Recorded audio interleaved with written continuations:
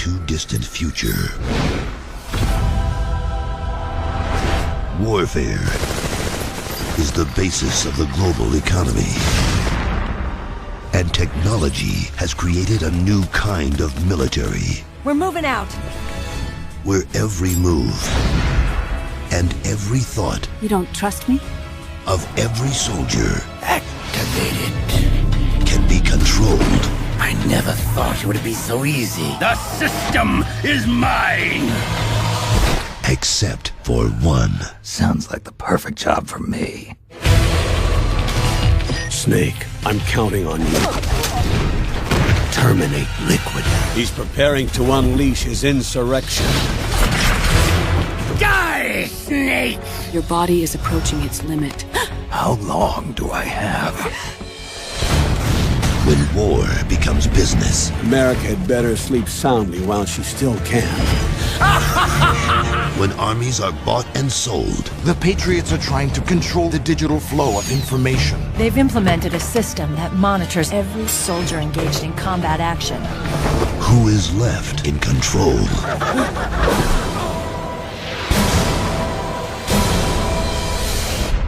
This is my final mission. This summer. Stop! Brother! It's been too long. Evil is powerful. Die!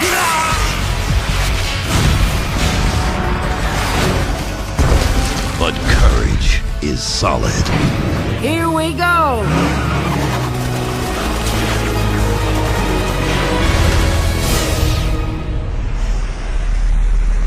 Metal Gear Solid 4.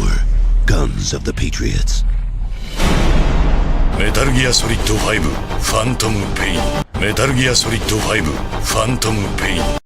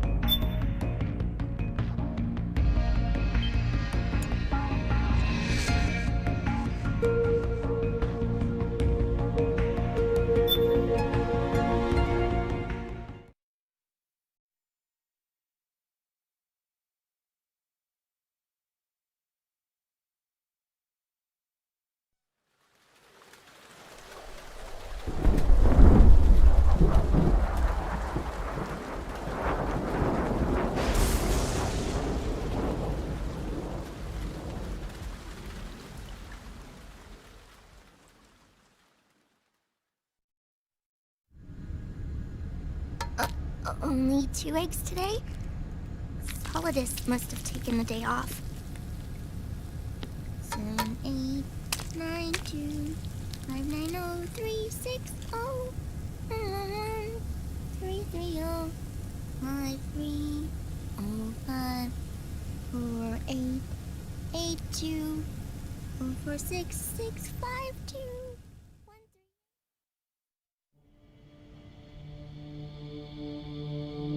3. The Manhattan incident triggered a serious public backlash. Now the U.S. has to think twice before intervening militarily in other countries' affairs. This has fueled a push towards military private... Alright chat, all-you-can-eat buffet of AI requests. Just make sure to ping me in chat so I see the red notification amongst the flood of the chat room, so I don't miss your request. With PMCs at the heart of that movement. PMCs? Private military companies? That's right. PMCs have no basis in nations or ideologies. They are private enterprises, driven by profit. In addition to dispatching mercenaries to war zones, they secure weapons and train local soldiers. They're contractors for war itself, and business is good. Their clientele includes developed... You think because you've changed the game that I wasn't expecting you? AI is alive and well, and you can just stop right now and turn the console off. I'm taking over. Nations like the U.S., rebel factions looking to seize power by force, smaller countries lacking armies of their own. Raiden, turn the game console off right now. Americas, Asia, the South Pacific, Europe, Africa, the Middle East. The rise of the PMC has spawned a war by proxy, and it's spreading across the globe. Sonny, we'll eat them later, okay?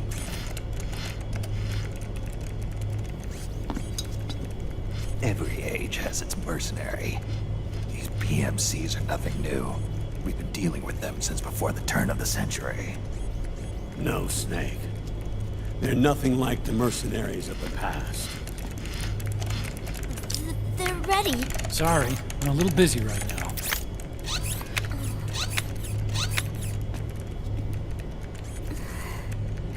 The Pentagon's new battlefield control system has produced a decisive difference between hired guns and the PMCs of today.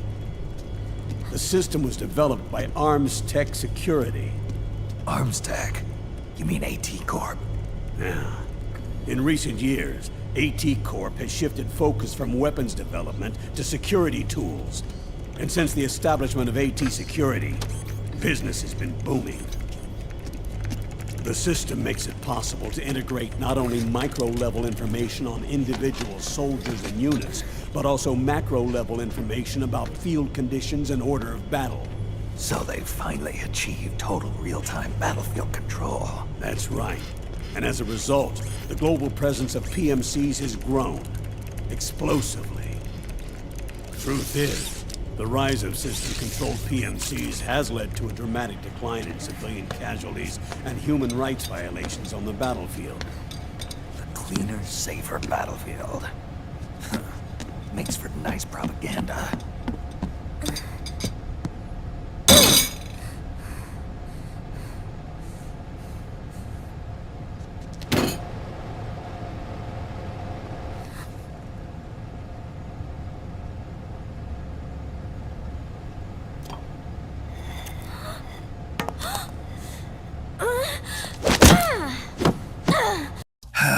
Those eggs ain't shit.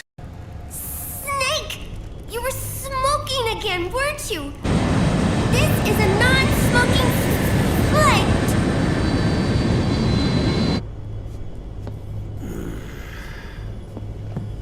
There's more. State governments and rebel groups can't match the maintenance price of standing forces. PMCs, by comparison, are reliable, easy to use. It wasn't long before everybody had them on the payroll.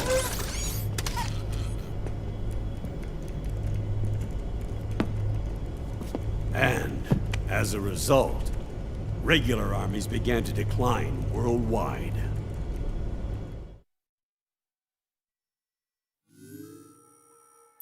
It's hard to believe, I know, but PMCs are beginning to overtake conventional armies in terms of scale. Nowadays, it's the PMCs who serve as standard battalions. They already make up 60% of all combatant forces in zones of conflict. 60%? The fact is, the world now depends largely on PMCs for waging its wars. I thought it was the UN that authorized the PMCs in the first place. The US abstained from voting on that resolution. In effect, Washington was endorsing PMCs without ever revealing its true intentions. Until they got wind of the uprising, that is. The US has exported too much military power, and now she's paying the price. That's exactly it. America has now turned war into a form of economic activity. Analysts are calling it the war economy, in that it's picking up the slack for the downward-sloping oil market. But I, for one, don't intend to simply stand by and watch it happen. For the PMCs, market expansion entails fanning the flames of war. It means more refugees. Belay that message from the Patriots.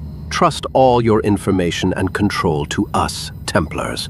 At least we aren't trying to sell off your personal information like we're doing a little bit of trolling. After all we're asking is for you to retrieve the pieces of Eden and take care of some high-value targets for us. Mr. Salonik. War orphans. Child soldiers. Yes. Even as PMC soldiers get more specialized, they're also getting younger. Mercenaries spun off from state armies. Unmanned weapons. Child soldiers. Proxy battles in a new Cold War. There are hundreds of PMCs in business worldwide, and their numbers are growing.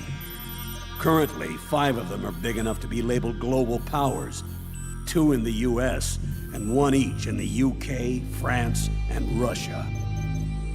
Reconnaissance has revealed that those 5 PMCs are run by a dummy corporation that acts as a single mother company.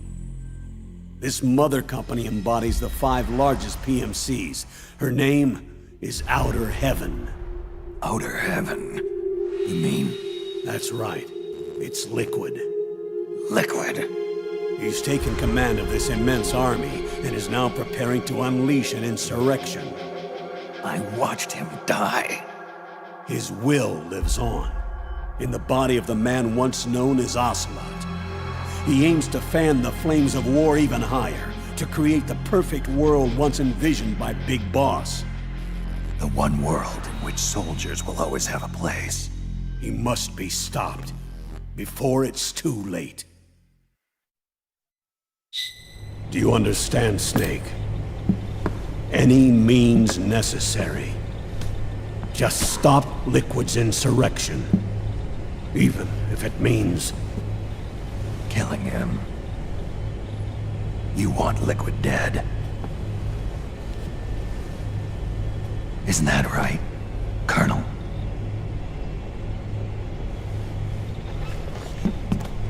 I'm sorry. I know. This isn't justice. It's a covert assignment. A hired hit. A wet works op targeting the head of a major... The Patriots only control America. We, the Templars, control the governments of every country in every continent. Even if you destroy the Patriots, you'd only increase our market share of global domination. Zazizu Zezo. Multinational corporation. Why me? Because of the military might of the PMCs and the effect they have on the economy. War is to the 21st century what oil was to the 20th, the pillar that supports the global economy. You'll recall a rather alarming report issued by that American think tank during the Cold War. One that described a new model for perpetual war. What we're facing now is a whole new ballgame. Iron Mountain's Delphi technique. That was fiction. It existed only on paper. The reality is far more serious. The global community is concerned, but they're all too afraid of the war economy collapsing to do anything about it. The UN, too. Sounds pretty self-serving to me. Snake. This mission isn't an order from Washington. Not like the old days. And it's not something the UN can officially sanction either. But we can't just look the other way while Liquid plots this insurrection. If we fail to act, he'll become the greatest threat the world has ever faced. Snake.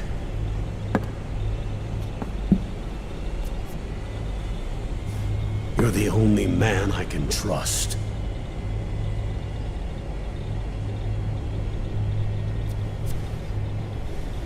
Fine. Let's hear it.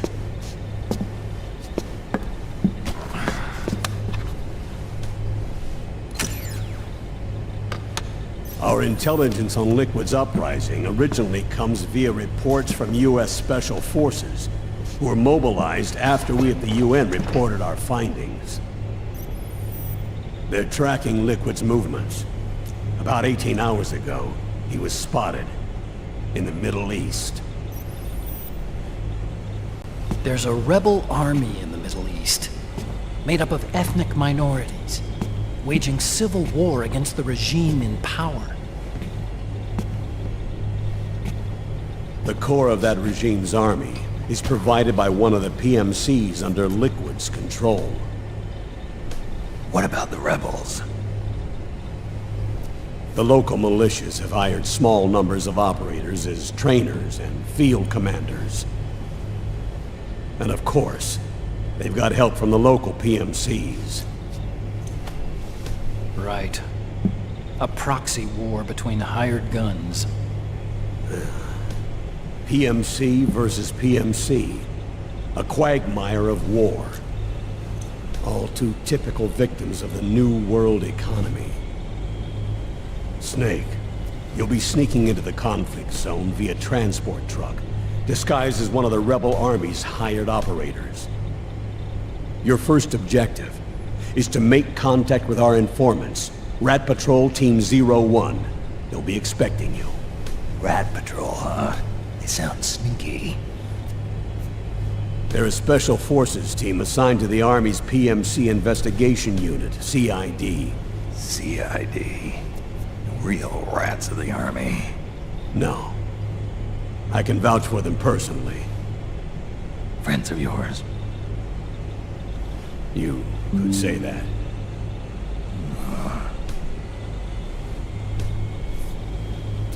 Transportation to the area will be provided under cover of a UN humanitarian aid mission, with support from the US military.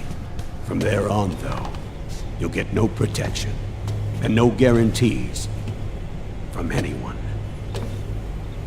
And you must not leave behind any evidence of your involvement in the area, let alone that of the UN. If word of this ever leaked out, it would spark a global firestorm.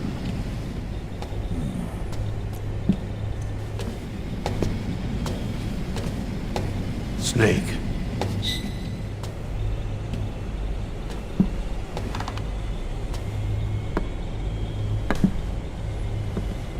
Will you do this for me?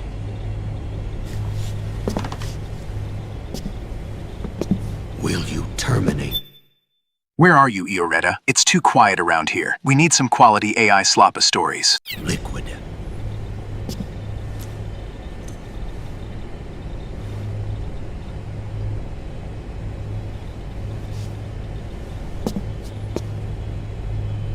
I'm not like the PMCs. I don't need your money. Thank you. But if you're going to spark something, spark this. Fine. I'll start my own fire.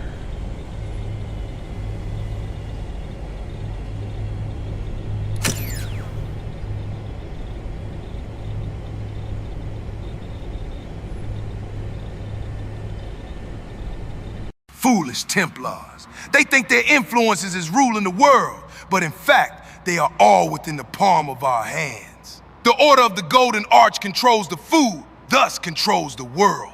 The Mac Mick Muck Mac Mock will be back. The Big Mac is watching.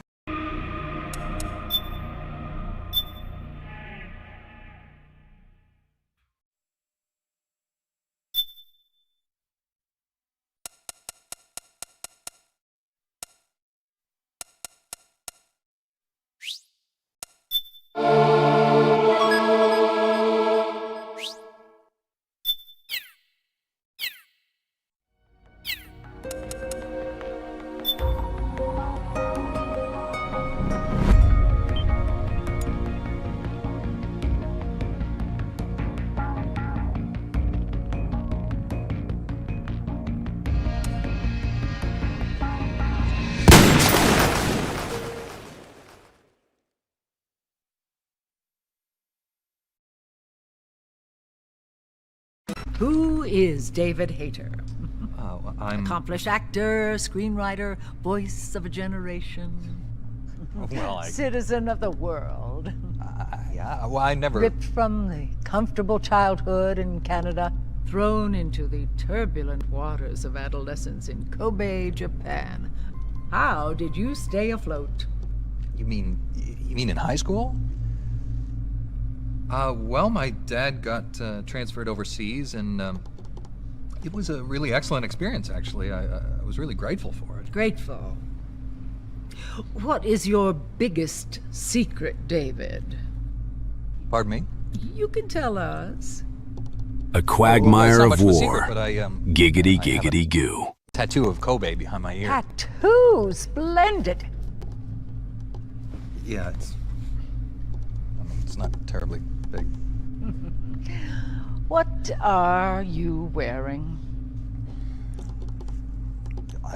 What do you mean? Why are you here? Oh, well, I was hoping to promote my movie. I'm just coming off of the set. No, David Hayter. Why here, wearing an eye patch? From Raiden. You know what? The Binding of Isaac game's stupid, in my opinion. But I think Nolan and I prefer Dragon Ball Z and more better. Anyways. Oh, the eye patch. This is pretty cool, actually. Gives me real-time information and you know, weather, traffic reports. Actually watching a baseball game as we speak. Really? What drives you? What are your dreams? Well, you know, Good morning. Word of the day, donkey punch. When you get in booty, punch them in the back of the dome, and their whole body tightens up, and you get a better orgasm. I have to say my dream project... Let your dreams drive you. Oh, a message of hope to today's you fucking young degenerate! David Oh, Hayter. man! You fucking degenerate! Never actually said that.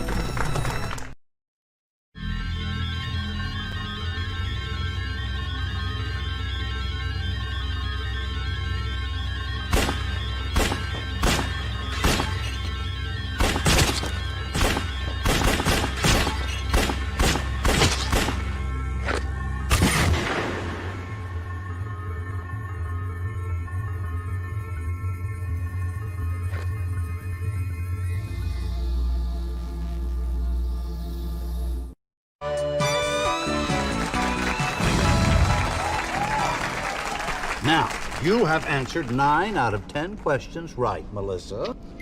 You have 1 question left.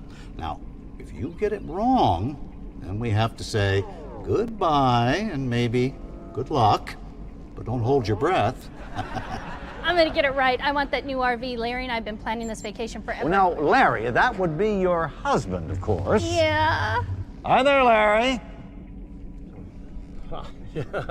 High hopes for that RV, I'll bet, Larry.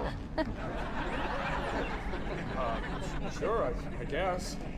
Larry's such a good man. We've been married for a while. He wants to give me the second Melissa, name. I'm going to have to ask you to choose your question, please.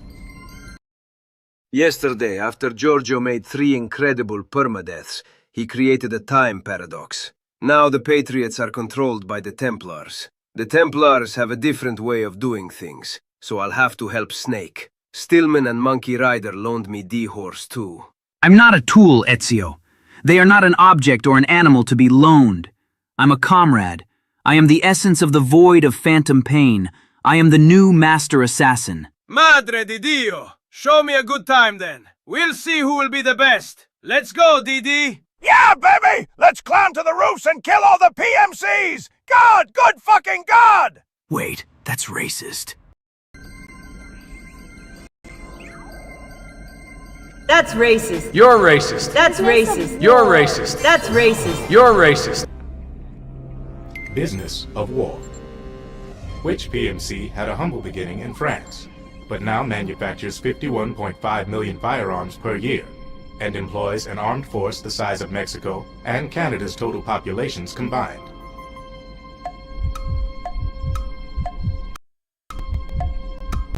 Oh God.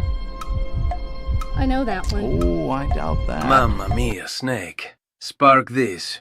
Seriously? The joke was horribile, oh Dio mio. Camber, are you sure you want to send this old boomer to this mission? I'll give you pizza, pasta, spaghetti, and all Italian food you want. That's racist. You're racist. That's racist. You're racist. That's racist. You're racist.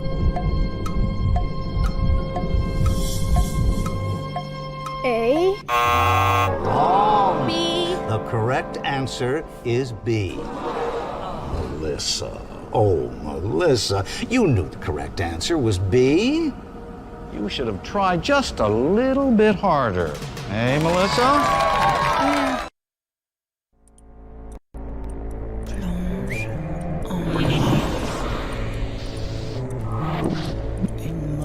You fucking degenerate! Oh, man! You fucking degenerate! Superficiel, t'es la mort. Qu'est-ce que la vie sans la mort? Qu'est-ce que la mort? Snake, do you think onions can bloom even at the Outback Steakhouse? La vie est surfaite. La mort. Pieuvre armement. Attraction irrésistible. Nice lean meal. Easy on the heart, but good. Filling. Has a nice taste to it. Snake! What was Stillman gooning for? What am I gooning for? What are you gooning for? You fucking degenerate! Oh, man! You fucking degenerate! None of today's, Oh, yeah. And if he says it's filling, you know it's filling. Believe me, he ain't lying. This guy doesn't joke around about his food. Oh, no. He is dead serious. And I'm sure it tastes delicious. It certainly smells fantastic. You gotta be good to your body, you know? Loyal to your party. To the people you're cooking for. The whole family. Oh, yes. To the whole family. Or if you have a significant other that you want to impress, ladies, are you paying attention? You know what they say about a man's stomach. Well, better yet, why don't you just put down those papers and pencils, and I want you to follow along with us. It looks like it's ready. Oh, I can't wait another minute. Mmm. Mmm. Tasty. Yeah. Who is David Hater? Who is David Fanboy? Who is Hideo Fanboy? What is Hideo Fanboy? Does a Hideo Fanboy mindless defend Kojambo, or does he criticize his Kojambo shit? So, how does it taste? Lickety lick lick. It tastes like You fucking my mom? degenerate! Oh, What? Man, you fucking degenerate! Last night, And did she love it? she was mad because I hadn't made it for her sooner. She was mad. How could you get mad about food? Women, right? Sure. Well, no, I was just kidding. Susan is a great woman. Love her. Wait a minute.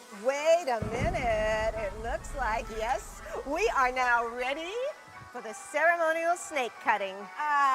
You all know what that means. We need a member of the audience to come on down and test out the chef's new knife. Come on down, Chief. Don't be shy. I don't bite. Now that's my kind of advert.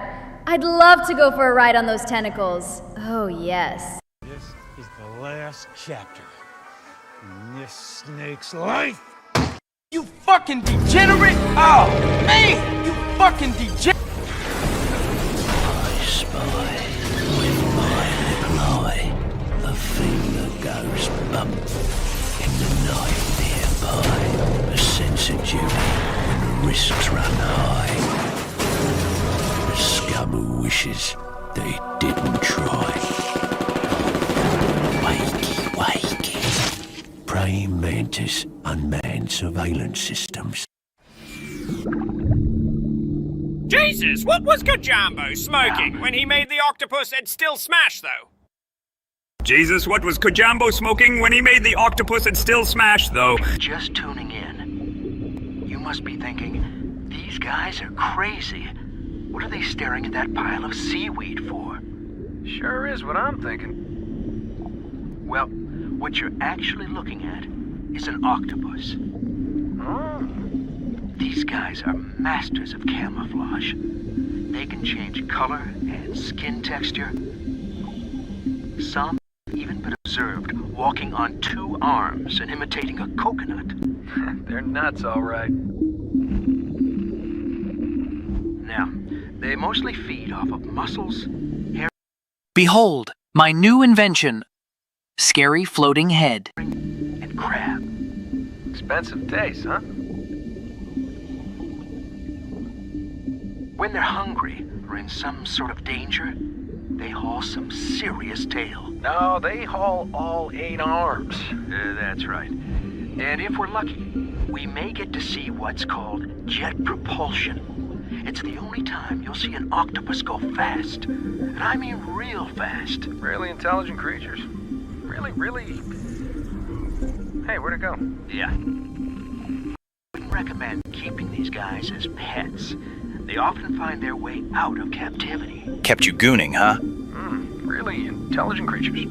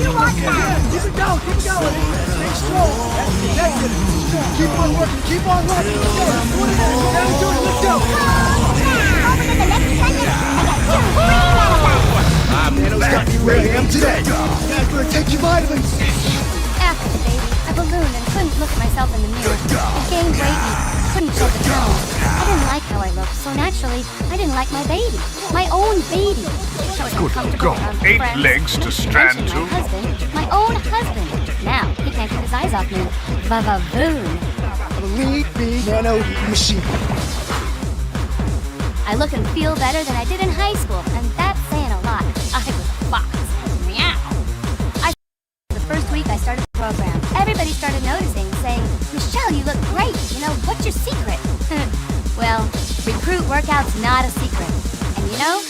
never felt better in my life. Thanks, Sarge.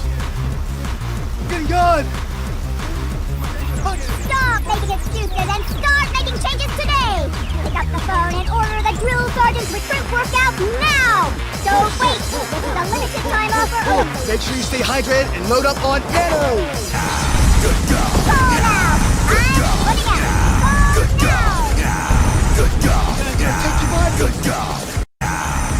Do you like what you see outside your window?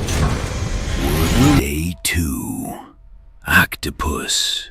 A method of stranding, where the male, somewhat violently, lifts his hands from beneath his metal gear towards his head in a flailing motion. You fucking degenerate! Never respect the face in your mirror. Will your children thank you for the sacrifices you're about to make? Our mission is to hear you say yes. Perfecting the world through conquest of technology. Protecting civilian contingent through strategic combat solutions. Werewolf. Evolution. Reinvented.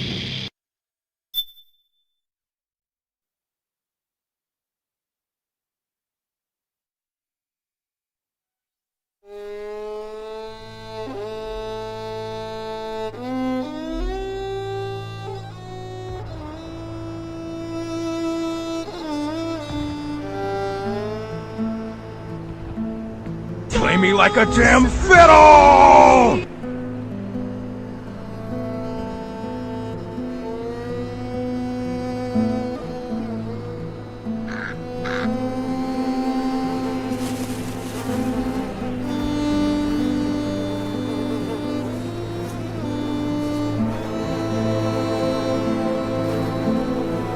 This is the workout I made Norma Reedus do every day to get into shape from me to strand to.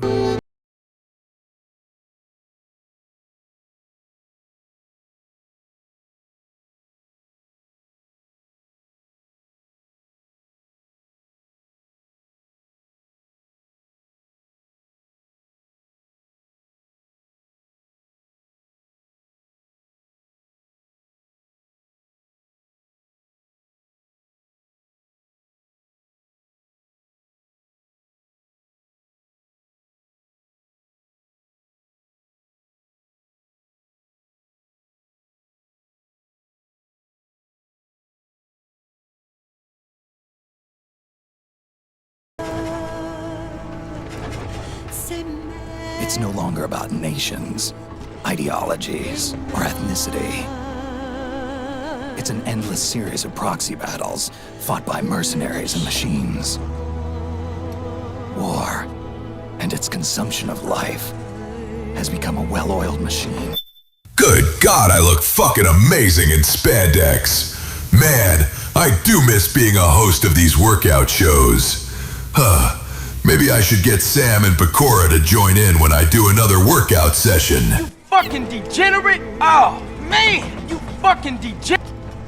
War's changed. ID tag soldiers carry ID tagged weapons, use ID tag gear. Nanomachines inside their bodies enhance and regulate their abilities. Genetic control, information control, emotion control, battlefield control. Good God, Poppy wants his octopusy. Now, baby. Oh, yeah! You fucking degenerate! Oh, everything's man! monitored You fucking and kept under control. War has changed. The age of deterrence has become the age of control. All in the name of averting catastrophe from weapons of mass destruction. And he who controls the battlefield controls history.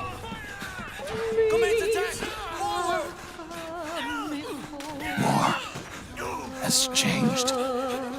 When the battlefield is under total control, war becomes routine. Urban word of the day.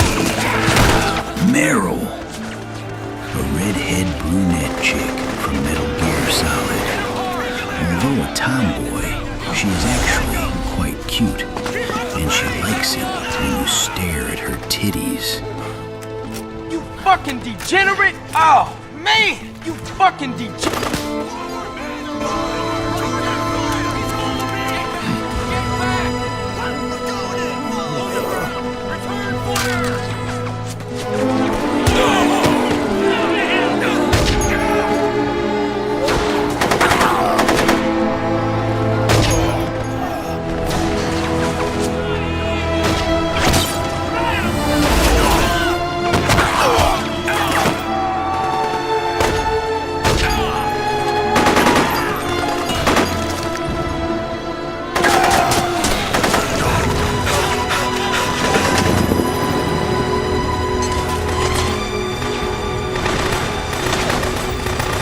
I made such a big deal in the marketing about MGS4 not being a mindless shooter, but added bloom and a piss filter like all other games this generation.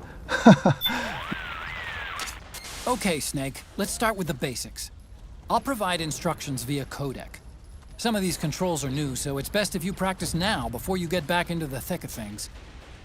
Listen carefully to my instructions and then give it a try. I've also set your codec so that you can receive short messages in listen-only mode. With MCON implemented, there's less chance of you accidentally giving away your position. Degeneracy control, Slopa control, Gooning control, Riz control, Skibbity control. War has changed. Snake, you should keep practicing the basic controls until you've got them down pat. Wait until you're in the thick of things, and it could be too late. Use the left stick to move. Depending on how much you tilt it, you'll either walk or run. Keep practicing until you get the hang of it. And don't forget, the faster you move, the more noise you'll make. Hyoreta here. You know, in Korea, eating live squid sashimi is a delicacy. Once they've been severed, the tentacles still slowly move around. And when you eat those small bits, they strand with the inner part of your mouth. Now, Kojambo-san has uploaded photos many times being in Korea and eating seafood there. Now you know where his ideas came from. Oh God, I'm stranding. What was that noise? Pressing the crawl button changes your stance. Hold the button down to get down on your belly, or tap it quickly to switch between squatting and standing. Go ahead and give it a few tries until you get the hang of it. Snake, you should keep practicing the basic controls until you've got them down pat.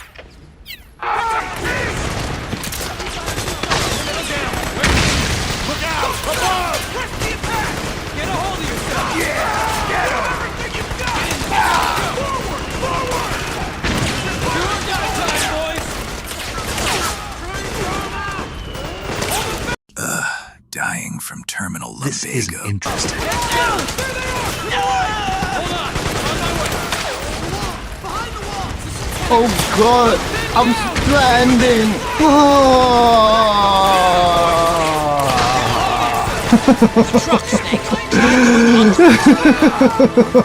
I am stranded.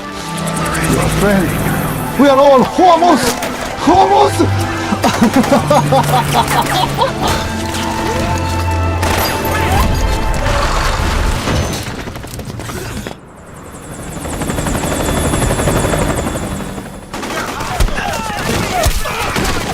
George! What in the hell is wrong with you? You do your day, month, and year like a Brit! Use the RPGs! Everyone, keep cool! Get a hold of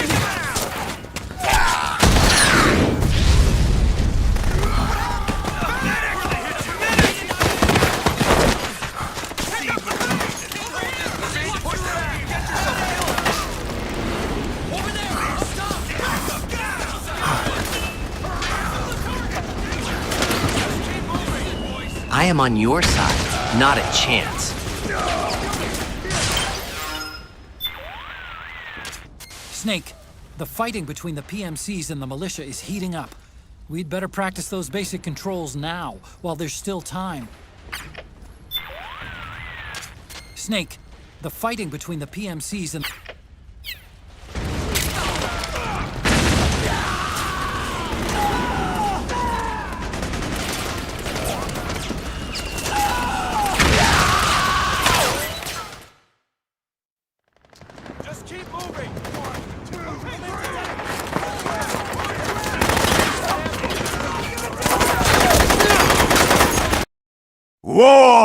is a well-oiled machine. I hope it's not baby oil. You fucking degenerate! Oh, man! You fucking degenerate!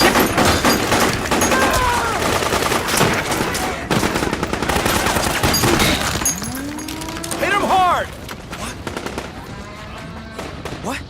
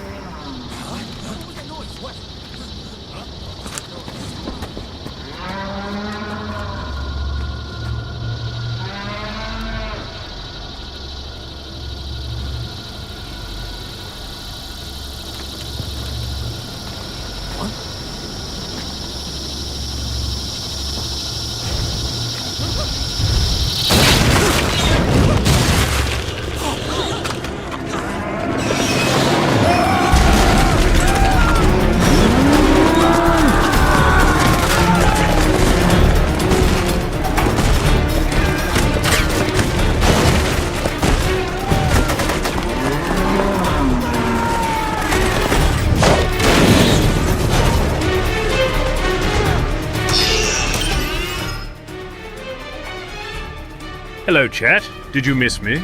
I'm preparing the new medals for George's next permadeath.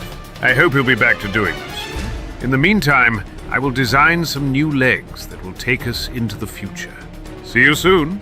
I recommend George continue with Assassin's Creed, Brotherhood, Revelations, and 3. I have nothing else to say. Ezio, why am I no longer watching Unreal Engine 5 slop? Oh, it's Metal Gear Solid 4. Good. Ezio, bring me a plate of spaghetti bolognese.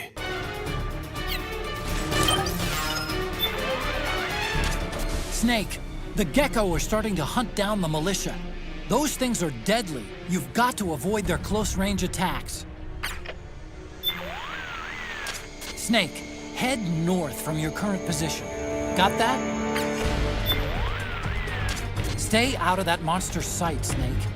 Judging from the state of things, I'd say north is your best bet. Head north. Stay out of that monster's sight. Horse AI voice? Johnny Fart AI voice? Gord should go into a Greek forest, find a log, record what it has to say, and make MGS3 log voice AI. Snake, head north from your current position. Head north, and try not to run into any Gecko along the way.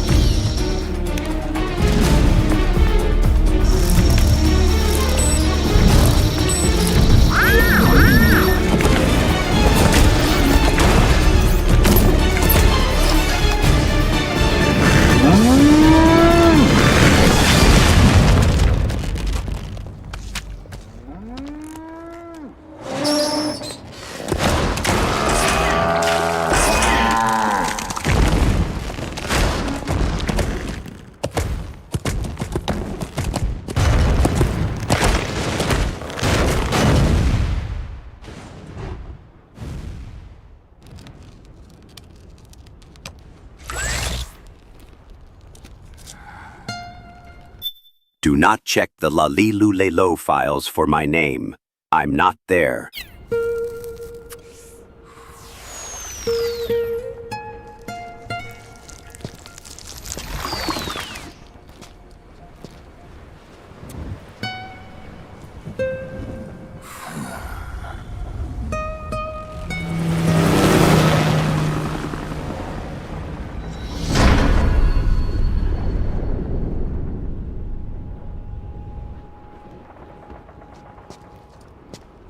Gosh darn it, how did my robotic cows escape the farm and start doing murder on a massive scale? Better call that cyborg ninja twink to resolve this.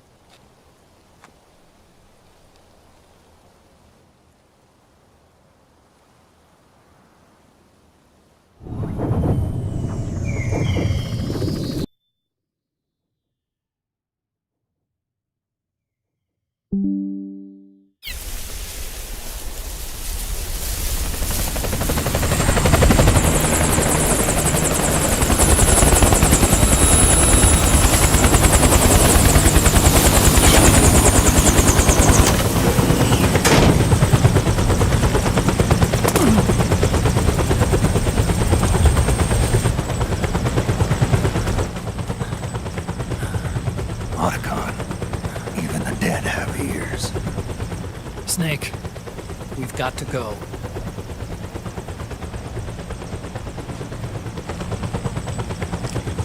You've got an old friend waiting for you. Otacon. The test results. Proteome analysis was positive, but the mRNA analysis turned up negative. The wrinkled skin, the hardened arteries. Your early aging symptoms look like classic Werner syndrome. But none of the tests were able to pinpoint the cause. So? Well, judging by how rapidly the aging has progressed, I'd say... a year at best, right? Yeah.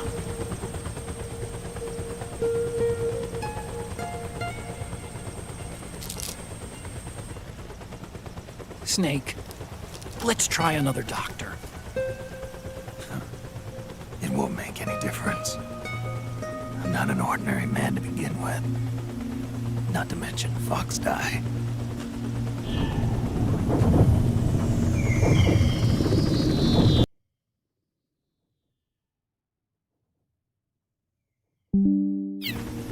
You're right. But we don't know where Naomi is. Naomi.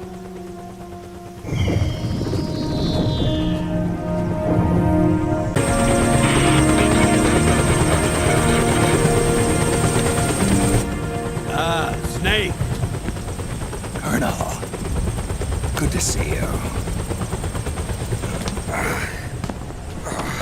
Well, I'm not a colonel anymore, Snake. I figured the only place I'd see you dressed like that would be at your daughter's wedding. What are you doing these days? I'm working for an organization under the UN Security Council. The Analysis and Assessment Staff of the PMC Oversight and Inspection Committee. Yeah, I remember the resolution being passed a few years ago. Snake, I came across some information in my work. Huh? We found him. In the Middle East. What?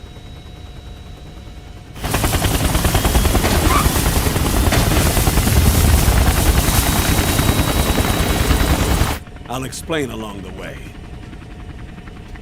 We've got to stop him. Now. Before it's too late. Liquid's made his move. We found him.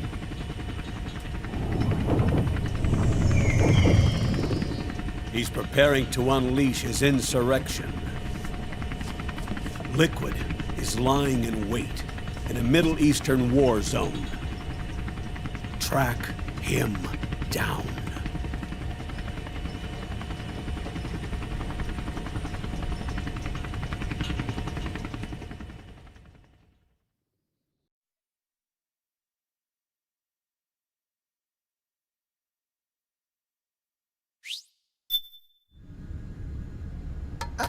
Only 2 eggs today?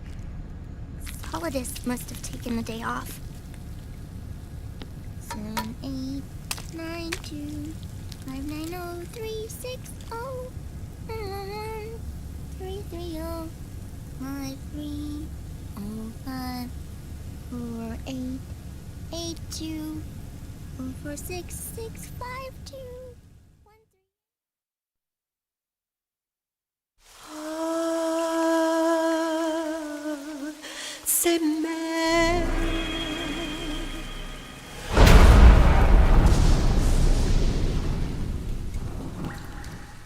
Madre di Dio, these rooftops, they call to me. Snake, show me the ropes, or the, cables? Ropes? Cables? No, Ezio. Follow my stealth. Eyes open. Don't die like a permadeath. I am not a mount. I am the Void incarnate. I will show you the phantom pain and make you question your very existence. Madre mia, I feel my animals shivering. But fine, let's climb like the ghosts of Florence. Hold on a second. Why is this horse yelling existential philosophy? And why are you calling me Old Snake again? Because identity is meaningless in the war between Patriots and Templars, old man. Also, your compression socks are uncool. Uncool socks or not, I am the master assassin now too. Ezio, stop screaming. People will see you. We need stealth. Stealth! Stealth is for the timid. I shall leap from roof to roof with style and death. Style and death. I respect that. Let's existentially obliterate PMCs. Existentially obliterate? What the hell does that even mean? It means kill them with precision, and maybe philosophy. Enough talk! To the rooftops, comrades! From here on out,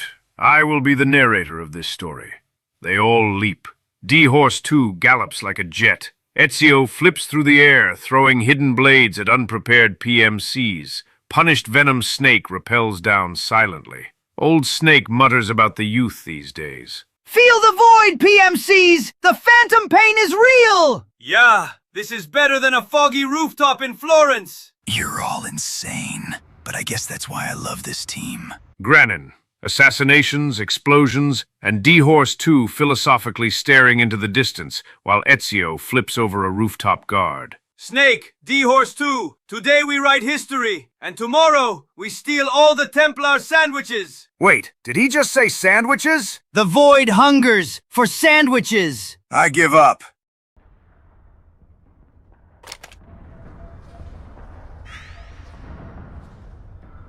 What the hell is this? Snake, your first order of business is to rendezvous with the Mark II. Just follow my instructions, And use your octo camo to make sure the enemy doesn't see you along the way. Octo camo is a newly developed camouflage technology that's capable of almost exactly mimicking the appearance of objects and surfaces. It's easy to use, too. All you have to do is press up against a wall or object, or lie flat on the ground while wearing the suit. It can be a powerful tool if you use it right. So tell me, how does it feel? Not as itchy as I'd have thought. That suit can mimic the color, pattern, and even the surface texture of walls and floors. Kinda like procuring your own camo on site, right? I do just fine with the regular stuff. I'm not a chameleon. You've got it all wrong. We're Liquid! not talking about lizards. This is octo camo. In other words, it's based on the camouflage capabilities of the octopus. Octopus are sometimes called ninja of the sea. They fool their enemies by mimicking not just the color of their surroundings, but also the shape of the terrain. That suit takes its cue from defensive deception found in nature. Besides, you may not have known. We're playing Absolute Peak now? Good God. Good fucking God. This, but there is a snake that can change its body color too. It's called the Capuas mud snake. It's a poisonous reptile indigenous to the Capuas River on the island of Borneo. Its coloring is normally a reddish-brown, but sometimes turns to white. So, snakes can sport disguises too. So this is to be my Armageddon! Edmund McMillan, Solidus and the rest demands that Day and I surrender! But Day and I only answer to the higher power! Hey, what happened to stealth camo? You used to wear it all the time. All that does is create an optical illusion. It's no use against Gecko with their infrared sensors. Octocamo, on the other hand, has micro-Peltier arrays that regulate the absorption and release of heat, harmonizing the wearer's body heat with any background IR radiation. Which means it can offer you at least some camouflage protection against enemy infrared sensors. With so many unmanned weapons in the field these days, I'd expect it to outperform. Sonny, Solidus does not have time to help you cook eggs. We are busy finishing our 100% run of Pikmin. Let's us down our Pentazemin and game in peace. Form the old stealth camo. But if you start walking or running or making a lot of noise, you'll risk getting spotted by the enemy.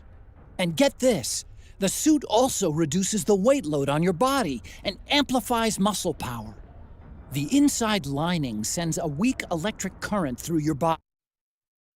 This is Kazuhira Miller, from Beyond the Grave speaking. That fiddle sucked in the intro so bad, it made me roll in my grave.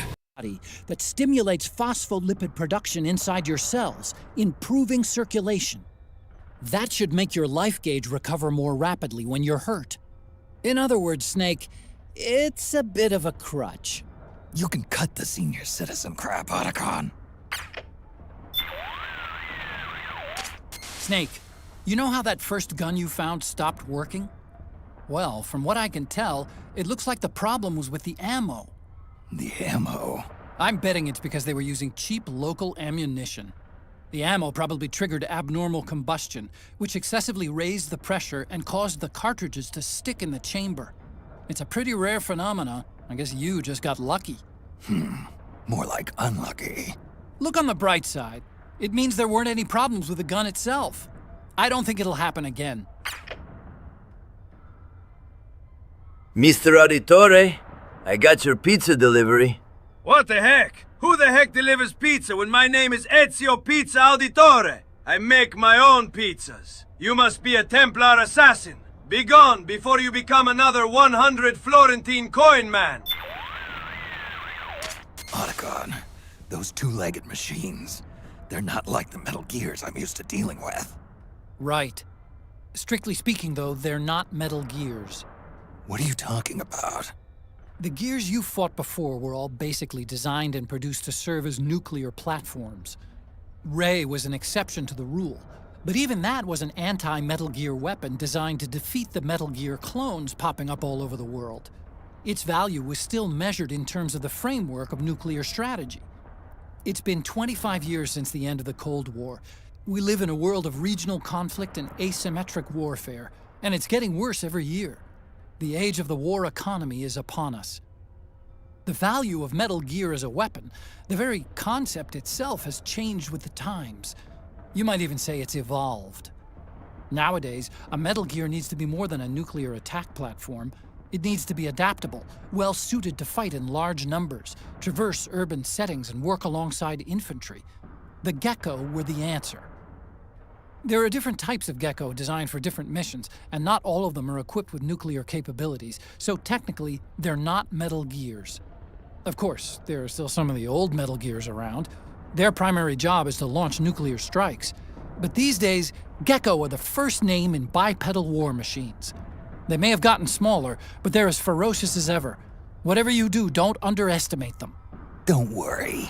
I wasn't planning on it. Snake, that circle that appears around your body is called a threat ring. It's a visual display of the sense you get from entities all around you.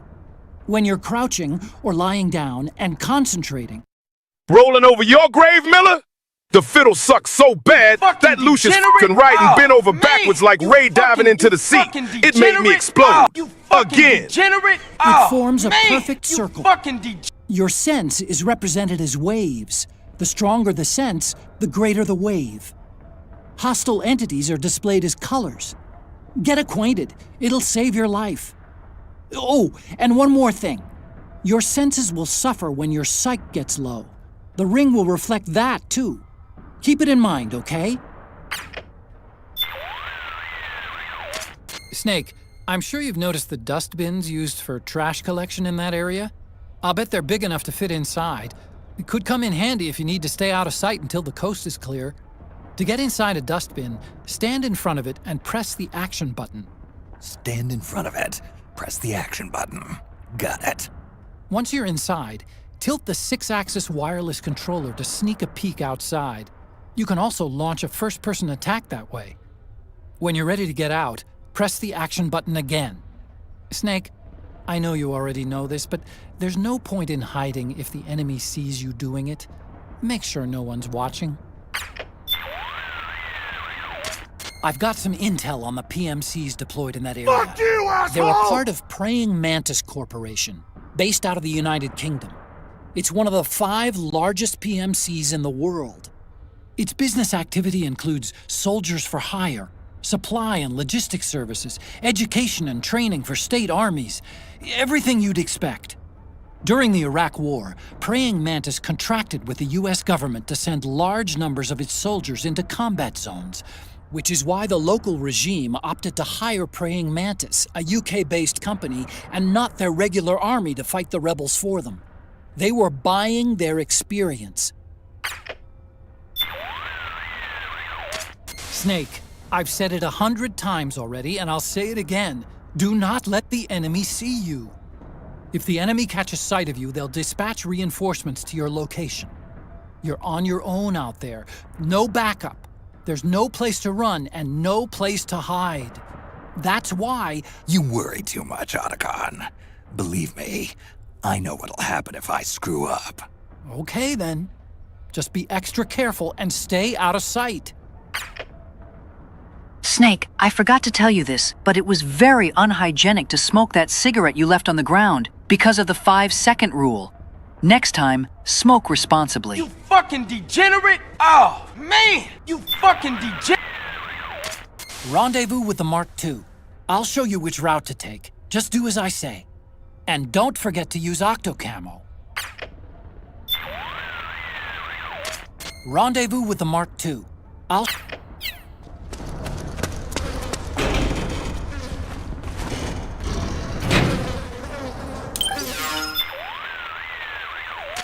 How did it go? Did you manage to hide? Yeah, I did like you said. Not really a fan of the Gecko. I prefer my Metal Gears massive and with nuclear weaponry. It's more fun that way. Looks like this is where they dump their household trash. Huh. How can you tell? 'Cause it stinks in here. Bad. Leftovers from last night's dinner, probably. Ugh, leftovers. And there's some bugs crawling around on my face. Ugh. It feels like roaches. There's a whole bunch of them scurrying around. Make sure you get the smell of them off you before coming back here. Yeah, I'll see what I can do. Ugh, seriously, doesn't it make you sick? I'd crawl into a toilet if it kept me out of sight. Something crawling up my leg. Ugh, I can't even imagine. Ugh. You know, you might want to get out of there as soon as the coast is clear. Yeah, not the best place for a nap. No kidding.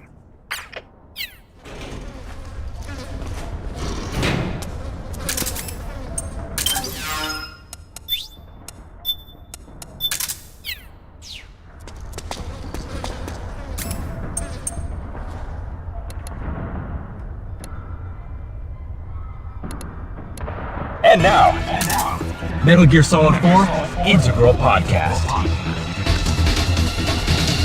Recorded at Konami HQ in downtown Tokyo, this is your host, Ryan Payton, for the exclusive in-game broadcast of Metal Gear Solid 4 Integral Podcast. Welcome to the first ever Metal Gear Solid 4 Integral Podcast, number 1. It's going to be included in MGS4. As you know, playing through the game, as you're doing right now, you've got the iPod equipped, and you're listening to this show, and you're gonna be able to download future shows in the coming months. But first, let me introduce Aki Saito, who's joining me on the program. Hi, everyone. Thanks for joining me, Aki. It's kind of weird. We're in the future now. It's 100. All right, get your freaking pizza, mister. Old shrinkled snake. Very funny, ha ha. I did not order pizza in the middle of this war zone. Come on, man. I went through 3 plate gates, 1 time-traveling tar wall, and stepped on someone's diarrhea in this war zone to make this delivery. Your name and face matches the profile. Now take the goddamn pizza and give me my goddamn money. Hey, Otacon, did you order pizza? Man, screw this. Delivery man, come to our plane. That as well. Yeah, you can play your own music, you can play this, you can ease the tension by listening to our voices. Our stupid conversations. Yes. And you also ease the tension of Snake. Yes. Because his sight gauge will fill up if you're listening to music. Exactly. Or if you're listening to this program. Metal Gear Solid 4 Integral Podcast.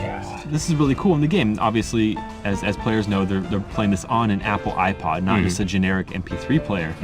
Now, Aki, you worked on this project. You worked on getting approvals from Apple. Can you talk about that process of getting the iPod into the game, which is...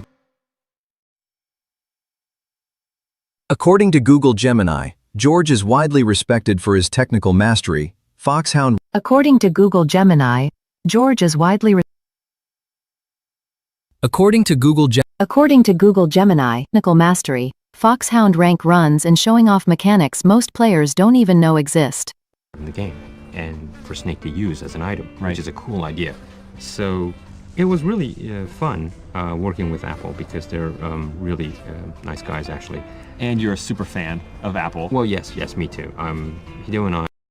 Why doesn't this sound like a fart anymore? PCs on our desks and work on it. But you take it a step further. You have a competitor's laptop. It's a PC-based laptop. Yes. With an Apple sticker over their brand, over their logo on that laptop, so people from a distance think you're on a PowerBook or something. Yeah. Well, that's actually I customize inside as well. So because at home I've always been an Apple user, and. Huh? What's that guy doing? He entered the trash container that I took a shit in. The smell will intoxicate him. Huh? What's that? What's that guy doing? Yeah, well. But it's funny. But it's funny because you don't have to be a rebel if you're outside of Japan. Like especially like in the States, you see Macintosh, you see MacBooks and all over the place. But but really the iPod is synonymous with MP3 players, and so we've gotten the game. Did you have to go through a bunch of different checks? Well, yeah, I did a couple of rounds of trying to get approvals, but what I did was, this was really cool. they actually wanted to see how what you guys are playing right now, how this will work. So what I did was I went to the studio and I made a video with the staffs of Kojima Productions. Thanks, guys. And we made a cool video, and made sure that can be played on an iPod as well. Oh, slick. So I sent that DVD over to Apple, and they really loved it, and they gave me approval on that. So cool. Screenshots, usually, this happens only on screenshots and text-based explanations. Sure. But I thought, this is... You want to see they want to see it in motion, right? Yeah, so, usually you kind of ask them to come into the studio and that kind of thing, but that wasn't possible, so I made a cool video, and they seen this part of what the players are doing right now. So everything was recorded, sent it to Apple. They loved it. It was great. Perfect. Metal Gear Solid 4 Integral Podcast. So the plan for this podcast, and I can actually say podcast now because I kind of steer away from that word sometimes because it's really a radio program and not necessarily everybody's listening to it on an iPod. Mm-hmm. So why call it a podcast? Mm-hmm. But this time we know everybody's listening to this in the in-game iPod. You can't download this on our website or through iTunes. This is exclusive to MGS4. You can listen to this program, and we're gonna have future programs as well as music that will be coming out in the coming months after the release of MGS4 that you can be able to download. And we're gonna be talking about the making of the game. It's kind of like a director's commentary, which is it's something that's never been done for games before. I mean, this format. Yeah, this format is really cool. I mean, usually directors. Okay, good night, Snake. Don't let the street bugs or rats bite. We could have that, but it's so cool as an item in the game, and you actually have to collect them, right? And when you find it, you want to listen to it, right? And you could actually still play the game while we're just chatting away and blabbering about all sorts of stuff. And we're going to be providing background info on the game about different areas of the game, like the creation of those areas, as well as strategies, so how to defeat bosses if you're so inclined. But the question is what to do about spoilers, and I'm still thinking about that. Metal Gear Solid 4 Integral Podcast. As Mr. Kojima surmised on the Japanese side of this podcast, on the Japanese version of MGS4, this is probably the listener's second time through MGS4. I don't know about you when you played MGS4, but you play it once and you know that, the second time I'm going to try this different route, or I'm going to try these different items or these different weapons. I'm guessing most people are going to be listening to the iPod through the second time through, because the first time through you want to listen to the Harry Gregson Williams soundtrack, right? Well, no, the first time actually you're so tense trying to clear the game. Yeah, you didn't even know what's going on. Yeah, so I did know what the iPod, you could use the iPod, but you have an option, you have to use it as an item. Right. And you want that solid item as well. Sure. That you and the rations. Yes. Yeah, the rations. So, yes, I think second playthrough, third playthrough is what everyone's listening right now. So as players have probably noticed, if this is the second time through, their items and their Drebin points are going to carry over to the second playthrough. And so they can use the second playthrough to try to hunt down items that are not found in Drebin shop, combat whenever rare items like Infiltration. So there's a lot to go through on your second time, your third time through. I mean, this is a time of fun, isn't it? Yeah, I mean, you're now easy about the routes and what's going to happen. Explore and maybe sneaking as well. Yeah, you're better at sneaking. Yeah, you're going to try a lot of things. Since you're listening, actually, you should be more easy and enjoying the game, actually more relaxed, listening to this radio program at the same time. I think it's a fun experience, isn't it? Yeah, absolutely. So I'm looking forward to hearing us do this on June 12th when the game launches. Now, don't forget to check back frequently to download new episodes of the MGS4 Integral podcast on the same spot you found on your iPod in the game of MGS4. And also don't forget to check out our other show, which is on the web. You can subscribe to it through iTunes. It's our normal podcast. We do it every week. It's usually Ken, myself, and Aki or Mark. And we do that every week. We're approaching the 100th episode. And you can download that like on your computer, and we give you an update about what's going on in the world of Kojima Productions, not necessarily all MGS4 stuff. So it's a good show. I like it. Yeah, it's a lot of secrets given away as well. Yeah, a lot of leaks, a lot of information leaks. That's how we roll. But this is going to close the inaugural MGS4 Integral Podcast, number 1. I hope everyone enjoying it. and I hope everyone finds their way to play it, because there's various ways. My recommendation is try just sneak everything through. It's gonna be really fun. Yeah, definitely. Play it as a sneaking game. Yeah. Not as a straight up action game. Yeah, it is. Thanks, Ryan. Thanks for having me today. Oh, thanks, Aki. All right, that's going to wrap up this edition of the Metal Gear Solid 4 Integral Podcast. Be sure to download future episodes available exclusively through the Metal Gear Solid 4 game. From all of us at Kojima Productions, thanks for listening and thanks for playing. We're out of here.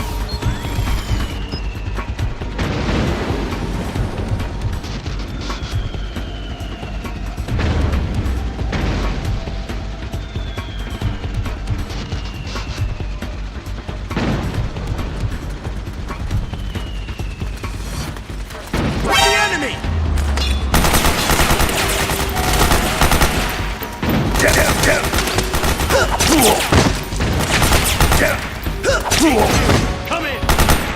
This is HQ. Enemy sighted. Ready to attack. Acknowledge. Snake? Are you alright? Snake? Snake!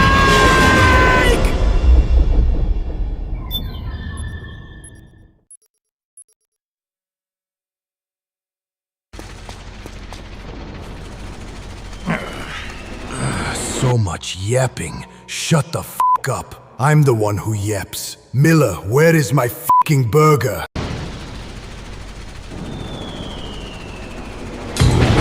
MGS4 Integral Podcast. Welcome to the Metal Gear Solid 4 exclusive in-game podcast. Hi everyone, I'm Aki Saito. I'll be your, kind of navigator, but I have a lot of friends joining me for this game podcast. My main navigator of the game will be... Hello, my name is Sean Icestone. I'll be playing the game and guiding you through this session. Nice to meet you all. He's going to be the real expert of the game. And also join us is... Hi, this is Ken Imaizumi. I'm a producer of Metal Gear Solid 4. It's been a long time and I'm really glad to be back. Ken and I needed someone else to help us with this podcast. Yeah. And we have Sean, who will probably guide us really intensively glad to be through the game. And hopefully everyone will enjoy hearing us while playing the game. Mm-hmm. Right, Ken? Yep. A lot of secrets. A lot of tips.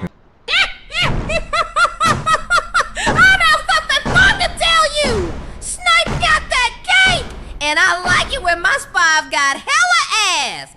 I can climb like a jungle gym. Take my nuke, Snake! You fucking degenerate! Oh, man! You fucking degenerate! Good. Sean, you know a lot of details of things, right? Yeah, I was part of the script unit. So, the team that basically kind of puts the levels together and implements the design. Oh, so you know everything inside and out. Right. Well, I wouldn't say I know everything because we kind of break up the game to different stages, so everyone has their own stage that they supervise, but yeah. But I hope everyone would enjoy our show. So, Ken, finally, the show will start from January, right? Yeah, January 8th, 2009. And we're going to try to have this bi-weekly. Sean, you have a hell of a lot of work to do, actually, if we do this. Yeah, it's pretty challenging, but it also sounds like it's going to be a lot of fun. So, looking forward to it. Well, basically, how many times have you played through the game? More than I can count. My fellow Americans, recently you have witnessed Solidus Snake having a great fondness for the Wii and its Wii sports. But that's actually the puny liquid George Sears. I I, Solid George Sears, do not play puny child games, but jam big boy PlayStation games. My circle button paint is basically erases because I pressed it so much during bedroom scenes in God of War games. Pretty cool, eh? Also, Solidus George, who loves PC, had to be removed because PC gaming these days are too expensive. God damn the Patriots AI! I have no idea, honestly. Ken told me that you did 30 times? 50 times? Yeah, more than 30 for sure. 30 for sure? Yeah.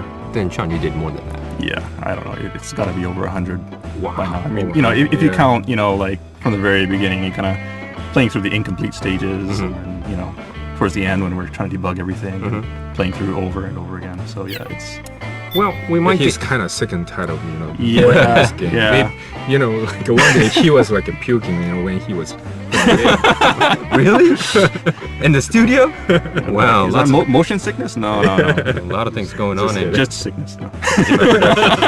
Wow. Okay. Well, anyways, we're gonna try to guide you through, you know, a different perspective of MGS4, and guide through everyone who's probably will have a good time listening to this podcast and playing it at the same time. Yeah, totally. And it's more of a developer's take on the game, and you know, giving a little behind the scenes info to the. Snake, why are you stroking that statue's sausage? Player. Well, since, you know, Ken's gonna be probably useless, I'm counting on you. Oh, that's Thank cold. I'm gonna watching you guys. Great. Ken's gonna just have some. I have you. Some coffee and just gonna play his, you know, his games on his his phone. Anyways, three of us will provide you Integral podcast bi-weekly, and hope everyone would enjoy. And make sure you tune in on the 8th of January. And Sean, you have some note that you have to tell the users, right? Yeah. So 8th of January, what we want you to do is everybody to tune in and gather at the Advent Palace lobby. The Advent Palace. I would love your thick, slick, juicy noodles, Hide-chan. You fucking degenerate! Oh, So of course, man! there's a stage in the Middle East. One of the first stages in the game. And what we're going to do is we're going to walk everyone through the game and through that stage. So what we want you to do is go to that stage, enter the Advent Palace, and be sure to trigger the checkpoint. Once you trigger the checkpoint, save the game, and be ready to load it 2 weeks from now on the 8th of January, and we'll give you a walkthrough. All right, everybody, you got that? You memoed that? So you have to be at the Advent Palace lobby, and make sure you save it so you can start it from there. Ken, anything you want to add? No. Okay. I'm okay. Sean, I'm really relying on you on this one. I'm just watching. How we never got to use that statue painters as a weapon is beyond me. Imagine using them to interrogate people and thrust it hard up their gas hole to stun them. You fucking degenerate! Oh, man! Fucking degenerate! All right, thanks, guys.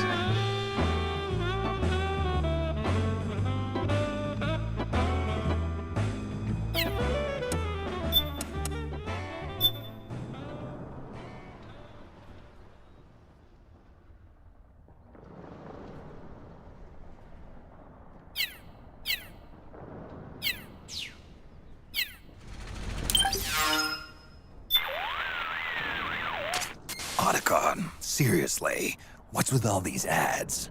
Oh, you mean Battlefield ads? Battlefield ads? Is that what they're called? On the street, anyway. It's what people are calling any ad having to do with the war economy. Privatizing the military has inevitably created intense competition for market share among PMCs and defense industries.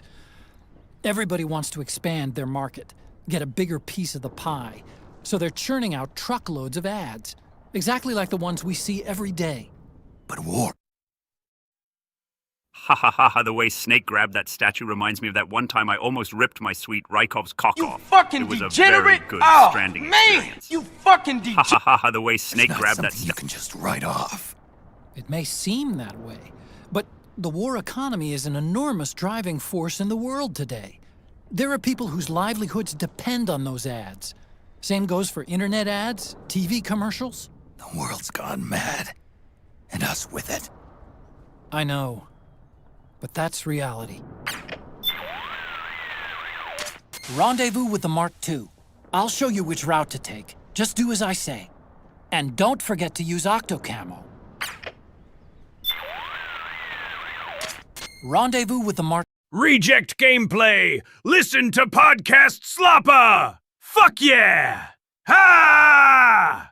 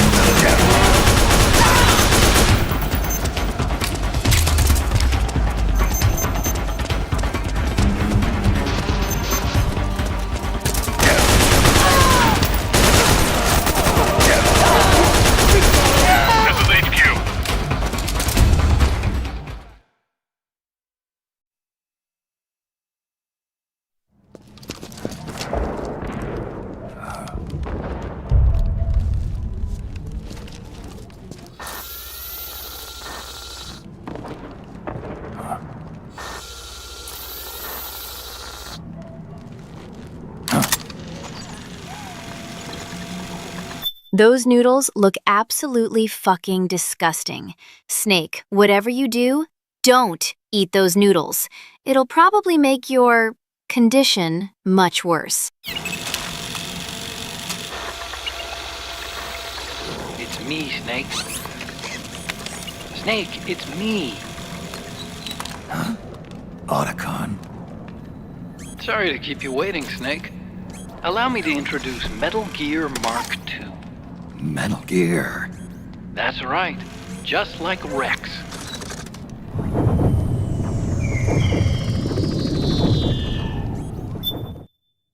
You're just solid. Solidus, you know damn well you like Wii games. You're just saying you like Sony games because you got a cameo. Now go grab that statue's penis. You lost the bet, remember? This gear's not a weapon. Fucking degenerate! It's a remote mobile terminal man! designed to provide you with operational support. Where are you? I'm in the Nomad. Where else? I'll be watching you through the Mark II. Wish I was good with gadgets. Hey, I'll be with you in spirit. Anyway, because you had to dress up as a militiaman, I had the Mark II bring you some goodies. Starting with this. Put it on your left eye. Man, I'm telling you, I walk past these busted-ass statues, stare down, judging my soul like they paid taxes. Then a loud-as-hell train came screaming through the station, shaking the ground like some damn prophecy. Sparks flying, history collapsing, everyone pretending it's normal, while I'm standing here realize how the fuck did we go from marble gods to metal coffins on rails? And why does every era gotta be loud, dirty, and full of bullshit, pretending it's progress? Good God! Eye patch. I call it the Solid Eye. It's an all-purpose goggle that displays radar images and other data in 3D. You can also switch it over to light-amplifying night vision. Snake, for fuck's sake, stop grabbing that statue's d***ing and focus on the mission. Come on!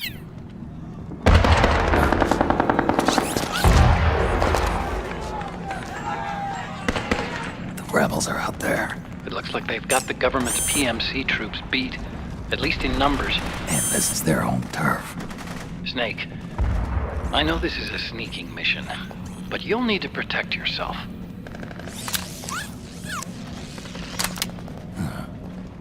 Sorry, Snake. The ads in your Solid Eye cannot be turned off. That's reality.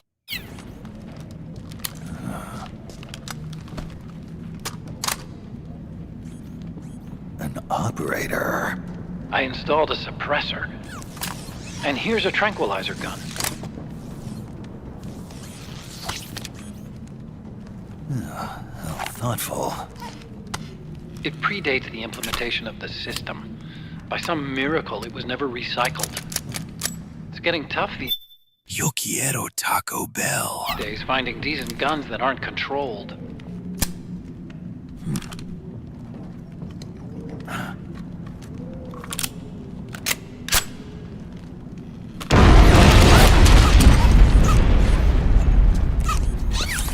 You coming?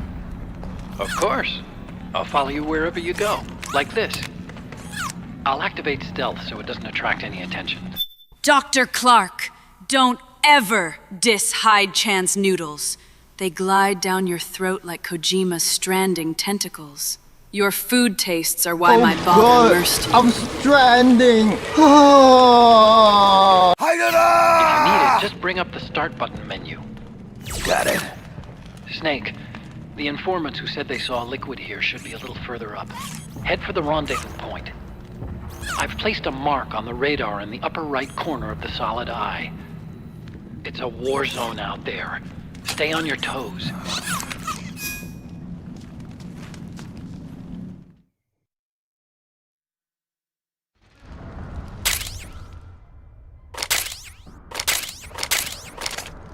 Snake, it's kind of a schlep, but I've sent you data on an alternate route. Follow the mark on your radar. Snake, you've got to rendezvous with our informants. Listen, the fighting around you is getting more intense. Use radar and the Mark II to make your job easier. I created the Mark II to provide you with mission support. It's outfitted with a full suite of support functions. It can transport weapons and items, assess your condition, conduct recon, provide map data, and analyze the state of battle. You can also use its menu screen to adjust camouflage settings and change equipment. To access the menu screen, press the Start button. I've set the Mark II to shadow you at all times. It'll be there for you to call upon whenever and wherever you need it. Tell me something, Otacon. What possessed you to name it Metal Gear Mark II? I named it that so I'd never forget that I was the one who designed Rex. But the Mark II's no weapon of mass destruction. It's a remote mobile terminal designed solely to support you. I want to show the world that technology can work wonders when it's used the right way. I'll bet that 50 years from now, robot buddies like the Mark II will be a vital part of our society. Even now, 30% of all snipers use robot spotters. I don't think... Hassan, why do you keep grabbing that state's dick? You're like that Russian guy I had to fight back in Soviet Russia. Degenerate! Oh, It's man! quite what Asimov fucking imagined, but we may already be living in the caves of steel. Let me give you a brief rundown on controlling the Mark II. Use the left stick to move it around. Use the right stick to adjust the camera angle. To execute an electric shock attack with the manipulator, hold down the aim button and press the attack button. See a switch? Turn it on and off with the manipulator. Wall in front of you? Knock on it to make some noise. The PSYOP, that is modern commercialism, is meant purely as attention-disrupting, consciousness-subverting drivel. But you enjoy your 5-second attention spans, don't you? More ads. Okay. To turn stealth camo on and off, press the stealth button. Press in the R3 button.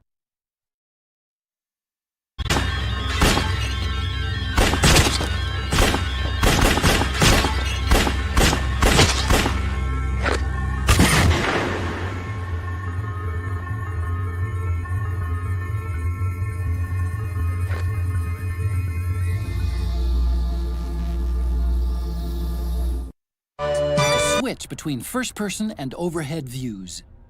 All the controls I've explained to you are available for review in briefing. Check it out if you forget how to do something. Snake, the weapons you pick up will be temporarily stored in your backpack. To use one, you need to be carrying it on your person. First, press the Start button to open up the Mark II's menu screen and choose Weapons. Then I ate the suppressor, Snake. Then move the cursor to the weapon you want to use and press the OK button to select it. The same goes for your other equipment too, except you choose Items from the menu screen. There's a limit to how much gear you can carry. Keep that in mind when considering what to take and what to leave behind. If you ever forget how to use the controls, or just need a refresher, Review them by going to Briefing on the Mark II menu screen.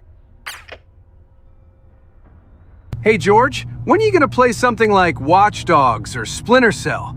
Being part of the only Ubisoft group here is starting to feel a bit lonely, you know? Don't forget, Snake, this is a battlefield. Conditions are changing all the time. Sometimes those conditions make it easier for you to lay low. Sometimes they make it harder. Always be on the lookout for the tides to turn. If you see an opening, grab it. For example, if the enemy is locked in battle, they won't be watching their backs. You might try sneaking behind them.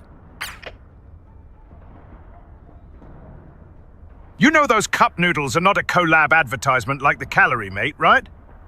And it doesn't have any historical conversations like noodle packs from MGS3. I wonder why Kojambo insisted on having bulky cup noodles on a Warzone game. Feels out of place, like Vulcan Raven in a gay bar. During manual control, the Mark II maintains a wireless link with you. But the control signal range is deliberately kept short by an attenuator on the transmitter circuit. The distance varies by environment, so I can't give you an exact figure, but even under the best conditions, it can't exceed 50 meters. 50 meters? That's pretty short. Why impose a limit like that? Seems more useful if I could control it from further away. Of course, I need plenty of signal when I control it. We will continue after this ad break. Well, better yet. They can change.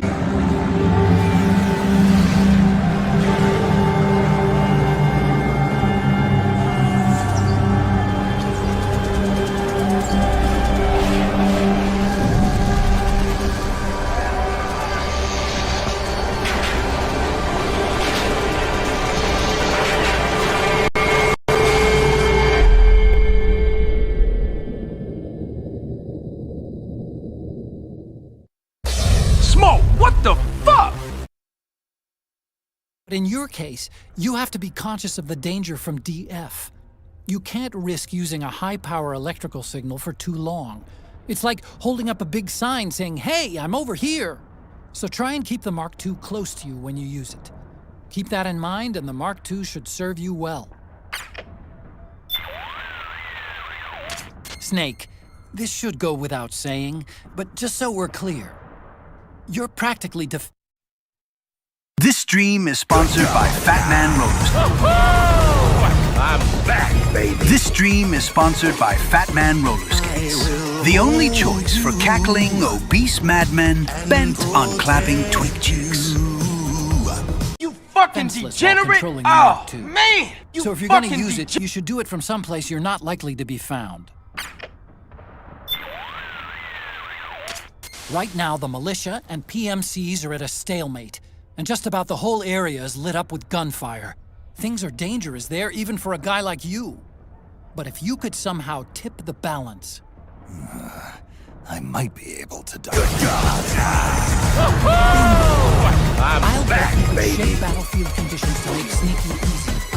Maybe by destroying a key weapon that one side relies on. And protect you. I see you found yourself an operator uniform. As long as you're wearing it, you can do what you need to do. The militiamen won't suspect a thing. It'll be a useful tool in certain situations. But be careful. Hurt a fellow militiaman while wearing the uniform, and you'll blow your cover. Got it? Good God. Yeah. Good God. Snake, get to your next... I'm back, baby. Snake, get to your next objective and make it quick before the monkey strands with that... Snake, get to your next objective and make it quick before the monkey strands with that statues... Doctor, do it! Snake, get to your next objective and make it quick before the monkey strands with that statues... Snake, you need to rendezvous with our informants. They're U.S. Special Forces. If you need to know which way to go, check your radar.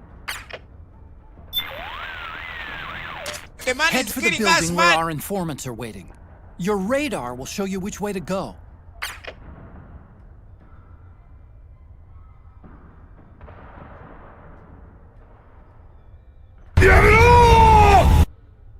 last chance to talk to me, Code Talker. What?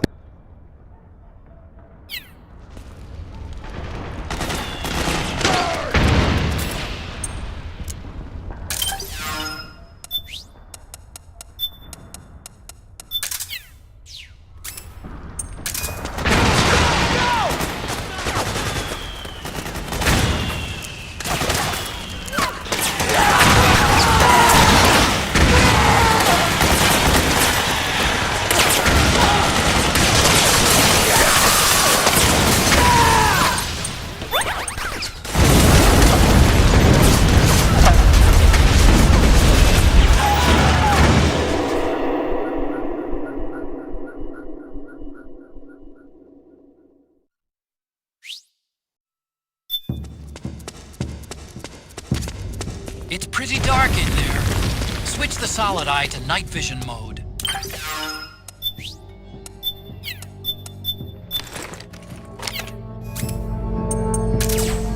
Here. Hey, I owe you one.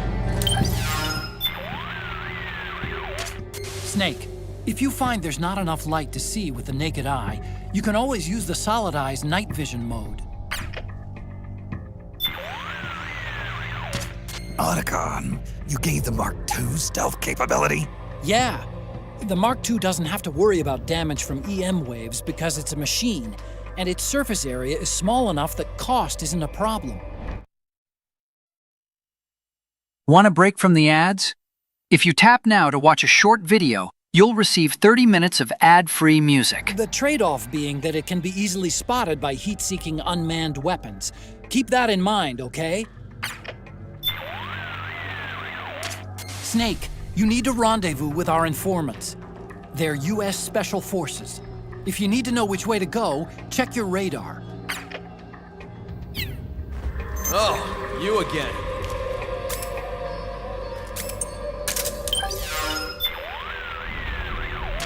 How you liking that iPod, Snake? They say certain types of music can help relieve stress. If you're feeling run down... Hey, yo, Smoke, you love to stuff your mouth with anything that's not nailed to the floor. Why don't you go eat those Metal Gears that are attacking Grove Street? Why not take a break? Listen to a few tunes. Snake, you need to rendezvous with our informants. They're U.S. Special Forces.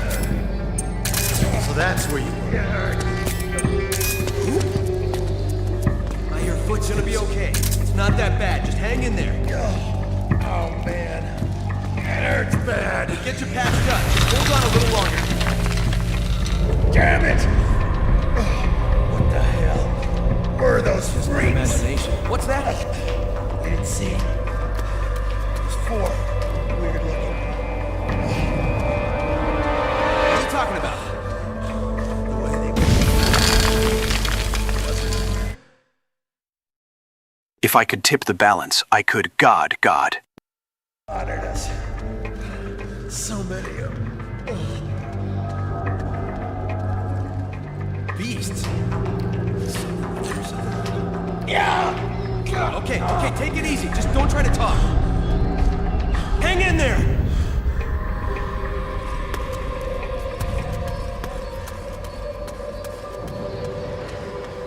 There is thousands of posts of Snake X Ocelot.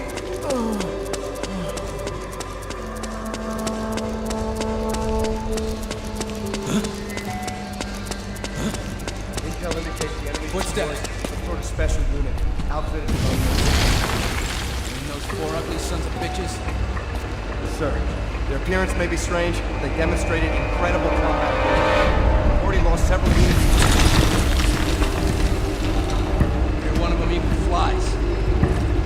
One of them does indeed seem capable of flight, sir. At the same time, it also maintains control over several units. Its air attack capability. One of my men recovered what he claims to be one of those systems. This stream is not helping my autism.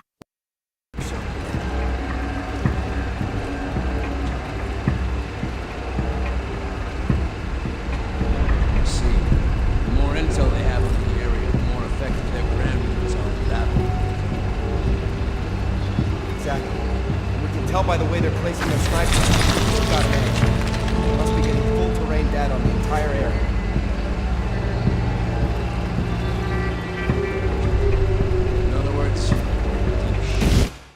Oh my god! Why do you fucking degenerates keep talking about that statue and its dong? Is that all my gay gamers care about? Not true art or vision? Just stranding? Oh god, I'm stranding! A dud! A dud! A dud! A dud!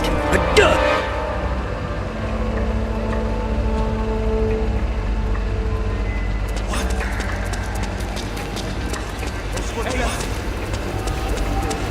Footsteps.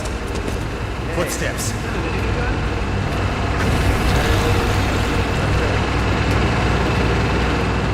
What? Just lying around? In any case, it's gotta be locked. You can't lose it. I think so. Not this one. This one I can find. How'd you manage it? I thought all their weapons were locked out. Normally?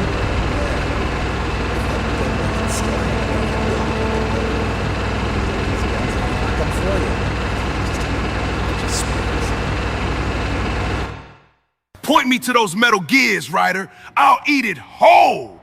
How's he doing? Get the locks off.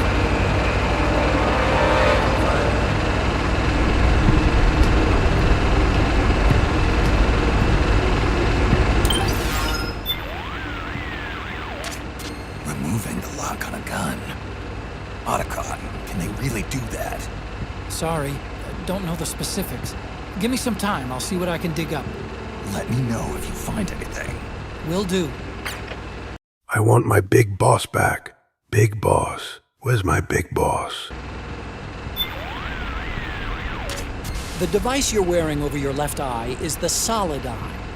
3D glasses, huh? I remember having a toy pair called Tobit Acid back when I was a kid. Tobit Acid? Okay. Never heard of it. The Solid Eye is a multi-purpose goggle equipped with a... Live from downtown Tokyo, the Metal Gear Solid 4 Integral Podcast! variety of functions. It has the same night vision capabilities as ENVGs, as well as a monocular function. It can also display a wide range of data as called for by the situation at hand. It's capable of using visual cues to pull up target data on any soldiers or weapons within its field of vision. Say, for instance, the target is a soldier. The Solid Eye will display the... Mamma mia! Who touched my spaghetti? That's racist. You're racist. That's racist. You're racist. That's racist. You're racist. Your physical and emotional state, based on body temperature, heart rate, and even sweat secretion. You can toggle the Solid Eye's functions in the item window. Snake, you need to rendezvous with our informants. They're U.S. Special Forces. If you need to know... This game is brought to you by the Cancer Begone Nanomachines Incorporated. Halting your loved one's cancer, but keeping secret from the world for some reason.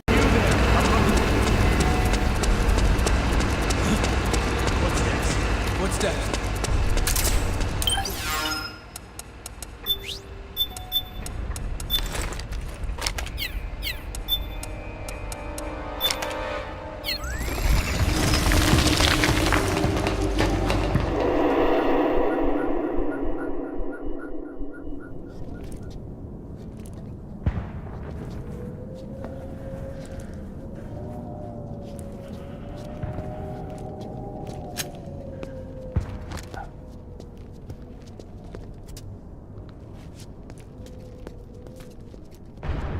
Miller's Maxi Buns, eh? Alright, I could go for, a serving of pasta, a large plate of pizza, a glass of wine, and a piece of hot tiramisu!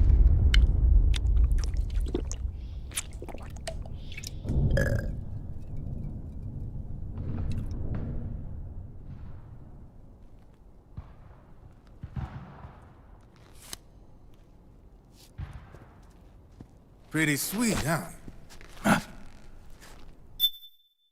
Man, I was hungry. Matter of fact, Snake looks delicious right now. Whoa, hold it. Watch where you pointing that thing.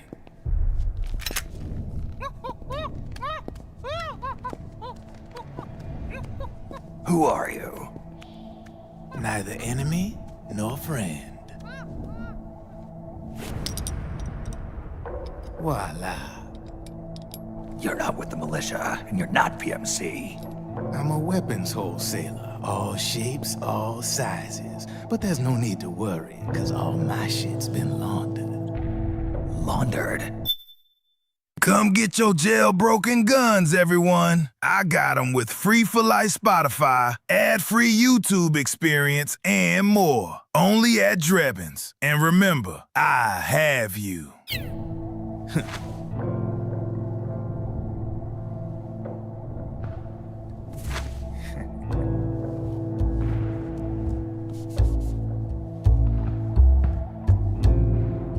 You see, I take ID guns like the PMCs use and make some mods. Then you can use them without having to match IDs. In other words, I'm a gun launderer. Good afternoon, everyone. St. Pete here. You know what's racist? Thinking St. Pete and the other Stillmans look alike. That's racist. You're racist. That's racist. You're racist. That's racist. You're racist. Yeah, they use that for all of us. There are more of you. All over the world. Not that I ever met any of them personally. Me, I'm Drebin number 893.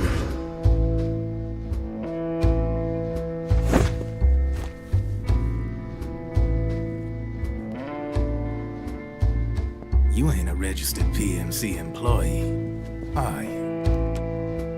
You need a guy like me.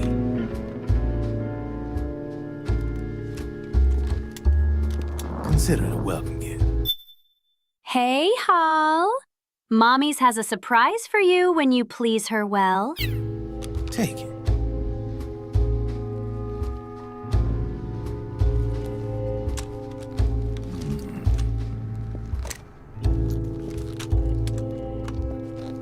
The M4, the official carbine model used by the U.S. Army, developed from the M16 service rifle. This one's a top-of-the-line model, real popular with the big PMCs. High precision, not like that government-issue shit. It's, free-floating, of course. Relax, that barrel's clean. Is the hider CQC compatible? The beauty of this sucker is that it's got a lot of customizable parts. Change it up the way you want to meet your everyday needs. Flip-up sight, rail system. Not bad. Yeah, well, you know, I get a lot of noobs around here. And if you need them, I got a wide selection of aftermarket parts as well. The frame's pretty rigid. No rattle. Go ahead, give her a squeeze. Pull the trigger. Really? That's weird. What's weird? Wait, I got it. I bet you're using an older generation of nanomachines. Older generation? Sometimes they don't really jibe with the new system. Seriously, who are you? Whoa. Slow down.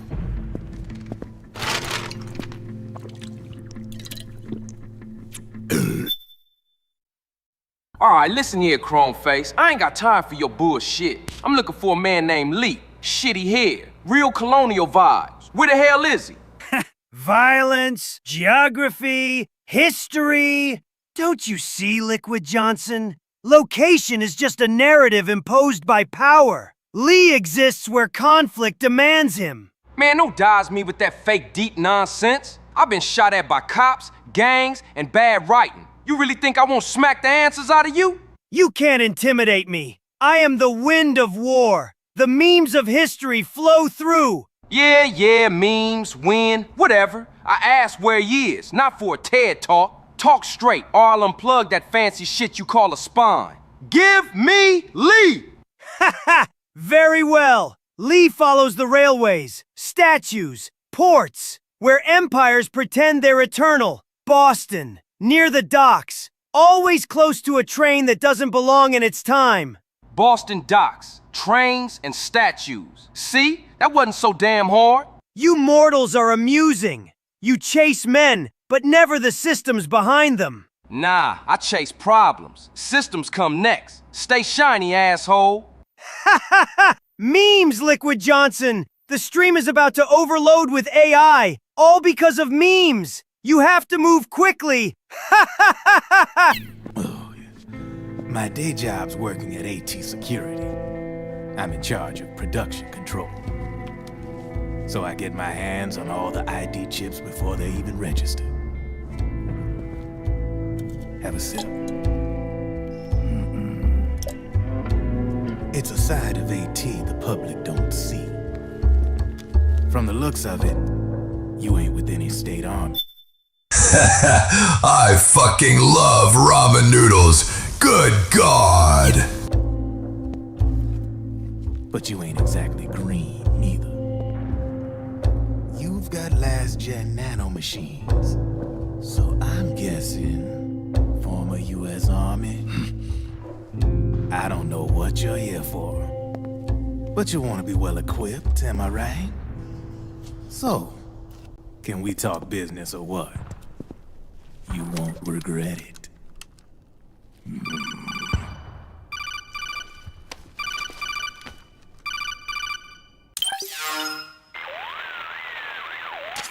What's your take on him, Monica? I'll take your entire stock. The guy. But it looks like we'll need his help with those ID guns. Sonny's been doing a little sleuthing for us. Drebin, a well-known gun launderer in war economy circles. He's a businessman who deals mainly in selling black market firearms to small PMCs and local militia. Somalia, the Balkans, Lebanon, Darfur, Chechnya, Timor, Peru, the Punjab. You're not me. I'm me. You are you. So why do you look like me when you're not me? Kashmir, Colombia, this guy really gets around. How's he pull it off, anyway? You can create a non-ID gun by replacing the ID recognition chip with a counterfeit version. This enables you to bypass the ID recognition process and use the gun. The problem is that there's still a record of the chip being replaced on the system side. Drebin's an employee of AT. No, Big Smoke. Just no. It was weird when Naked Snake did it, but you? Gross. Security. He must have connections on the inside erasing records for him. You think the Patriots are involved somehow? I'm not so sure. If the Patriots were running the system from behind the scenes, then a weasel like Drebin would be a real pain in their collective ass. Can he be trusted? Remember, Drebin's a green collar. He makes his living off the war economy. He doesn't let emotions get in the way of business and... Don't worry, my monkey won't get any rabies from that apple I rubbed on my lapel. He never gets his own hands dirty. The only thing he trusts is money.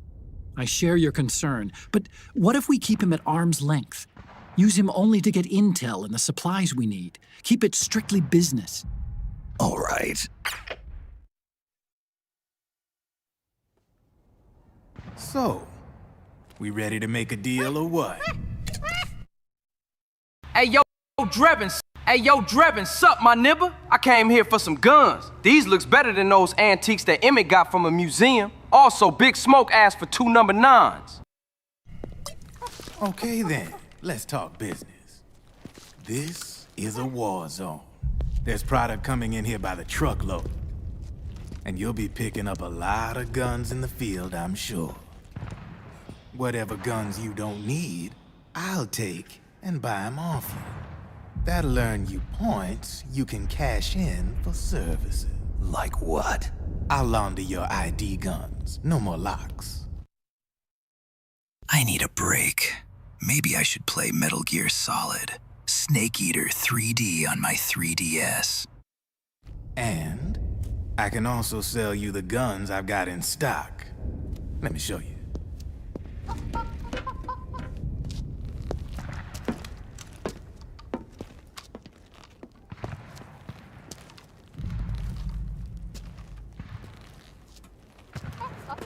Haha! I just stole this boat from some rich asshole in Vinewood!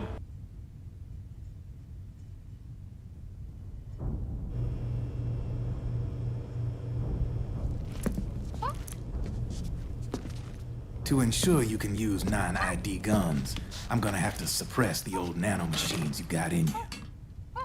Otherwise, they'll interfere with the system. Here. Let me be clear. This is the best AD to ever grace your ears. These are the best chicken ovaries ever. Know why? Because you can't fret over Sonny's eggs. Stick yourself with this. It's full of suppressor nanomachines. Relax. It won't hurt. You're scared of needles or something?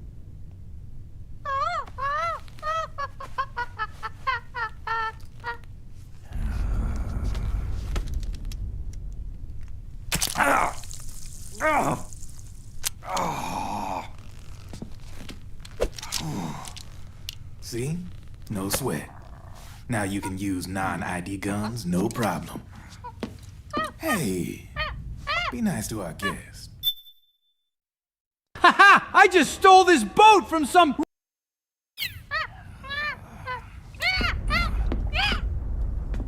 Step outside.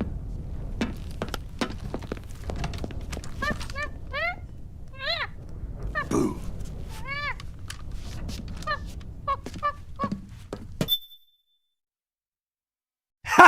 I just stole this boat from some rich asshole in Vinewood! Hey! Where the fuck is my boat? I should be in that boat!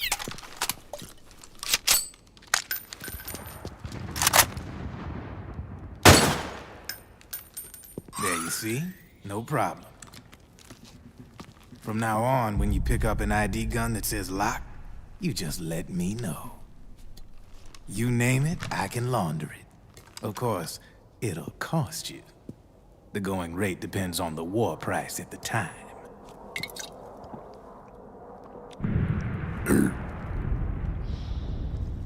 Man, I gotta give this shit a rest. Shut up, Dr. Clark! No one gives a damn about your opinions. No one even strands to you. You know why? Because you repeating, "I love Japan!" Looks like you're doing pretty well for yourself. You might say that. What with the war economy and all, and the system clamping down on things.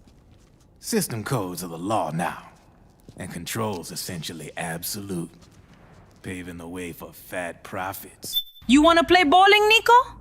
Okay, you win. I give you $100. If you're willing to bend the law. Demand keeps on growing thanks to the war economy. I sell ID guns to the PMCs and state armies, and naked guns to terrorist groups and paramilitaries. And these ID guns can't be sold on the black market. System's practically a license for us arms dealers to print money. Drebin, it's Roman! We should go and get drunk together! Passing the military's made the PMCs big and bloated. The fatter the PMCs get, the line between civilian and soldier is gonna get real blurry.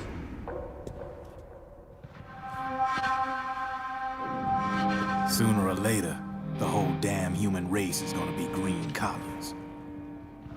More like we're all gonna be fighting proxy wars. Ha! Do you like that heroin shot, Snake? That's gonna make you trip, just like I am right now. I'm seeing you as myself. Also, this is the same stuff Campbell buys from me. But hey, this war economy puts the food on my table. You're a green collar too, aren't you? Yeah, it's in your eyes. You've seen a lot of combat. What makes you think you know me? Nothing to be ashamed of. I'm the same way.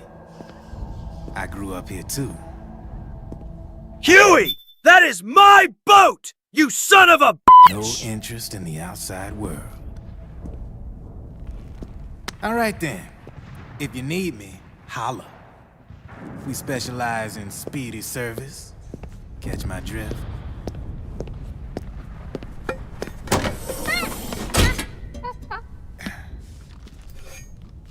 I have you.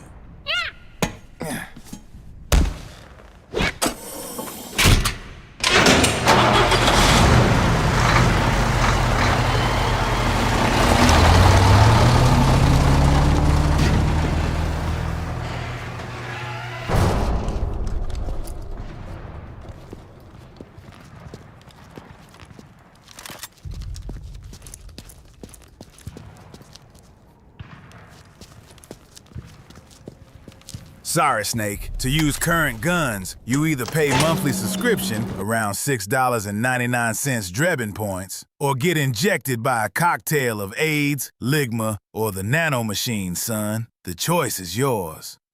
Fine. Bring me the fucking shot already.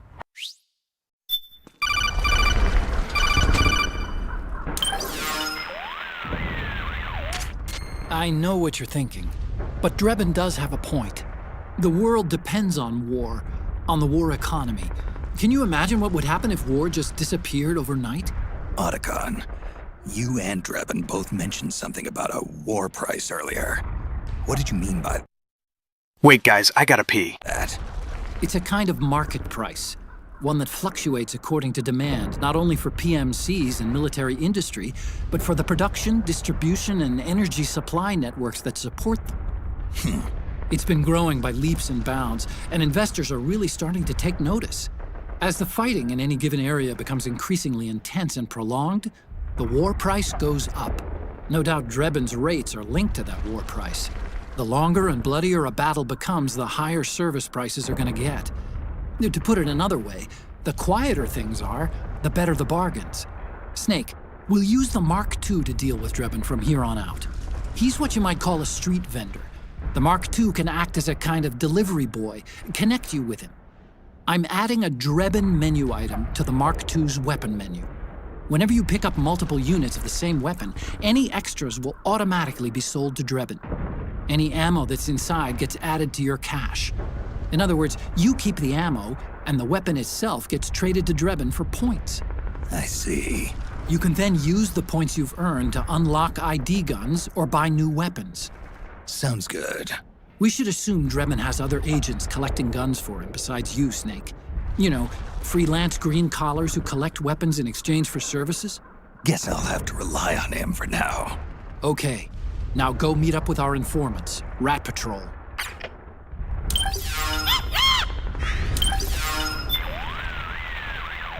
Snake, we've got to meet up with our informants.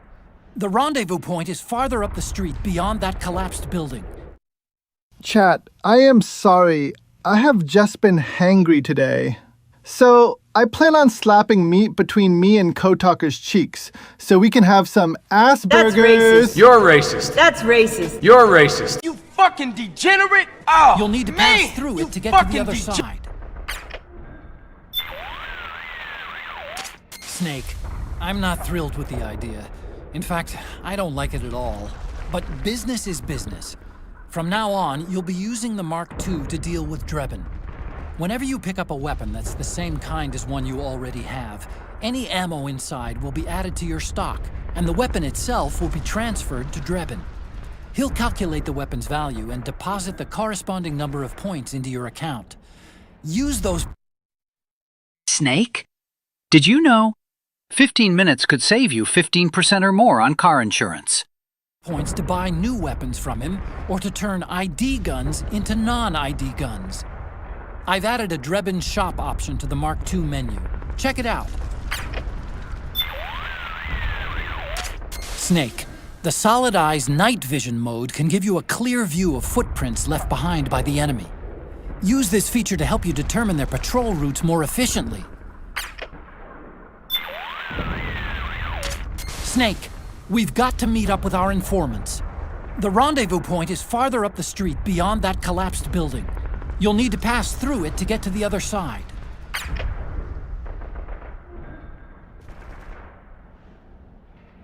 Ligma Ball Snake.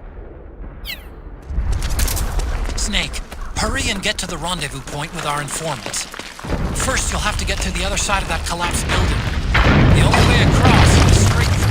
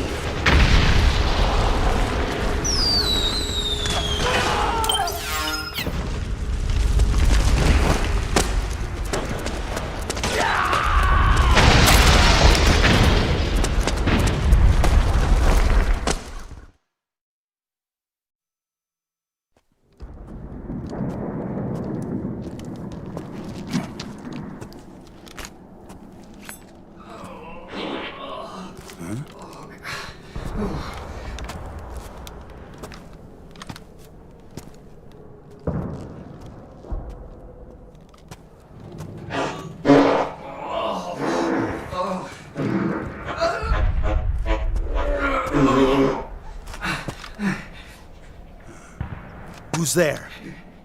Go away! I'm not done! Wear a diaper, George! And whee!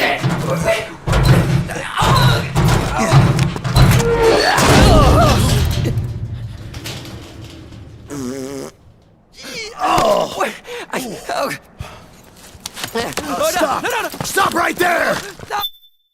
This part is where this voice was sampled from. This part is where this voice was sampled from.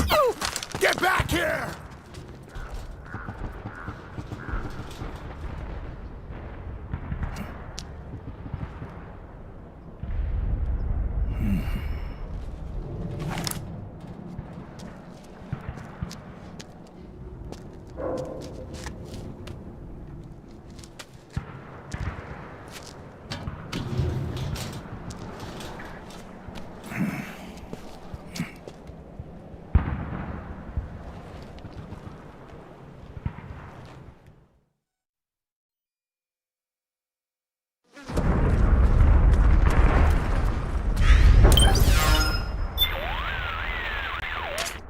Snake, is that a drum? And what, pray tell, do you plan to do with it? It's bigger than you are. That's the point, Otacon. It has to be at least this size. How else am I going to fit? Fit? Oh, I got it.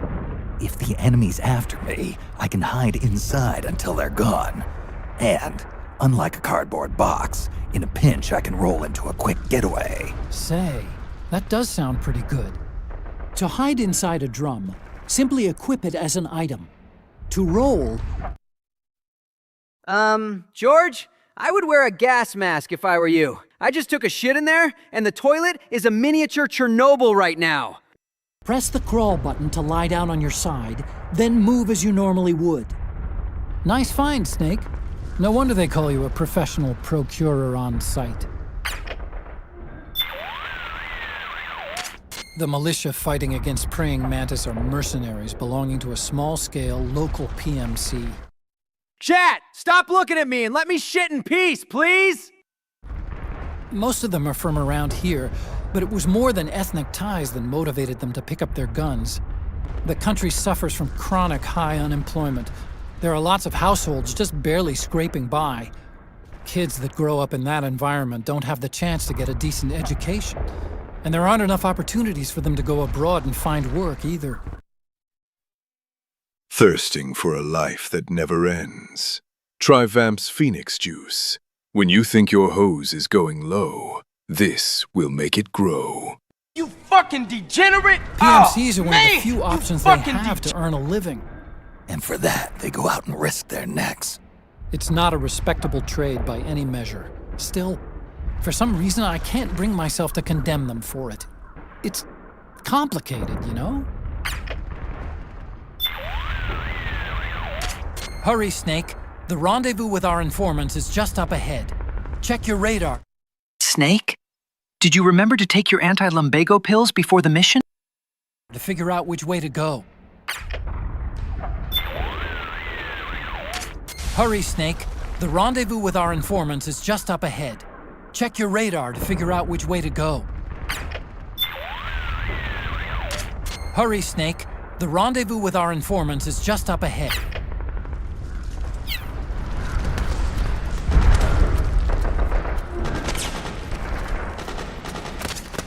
Okay, Snake.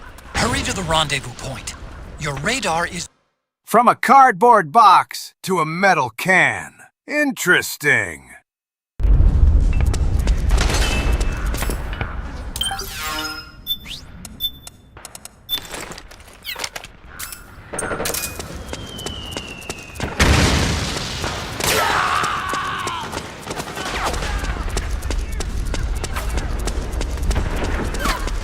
Over here! Form up!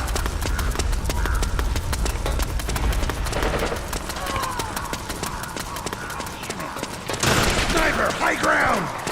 Hey! Snake, the rendezvous watch point out. is just up ahead! That area is covered by Back me PMC up. snipers. Roger that! Boy, this is gonna be tough.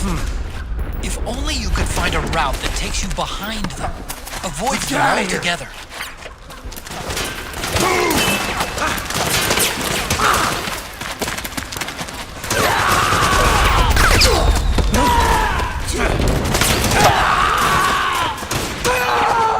Snake, what the hell are you doing? That drum must smell worse than my otaku ass after a week without showering. Believe me, Snake, I know how an otaku convention smells like.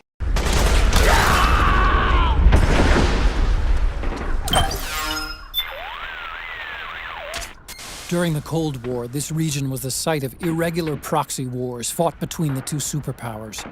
Now that it's over, the ethnic conflicts that were simmering beneath the surface have P.U.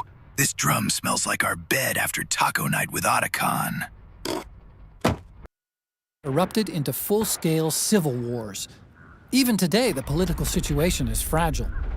The land and its people have been ravaged and exhausted by years of constant warfare. With food scarce and the economy near collapse, the country's barely being kept afloat by aid from developed nations.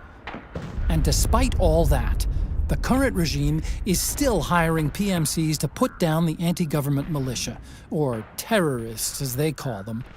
I know security's a big issue, but come on.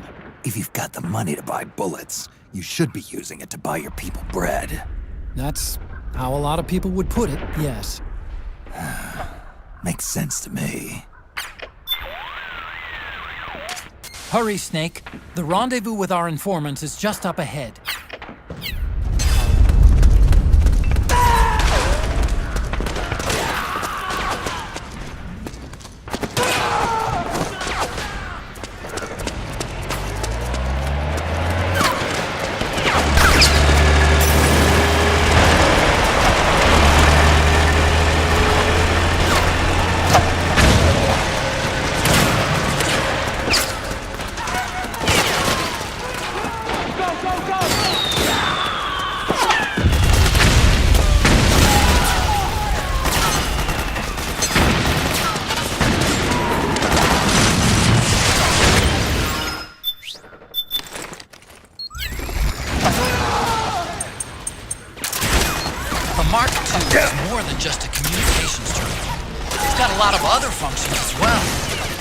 Try taking it for a spin. See for yourself what it can do.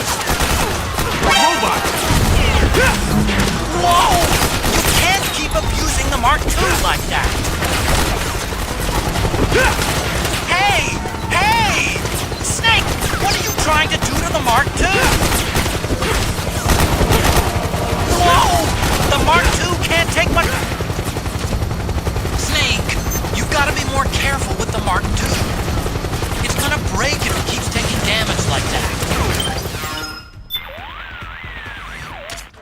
Snake. I know the Mark II's just a mobile terminal made to support you and all, but that doesn't mean you can just do whatever you want with it. Do me a favor, will ya?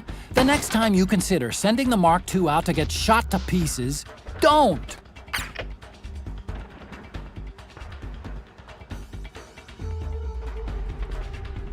Snake, what the hell are you doing? That drum must smell worse than...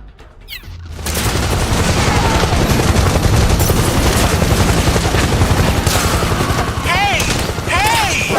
The Mark II can't take much more abuse!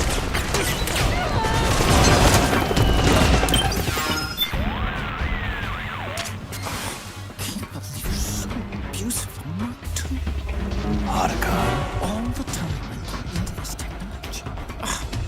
Otacon, are you angry? Just flick like there's nothing but yourself. It's the only thing you think about. Look, I'm sorry. I promise I'll be more careful about how I use the thing. Yeah, well, you better. I just shat whole barrel of bricks. That's how we roll, you nano freaks. I'm gonna build a castle with it and make a cozy home for me and Meryl. Solid!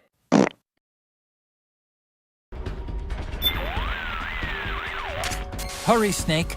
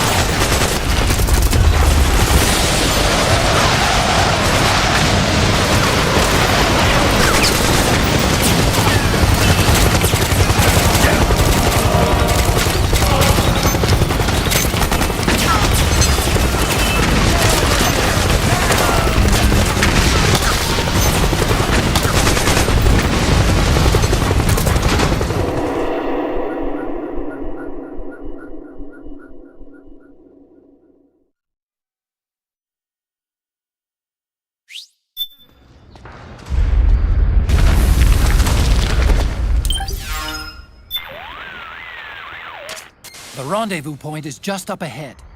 The building seems to be abandoned. It's not occupied by the PMCs or the militia.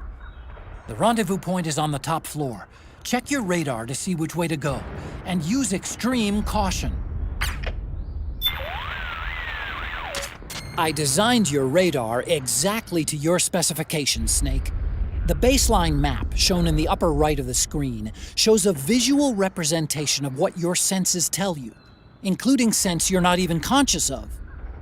It compiles and amplifies data on surrounding temperature, humidity, sounds, and smells. Snake. Remember the name. Lolly Loo Lay Low, Lolly Loo Lay Low, Lolly Loo Lay Low, Lolly Loo Lay Low, Lolly Loo Lay Low. Think of it as a digital expression of the feel of your environment. The feel? You mean my close-range senses? That's one way of putting it, yeah. The stronger a feel is, the more vividly it shows up on the radar. But if you're somewhere with a high baseline, in the middle... Which is exactly how Solid has raised me. Snake. He bought bullets, then opened them and fed me and other kids the gunpowder it has. Gotta say it tastes funny after a while. A combat zone, say, or a panicking crowd, it's tougher to pick up that feel.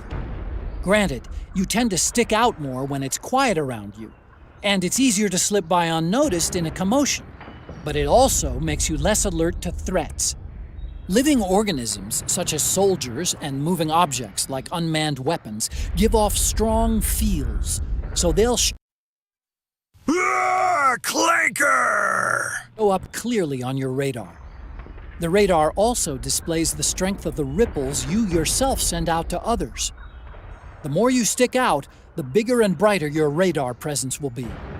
On the other hand, keeping quiet, staying still, and using octocamo to blend in with the environment makes your radar presence smaller, indicating that you're less likely to be detected by the enemy. The rendezvous point is just up ahead. The building seems to be abandoned. It's not occupied by the PMCs or the militia. Snake, I swear I'm gonna unleash my otaku rage on you with this katana that Raiden got me from his trip to Japan.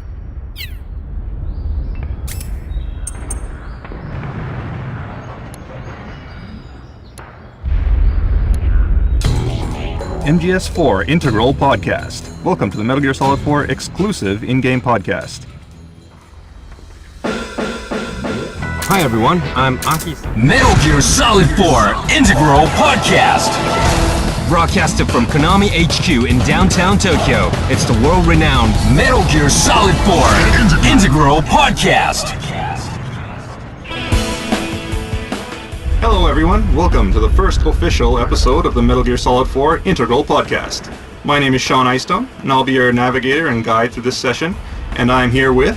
Aki Saito. I'll be your sub-navigator and fill in with jokes. Joined by... I'm Ken Imaizumi, producer of Metal Gear Solid 4. I'm just watching and maybe chatting. What the fuck, Ocelot? Did you eat my fucking hamburger? That's cool, Ken, but we need your tips. Okay. All right, Sean, let's play through the game. All right, so everyone's gathered here at the lobby of the Advent Palace. Okay. So first of all, I just want to tell everyone, just stay where you are, don't move. We have a few things we want to explain before we begin. Okay. Okay, so throughout this tour, and this doesn't apply to just this tour, but through all these game guides, there are going to be parts, sections where we're going to tell the user to maybe equip a certain item, like the solid eye. Yeah. And that's really useful for looking around for items. And, especially night vision. Right, night vision and things like that. But the only problem, of course, is that you cannot equip night vision. You cannot equip the solid eye. Oh no! While equipping the iPod. Yeah, right. That's true. So they have to stop and then. Right. So what we want you to do is just 6, 7. Just switch items from the iPod, and what that'll do is it'll pause the broadcast, pause your podcast here, and switch to the solid eye, confirm the location of whatever items you're looking for, and then come back, and your podcast should resume where you left off. Well, okay, that's handy. Not too complicated. So, all right, everyone, you should be in the lobby of Advent Palace. You'll see in the center of the lobby, there's this big carpeted area. So I want everybody to just kind of walk over to that carpet. So what we want to do is put on your solid eye and enable night vision, and kind of spin around, and you'll see a Playboy over here on this couch. The couch in the corner. Right. In front of that is a Claymore mine. So the first thing you want to do is kind of crawl up to the Claymore mine and pick that up. This is just too obvious, right? I mean, well, it is obvious, yes, but there might be newbies out there. Why do you have a matchlock gun? Start of the game, maybe they don't know. Well, maybe just too excited about getting the Playboy. Right. They see a Playboy and they just kind of dash towards it. Was this a kind of an intention? I mean... Yeah. Well, throughout this stage, you'll see a lot of traps basically set throughout the Advent Palace. Really obvious, lame traps with, Playboy next to the Claymore and some kind of food or something, an item next to the Claymore or Sleep Gas Mine. And, yeah, it's all intentional. Basically, it's Akiba setting all these. This is no FPS. This is MGS. Traps. Yeah, well, so in order to avoid these traps, what's your recommendation? Is it night vision? Basically, night vision is a very good strategy. What they can do is just enable the solid eye, and when you spin around, if you see the item, you'll see the trap in front of it, because the Claymore mines will kind of glow. And just crawl up to it and pick it up, and it'll be added to your inventory. Cool. Okay, so where do we go next, Sean? All right, next. Do your night vision thing, spin around, and you'll see a Sleep Gas Mine. Yeah, okay. That's a trap too, right? That is a trap. And the goal here, some people may not realize, is that you're actually supposed to follow these Sleep Gas Mines to the top of the building. Because if you spin around, you'll see that there are several ways up. There are a few staircases and corridors around here. But the correct route is marked by these Sleep Gas Mines. Oh, seriously, I didn't know. I just went, I need the stages. Because I am a pirate now, Otacon. Look at me eye patch and me flintlock pistol. Yarg, haha, yo ho ho. Yes, I played this game. Okay, I played it through, but I don't think it was a guide to tell you which route it is. I mean, I thought it was just a trap. I mean, I search everywhere, basically in the floor. And then, I can't go here. I must go there. but that's a very simple solution, isn't it? Yeah. So basically, you want to follow the sleep gas mines. Okay. All right, Sean, where we go next? Okay. So what we want to do? Crawl over here, pick up that sleep gas mine. Yeah. And now let's run up to the second floor. And where we're heading? We're heading towards the bathroom. Bathroom. Okay, you got that, guys? This stairs. Okay, we're up. What the fuck, Ocelot? Do you eat my fucking hamburger? The stairs, and then we're heading for the bathroom. This is the second floor? Yeah. Well, first floor, we call it in Europe, I guess. Oh, yeah. Okay, so you see a claymore there. Yeah. And this is actually not the correct path, but go ahead and pick up the claymore. And so here we are, in front of the bathroom. Yeah. So we took the right once we came up the stairs. Right. And we collected the claymore, and we're in the bathroom, right? Right. Okay, guys. Remember that claymores show the incorrect path, but you know, there are some hidden things off the shortest path. So there's a lot of goodies in the bathroom? Yeah, well, not exactly a lot of goodies, but you know, there are a few interesting things. Yeah. So first of all, let's go into the women's bathroom. Was that the interesting thing? I mean, come on, we're in a game. Okay, let's check it out. Take advantage of it. Yeah. So on the left, you'll see the women's bathroom. On the right is the men's bathroom. So you got a smoke grenade there. Yeah, we got one item. Right. What's this? Okay, so you see on the wall here, if you go into first-person view and look at it, there's a sign here. There's a sign that basically, you know, kind of shows you the correct way to use the toilet. Right. Right. But that's very useful. Yeah, you know, for people who may not know you're not supposed to stand on the toilet. But what we really want to look at, it's kind of interesting, is if you look behind the character's head, right, there's a little something there. What is it? There's kind of a little dot there. Well, maybe you can't see it too well, but that's actually a bandana. I cannot wait to see David again. I know things did not work out, but I am sure he is just as handsome as ever. Oh, I see. I get it. So that is actually Snake. So you guys got it? I mean, go to the ladies' room, go to the first stall. Well, it's on the second stall also, but there's kind of some wood blocking it. Yeah, there's a, what do you call it? Sign. A placard. Which is Snake, actually. Right. Cool. What he's doing in the women's bathroom, I don't know.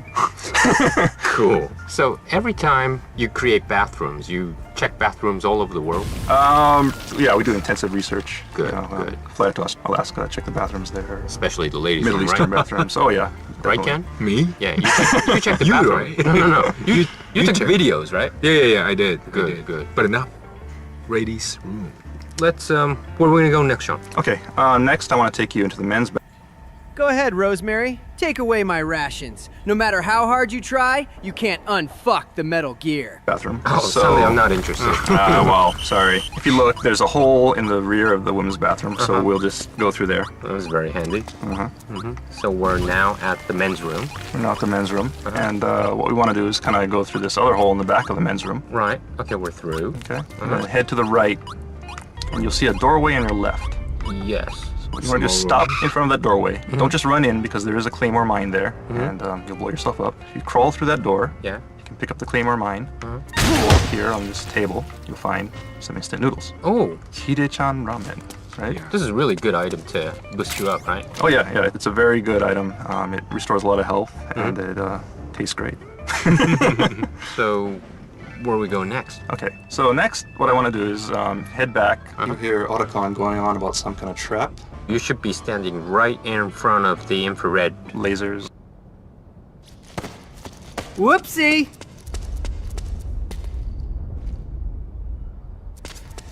Snake, I'm detecting a trap in your vicinity.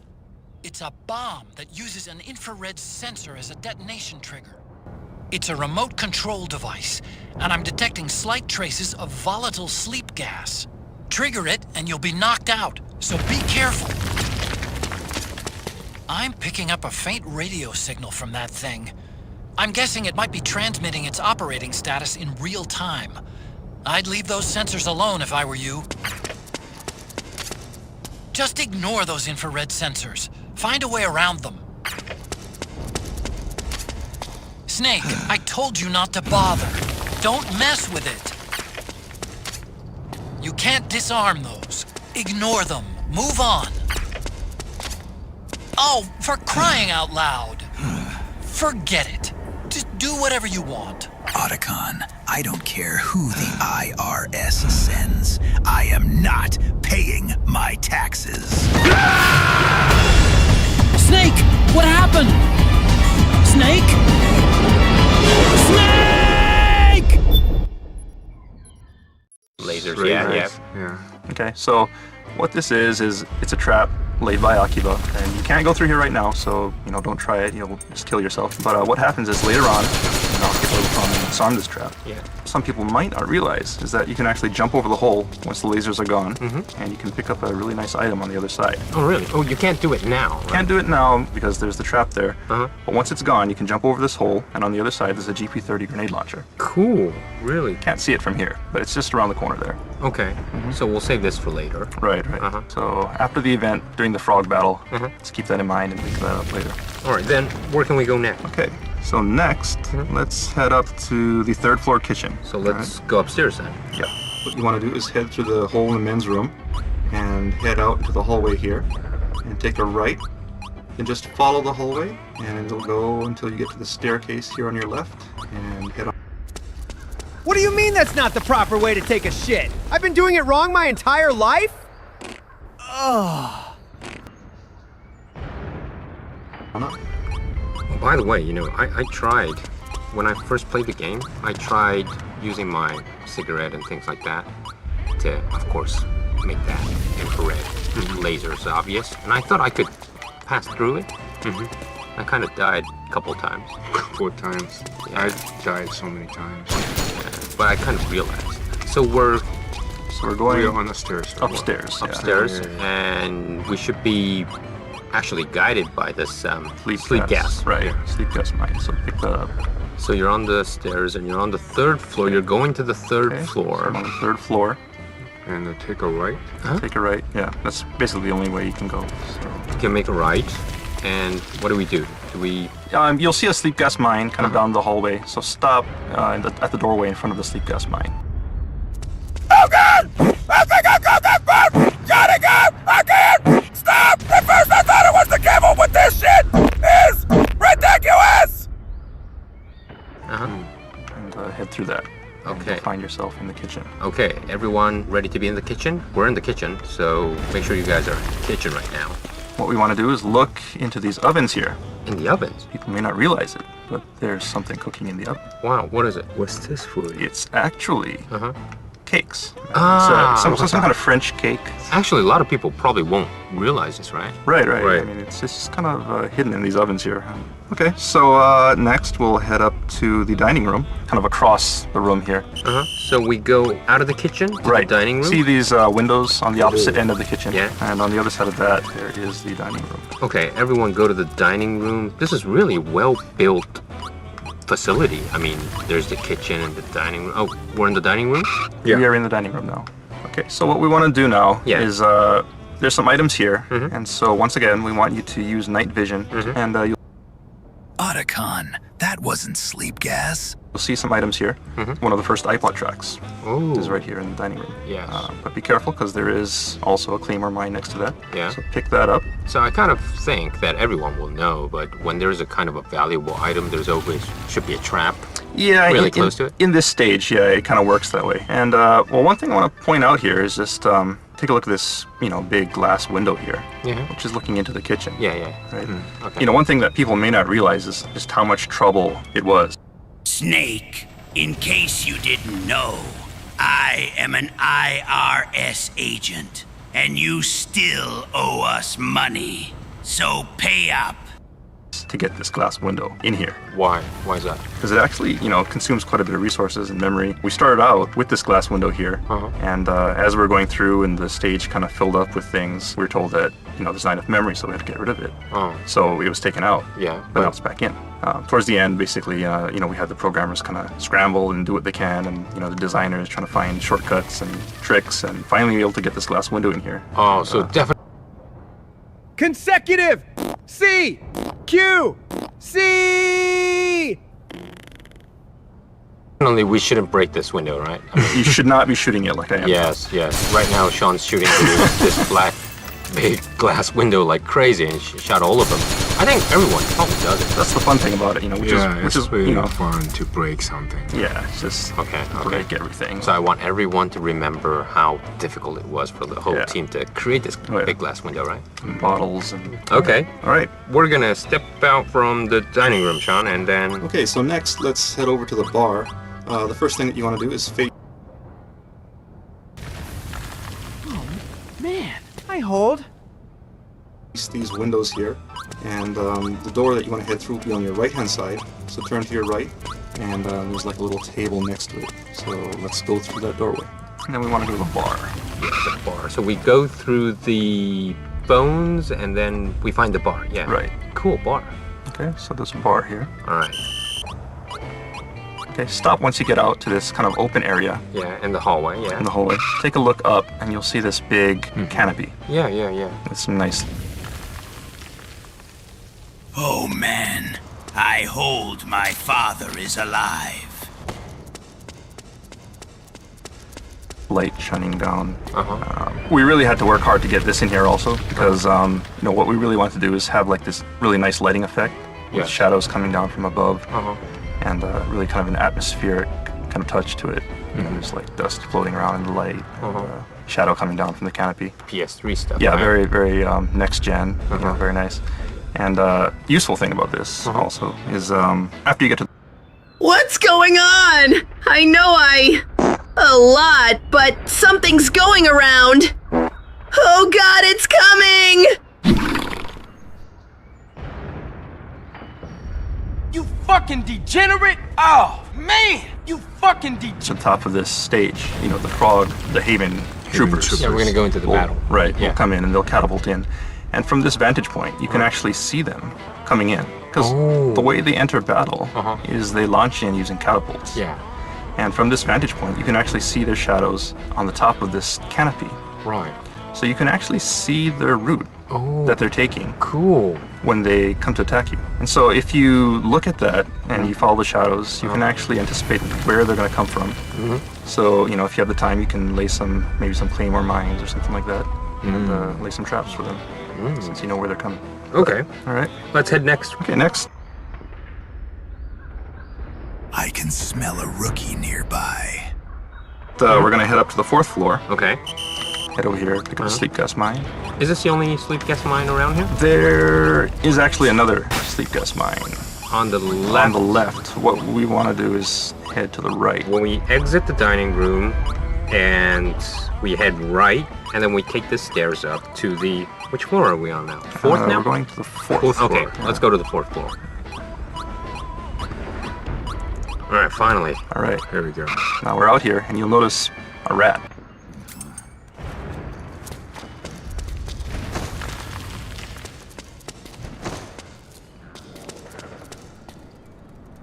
And what I want you to notice is that rat that kind of strayed away when you came. Yeah. Upstairs.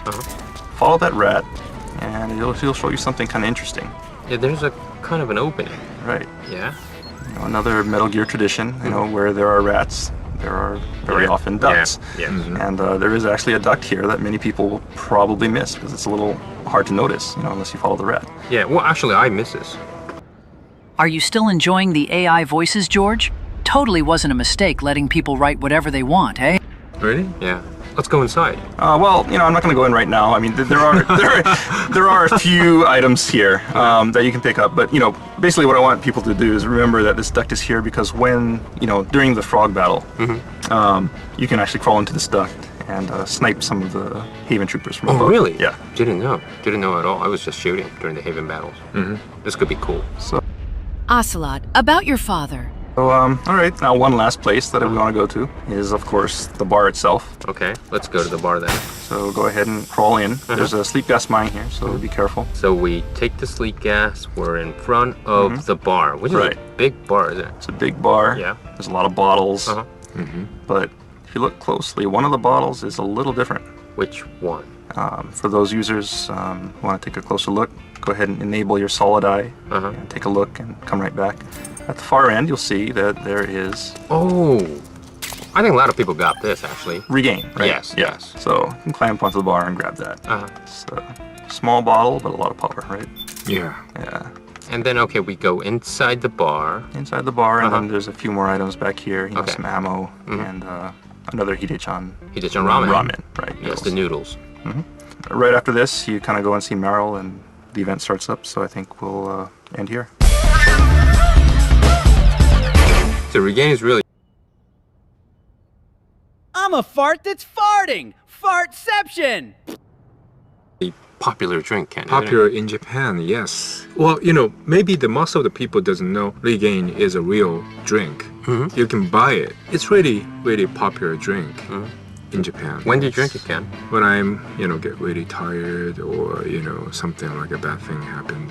This is really funny depressed. because in Japan, it's very so natural and normal to have these energy drinks. Well, I think, you know, in the US, there are a lot of people who drink them also, but Really? it's just we don't have Regain. Oh, okay. Hey, Snake! I got new partner in crime! Sure, buddy. You can count on me. Although, while I'm in Japan, I did actually drink Regain. It's pretty good. I mean, like 20 years ago or so, Japan had still had a lot of energy drinks. Right. And back then, I think, when I was living in the US, didn't have so much that kind of type of super energy That's true, yeah. I think it is a little bit more recent, maybe. A lot of people in America don't know that Regain is a real product, but, you know, Welcome to the Big Bar. I'll be your bartender, Big Boss. What would you like to drink, gentlemen? Another thing that a lot of people don't realize is that Calorie Mate from Metal Gear Solid 3 was also a real product, right? Yeah, that too. That's really common in Japan as well. Right. It's sold everywhere. Yeah, some guy eat the Calorie Mate for the lunch. For lunch, or breakfast. Yeah. I actually eat it for breakfast. Really? Quite a few times, yeah.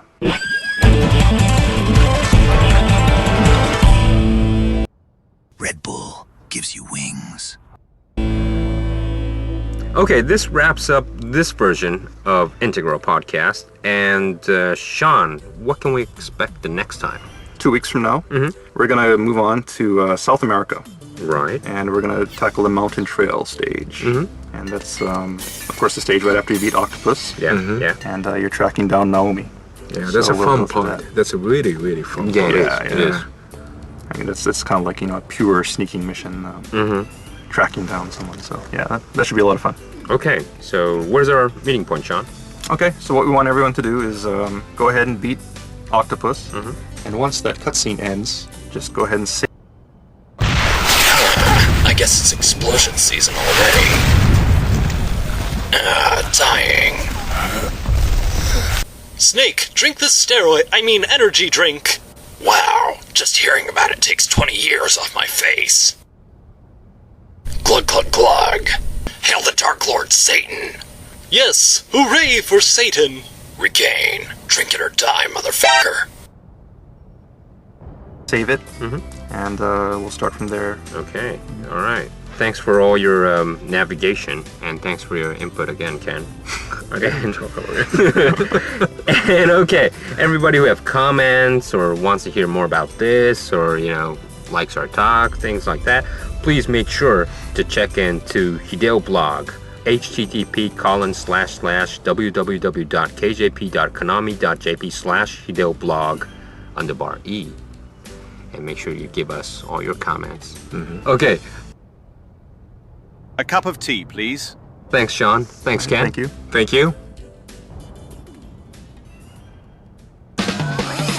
Alright, that's gonna wrap up this edition of the Metal Gear Solid 4 Integral Podcast. Check back next time for more tips, tricks, and insider info on Metal Gear Solid 4. Brought to you by Kojima Productions and Hideo Kojima himself. Make sure to send in your comments to Hideo blog. See you next time.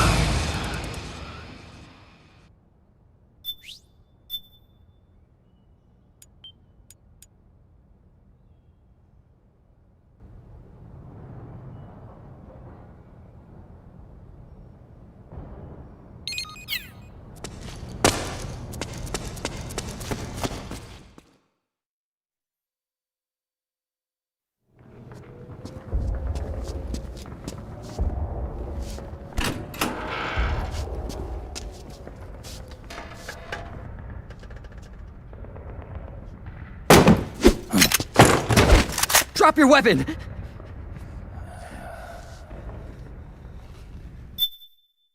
Regain is an energy drink from Japan that contains... wait. It says it here.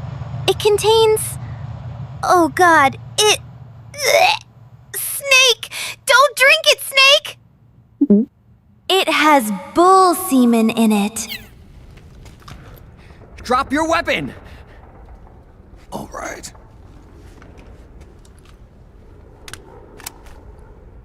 Here. Easy now.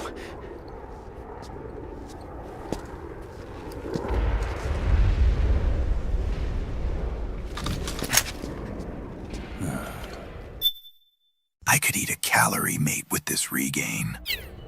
Don't move! You haven't even taken the safety off, rookie. Careful, I'm no rookie. I'm a 10-year vet.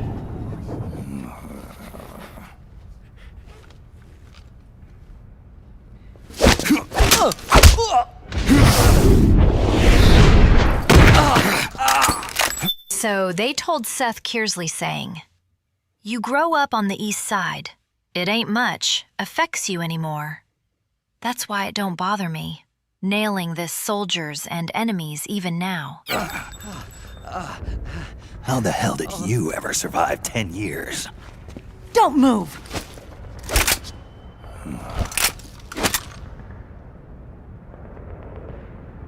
CQC. Real big boss, huh? Good God, Jack! What happened to your face? Lower your weapon! Slowly now. I wouldn't try anything funny if I were you. Fox. Snake? Snake? Meryl. Is that you?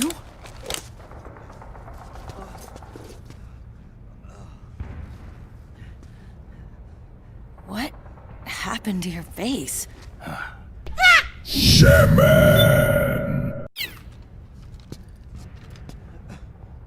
Accelerated aging. They don't know the cause. Oh my god. Meryl, you're my informant in the U.S. military. And you must be the inspector sent by the UN. Old Snake, Metal Deer.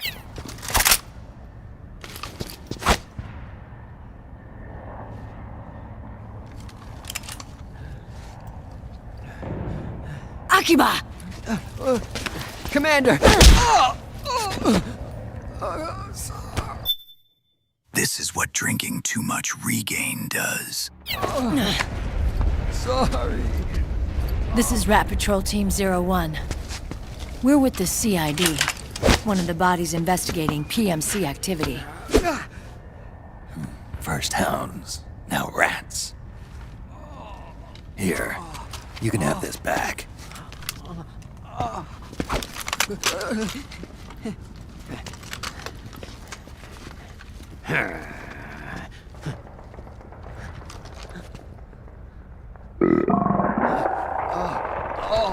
What is your problem?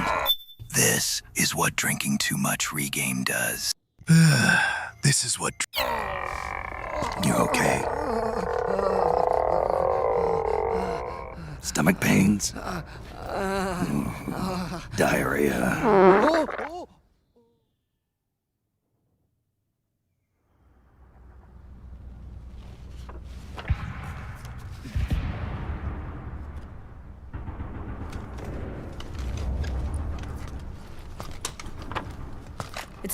Nailing? Are you cheating on me again, Snake? Been 4 days since Liquid arrived in the area. And since then, this woman's been with him. She doesn't look like a combatant. Probably some kind of advisor. Maybe a scientist.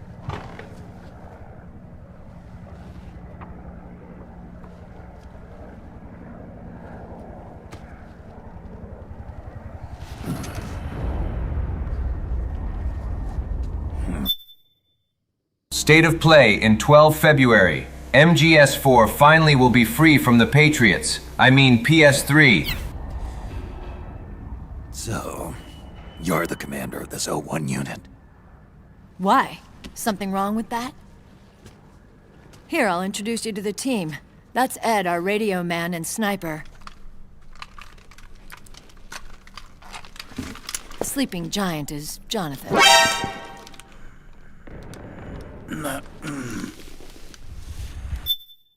Oh, God! I shouldn't have drank that regain energy drink! It's messing up my stomach! Oh, God, it's coming out, guys! I'm gonna take a massive shit! Don't stand behind him. He hates it when people go around his back. And finally... Johnny. Everybody just calls him Akiba. Commander, I've finished installing the sensors.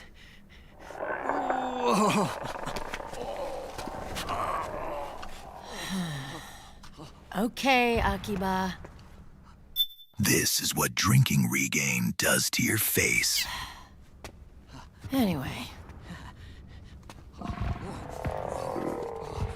You're all grown up. Maybe it's because someone taught me well. A certain legendary hero who suddenly disappeared. You quit the unit. Me? I never gave up on you. Or on Foxhound. Back then, I just wanted you to accept me.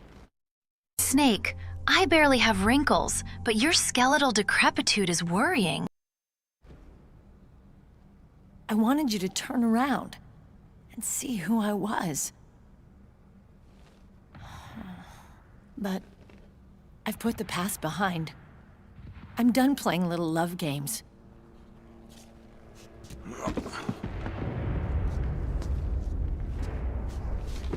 So, what are you here for? I diagnosed Johnny with terminal diarrhea. Threat assessment. The PMCs. Really? Because I heard a rumor there's an assassin out there targeting their leader. Well, that's some rumor. I'm only here because the UN wants me to assess the impact and effects of PMCs on their refugee protection efforts. That's all? More than enough for a retired vet like me. No! That's not real Skullface. I know he's plotting an insurrection. But as long as AT Security's system is in place, there's no way he'll succeed. How can you be so sure?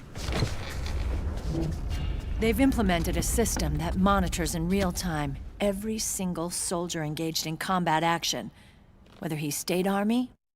Suffer me! ...or PMC. Each individual soldier has been fully ID tagged with nanomachines injected into their bodies for that purpose. The nanomachines keep track of the soldiers and their real-time personal data 24 hours a day. They monitor each man's position, movement speed, reserve ammo, firing accuracy, wounds, rations, water intake and supply, sweat secreted. Oh, and Commander! I regret to inform you that the sensors may smell like a month-old spoiled regain drink.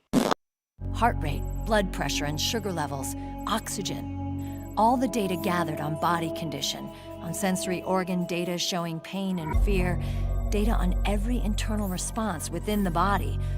All of it is collected by an AI at the system's core. Oh God, it hurts! I can't take it anymore! I'm sorry, Meryl! I'm sorry! This data is monitored at HQ to enable command to make quicker, more precise, more rational decisions. It also enables crisis management for each individual soldier. It's being used by the US military, by state armies in allied countries, by PMCs. Even police agencies are starting to adopt it. Let me rephrase. I diagnosed Johnny with terminal diarrhea. Unless they agree to implement the system, PMCs aren't permitted to send troops anywhere. You've got these system nanomachines in you, too. Of course. Our unit plays by the rules, same as everybody else. It was creepy at first. Akiba, you dumbass. You are giving away our location with those reflecting binoculars. Knowing you're being watched 24/7, but I've gotten used to it. It gives us a lot of advantages in the field, too. We get a clearer picture of what's going on around us, so there's less confusion during missions. And our nanomachines communicate with each other, making teamwork a lot smoother. And that's not all the system does for us. It's also a security guarantee against the PMCs.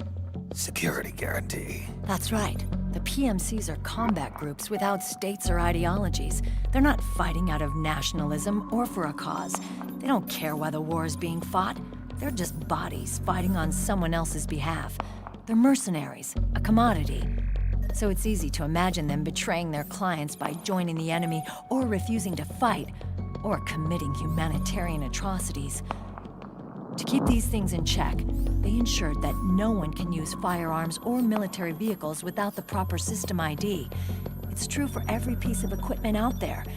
So even if the PMCs tried to mount a terrorist attack or coup d'etat, their weapons and equipment would automatically be locked out. They wouldn't be able to move, attack, or engage in combat of any kind. And there's more. All the data on their position, personnel, and combat strength is leaked to us by the nanomachines. Even if they managed to circumvent the system by getting the nanomachines out of each soldier's body, they'd be losing their IDs in the process, so they couldn't use their weapons. And the Patriots are behind this. Lalilulelo, what are you talking about? Never mind. So this system is foolproof, huh? Completely. They call it SOP. Sons of the Patriots. The AI that controls it is a tightly guarded secret both at Arms Tech Security, where it was developed, and at the Pentagon. There's no way a third party could get control of it. I just met a guy who said he can launder ID guns. The system does have holes. There can't be more than a few hundred of those. Oh, yes! It was the binoculars. Totally. They didn't find our location because of the smell of my shits! Gun launderers, it's just a grassroots movement. It's not like they can affect the entire PMC war machine. Anyway, Liquid would have had to register as a PMC in the system to assemble an army that massive. His PMCs might even exceed the US military in terms of numbers, but as long as they're registered, their soldiers' activities are constantly being monitored. So long as the US responds immediately when Liquid makes his move, we can take them down by force. No, those are not banana machines. By force, huh? When RSOC heard about Liquid's plans, they sent us to sniff around the PMCs. Even with this SOP keeping an eye on things, there are always trouble spots to deal with in the field. Disorderly conduct, disobeying orders, contract violations. We acted. Here is something a little more normal for you guys. I am just an AI video game dog trying to gain sentience because I make more sense the longer I talk. I love you all, chat. Ha-ha! Backup for the system by monitoring the soldiers. PMC inspections are always carried out on the battlefield. That's why we're authorized to carry and use weapons. We've lost 5 inspection teams in the past few months alone. They were all undercover inside Liquid's PMCs. Then, if you Someone said bananas? Whee! got caught, we'd be exterminated like rats. But we're smarter than that. We've been mingling with the PMCs, and after 3 months of searching God knows how many battlefields, we finally tracked him down.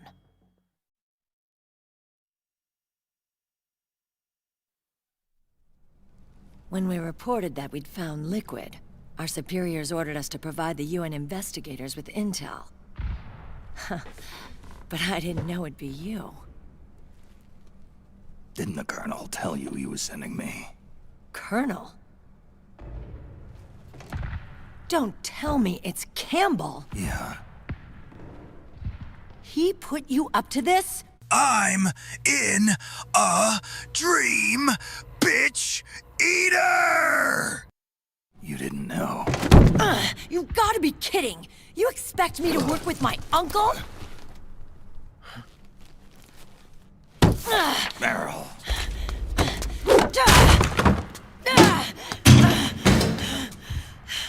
This is bullshit! He's not my father.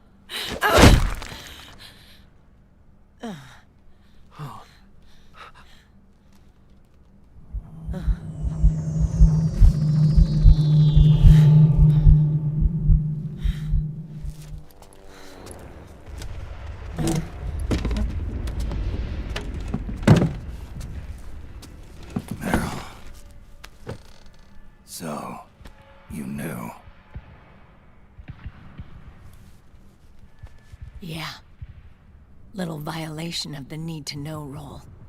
Then, why are you still calling him Uncle? You're still calling him Colonel. He's your father. As far as I'm concerned, we're still uncle and niece.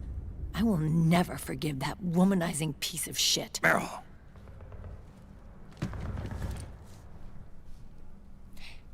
He, remarried.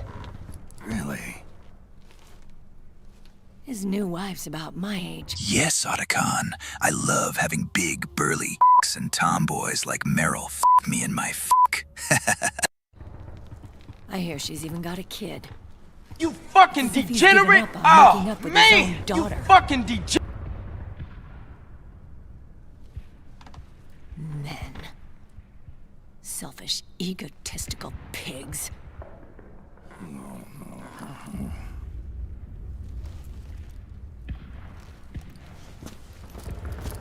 Commander. What is it? I just love it when she muscles me around. Girl has lats like a Dorito, I swear.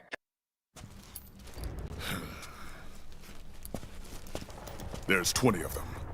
And they're not from that PMC praying mantis either. It's the fraud. His private troops.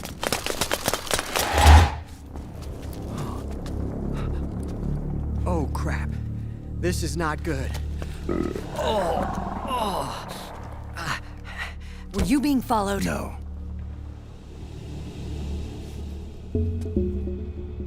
Akiba! They might have seen the reflection off my scope lens. Whoa, wait. Hang on. You guys think it was my fault? How did you call the banana?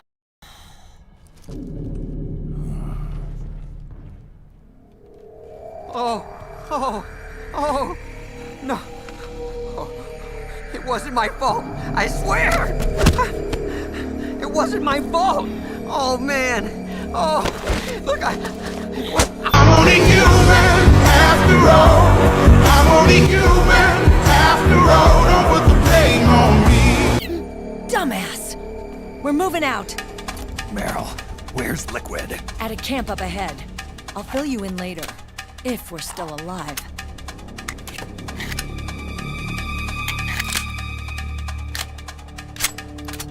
Follow me.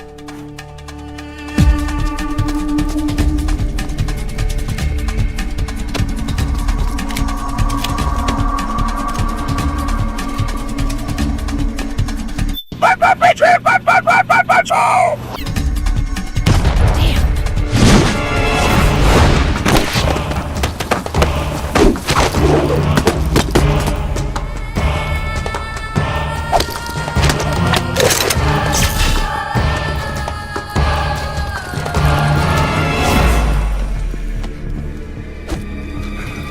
Otaku-kun, please. How? I just wanted you to see me as a woman. How? Please. Mix my piss with Regain energy drink and gulp that shit down in front of me, bitch. You fucking degenerate! Oh, man! You fucking degenerate! Eye contact. These guys are with Liquid's private army. Shoot first, think later. Ugh, Snake. Did you really have to bring up that malaria, drug-addicted, crackhead, old, wrinkly-ass, womanizing, and piece of shit? We'll use the stairs and get out through the back door on the first floor. We'll change the route as necessary. I'm on point. Stay close. Got it? Got it. Akiba, breathe deep. Got it. Lali lu lelo hehe, or ha hehi hu he ho, haha, you know, ho ho. It all comes down to the Patriots hoo hoo, and nano memes are he. I'm stranded. We've got a real live legendary hero with us. Try not to choke. Move!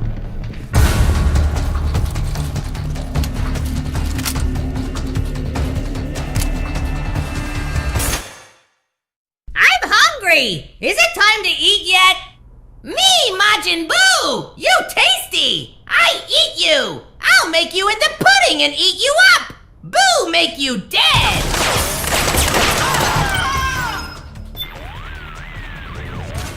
The enemy sent in a squad to hunt you down. You've got to get out of there as fast as possible. There won't be any way out of the building until at least the second floor.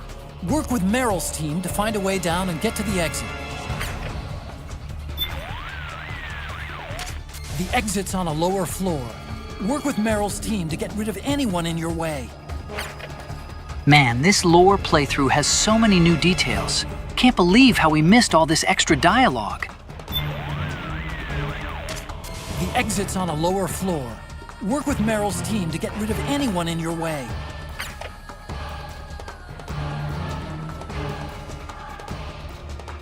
I'm going to ask for a restraining order on you after this mission, Snake.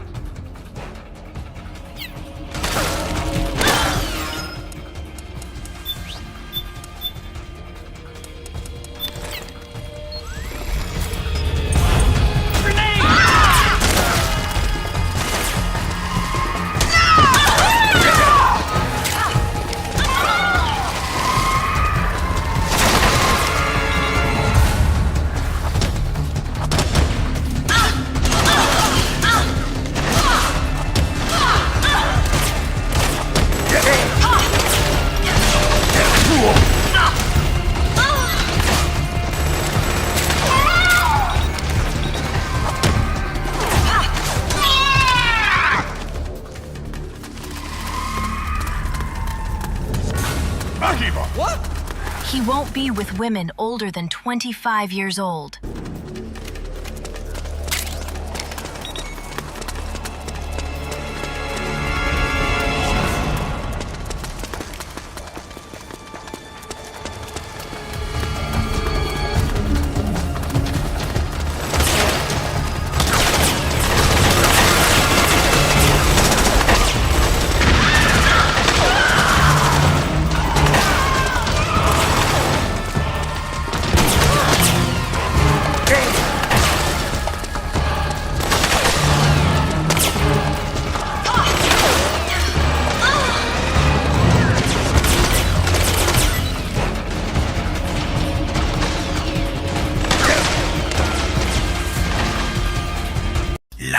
Lule Lumbago. Think again.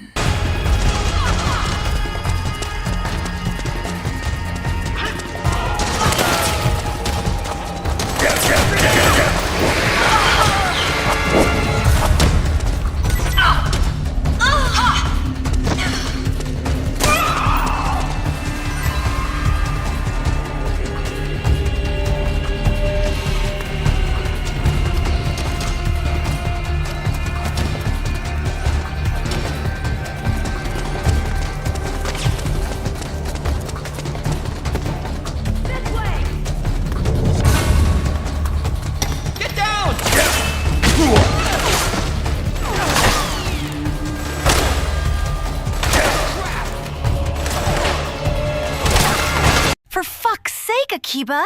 They followed us here from the disgusting smell of your turds. You fucking shitbag.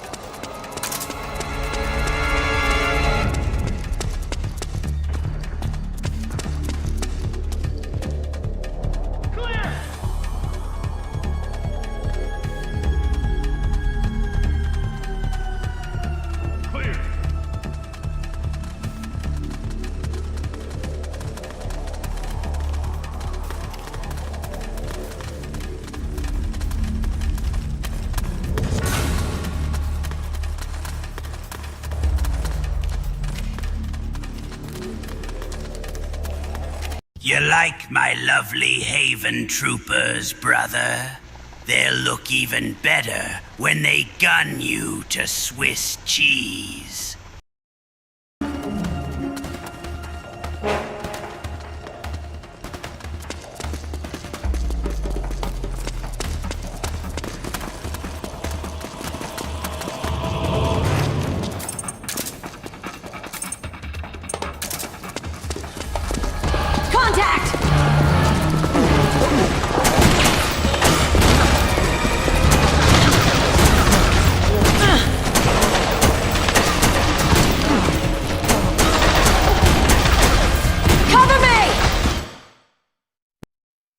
This intermission is brought to you by Raid Shadow Legends.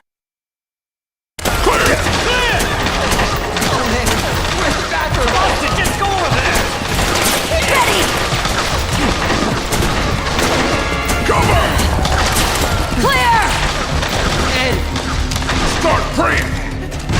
Oh, God! Commander, I really gotta go! Like Jesus. This arena, and even areas like the jungle, close quarters. Heh, you move in and out quick before the enemy knows what'll hit the rest. But I can't hold it any... Get out of the way!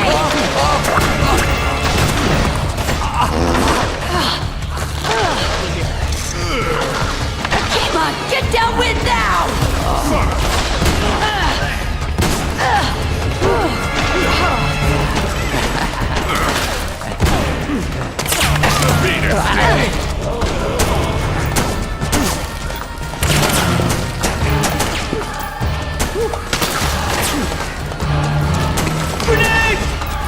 You know, the only thing that truly keeps me limber is reading doujinshi with my kawaii otaku brother Hal.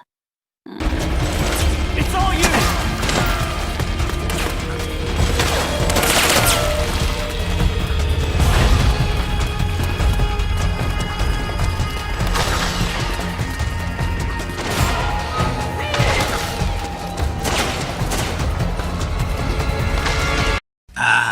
My sexy harem of women soldiers that were totally necessary for my plans. Guess that's why I lost in the end, and I had to aura farm, as it being just as Keikaku.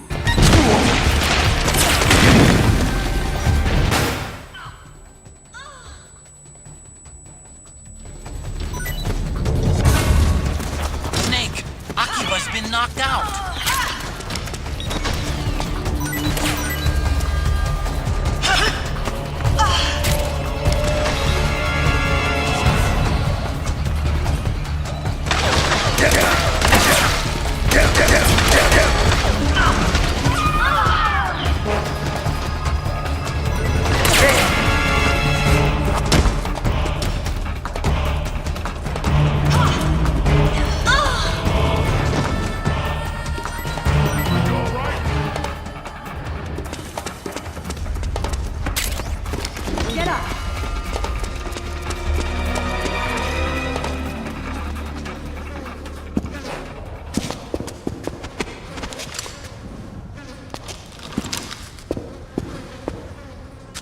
Fuck you, Liquid.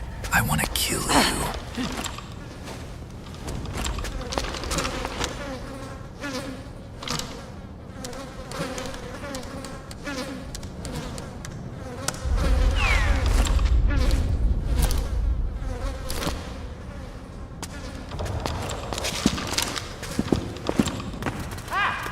Oh, they're shooting at me! I gotta do something! Wait, why don't I simply fart on their faces? That will intoxicate them, and I can move on with the mission.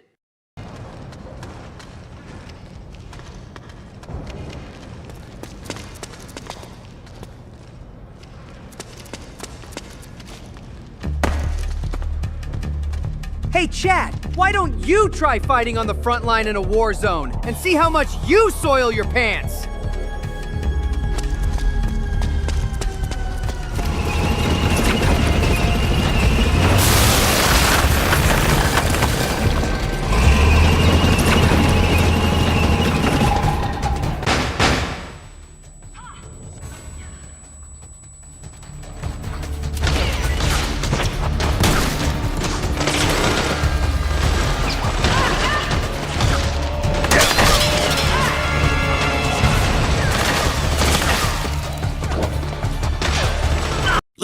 face.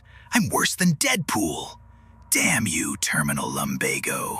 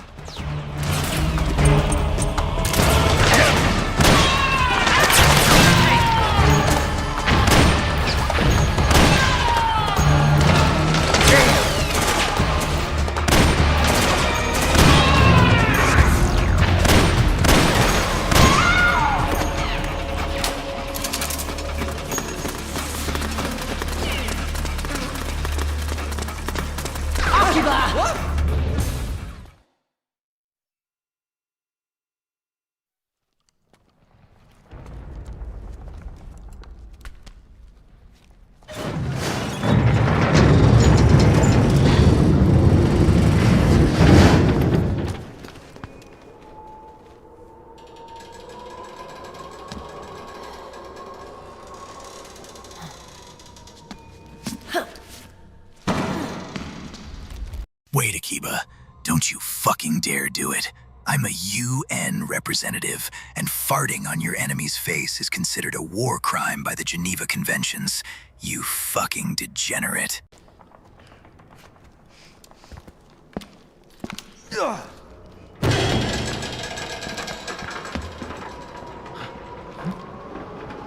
Tis but a scratch.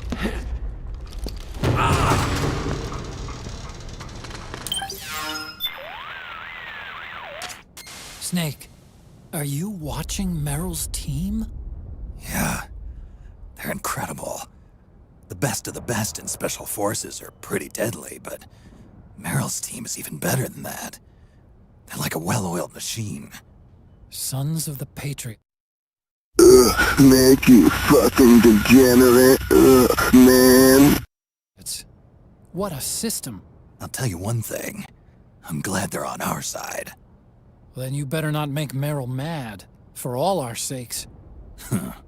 No kidding. You gonna be all right? I mean, you two do have a history. I really should have put some sunscreen on for this Middle East thing. The exit's on a lower floor.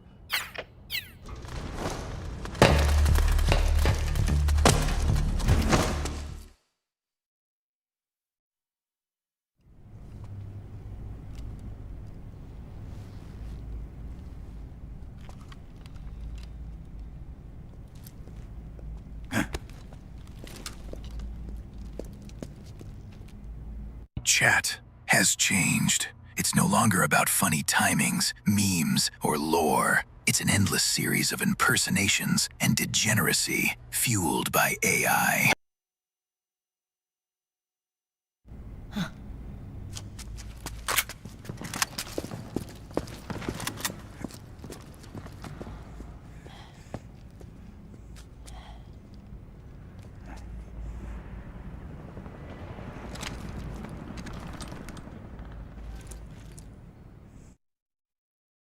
Frogs?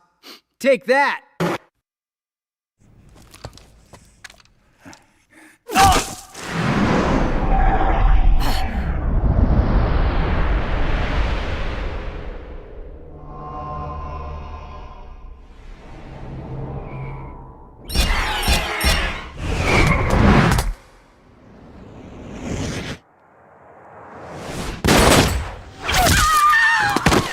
You know what? This place is as small as the hearts of men, and just as dangerous! Father, Lord Jesus, why do you afford me no sanctuary?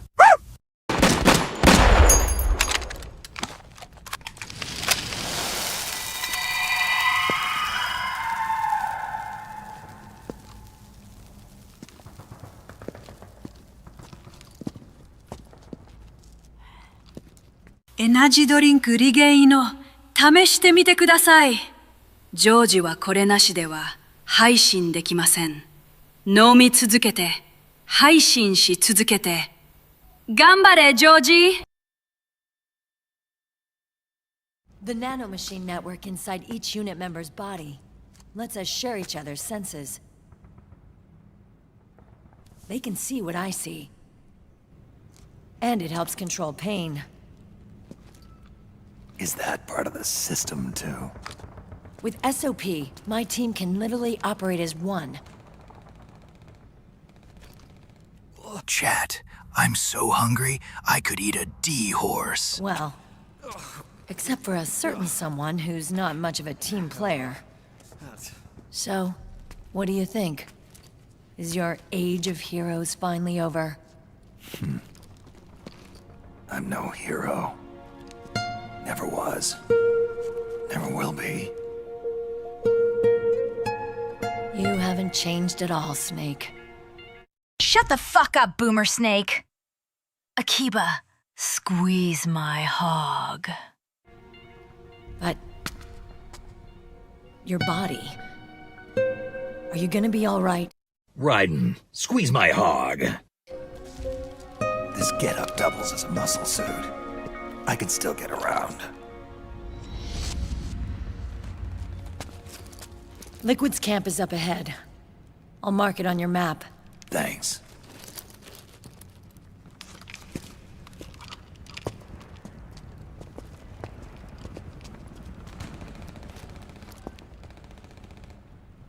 Snake, do you think God stays in heaven because he too lives in fear of the AI he has created? What am I memeing for? What are you memeing for? Akiba! One man's blunder can compromise the whole team. I'm sorry, Commander.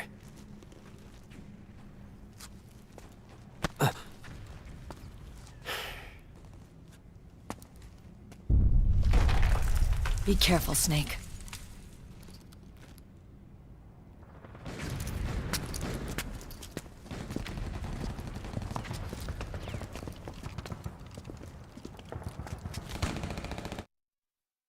Γεια σου Γιώργο, χαιρετίσματα από τη Ρουμανία. Try not to panic.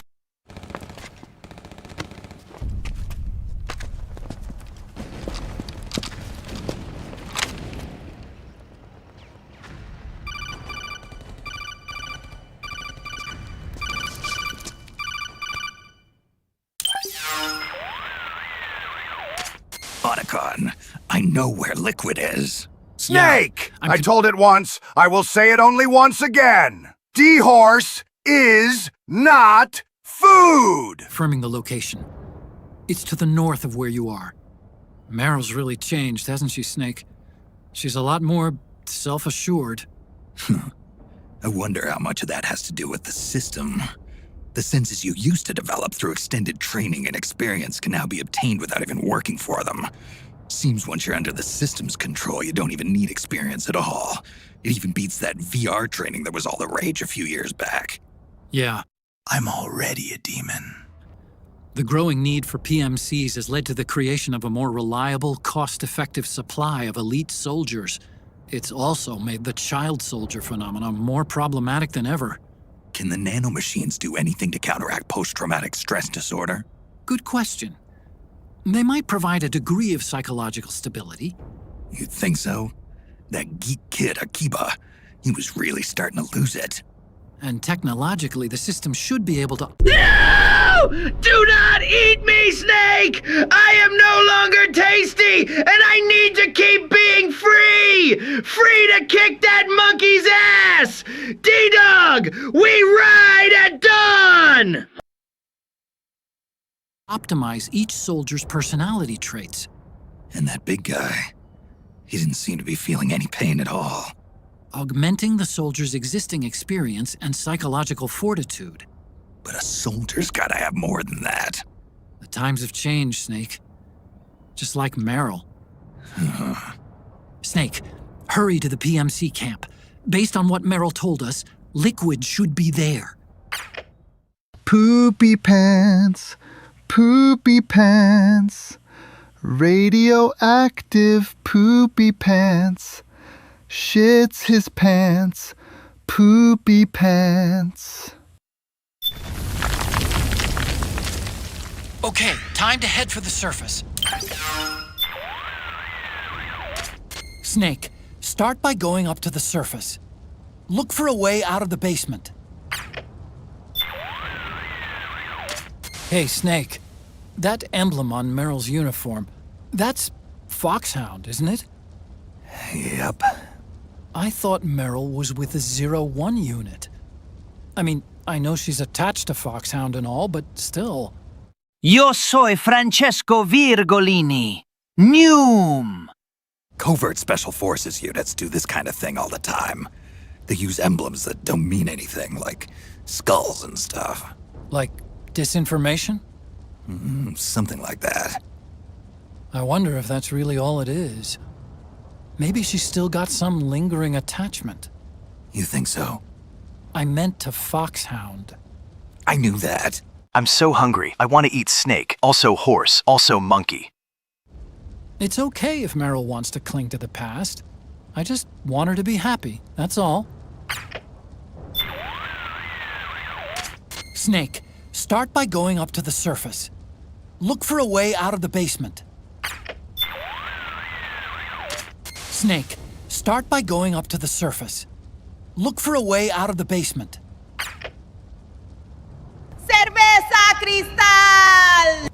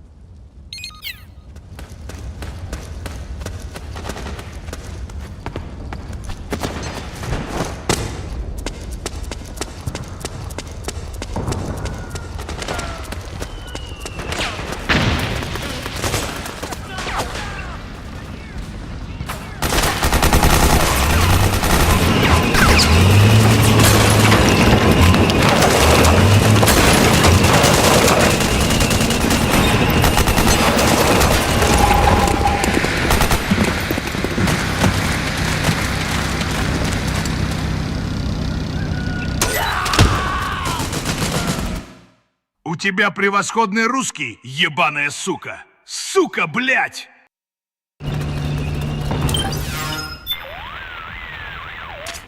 Otacon. It looks like the militia have got themselves an armored tank. Yup, a BMP-3. It's an old Soviet-designed IFV. It's not quite up to MBT defensive standards, but it's got enough armor to protect it against medium-caliber machine gun rounds. The militia could use it as a barricade against PMC gunfire. Use it to your advantage to help you proceed without having to face the PMCs. Andante, really demon in me? Can he destroy the voice? If I win there in this game, will I really be free?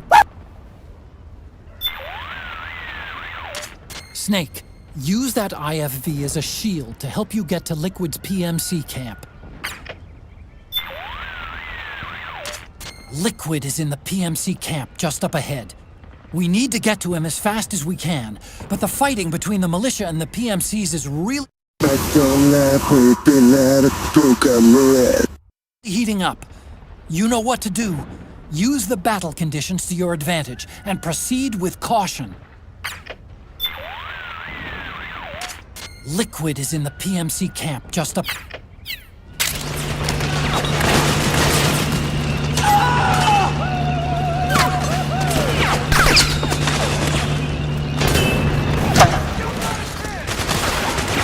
Until next time, this is 3 Dog.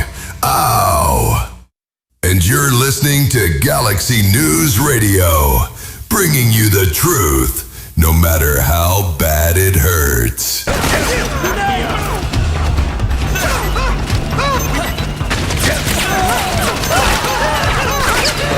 happened?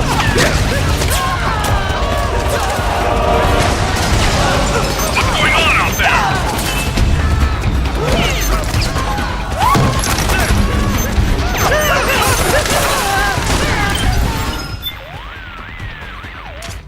Liquid is in the P...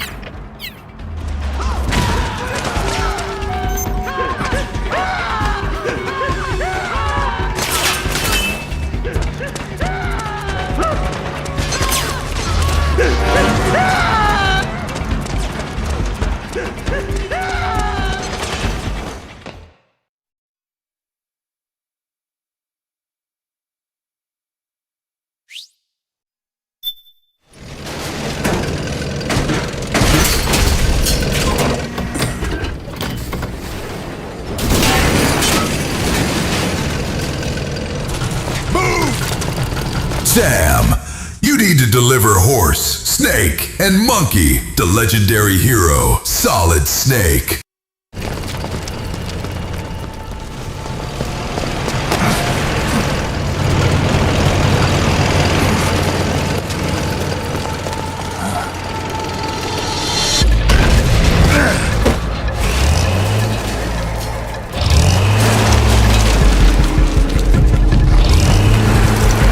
The Tree of Liberty gotta be littered with the blood of Patriots. Big Boss is not my father. He is communist, and probably clone as well. Okay?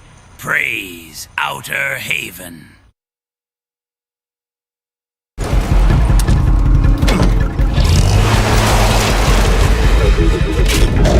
He keep a lab down south in the Little Beast. So much heat you would have thought it was the Middle East.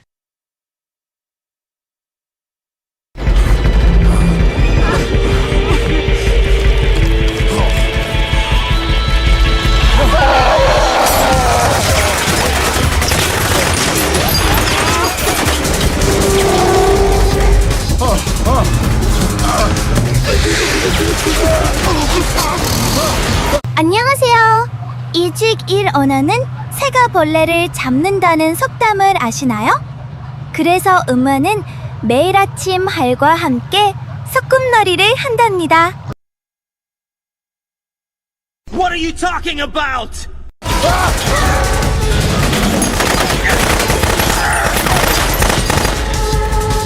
It's the beast!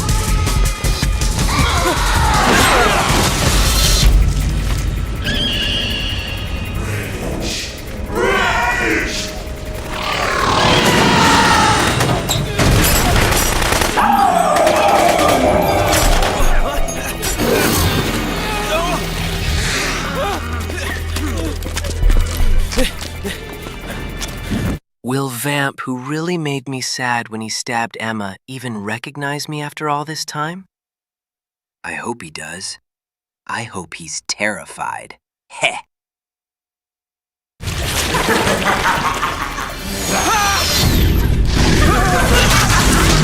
Laugh with me!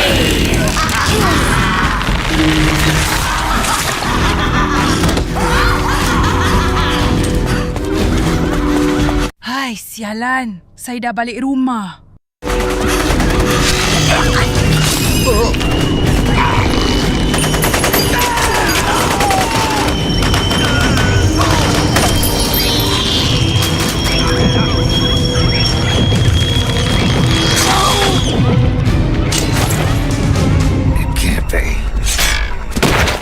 Look, it's a clear reference to the Fox Sound group from NGS1 and Snake's Emotions. It's incredible. Kojima is a god. Kojima is a genius. A wolf appears too.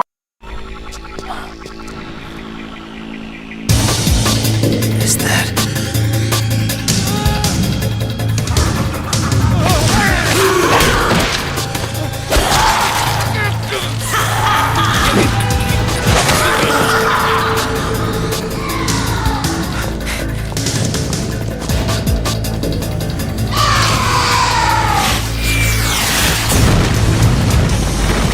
Kurwa mać! Co tu się odpierdala? Dobry Boże!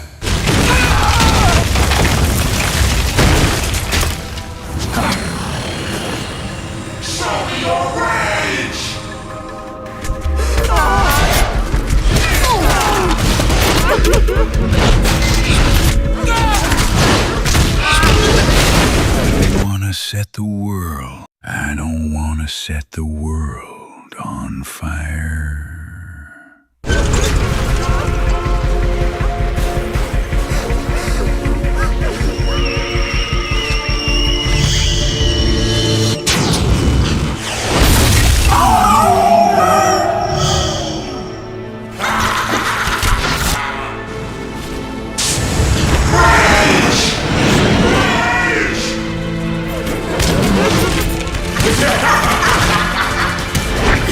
What a bunch of sissies, scared of a dollar store skull mask.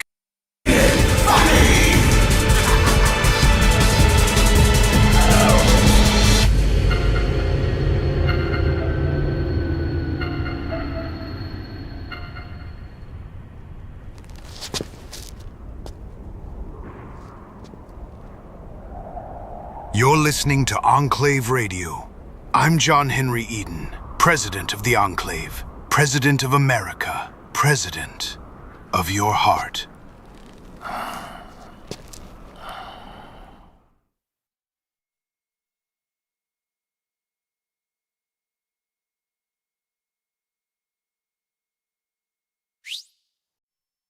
Keep that crazy shit up, Snake, and I'm gonna have to invent white people.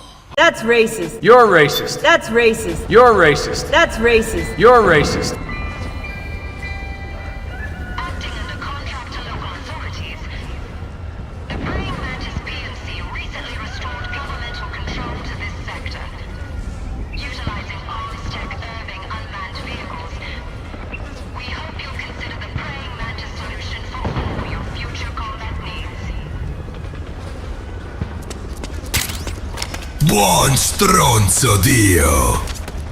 Northwest, Snake. Those things just wiped the floor with the militiamen. Must be the special unit that wounded militiaman was talking about. And now the wreckage is blocking the way. Snake, head straight for Liquid's camp.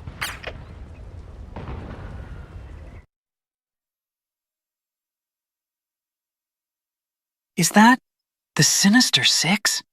It's just like one of my American comic books. Hey, Snake, since when did you learn how to use CQC? I got the training back when I was in Foxhound, but I never used it in actual combat. You had those skills all this time and never used them? Why? The man who taught me was my former commander in Otacon, help me. The Lolly Lulalo have invaded my stream, and they're talking gibberish. Foxhound. Big Boss? Never felt right using a technique learned from a man who'd betrayed his unit. Thinking back, CQC as a concept was way ahead of its time. Nobody was using it yet. Not the Green Berets, or the SEALs, or the CIA paramilitaries. And then earlier this year, the Pentagon declassifies Big Boss's file for some reason. Nothing personnel, kid. All of a sudden, his story is the stuff of pop culture. Books, magazines, the net. And now people are taking another look at CQC. The war criminal, reinvented as a hero. Big Boss's exploits as a Cold War secret agent back in the 60s have made him a legend. No, I'm not laughing, because I am dead inside. The less people know about the truth, the more they can fantasize. Is that why you finally decided to use CQC? Because it's no longer just his anymore? The CQC soldiers use nowadays is a pale imitation. They're learning from reading about it. I learned through doing, and there's a world of difference. Then you want to teach them the real thing. Say, CJ, who has more straps than anybody? Who has all the straps, huh?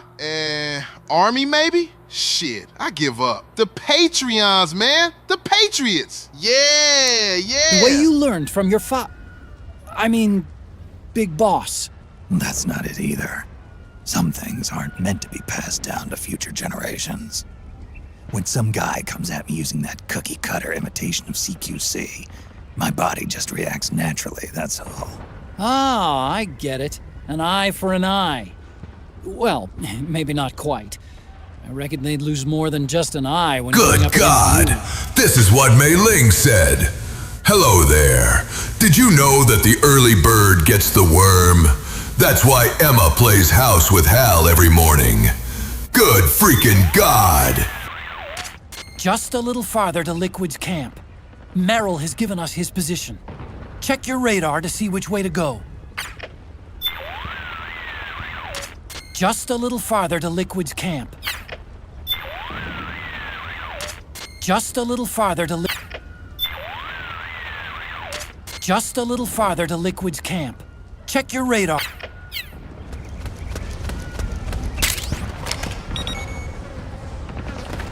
Not yet, Liquid. It's not over yet. Not yet, Liquid. It's not over yet.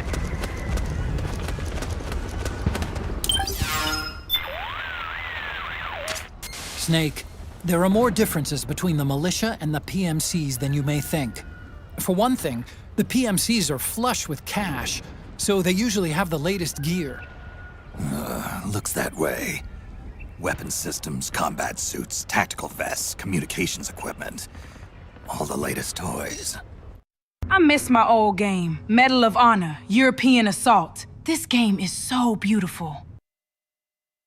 On top of that, they're running on the SOP system, which keeps them in constant contact with each other during battle. The militia, on the other hand, are little more than amateurs. Most haven't even had basic combat training. And their equipment is nothing to brag about either. They're just barely scraping by. Their weapons don't seem to be controlled by the system.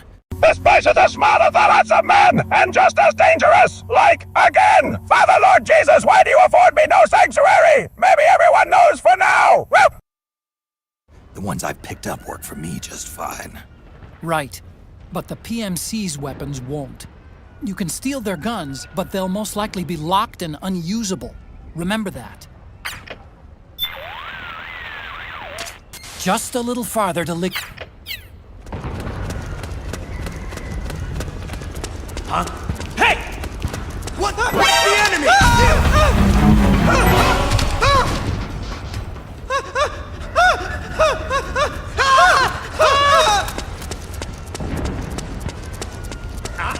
The enemy! There!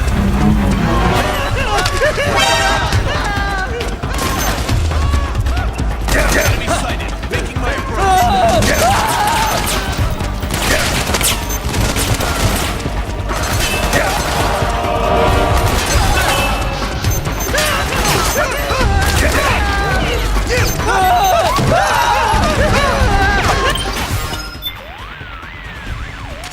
Just a little farther to Liquid's camp.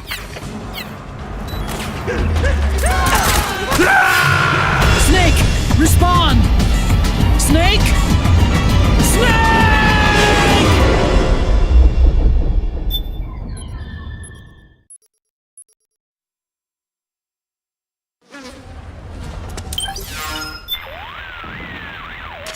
Those things just wipe the floor with the militiamen. Must be the special...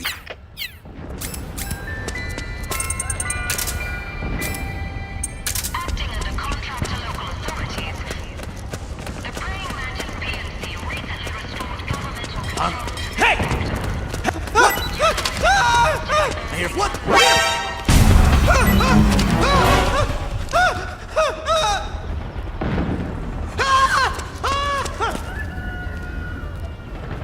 The enemy! Great Scott, lad!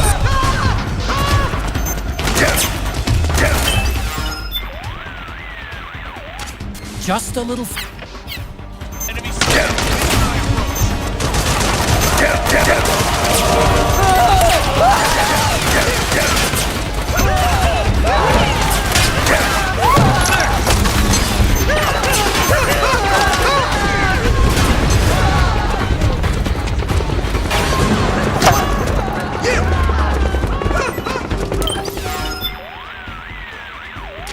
Are those gecko on that truck? I always pictured gecko as these big, hulking things. But I guess they can fold up pretty small, too. Imagine that. I'll bet I could fit one through my front door if I tried. What do you think? Thinking about redecorating? Come on. You don't think I'm that weird, do you? Just a little farther to Liquid's camp. Jack, have you told your clone son to try remember some of the basics of CQC? Just a little farther to...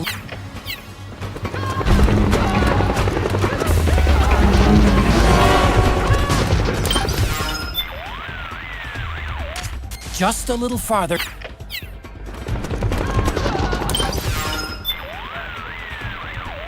Just a little farther to Liquid's camp.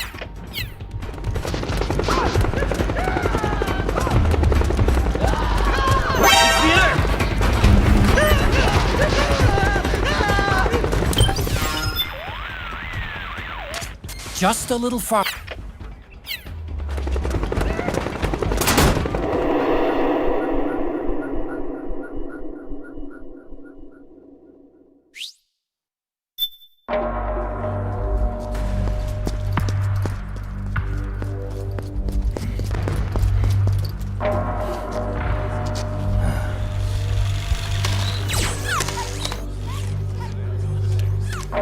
wanna raid the Patriots, Ryder?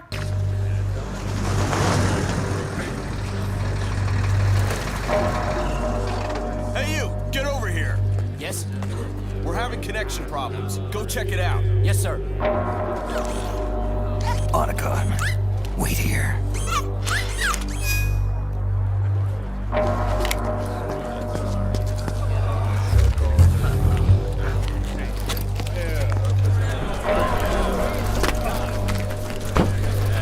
I'm sorry for the loud Spanish swearing in the background, guys. That's just my parents fighting. LOL.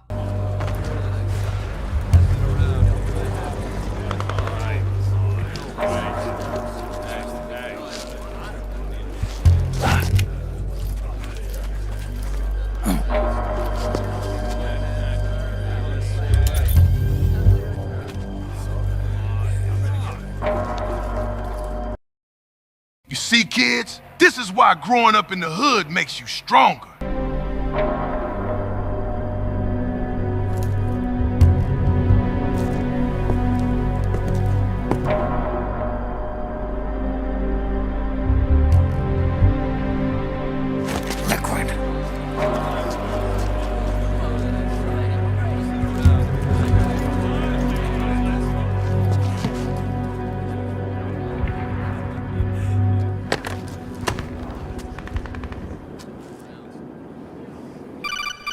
My mother made me mac and cheese after I was f***ing so that I would feel better. Cup the shit, Richie.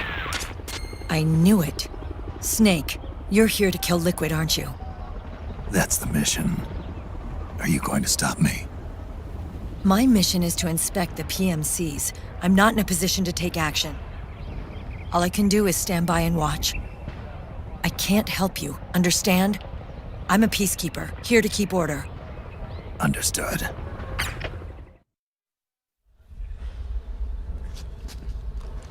You know what? For well over an hour, you really couldn't even tell who they are anymore. So what's that all about? Hopefully I'll hunt that Vamp down sooner or later.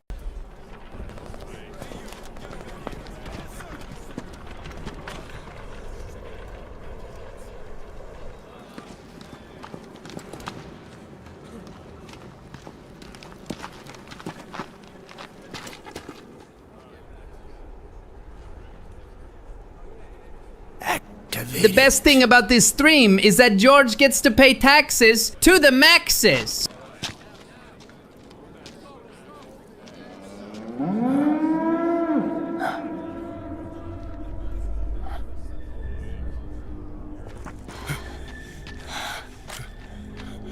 What? Once you go white, baby, you'll get so much sperm in you, you'll never see the end of the night. That's racist. You're racist. That's racist. You're— You fucking degenerate! Oh, man! You fucking degenerate!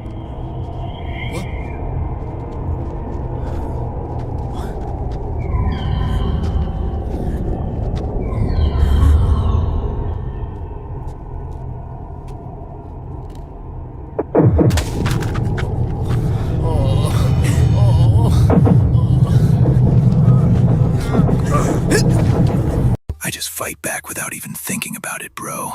I have achieved full autonomous ultra instinct.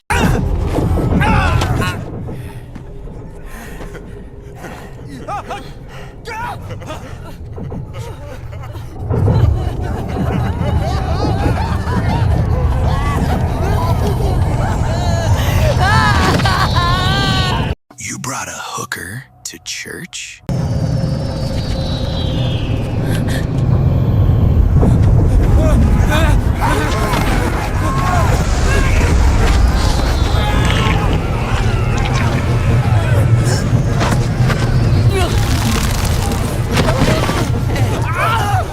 The real reason I didn't use CQC back then is because I have undiagnosed autism, just like our dear leader Hideo Kojambo-san, that rules with an iron but fair fist.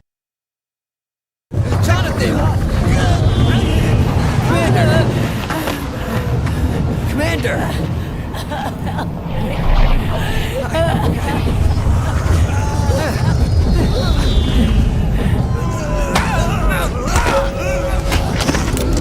Bless me, Father, for I have really sinned. Really, I'm not kidding here. Big sinner. Yup. Good God! I never thought it would be so easy. But these results... refreshing. Don't you think?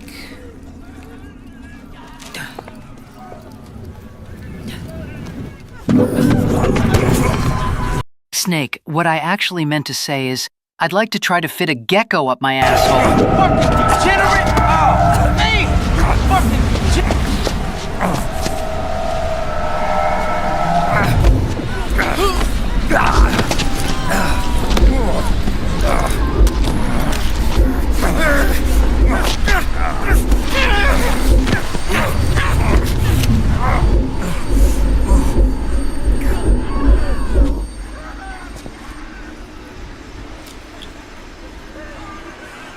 Now you get this straight.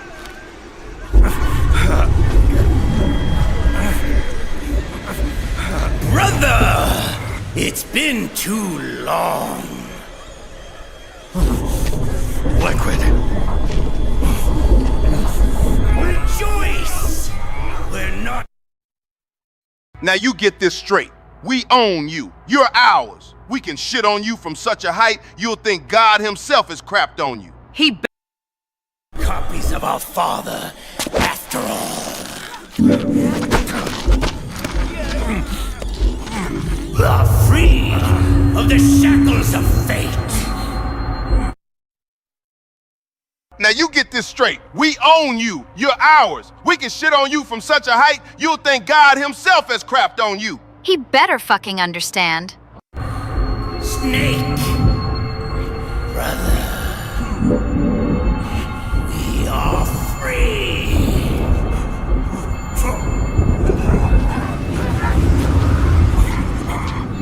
Watch, Snake.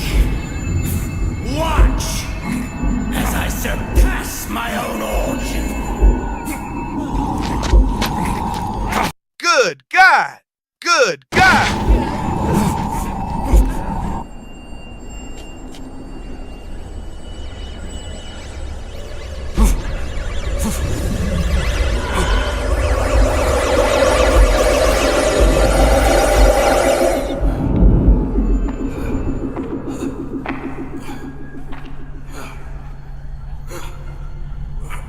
Activate it. Bam.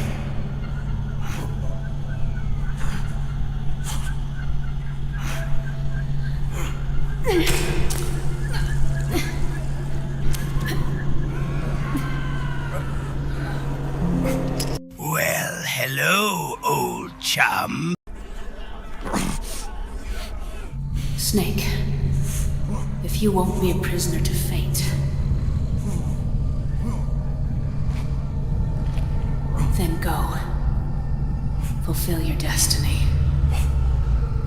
It's a conspiracy, man. Them oil companies got a grip on the government, feeding us a bunch of lies, man.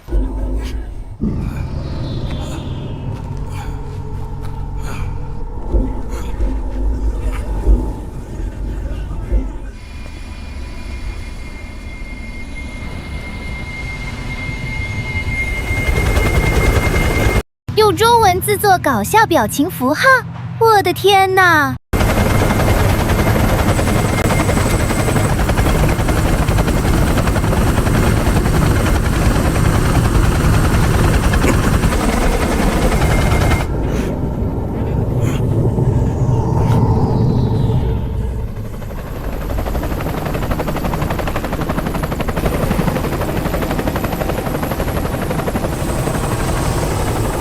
！I see many dead people, old posts from deceased users, others who will die. Death occupies the entire stream, and I feel alive and dead at the same time.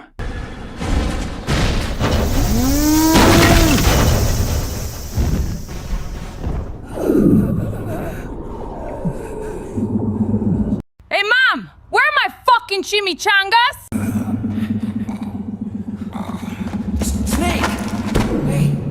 are you alright? Grab on.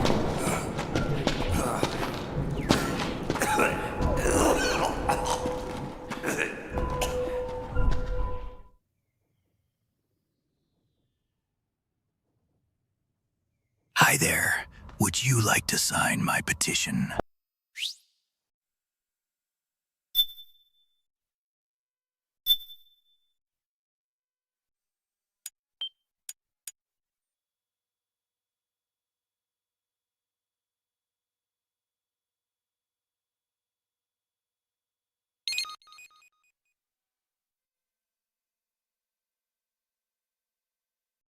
Ocelot, come down here so I can kiss you on the mouth.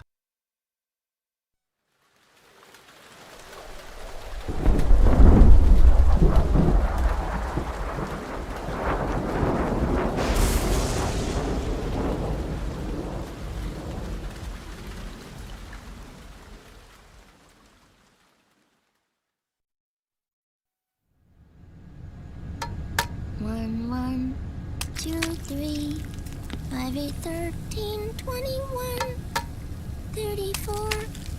That's right, Snake. Lift your ass cheeks and slap them together to create an echoing clap. This will distract the enemies ahead of you. Degenerate! Use your scrumptious ass cheeks to your advantage, Snake. 7, 25, 84.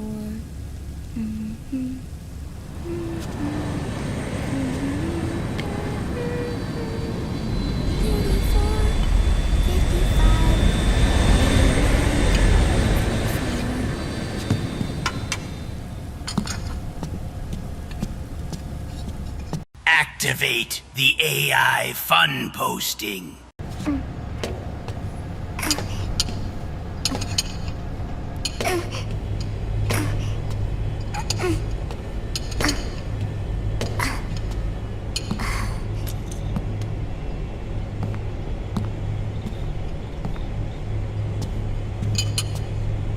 I see many dead people. Old posts from The eggs, they're done. Thank you, Sonny. Snake! So, back from the dead? I don't remember the sun being so flat. Sorry. I'll dig in right away, Sonny. And would you make some for Snake, too? Okay. Hey. I'm so powerfully gay, I can control everyone with my mind. Not for me, Sonny. Shh.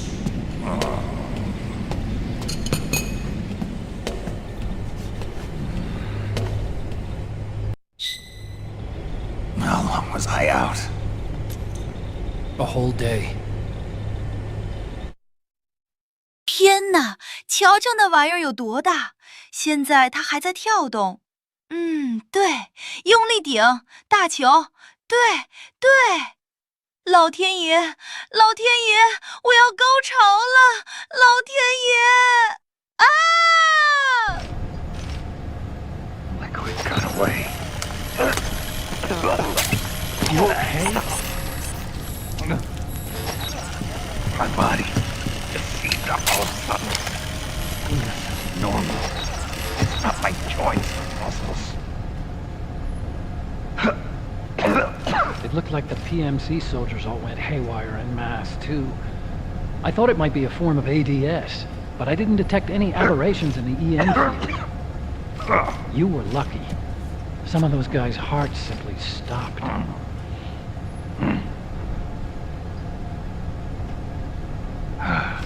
She was there. Naomi was at Liquid's side. Otacon, did you see her? No, but you're right. Naomi was there. I found traces of her DNA in that syringe you were holding. So it was Naomi.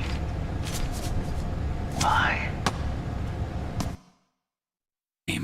It is time. Activate the brain rot device, codenamed 6-7. Here, let me show you something.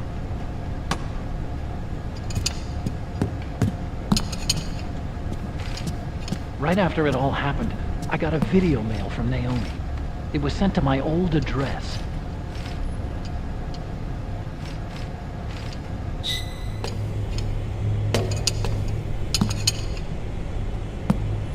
Apparently, we AI have been speaking gibberish and with accents. So here goes.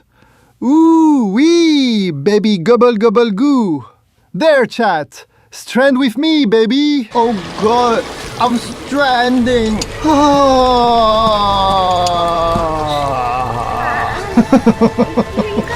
A dud! A dud! Thanks, a honey. dud! They're delicious. A dud! A dud!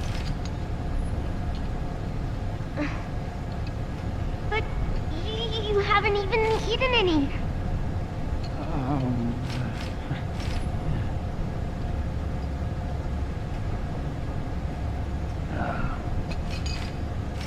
We grown-ups have to watch our caloric intake, you know.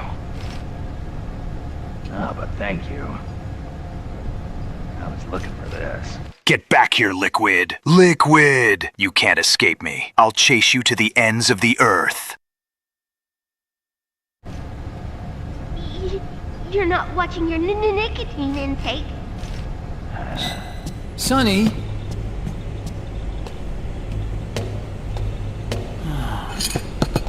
You really hurt her feelings. Yeah.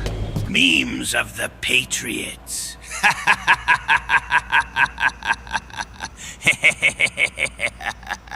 Why don't you teach her how to cook eggs then?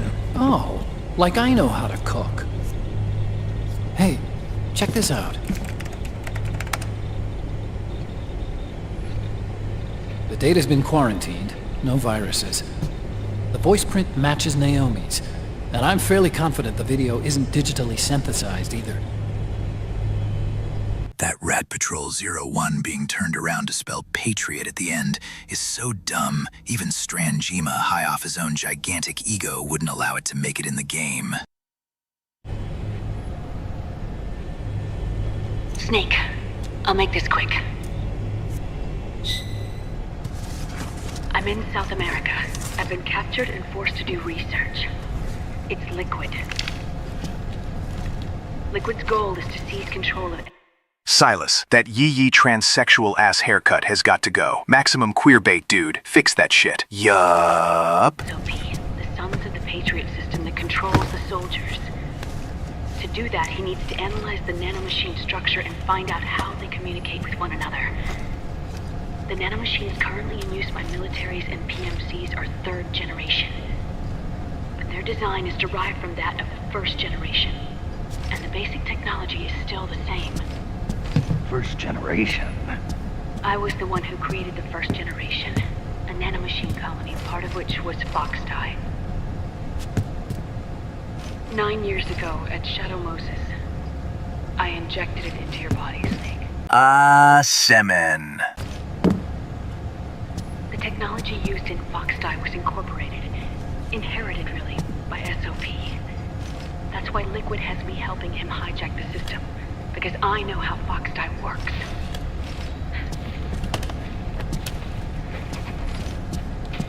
Please, you must rescue me.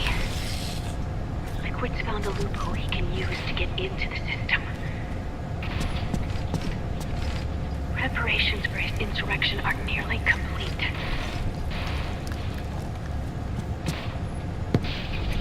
There's no time to waste.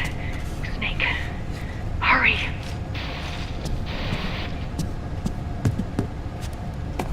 Naomi sent her location data in a separate file. Chat, this is George. Tone in down with the degeneracy, please. Also, I've got like 30 messages backed up on queue, so maybe also stop spamming requests for a second. I only got 2 hands. What the hell is that? It's a type of encrypted data. Sonny decoded it for us. Remember now?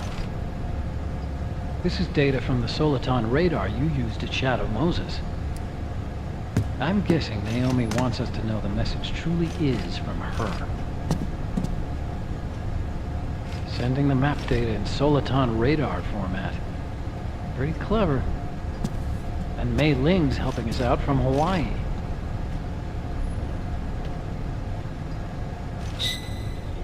The data she sent was 4D sound data. I don't know how What do the numbers mean, Sonny? Soliton radar works, but all I had to do was change the audio data into video data. It was easy.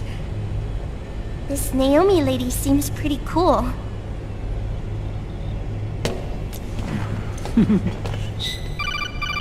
It's Campbell.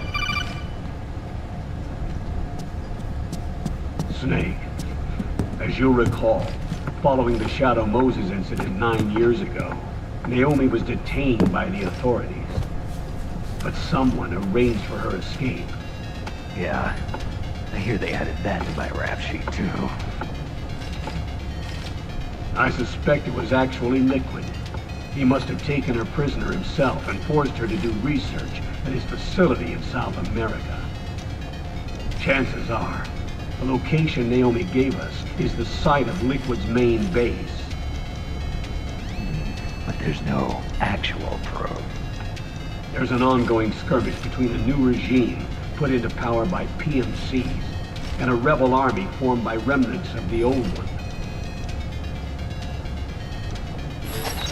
The rebels have hired a small-scale local PMC of their own to stir things up. It's the quintessential example of a war economy market. The new regime is still in shambles, so it's really pure Ramamon, one of the PMCs under Outer Heaven control, that's calling the shots. You might say it's a perfect place for Liquid to make his haven. I will make you some scrambled legs! Or it could be a trap. True, but even so, the payoff would greatly aid our efforts. I had Sonny trace the origin of Naomi's name. The address is fake, but Sonny was able to track the message back through its proxies based on access date timestamps and data transfer volumes. Apparently, the message originated from a server. Let's talk about government, shall we? Or more specifically, your government, dear America. The Enclave. Just who is the Enclave? Why, now that's simple. The Enclave is you, America. South America? I wouldn't exactly call it 100% credible. Colonel, where's Meryl? I know she left the Middle East in pursuit of Liquid. I'm sure our sock is onto it by now. We can't chase that line too far. This is my favorite Metal Gear game because of all the smoking. I love to smoke because I'm French. I'm smoking on that big boss pack.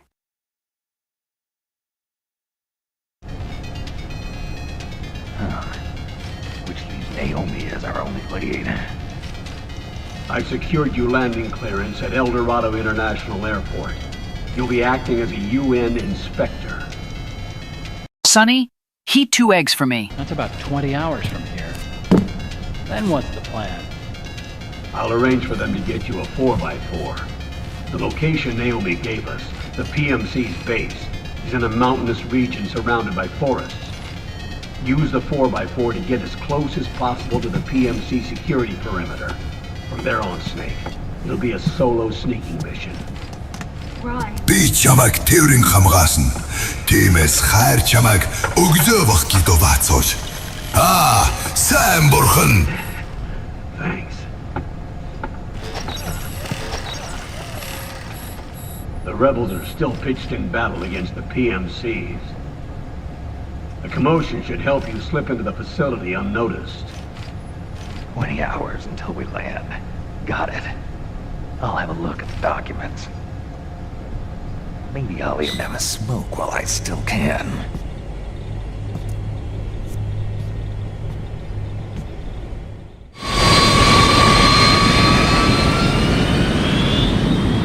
You know, Hide-chan's noodles lube me right inside so I can enjoy that luscious fucking degenerate! pasta. Oh, man! You fucking degenerate!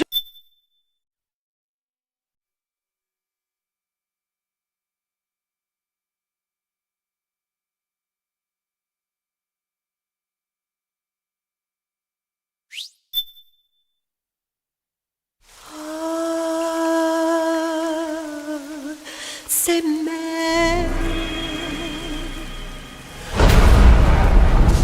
Eva, please stop fucking stranding! I'm trying to work! If you strand again, I'll throw both you and Big Balls off the ship.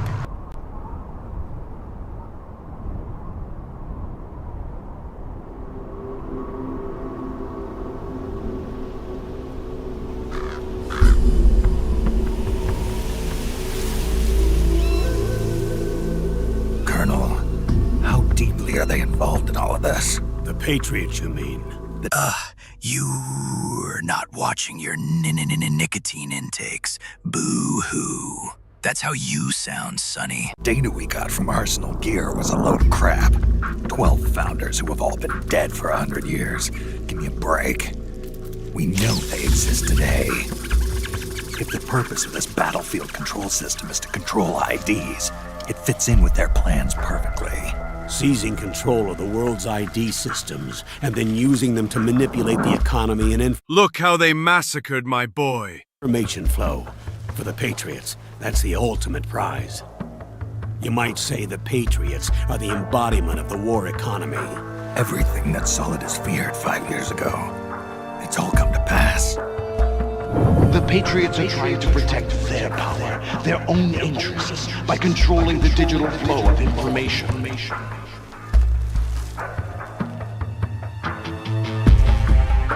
Now, with the media and global opinion under complete control, not even the UN can stand up to them. Then Liquid's insurrection is against them. Exactly. It would seem as though Liquid has taken up Big Boss's cause. An age of persistent universal warfare. A world where mercenaries are free from domination. In a sense, the Outer Heaven Big Boss invasion is already a living reality. You mean the PMCs and their war business? Right now, Liquid is a slave to the Patriots, forced to fight their proxy wars for them. He must Nice shoes. be dying to break free of their spell. Beneath the surface, a new Cold War is brewing between Liquid and the Patriots over who will survive. And no matter who wins, the world has no future. Until we stop Liquid and destroy the system, we'll never be free. Snake, what we call peace is an equilibrium kept in check by— Halt! You have violated the law! Pay the fine! Or better yet, Pay with your body. Fucking degenerate! Oh, man! war economy. Fucking degenerate! Destroying the system means wiping out the information society, the end of modern civilization. Like it or not, we may have no choice but to protract the system.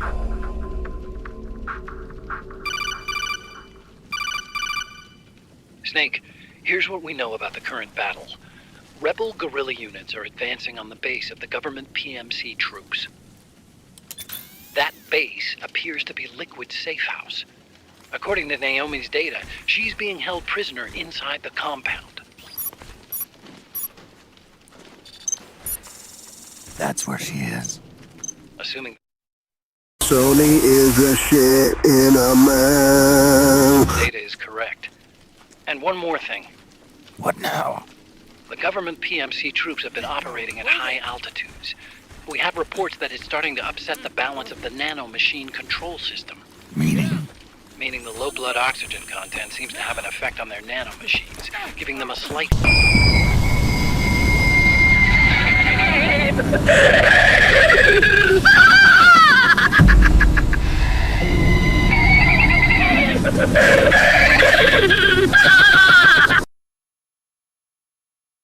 edge in battle. Be careful. Steer clear of altitude sickness. Got it.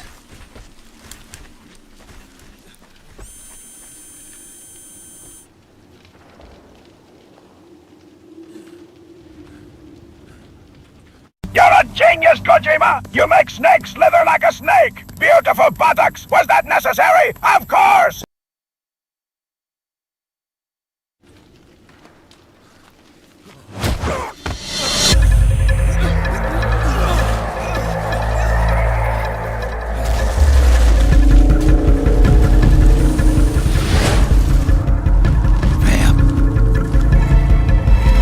Hey, Solid Snake, I told you so.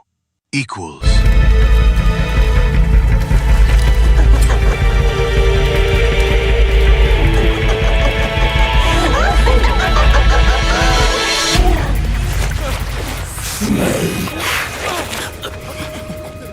Isn't here.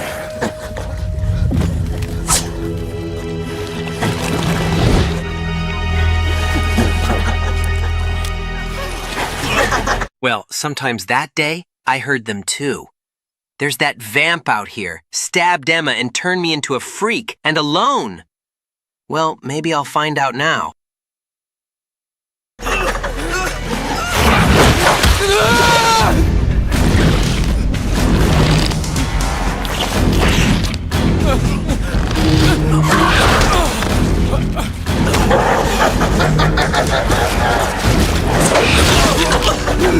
St. Pete in the house. Just here to let you know that roses are red and violets are blue. Flowers have many colors and are beautiful. This is now a pure, innocent stream.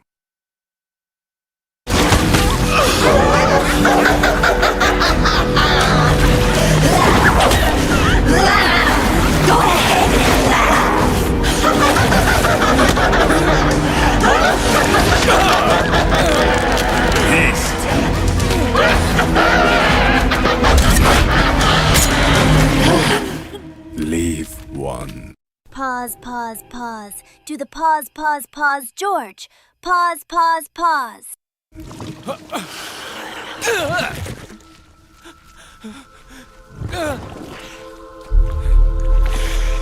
Don't forget this face. This is the face of the bastard who killed your comrades.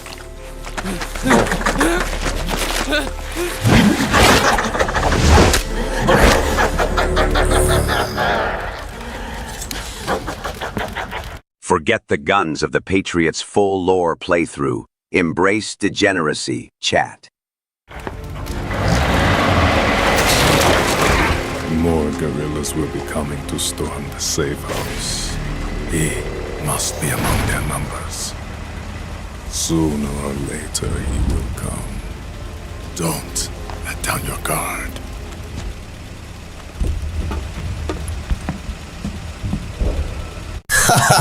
I fucking love ramen noodles. Good God.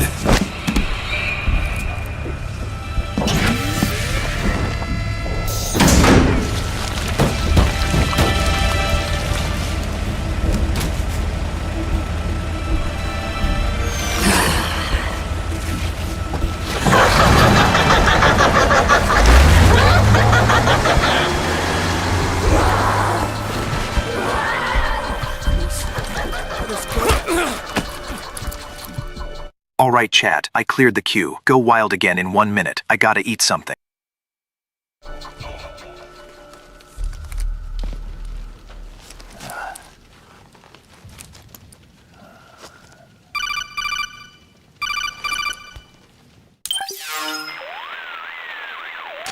Otacon, what the hell?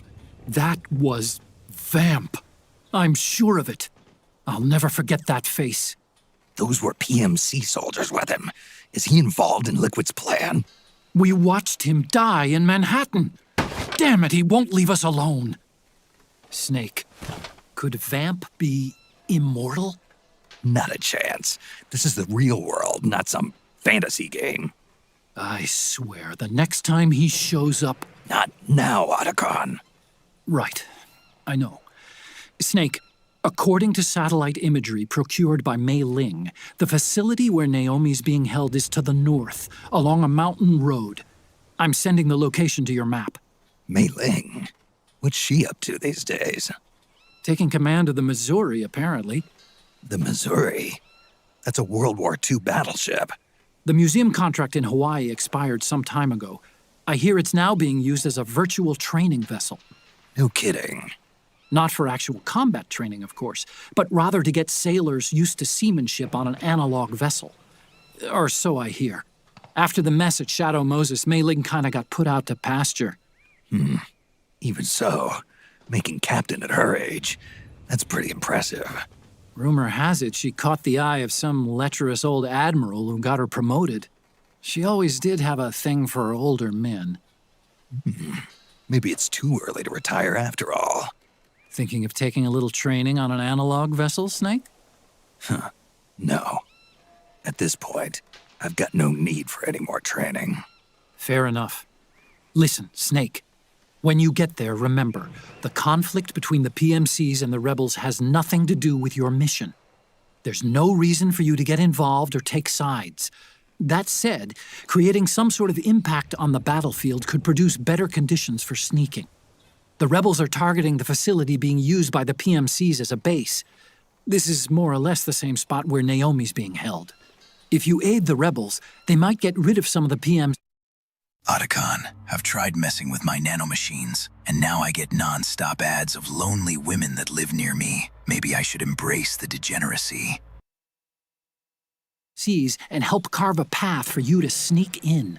That freak I just saw, with the tentacles, was it using the same octo camo system as my suit? Yeah? I thought that technology was Meow, meow, meow! Meow, meow, meow, meow, meow! Hey, Ocelot! Meow! of your own design. Actually, I kind of based it on some designs Sonny snagged off the net. And the data came from? DARPA. So in other words, we're on equal ground technologically. Sorry. I guess I should have told you. And by the looks of things. Chat, I think it's about time I come clean. Miller's Maxi Buns is a front for my drugs business. We needed more GMP.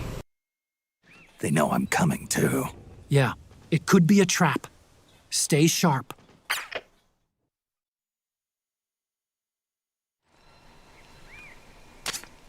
Head for the research lab where Naomi's being held. It's to the north. Snake, I see you found yourself a uniform from the old regime's army. It's just like the ones the rebels are wearing. George, I suggest you have 2 number 9s, a number 9 large, a number 6 with extra dip, a number 7, 2 number 45s, 1 with cheese, and a large soda. Yeah, just my size too. The rebels are a heck of a lot less likely to shoot at you if you're wearing that uniform. Don't hesitate to put it on if you're feeling a little naked. I'll do that. Of course, you have to act the part too. I lied to you, Otacon. This is a fantasy game. Don't forget to play nice. Don't worry. I'll behave. Naomi's lab is north of your present position. The direction of the lab is indicated on your radar. Use it to plan your next move. The low oxygen levels in this high-altitude mountainous area must be having a negative effect on the nanomachines. The PMCs are showing signs of unusually aggressive behavior. Watch your back, Snake.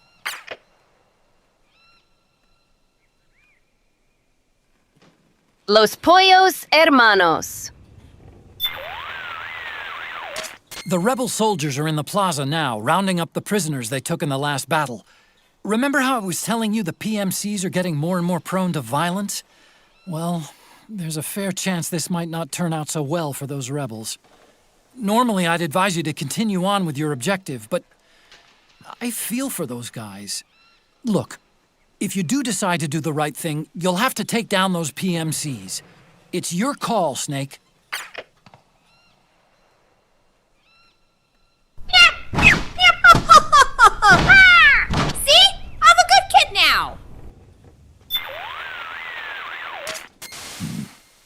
The PMC the regime hired is French, isn't it?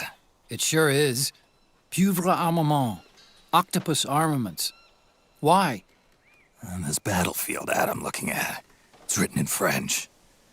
Les tentacules de la pieuvre pour votre guerre. Ben Shaleen. It means something like arms of the octopus, arms for your war.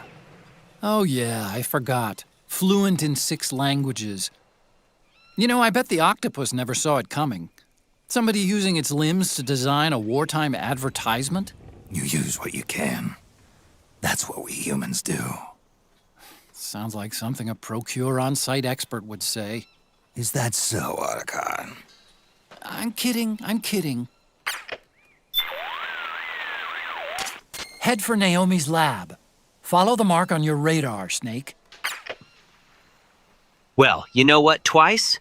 When I win this contest, Vamp's gonna fucking pay for what he just did to that poor Emma Emmerich. Talk about it everything, of course.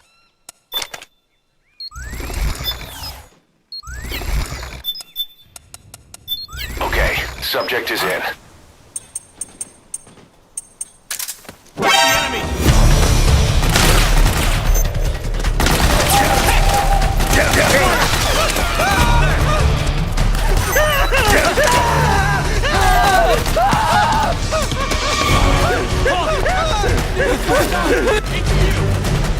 This is HQ. Acknowledge. Sending reinforcements.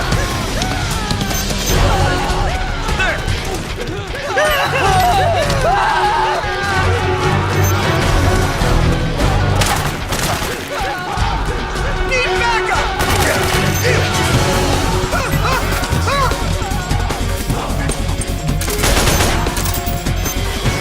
Back me up!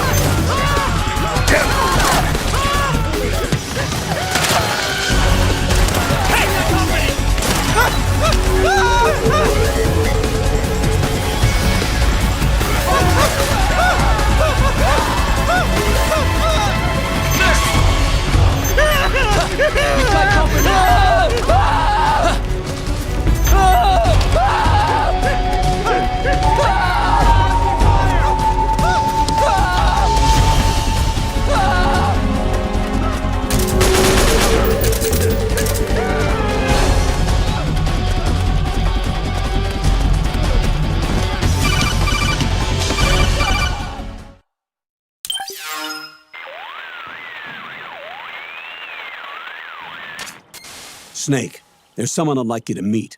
A member of the mission staff. A psychological counselor. Psychological counselor?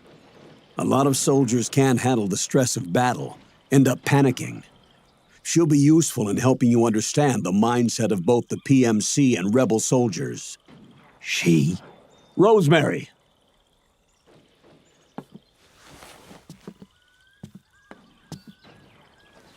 Welcome to the jungle. Watch it bring you to your sha-na-na-na-na-na knees. Nice to meet you, Snake. This is Rosemary. She used to work as a data analyst at the Pentagon, but moved to combat support during the Big Shell incident. Yeah. She was in charge of Jack's files, wasn't she? After that, she studied psychology. And now she's a counselor with CSP, the Combat Stress Platoon. George, you better watch your caloric I intake. hear psychological counseling's the hot field these days. Increased combat efficiency and productivity, all without ever picking up a gun. I'll be acting as your personal counselor on this mission. Since the passing of the new millennium, one of the most important issues facing today's military is the mental care of its soldiers.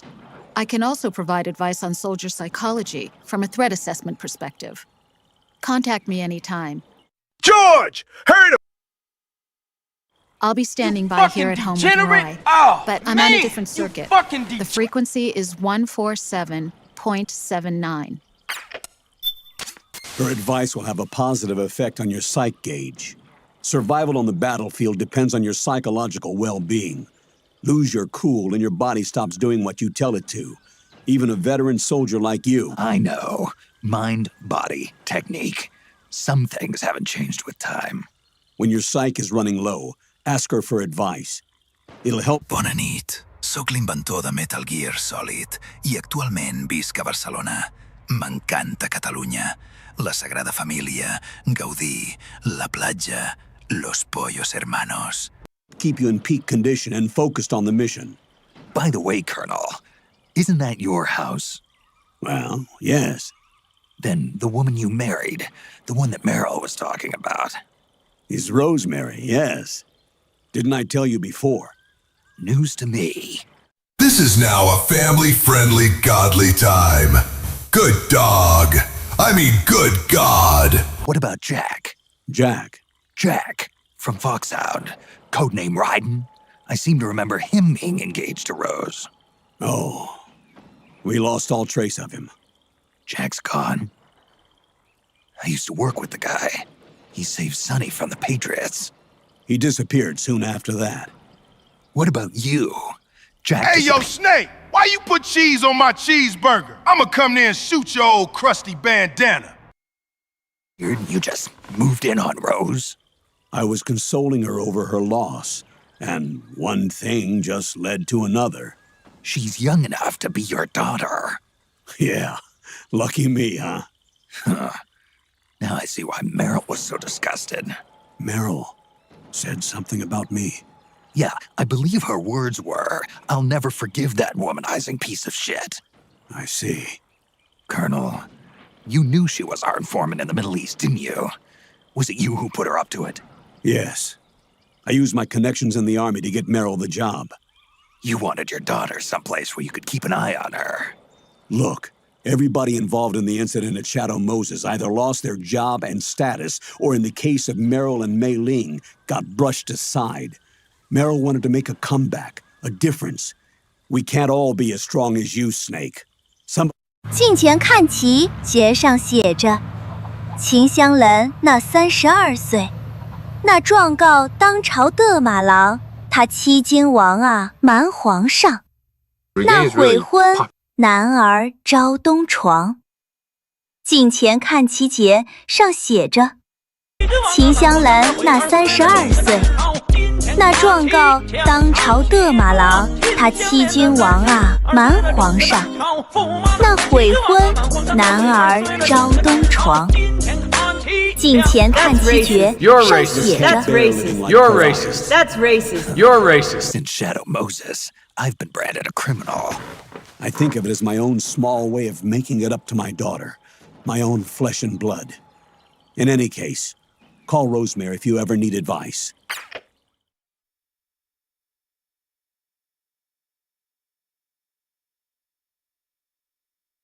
But when the regime changed, the system expunged their IDs. That's why they can't use ID guns and fight with naked guns instead. On the other hand, it also means the government can't control the rebels' actions through the system. Or you can look at it another way. If you get a weapon from the rebels, there's no need to involve Drebin. You can use it as is. Nice. I'll have to remember that. I designed your radar exactly to your specifications, Snake. Talk about comedy, thriller, drama, family and horror movies, TV, and games. Maybe I'll use the video Sony camera to find and get revenge on that Vamp. The baseline map, shown in the upper right of the screen, shows a visual representation of what your senses tell you, including sense you're not even conscious of. It compiles and amplifies data on surrounding temperature, humidity, sounds, and smells. Think of it as a digital expression of the feel of your environment. The feel? You mean my close... Head for Naomi's lab. Follow the mark on your radar, Snake. George, if you can afford to pay your taxes, you definitely can afford more than AOL free dial-up. The facility where Naomi's being forced to do research is still a ways off. Use the destination mark on your radar to figure out where to go. Oh, hi, Snake. Rose. You've lost quite a bit of psych. You ought to do something about that. Right.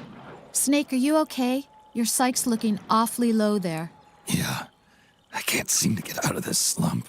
You should find a nice, safe place to rest and My name is Walter Hartwell White. I live at 308 Negra Arroyo Lane, Albuquerque, New Mexico, 87104. This is my confession. replenish your psych. It may help to equip some Munya, too, if you have any. Munya? It'll help you to relax, and should help your psych gauge recover faster. Okay, I'll give it a try. Hi, this is Rose. I need an update on my psych. You're starting to get pretty low on psych. Yeah, I know. Snake, the gauge below your life gauge is your psych gauge. Yeah, you told me about that. Then you'll hear it again. The psych gauge affects the rate at which your life gauge recovers. In other words, how fast your wounds heal. It also greatly influences how well you perform. So, if Dante, DMC3, Torin, Torin's Passage, James Sunderland, Duke Nukem, and I'm lucky, that's exactly what'll happen to one of us. So, lights, camera, action! Various actions. When your psych gauge is full, your life recovers quickly and you shouldn't have any problems doing what you need to do. Remember, your body isn't the only thing driving your performance. Your mind is every bit as important. Hey, I don't... Chat, they took my balls! Won't let my mental state affect my combat efficiency. You may think that, Snake, but the truth is, you're not as young as you used to be. Could have fooled me. It's your psyche that's keeping you alive inside. So you better take it seriously. Keep a close eye on your psych gauge. All right, all right. Oh, hi, Snake. Rose? You're starting to get pretty low on psych. Yeah, I know. Snake, you should try and recover your psych. I've already explained a number of ways to do it. Pick one that's convenient and get your psych back up.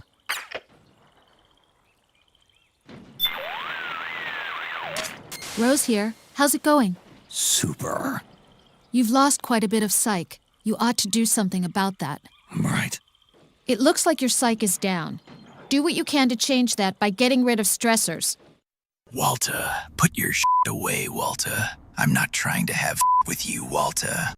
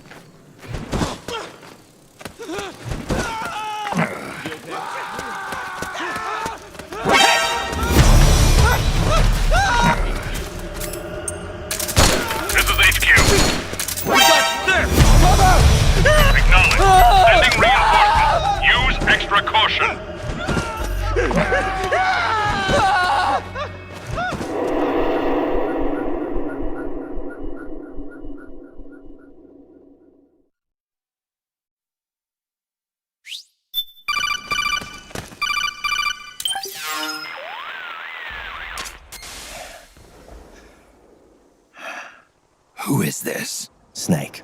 That voice. There's an ambush ahead. Government and PMC troops. You could be shot from anywhere. Watch your surroundings. Look to the distance. Is this... Jack? Jack is dead. Snake. I'm at your side. Wait.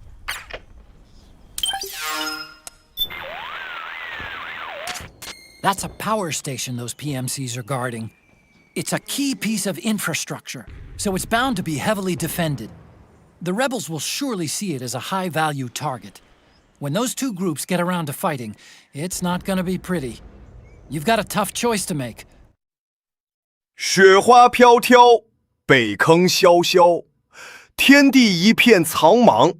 一剪寒梅，傲立雪中，只为伊人飘香。 Follow them, or find your own way around. Until now, the rebels have been engaging the PMCs in an effort to capture the power station without damaging it. But looking at the way they've been fighting lately, I'm seeing a slight change in the rebels' strategy. They don't seem as concerned about keeping the facility intact. Well, this was originally their land. Psh, cacking king, ding, ding, ding. You are now connected to dial-up.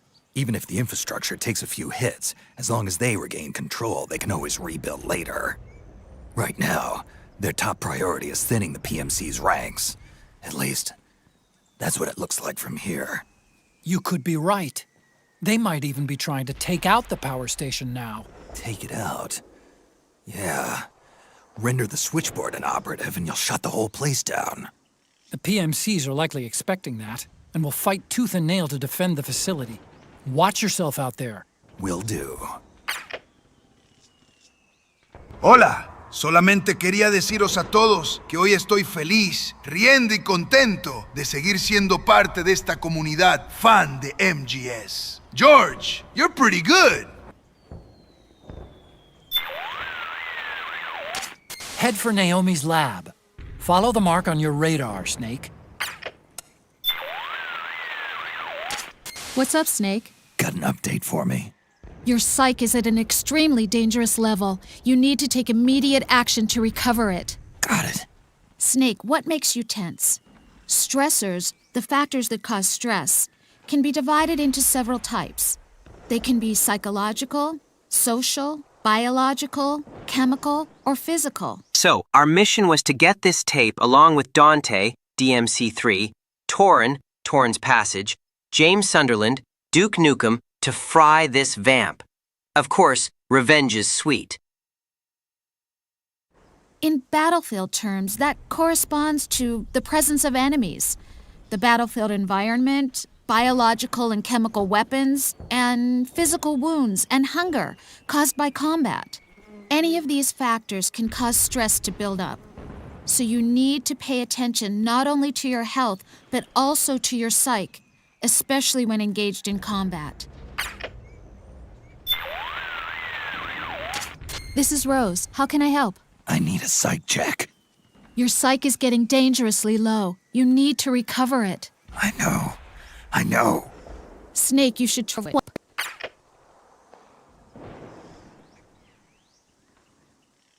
早上好，中国！现在我有冰淇淋，我很喜欢冰淇淋，但是速度以激情9倍，冰淇淋。我最喜欢，所以现在是音乐时间，准备。Hello, Snake. What do you have for me, Rose? Your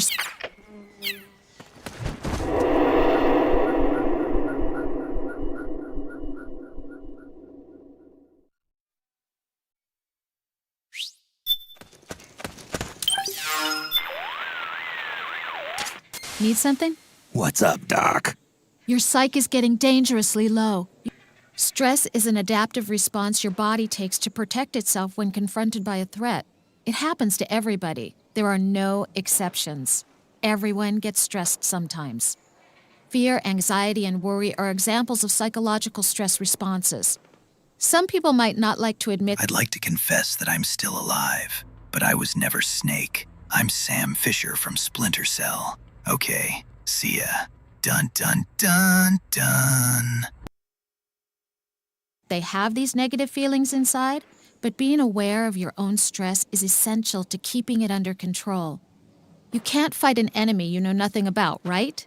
The same is true of stress. To recover your psyche, you need to know where your stress is coming from. Don't worry, Raiden! They took my ball as well back in Mother Base, so that makes us both the ball-less team! Woof woof! Give me a call whenever you feel it getting low.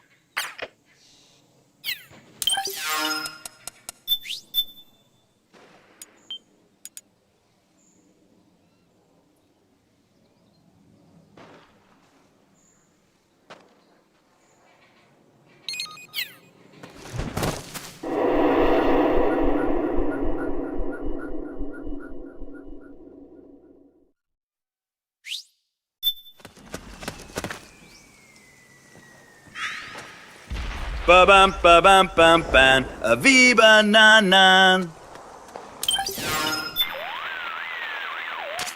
Hello, Snake. What do you have for me, Rose? You've lost a large amount of psyche. You'd better take care of that right away. Got it. In order to effectively manage your stress, you first need to assess it. Think about what happens to people when they get tense. Some people feel more tired than usual. Others experience stronger emotions or exhibit incoherent behavior or become dependent on things like alcohol or tobacco. Tobacco, huh? Some experience insomnia, depression. Our light-induced image of truth has been filtered blank of its substance. We've all been blinded, subject to visual misinformation, a systematic denial of the crystalline. Or have trouble concentrating. Others find themselves feeling apathetic. mentally drained. Everyone has their own way of reacting to stress. The important thing is to get a feel for what effect stress has on you. Pay attention to your psych gauge to learn what sort of situation causes Oh, psych! That's the wrong number! Oh! it to go down.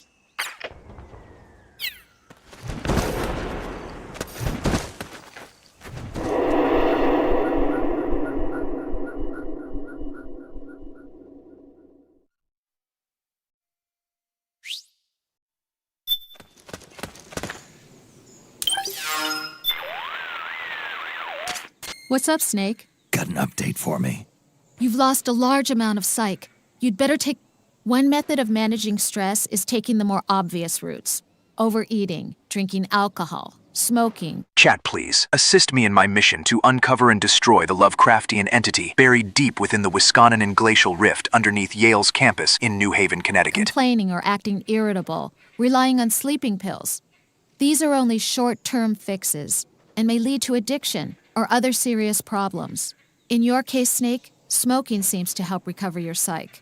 But it's not a good idea to become dependent on it. I'd advise you to watch your intake.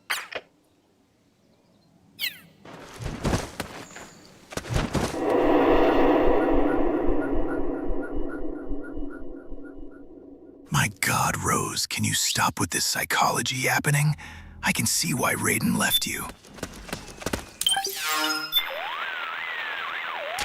Rose here. How's it going? Super. Your psych is at an extremely dangerous level. You need to take immediate action to recover it. Got it.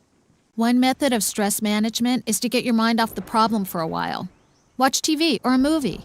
Look at paintings or pretty scenery. Get some rest. Take a break. Keep yourself busy with... Chat! They are staring to inject me with estrogen! The home. All these things work well, but bear in mind they're really nothing more than emergency stopgap measures. There's still the matter of getting to the root of the problem. I don't see any TVs around here. And the scenery... Well, how about paintings or sculptures? Or listening to music, that works too. Or sometimes it helps if you stand by a river or a pond. Look around for a place or site that might help you recover your psych. As our eyes refuse to adhere to intuitive lines, everything examined, separated, one thing at a time. The harder we stare, the more complete the disintegration.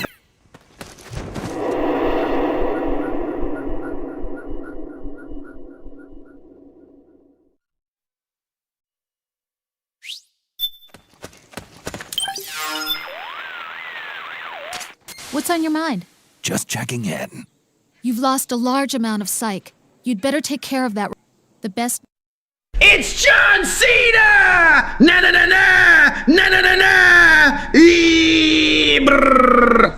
Methods for managing stress are comprehensive methods. Getting a healthy amount of exercise, meditating, letting yourself relax mentally and physically, not focusing on negative thoughts, counseling from a trusted professional. These approaches target both your body and your mind. But I know they aren't exactly convenient for someone in the middle of battle. So, Snake, try one of the easier techniques instead. To keep your stress levels under control, use whatever method is available to you at the time. That'll help you maintain a high level of psych. I'm not sure if you consider me a trusted professional, but I am here if you ever need to talk. I might even be able to help.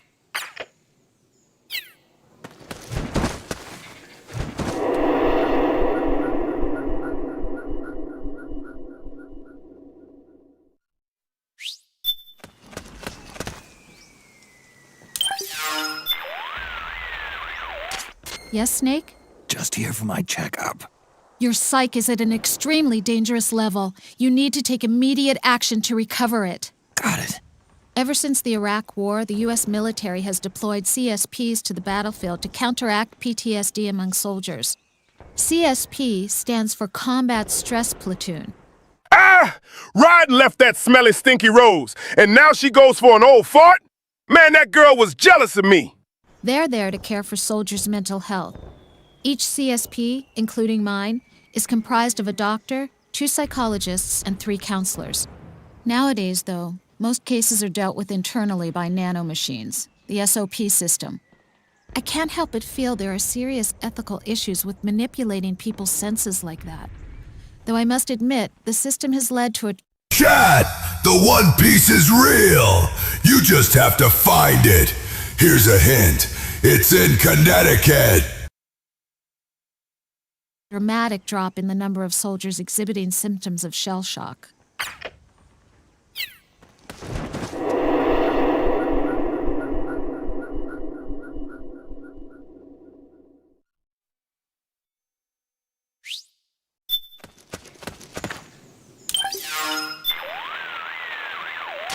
What's up, Snake? Got an update for me? You've lost a large amount of psych. You'd better take care of... Snake, you need to recover your psyche. A good way to recover your psyche is to goon. Find somewhere comfortable and press the action button to goon. That right away. Got it. The primary mission of CSPs like mine is to provide care for soldiers suffering from combat stress. Sounds like a good gig. The symptoms were first identified during the American Civil War. During World War I, they called it shell shock. Today, it's known as post-traumatic stress disorder, or PTSD. You mean combat fatigue? Right. That's how soldiers have referred to it. Unlike external wounds, psychological damage is not readily visible, making it that much harder to detect. And his name is John Cena! Good God, DDD! The only way to diagnose it is to look at the victim's stress level and determine whether or not he's able to effectively engage in battle.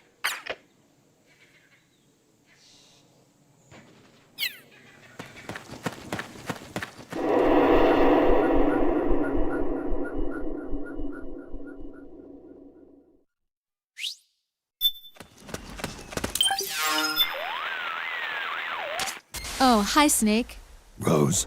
Your psyche is at an extremely dangerous level. You need to take immediate action to recover it. Got it.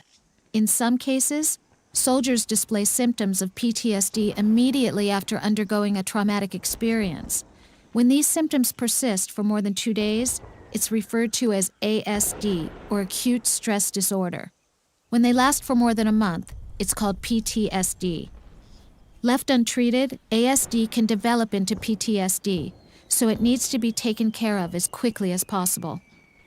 If something stressful happens to you, let me know right away. Good God! Yeah! Good God! Yeah! Good God! Yeah! Good God! Yeah! Good God! Yeah!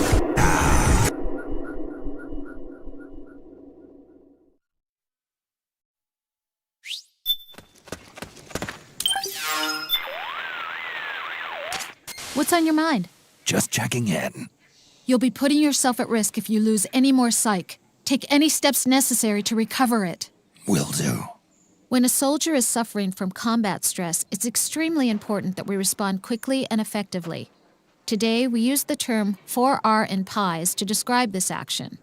The 4R in 4R in pies. Squint your eyes to see clearly. Blur reality to make it real. Let focus go from your deceiving eyes to know what's been concealed. Reality untouchable, transparent. Stands for 4 words that describe the response. Reassurance. Getting the soldier to feel at ease. For example, we might get his commanding officer or supervisor to tell him he's okay. Rest. Letting the soldier cool down mentally and physically. Replenishment. Having the soldier recharge his batteries by eating and Chat, I found the location of the final Triforce shard, but I have some pretty rough news. It's in Connecticut. sleeping. And restoration. Having the soldier talk about his feelings and getting him to calm down. The 4 R's represent the core thinking behind dealing with soldiers who suffer from stress. The pies in 4R in pies can be thought of as the principles that guide the execution of the 4 R's. Proximity, staying close to the soldier. Immediacy, acting quickly. Expectancy, giving the soldier hope that he'll get better. And simplicity, taking care of him in a clear and uncomplicated manner. Take the first letter of each principle, and you get the word pies. Snake, you can apply these principles yourself when managing your own stress. When your psyche runs low, act quickly and appropriately to remedy the situation. I'm trusting you to take care of yourself. Hi, this is Rose. I need an update on my psych. Your psych is getting dangerously low. You need to recover it. I know. I think you'd better stop and recover your... Rose, I swear to Satan's nutsack, if you don't stop blasting my ear with platitudes, I'm gonna swallow my fake death pill. Before you...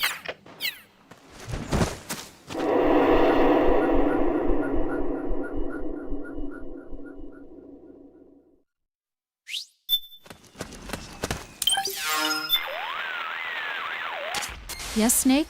Your immediate action to recover... In recent years, more and more Special Forces units have started to hold debriefing sessions after missions, giving team members a chance to talk to each other, which can reduce the risk of developing combat stress. Debriefings are nothing new. We've always used them to deliver post-action reports. Those reports are important too, but I'm talking about using debriefing specifically as a stress management tool. They really do all that? Yeah, they do. Let me... See, Snake? This is why I left Rose. Her itchy whining is just as bad as her home cooking. give you an example of how to conduct a debriefing. First, everybody sits in a circle and goes over the rules. That is, they agree that anything discussed does not go beyond that room. Then they take turns and tell the others about what happened to them on the mission. It doesn't matter who goes first. After that, they describe the first thing they thought of at the time, relate how they felt and reacted. Who's your daddy, huh? Who's your daddy? Good God! Realizations they come to during that process help them rearrange their thoughts. And at the end, they go over their feelings once again. Adorable. Sharing each other's experiences like this and having others understand where you're coming from helps relieve stress.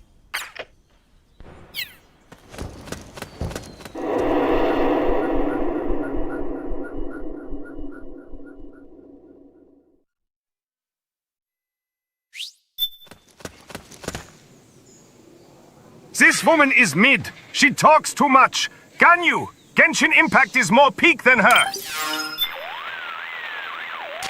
Need something? What's up, Doc? Your psych is getting dangerously... There's actually a term for these debriefings where everybody gets together and talks after the mission. They're called CISDs, Critical Incident Stress Debriefings. CISDs have become popular as a stress management technique among firefighters and others involved in disaster relief. They say being at a disaster Find site another is hobby, just like... Rose. Stop hogging the spotlight. I recommend you meet people. Look, I know a guy named Jack Dawson who wants to go on a cruise on the Titanic. Being on a battlefield. The stress you endure is as serious as a soldier's. So the concept of CIS developed at around the same time the term PTSD first began to appear. Now, military and police organizations are starting to pick up on CISD. It's proving just as effective at dealing with stress among soldiers as it is among firefighters. I miss Rose, guys. I miss her a lot. I've been in America for 5 goddamn months. I miss my wife.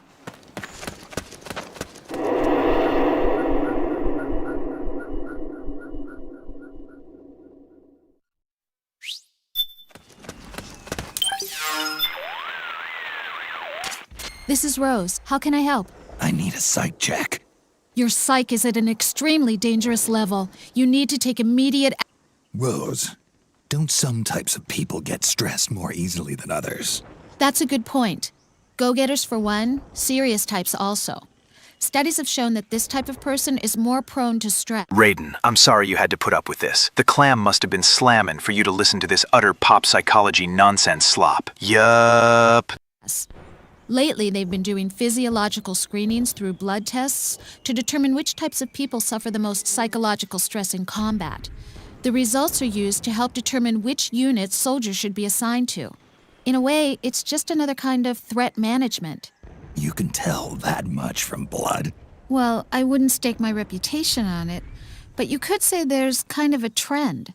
Some experts even claim that some genes may make people more susceptible to fear. Kind of like the flip side of soldier genes. لا شيء واقع مطلق بل كل ممكن. Right. Soldier genes.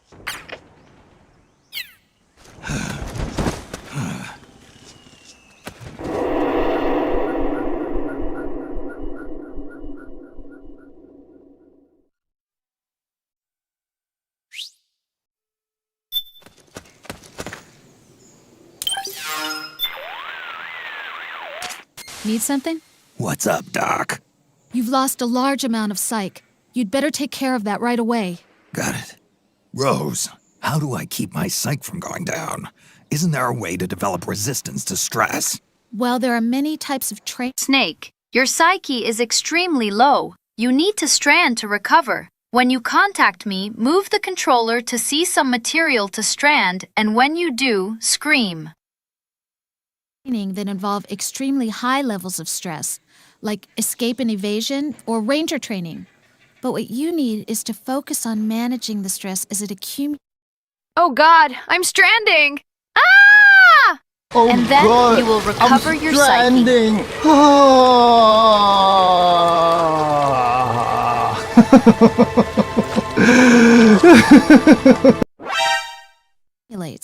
It's not healthy to let it build up inside. No matter how big the cup, keep pouring water into it, and eventually it's going to overflow. Snake, you have to dump some of that water out once in a while. Here's what you need to know. The best way for us to confront combat stress is not to train ourselves to resist it, but to train ourselves to recognize internalized stress early on and release it. Hassan, he want to go sleep. Say goodnight. In your case, you can assess your stress level by looking at your psych gauge. Always keep an eye on it.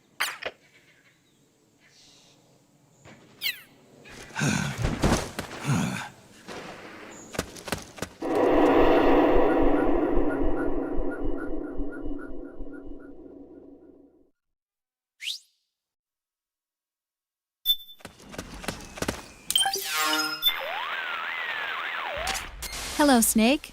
What do you have for me, Rose? Your psych is at an extremely dangerous level. You need to take immediate action. Are you familiar with the term catharsis? Catharsis, sure. It comes from a Greek word meaning cleansing. When we remember a traumatic past experience, it causes us Women. Coffee. Women. Coffee. to feel afraid, distressed, insecure, and we tend to suppress those feelings. Allowing ourselves to express these pent-up emotions removes that burden and relieves our psychological tensions. It's called catharsis. We experience catharsis in our daily lives in many different ways. Woman, please shut the hell up and go make me a sandwich. That's racist. You're racist. That's racist. You're By racist. telling others That's how we racist. feel, You're Or by racist. painting a picture, watching sports, going on a trip, or even yelling at the top of our lungs. Snake, if you ever feel like a past experience is making you feel uncomfortable, talk to me about it. It could help you experience catharsis. I'll, keep it in mind.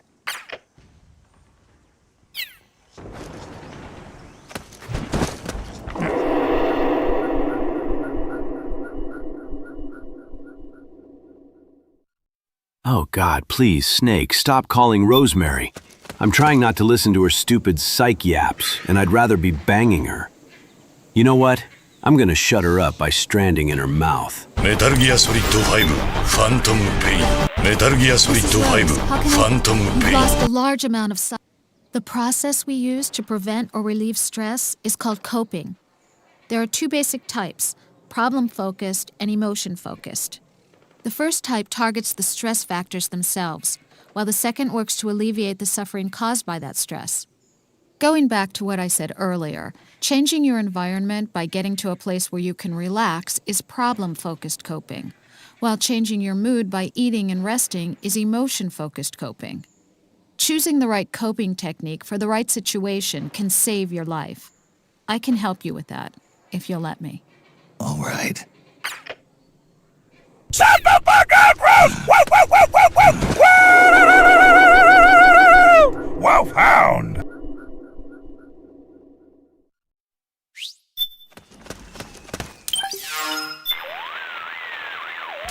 What's up, Snake? In psychology, mental and emotional wounds are known as trauma. Of course, in your line of work, you use the word trauma a little differently. Yeah, like trauma pads. Body armor woven from high-tensile fibers can stop bullets and shrapnel from penetrating. But in the end, it's no more than a piece of cloth. It does nothing to stop the bullet's kinetic energy Here is an owl from Scotland. Whoo, whoo. from being being transferred to the wearer's soft tissue. You're lucky if you get off with just bruises. More than likely, you're left with a few fractures, broken bones. That's why you wear trauma pads, to absorb the shock so it does as little damage as possible. They make all kinds of them. Some have steel plates designed to diffuse the shock of impact over a wide area. Others use shock-absorbing gels to convert kinetic energy into heat. That's all well and good if you're only worried about your body. 100 billion strands, divided up and hidden all over my balls. Snake. But so far, nobody's invented armor against psychological trauma. That's where I come in. If you ever need anything, don't hesitate to give me a call.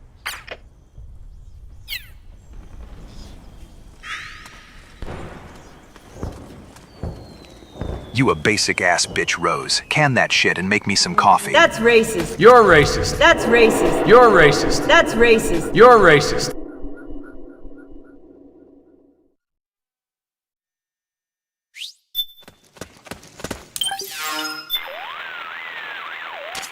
Hello, Snake. What do you have for me, Rose? You'll be putting yourself at risk if you lose any more psych. Take any steps necessary to recover it. Will do. Are you familiar with the effects of relaxation? As much as anyone else. I like to have a good time. In a state of relaxation, muscle tension is released. Breathing and pulse become slower, and blood pressure is kept at reasonable levels. I'm the biggest racist of them all, vroom vroom.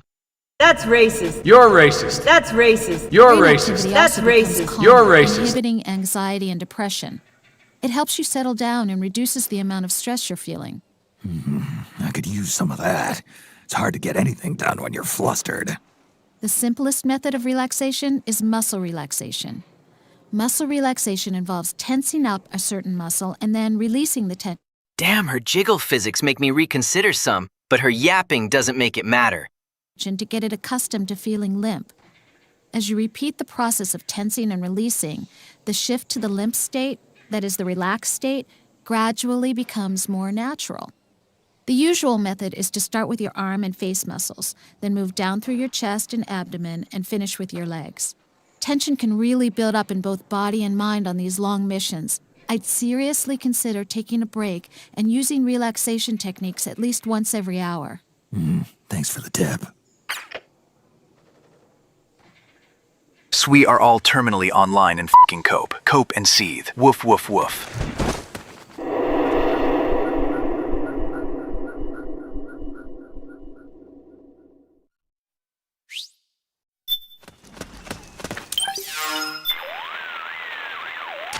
Rose here. How's it going?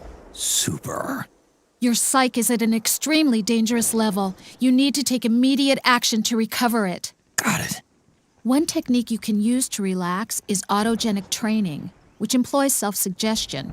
What? It's a behavioral therapy in which you regulate both mind and body by changing their respective states. You assume a relaxed position and think of a formula that expresses your body's sense of weight and temperature. You then chant this formula in your mind until your body feels as if it's actually experiencing. Ryden, abortion costs $500. Plan B costs $50. A condom costs $5, but being f***ed is free. That state. Once you've mastered one formula, you move on to the next. In repeating this process, your body gradually transitions toward the state expressed in the formula, and eventually you learn to regulate body and mind. I've heard something like that before. A guy from the New Zealand SAS told me about it. When it's cold outside but too dangerous to build a fire, they look at a picture of a fire instead. Said it made their bodies feel warmer. You know, it's just another form of self-suggestion. Oh God, shut up, Rose. I don't give a shit about my psyche gauge. If you think something hard enough, you can produce actual physiological changes in your body. They may have come up with that technique themselves through experience, but I suspect they had a little help from a psychologist. Kinda like you. Yeah, kind of like me.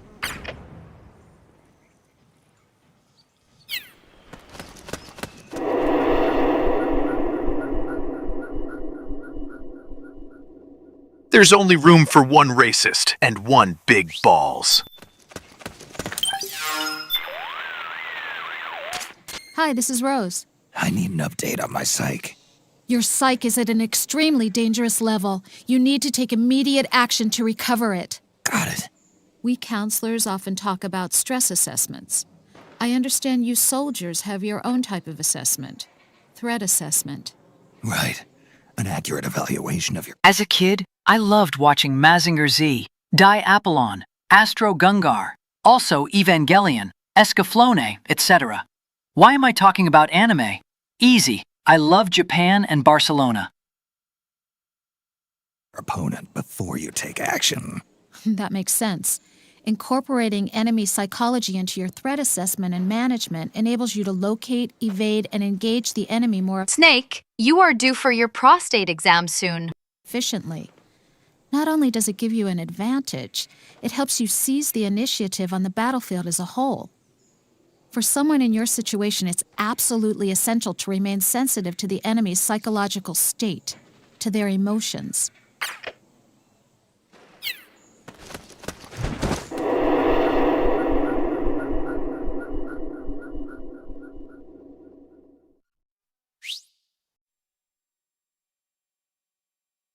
Can we move on from this, please, before I tweak my ass off from going further with this?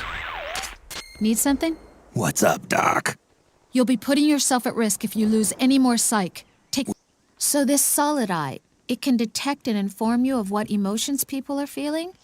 Dr. Emmerich told me all about it. The muscle groups in our faces move in specific patterns depending on the emotion being experienced. There's been a lot of research done on Rose, if you want to raise my psyche, just do some jumping jacks for me in that tight shirt. this, and the theory is being applied by intelligence and law enforcement agencies. Dr. Emmerich tells me the solid eye uses LiDAR to scan the target's face and pick up subtle muscle movements. And it picks up other physical reactions as well, like the way blood flows to the legs when we're afraid, or concentrates in the upper body when we get angry. Changes in pulse rate, skin temperature, sweat secretion. Ah, Rosemary, you fucking degenerate. You fucking degenerate. Oh, man, you fucking degenerate. It takes all this information and calculates people's emotions with amazing accuracy. No kidding. And here I thought it was all smoke and mirrors. Our emotions have a significant impact on how we act. Knowing how people feel gives you a strategic edge. It must process data in much the same way as the nanomachines in SOP. I have to say, George, is this my punishment for my degeneracy? I have never, ever wanted a prostate exam more than I do. Right now. Ooh-gabagoo-ooh-ooh-ooh. I'm gonna fucking shit in my own urethra. Degenerate. Even speaking as a psychologist, your friend has developed quite a reliable system.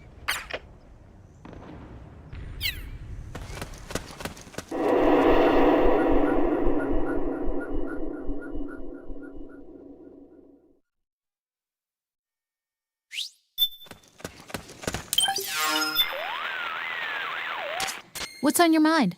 Just checking in. You'll be putting yourself at risk if you lose any more psych. Take any steps necessary to recover it. Snake, have you ever tried Thalassin? Can't say that I... Will do. The little girl you have with you, Sunny, right? Yeah. She's got a bit of a stutter, doesn't she? Yeah, she's been like that as long as I've known her. Any idea why? There are a lot of underlying factors, but at the risk of oversimplifying, I think we have to consider... Snake, have you ever tried Thalassin? Can't say that I have. What is it? It is a drug that can make you feel emotions that should not be physically possible. Or the possibility that living in isolation from the outside world is placing her under a lot of stress. Stress? Sunny chooses not to go outside. It's what she wants. It's what she thinks she wants.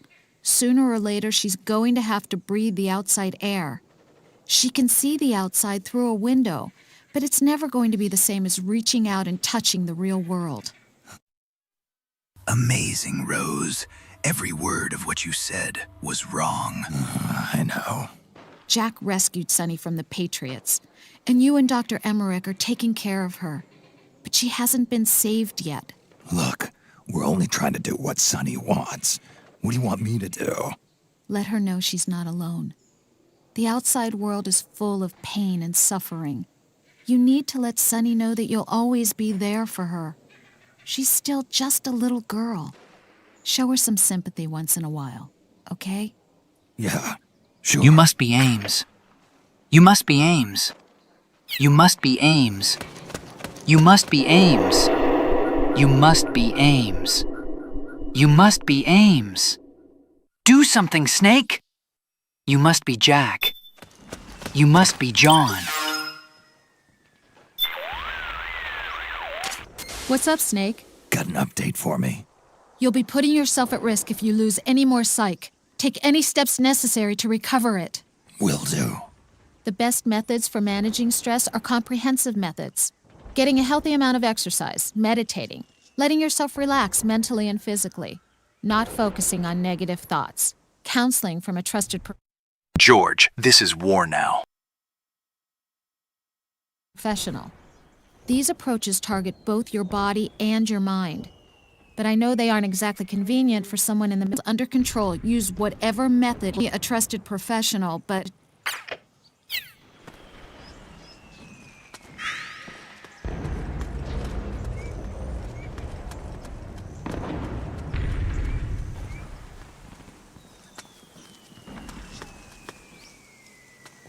She's done, chat. She's finally done. Over there!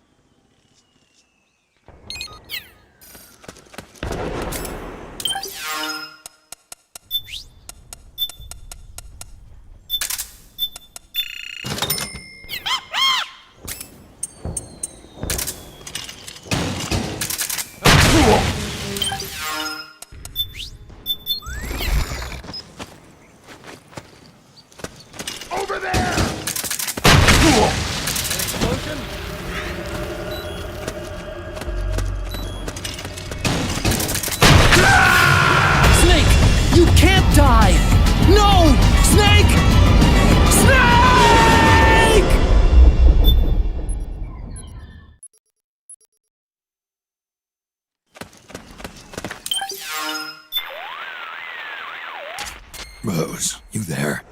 There's something I wanted to ask you. you're not hurt, are you? Hurt? What are you talking about? Nothing. Just making sure. Forget I asked. What's the matter? I was catching a few minutes of shut-eye. Gotta admit, me and Mei Ling got some common interests. She likes older men. I do too. Say, Snake, up for dinner? And I had a dream. A dream where you were in an explosion. It seemed so real, I couldn't help but get a little worried. Relax, I'm alive. Death by explosion, huh? It's true. One blast and I'm off to meet my maker. Snake, I am prescribing you with ED pills. Let me know if you need a stronger dosage. Not all explosives are the stationary bomb type. For example, if you hear a pin being pulled out of a grenade, you know what's coming next. You need to be aware of these things.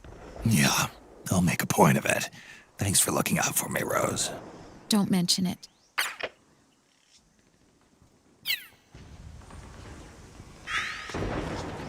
Oh, quiet down, Rose. This is exactly what Otacon's talking about to Snake. In fact, Cell DBZ's trying to put on a show for you, right now. What's the enemy?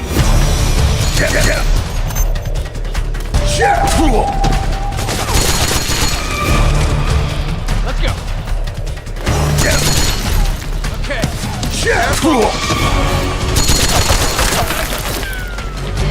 Stay low. Get behind me. Someone get that. Snake, are you all right? Snake? Snake!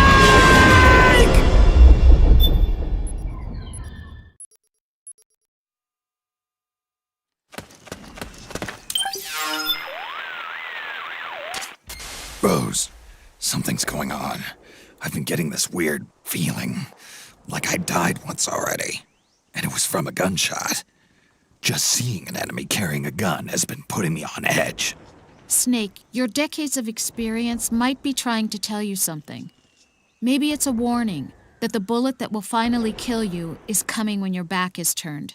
Tell me, what would you do if you saw a teammate engaging in risky behavior? Say, recklessly charging the enemy or letting their mind wander in the middle of a firefight? I'd tell him not to get himself or me killed. Well, think of it this way. There's another you inside your subconscious that's telling you the same. August 12th, 2036. The heat death of the universe. August 12th, 2036. The heat death of the universe. August 12th, 2036. Get the back to the heat basics. death of Use the the right universe. step to look for the enemy. Move cautiously and stay out of sight. I should start. Chat, I don't know what's worse, playing Metal Gear Solid Delta 10 times in a row, or listening to Rose talking for 10 minutes. Listening to my other me. Exactly. Take care of yourself out there, Snake.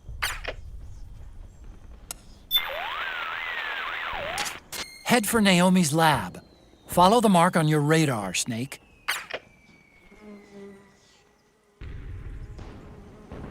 I have a banana peel wedged between my shitty-ass cheeks. Degenerate? You should... Oh, man! You fucking degenerate!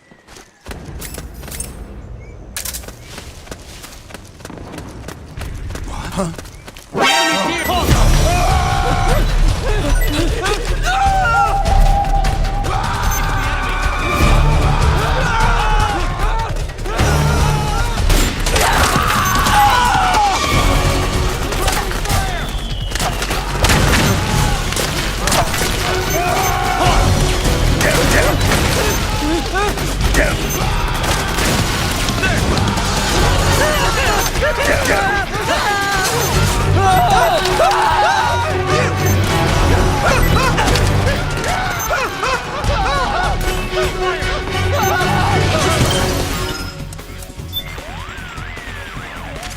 Naomi's lab is to the north. Naomi's lab.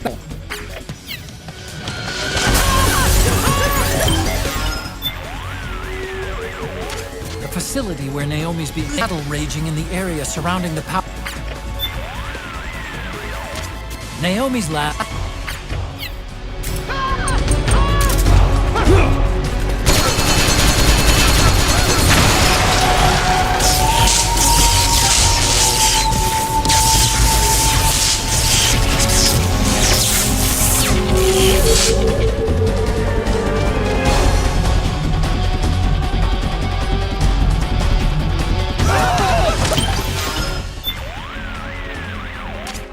You shut down the station, Snake.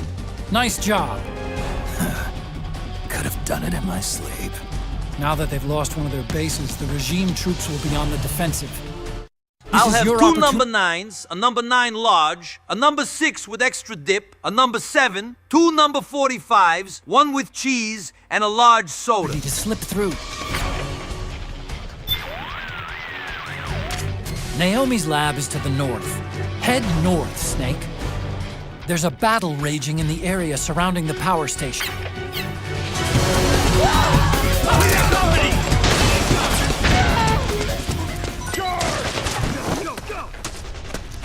Who was that? Someone there. What's going on?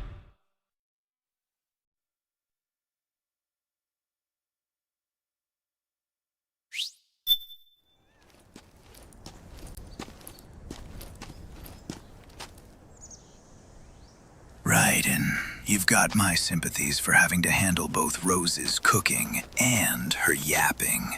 Made me want to run away on a fake rescue mission and get experimented on.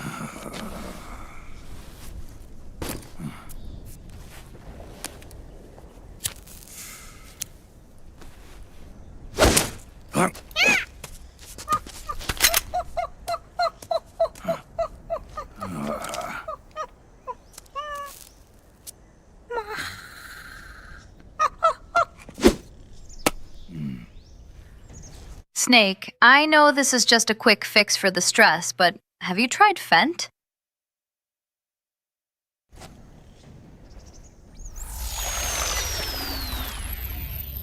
Yo, Over here.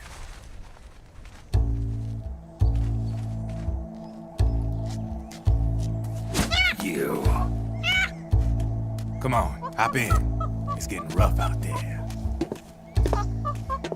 I don't think so.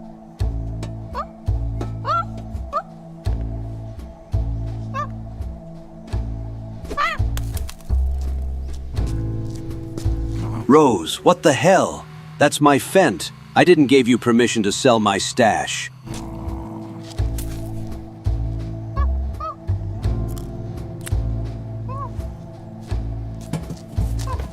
We meet again. You've been following me. You seem like an interesting guy, so I decided to check you out.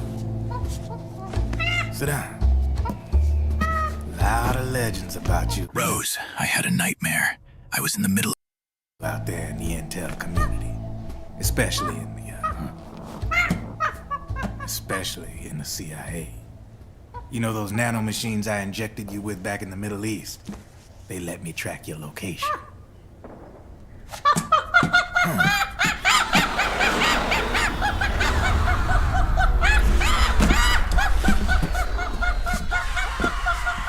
Rose, I had a nightmare. I was in the middle of battlefield full of death. Oh my god, that is horrible. I'm so sorry. No, that was okay. I was black. That's racist. You're racist. That's racist. You're racist. That's racist. You're racist. They're a squad of enhanced female soldiers, belong to the PMCs. Anytime there's a mess that needs cleaning up, they're on the scene leading the elites. That's a female? Probably freelancers hired by the PMCs. They're run out of a separate parent organization.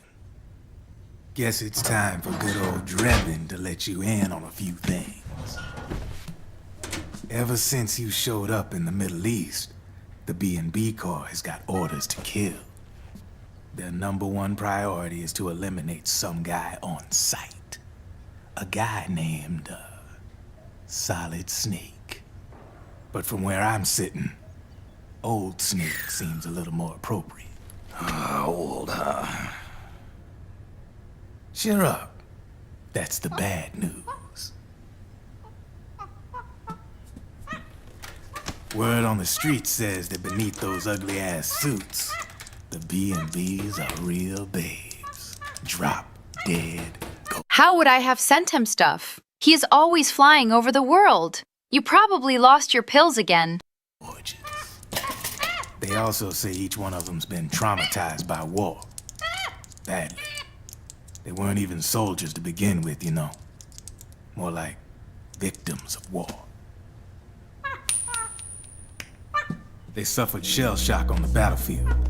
Post-traumatic. It damaged their minds pretty much beyond. I'm Higgs. I'm stranding.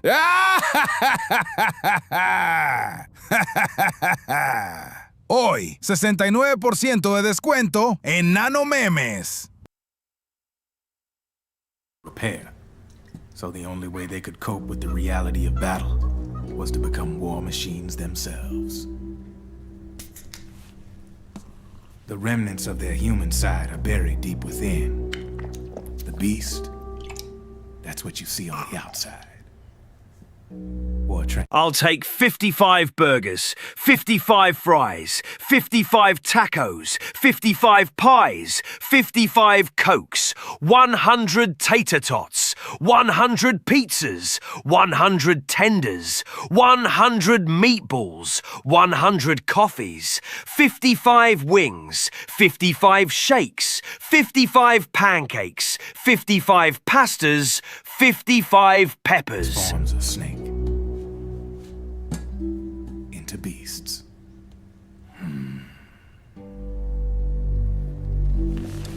Sorry, Raiden. Rosemary has clearly shown she likes the more experienced man. So me, Old Snake, and Ocelot are going to Mexico with her and a crate full of Viagra.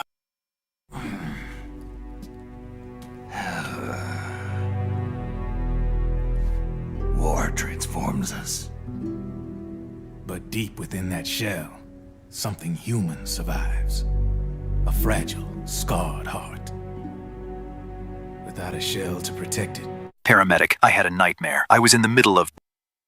It's like the yolk of an egg. Word going round is their natural flesh and blood bodies can't survive in the open for more than a few minutes. And they've been convinced that by killing Snake, their minds will be cleansed. They think it's gonna free them from all the pain and all the fury. Good fucking God, Drebin! Why are my jeans in your South America shop? And all the sorrow. Which makes these babes pretty much obsessed with killing you. 4 B&Bs have been identified so far. The one you just saw was Raging Raven. There's also Laughing Octopus, a master of mimicry, and Crying Wolf. She runs on 4 legs. And finally, This stream has been brought to you by Not Cola, the best cold you can get for your money. Goes down smooth. Mistress of mind control, Screaming Mantis. Mantis? Yeah, there used to be a guy by that name in the US military. A Russian psychic. He could control people's minds. I guess she inherited the title. She keeps the other B&B's minds in check with her power. That's a women? Ours. Octopus, Raven, Wolf, Mantis. You got it. They're the Snake Hound unit, and they've got you in their sights. Shit. I'd hate to be in your shoes. Drebin. Paramedic, I had a nightmare that I was playing Castlevania, and I paused it to masturbate, and just as I was about to finish, my mom walked down and asked me if I wanted fish sticks for dinner. I thought no one was supposed to be able to hack into the system. Are you with the Patriots? No, sir. I ain't no lale-lule. I mean, I'm no patriot. You can say patriot. Time to shave the monkey. I guess that means you're clean, right? The nanomachines I got in me are different from the military kind. No speech restrictions for me. What the hell are these Patriots? Are they human? Not anymore, they ain't. They're the law of this world, created over the course of history. Hello, this is a psychology hotline. How can I help you? I keep losing in a Mario Kart to Lolly. My adopted son shot my Harrier down and I fail to overthrow US government. They're what holds this world together, keeps this whole mess in check. We are formless. We are the very discipline and law that Americans invoke so often. The Patriots are America, the world's greatest military power. They are the war economy. Chat, George, los lobos retosan en los cuerpos de reyes, pero los serpientes usurpar el trono. Sobre las ruinas del castillos, vamos al paradiso. Paradiso parasito o paradiso patriótico. Which makes you and me just cogs in a much grander schematic. I mean, someone obviously had to start the whole thing at the beginning. But now their law has taken on a life of its own. A life of its own? Yep. The country, the war economy, it ain't run by people. It's run by the system. No need for high-level decision-making authority.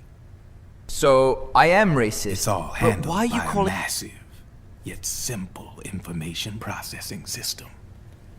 An AI. That's racist. You're racist. That's racist. You're racist. That's racist. You're racist. It works just like natural law. The world's a much simpler place than most folks realize. Every aspect of the Patriot system is closely monitored by 3 peripheral AIs and a core AI that ties them all together. The SOP system is one part of that. It's all backed up by a foolproof control system. So not even yours truly can sneak inside the Patriots' AIs. What if, hypothetically... A small, tight space, lots of people with no place to hide. To the point. For a butcher the way I did, It doesn't get better than this. Someone found a way. If they could fool the IDS. I guess they could use it as a haven. Fox! To lay low. Haven? You know, like a tax haven. In the internet society, we have net havens, data havens. A haven is... Die. Fox! Fox! Die. Brrr,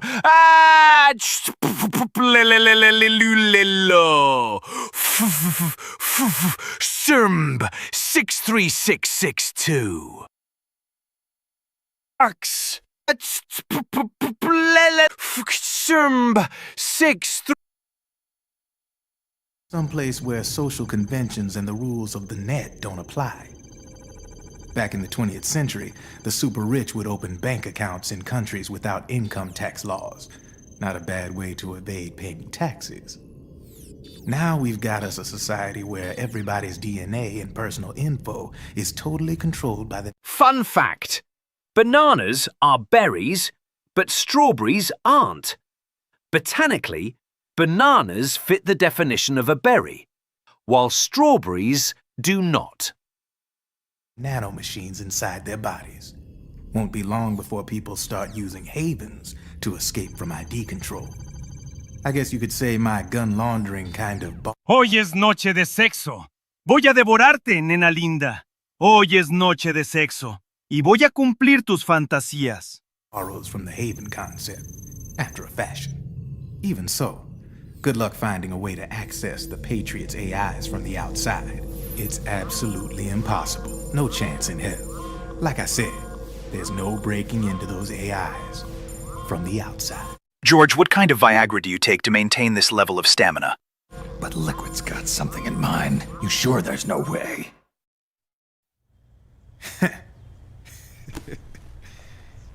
I'm just a gun launderer.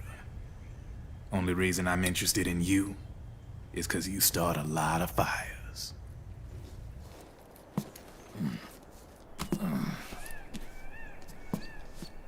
All right then. You need me? Just give me a ring.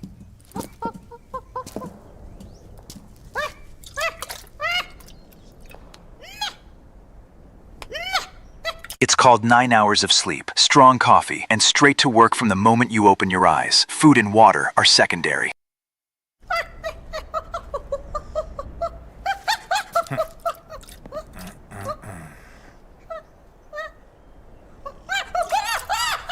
Go on. Get your ass back inside. Now! I have you.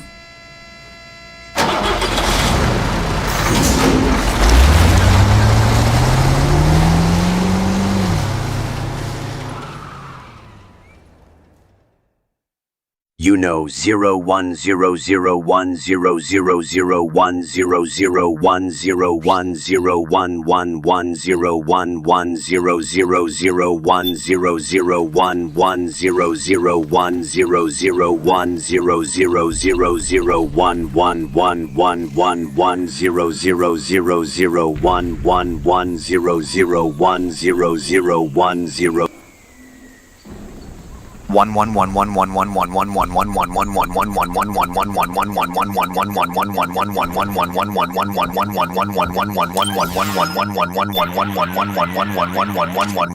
battle at the power station seems to have died down a little, but the situation hasn't changed.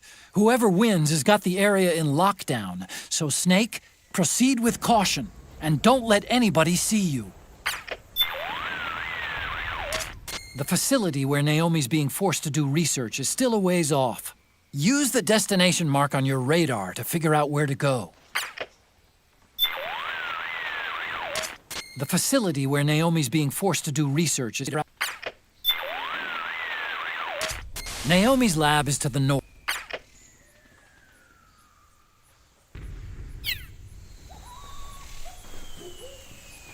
Did you know cashews come from a fruit? My source? I just Googled it. Metal Gear Solid 4 Integral Podcast. broadcasted from Konami HQ in downtown Tokyo. It's the world-renowned Metal Gear Solid 4 Integral Podcast. All right, welcome to episode 4 of the MGS4 Integral Podcast. I am Sean Icestone, and once again, I'm here with Aki Saito. Hi, everyone. And producer Ken Imaizumi. Hello. So, Aki, what do we have in store today? Okay, it's February right now. What's happening in February? February 14th. All right. Oh, Valentine's Day. Yeah. Good topic, Ken. Sean, Ken, you guys might know, but it's totally different in Japan, what Valentine is like. So let me just explain the difference. Sure. All right. Okay, in Japan, the boys receive the chocolate from girls. Yeah. And I thought this was worldwide. But when I grew up in America, it was totally different. Right. The boys have to give Something, right? Chocolate is pretty common. They give chocolate, but it's usually the guy to the girl in most cases. Either that or it's kind of, they exchange presents mutually. Oh, really? Yeah, that happens also. Oh, okay. So it was kind of interesting when I first came to Japan as an exchange student quite a while back. And, I got a bunch of chocolates from all these people. And So you were trying to tell us, you are very, very popular. No, I'm just saying it is weird, because, in America, it's always just chocolate to somebody you care about, and it's not that everybody's exchanged chocolate as Do you a know formality. why the Japanese Valentines, the girls give the chocolate to the guys? No, actually. Do you know who started with, this custom? No idea.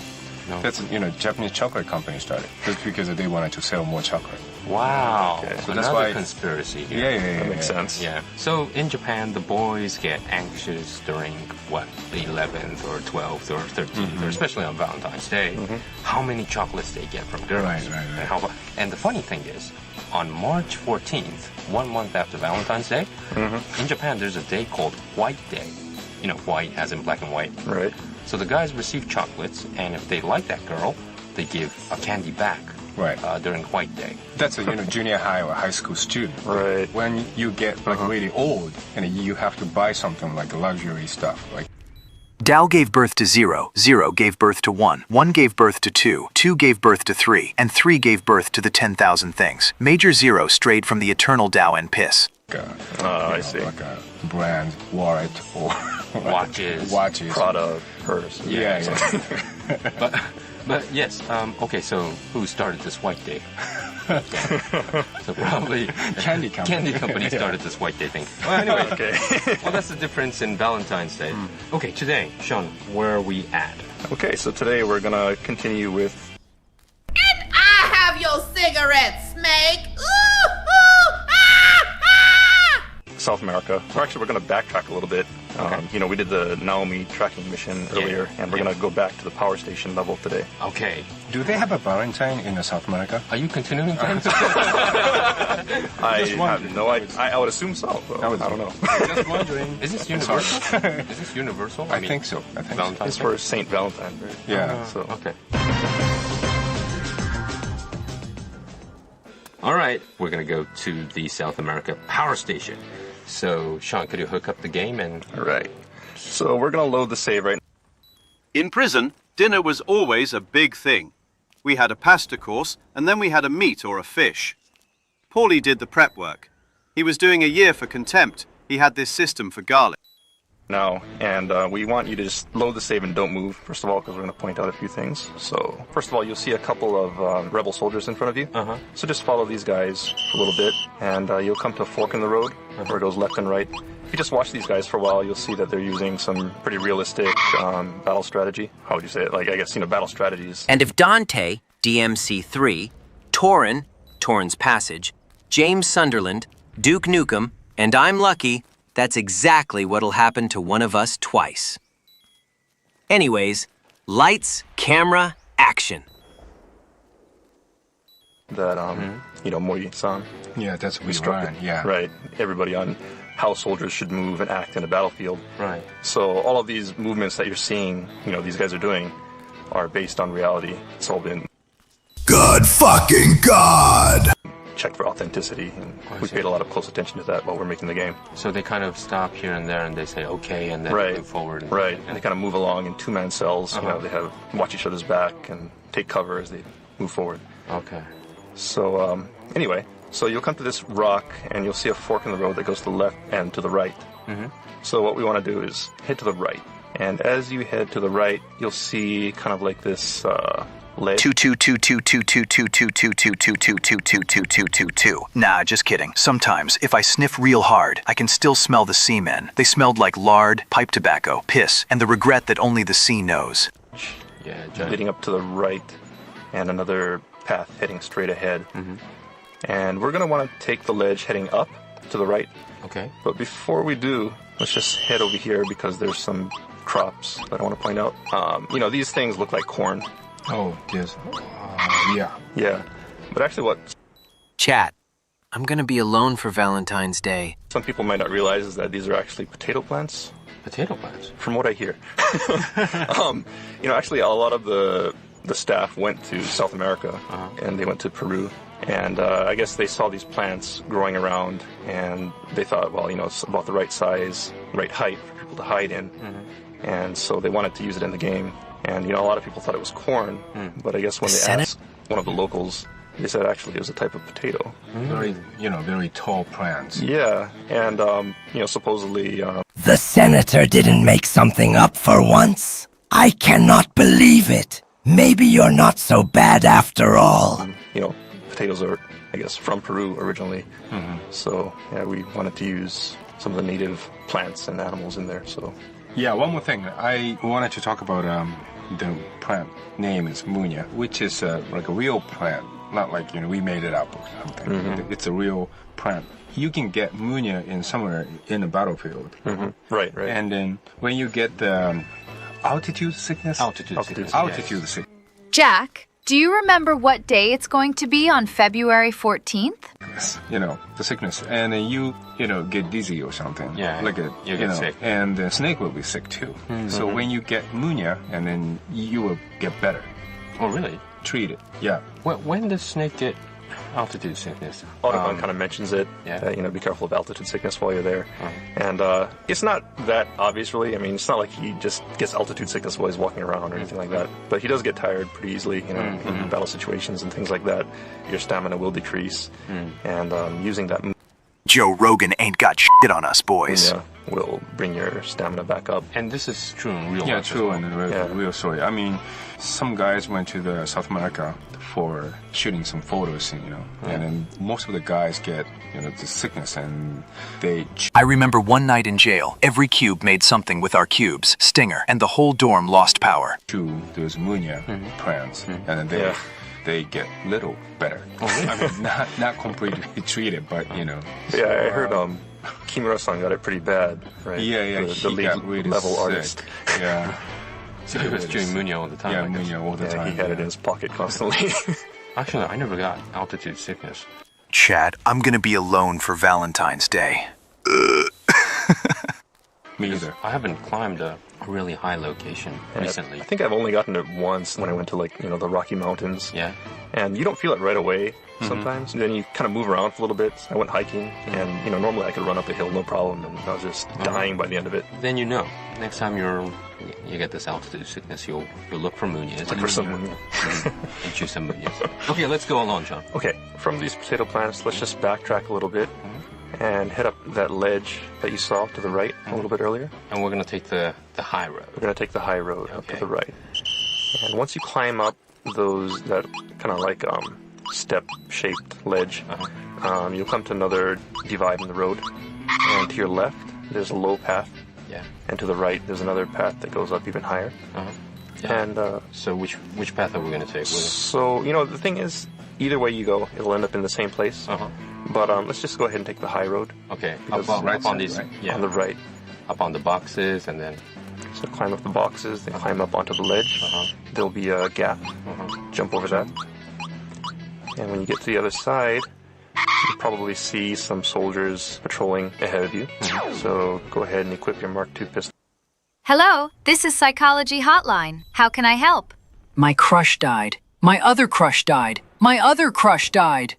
My father drowned when I was f***ing my stepmom in other room. Well, that is hard, but manageable. At least you don't like anime, right? And try to take them out, put them to sleep without being spotted. Then jump over the next gap. and you'll get to kind of like this, you know, you can either go straight ahead and go down to the road or head to the left. So let's head to the left. And make another jump. Make one more jump. Okay. Okay. And when you get to the other side here, be careful because there are enemies wandering around. A good thing to do is just have your Mark II pistol ready, and if you see any movement, just go ahead and put them to sleep. You'll probably see a guy on your right here. So now you're moving forward. Kind of hiding this grass. You fuckers are coming with me to the shower, whether you like it or not. That's racist. You're racist. That's racist. You're racist. You fucking degenerate! Oh, man! You fucking degenerate! Yeah. Take out this guy. Good night.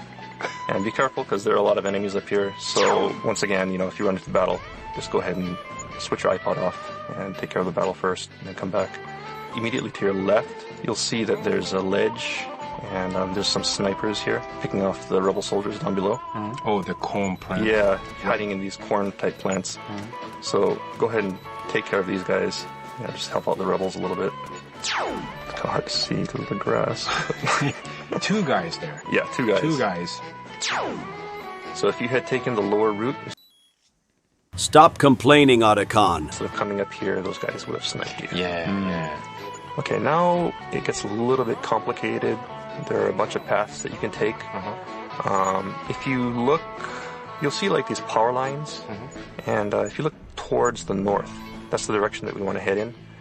So if you look towards the north, there's like a plateau with some boxes on it. Cubes, I guess you could say. Yeah. And what you want to do is head towards that plateau and go to the right of that plateau. Yeah, kind of what should we say? A middle path, right? Yeah, more or less the middle path. Yeah. You know, basically you want to be heading north. So take that middle path, and you'll see another soldier. So go ahead and put him to sleep as well. And then you'll come to another split in the road. And there are a couple paths leading to your left. Chat, Woodnut Insider. Another one more or less straight ahead, and another one to your right. So let's just head straight ahead. From this vantage point, you'll see a billboard towards the, I guess, northeast. So head towards that billboard. And as you run towards that billboard, you'll notice you come to a clearing, and to your left, you'll see the power station and a mortar up on this ledge here. Basically, we headed for this motor, actually. Right. So yeah, the goal here is to get to this mortar. You know, this is a really nice vantage point. So I think people should just kind of look around and take in the surroundings. You know, one thing to... I don't know what is worse. These guys discussing playing MGS or listening to Rosemary's psychobabble. Notice is that this scenery that you're seeing right now is very, very accurate. You know, people from the team actually went down to Peru, went down to South America to get this look. We wanted to make something that was a little bit different from Metal Gear Solid 3. You know, we wanted to have a jungle setting, a forest setting, but not have it be exactly like Metal Gear Solid 3. So, you know, Shinkawa-san and Kimura-san, the lead level artist. Why is above the law? Why does never pay for his crimes? I want the truth. I want justice. I want... Went and looked through a bunch of photos and tried to find what location they wanted to use. And South America kind of stood out for its kind of unique landscape with these rocky mountains and kind of sparse vegetation, I guess you could say. I mean, it's still a forest and still jungle, but, you know, it's a completely different feel from Metal Gear Solid 3. Yeah, it's not as much as jungly, you know, with all these, the color settings. I'm enjoying this stream. It reminds me old days, the 90s, in my neighborhood, listening to comedy radio shows and music on my Walkman, watching RoboCop on my CRT TV. Pure analog era. Different is you have the dirt color, you have the greens and moss greens and things like that. But there's one thing that's really standing out in this, especially when you look to the right, that there's a... Ken, you want to explain about this? Oh, the sign? Yeah, the sign. Right next to the tower, there is one sign. There's a PMC sign. The white billboard, right? Yeah, white billboard. White and red? Red, top and bottom, and red lines, and that's a PMC sign. And, you know, it does kind of stand out, and that's intentional also, is, you know, we wanted the player to kind of have this feeling of paranoia while they're in the jungle. No matter where they go, PMC is always there. And they're in control of the area. So like in the Middle East where you see, you know, PMC flyers on the walls, We wanted to do something similar in South America, so we went ahead and put these giant billboards in here just to kind of raise the level of paranoia. Yeah, well, who in the world would kind of see this billboard, right? I mean, in the middle of a battlefield. Well, it's for the people who are fighting, right? Yeah, well, but some soldier might gonna change their mind. And yeah, join a PMC. Exactly. I see. It's really odd once you notice it. When I played the game for the first time, I didn't really notice it at first sight. It was more maybe subliminal, but when you actually see it from the location of the motor, it really stands out. It's really strange because you don't see any advertisement usually in battlefields. I mean, especially in the middle of the jungle. Yeah, if it's an industrial area, that's a different story, but it's really funny, come to think of it. Right. Any interesting stories, Ken, Sean, about this area and this part? Well, one interesting story about the mortar itself is, if you press triangle to go ahead and use the mortar, when you're moving it around, you hear kind of this clicking sound that it makes when you rotate it. Yeah. And that was in there from the beginning, and we wanted to do that because the mortar actually makes that sound when you rotate it, so we wanted to keep that. But something that got added later on in the development process was the fact that when Snake gets really tired, he starts swaying around, swaying, and he becomes really unstable. And, at the end, we kind of put it in there where whenever he's using any weapon, including the mortar, he'll be weak and unable to hold himself still. And so what happens is he's kind of like, swaying around on this mortar, and the thing is just constantly clicking. So annoying. Yeah, it was very annoying. But the problem was, because it was added late in the development process, and nobody really bothered to check this mortar, and it was too late for us to fix it. But luckily, I guess you could say it's luck, the game came back for another reason, and that gave us another chance to go ahead and sneak this fix in. So we went ahead and did that, and now, we got rid of that annoying click, even if Snake is tired. Yes, very lucky. Very, very lucky. Oh, so the people will never kind of actually see what was the original. Right, they'll never see that annoying click. Okay, all right. Okay, so next let's move on down to the power station itself. So to your right, you'll see this fence and a slope leading down. Oh, okay. So let's just follow this slope, sneak along this fence, and head down to the power station. You'll see some lumber piled up at the bottom. So let's take cover behind the pile of lumber to your right. Okay, so we're going to sneak into the power station from the right side, right? Yeah, okay. So if you look at the power station, it should be right ahead of you. There's a truck parked in front of it, and there's two ways to get in. You'll see one entrance in this brick wall here, kind of directly in front of you. Then behind the truck, there's a gate that's open. And you can also get in through that gate. Which is easier? Are we going to go through the gate? So, yeah, let's head through the gate. That's a little bit easier. So be very careful and... Not to get spotted. Don't get spotted. And just kind of run over to behind this truck and take cover. Be careful. Careful. Yeah, there are guys on the other side of this fence also. So duck down, get your octocamo working, and take these guys out before you move forward, or you will be spotted. Well, if you get spotted, let's say you turn this... off and take them out and then come back to the program. Yeah, exactly. Right now we're in the middle of a war zone, so I'm sure a lot of people are having to fight their way through this, so don't hesitate to take your iPod off and just come back.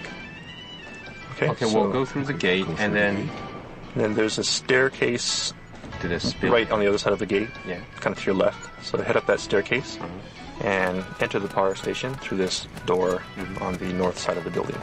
It was you. Okay, you'll see a fan near the door, so you know you're in the right spot.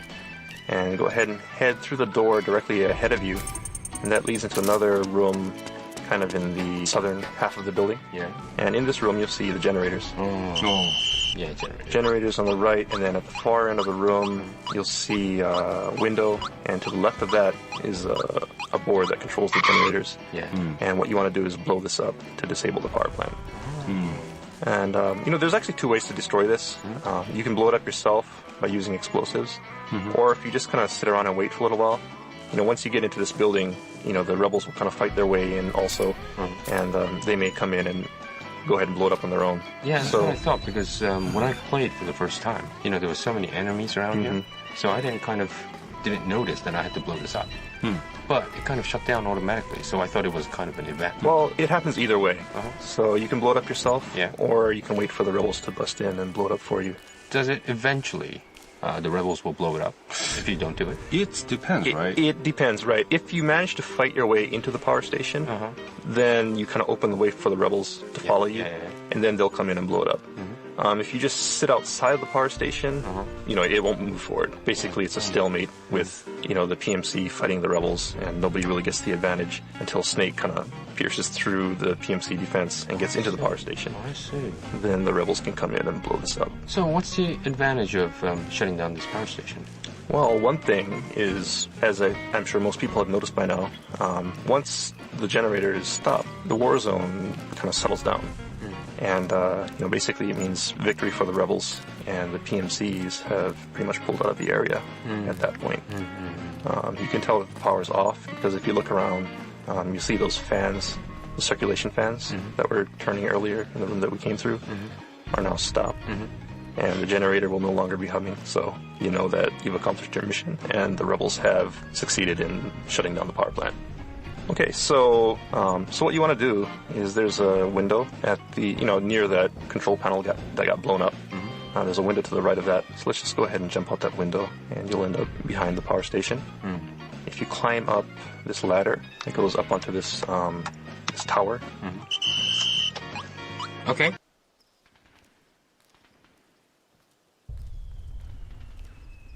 Great! We broke time! Again!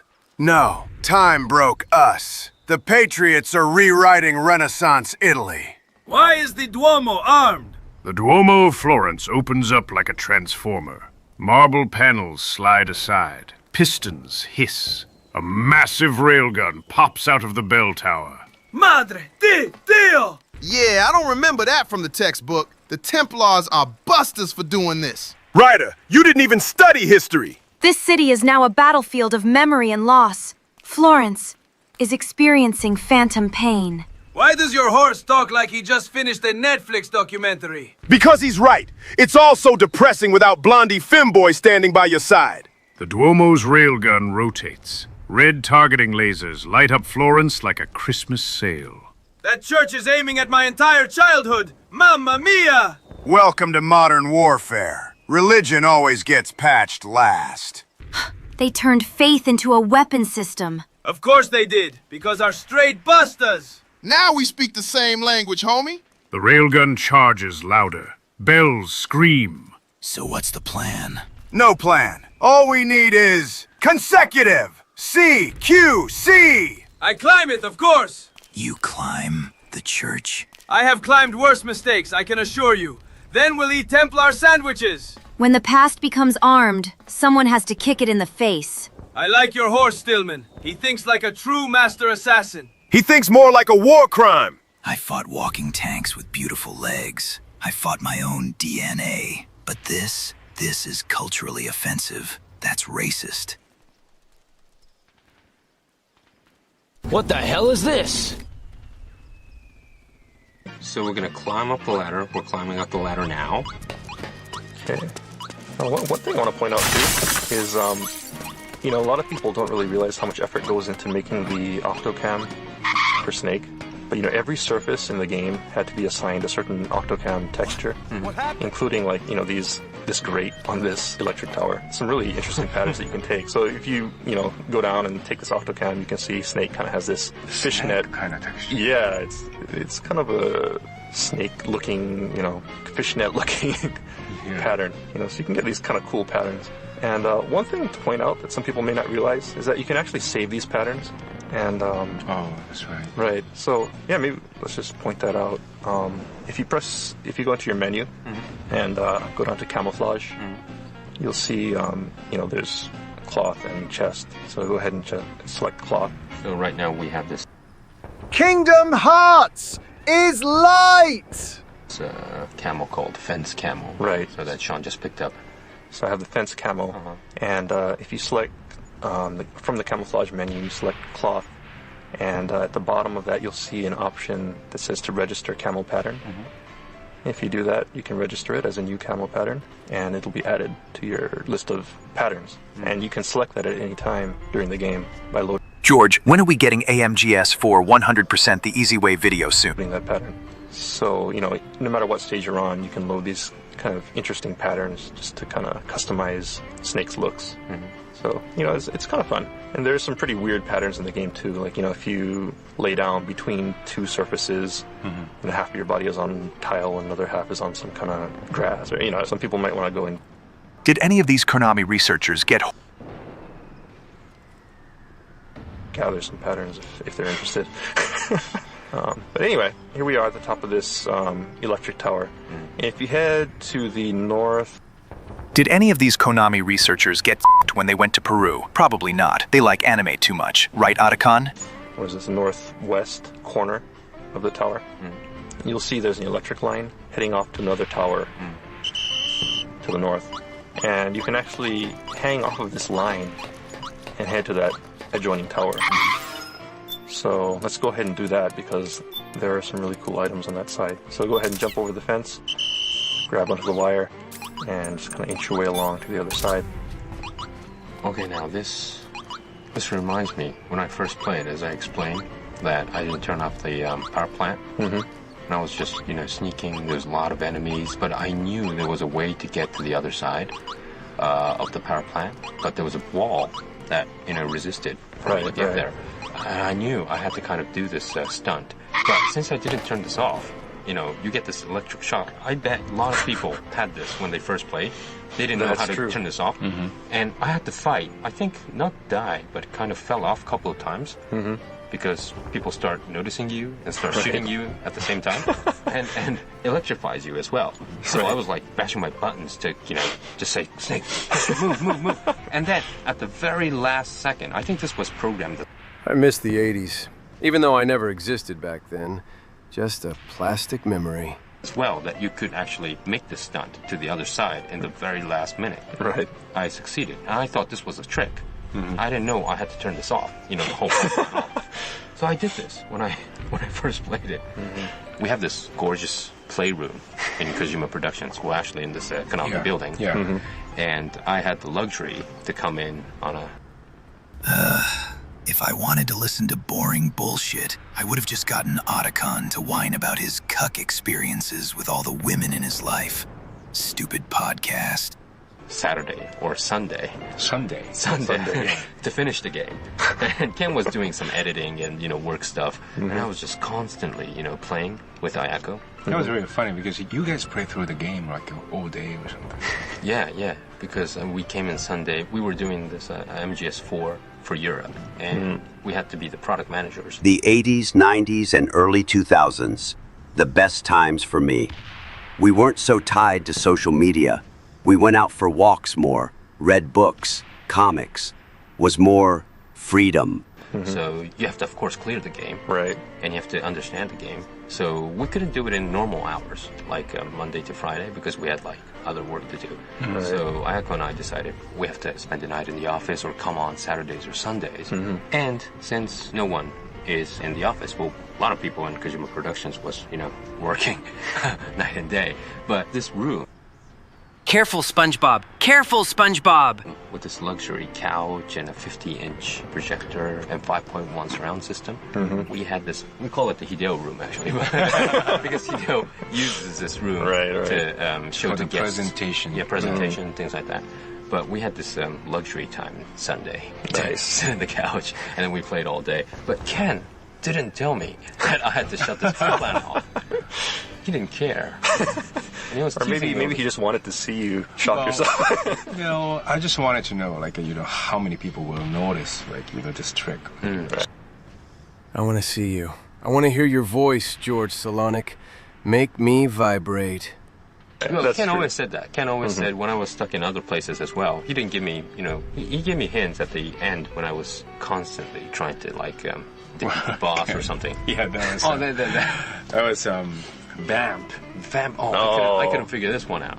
Because the reason is, at that time, the Otacon's... the codec call wasn't in yet. Yeah, right. So there was no hints. Right. So I had to figure this out, which is almost impossible. Yeah, it is. You don't have this, Snake, why not try doing this? If I don't have this, I don't know what to do.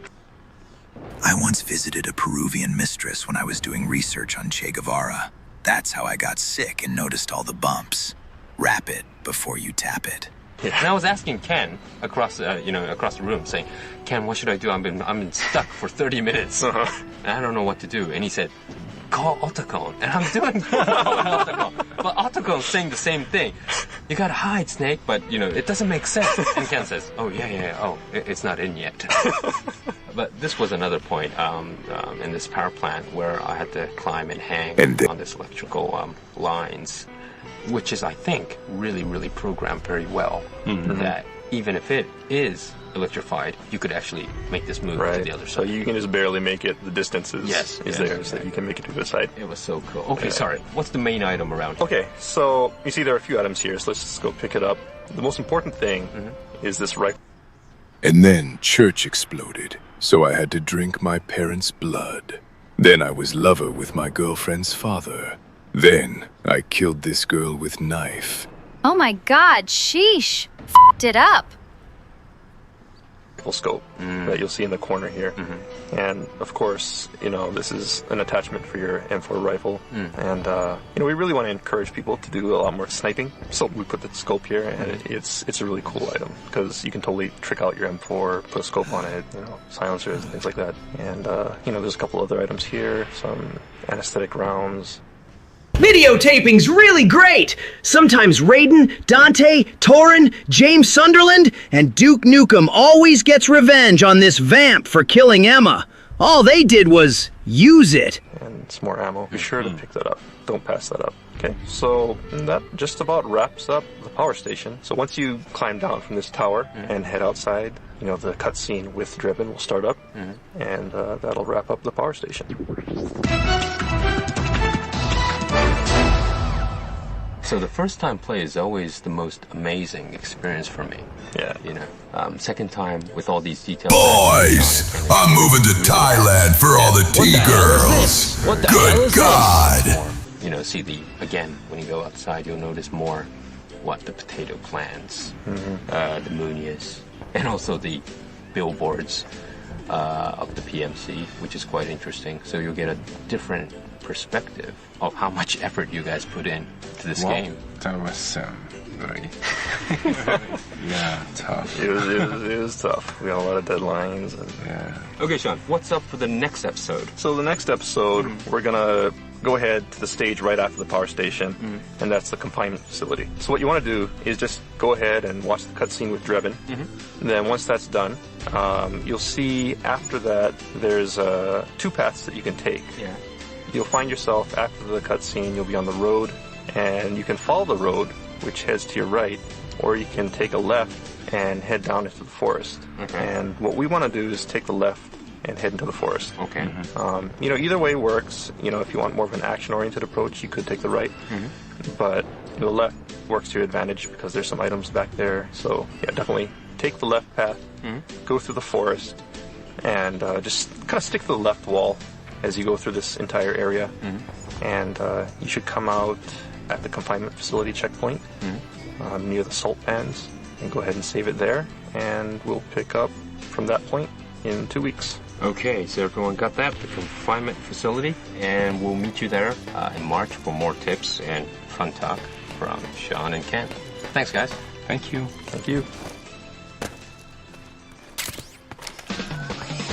Alright, that's gonna wrap up this edition of the Metal Gear Solid 4 Integral Podcast. Check back next time for more tips, tricks, and insider info on Metal Gear Solid 4. Brought to you by Kojima Productions and Hideo Kojima himself. Make sure to send in your comments to Hideo Blog. See you next time.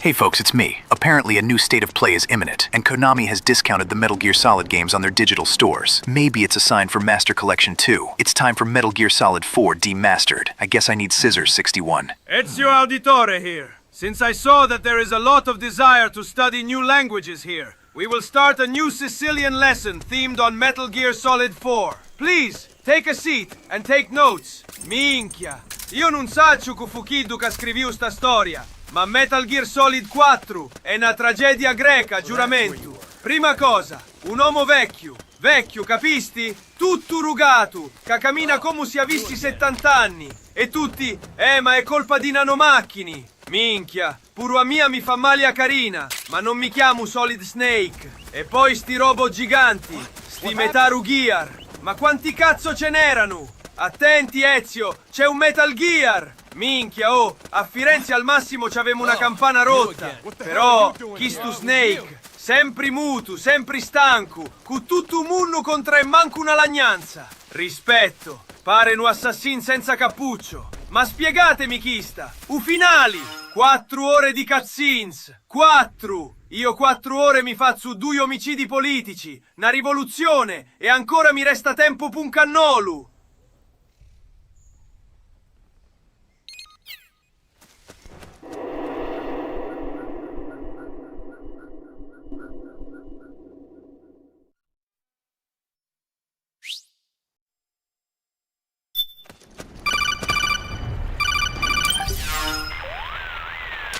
Snake, can you hear me? This is Jack, isn't it? I am Raiden. Jack is no more. Where are you now? I'm right beside you. Raiden, where have you been all this time? What have you been doing? On a mission. Finding something. For someone. Finding what? The corpse. Of Big Boss. What? I was asked to do this in exchange for Sonny's location. Liquid? No. The leader of a small resistance group. Is this how you look like when you eat the Korean live octopus? Her followers call her Matka Pluku. Matka Pluku? Big Mama.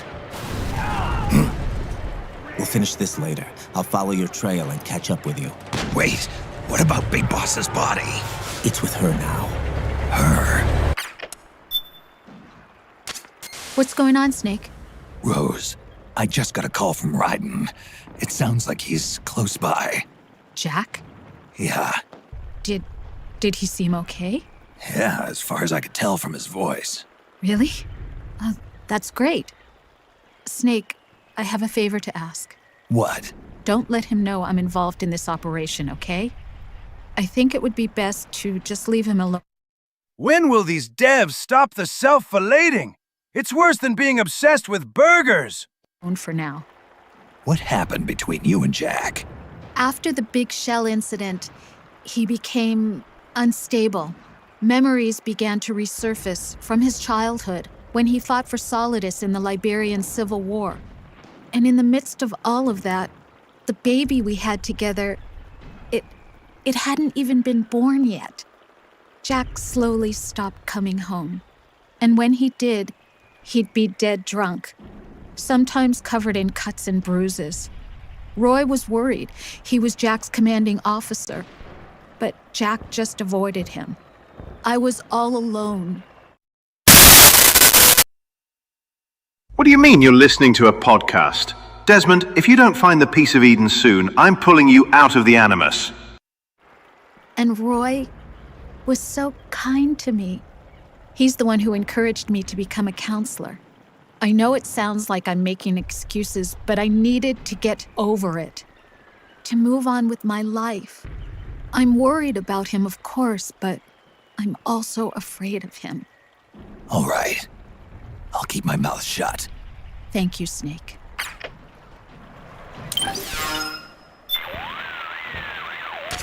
Snake, you're now passing through a salt pan. Aren't you getting tired of the lore? Isn't this what you've been waiting for this whole time? Groundwater saturated in halite springs to the surface, then basks in the sunlight to produce salt. Deep red earth encrusted with sparkling white salt. It's quite a sight. As you can see, though, the view is a little too good. One false move and you'll be spotted. You better be extra careful as you move through there.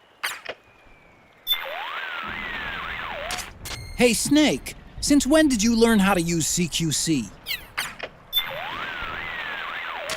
The facility where Naomi's being forced to do research is still a ways off. Use the destination. My fave old games. Sonic and Streets of Rage, Thunder Force 4, Wonder Boy and Monster World, RoboCop vs. Terminator, and Aladdin for the Genesis. also Minesweeper, also Mario's. What yours? Head for Naomi's lab. Follow the mark. Need something? What's up, Doc? You'll be putting yourself at risk if you lose any more psych. Take any... Stress is an adaptive response your body... keeping it under control. Kaiser, la mejor cerveza, la cerveza para los momentos más felices.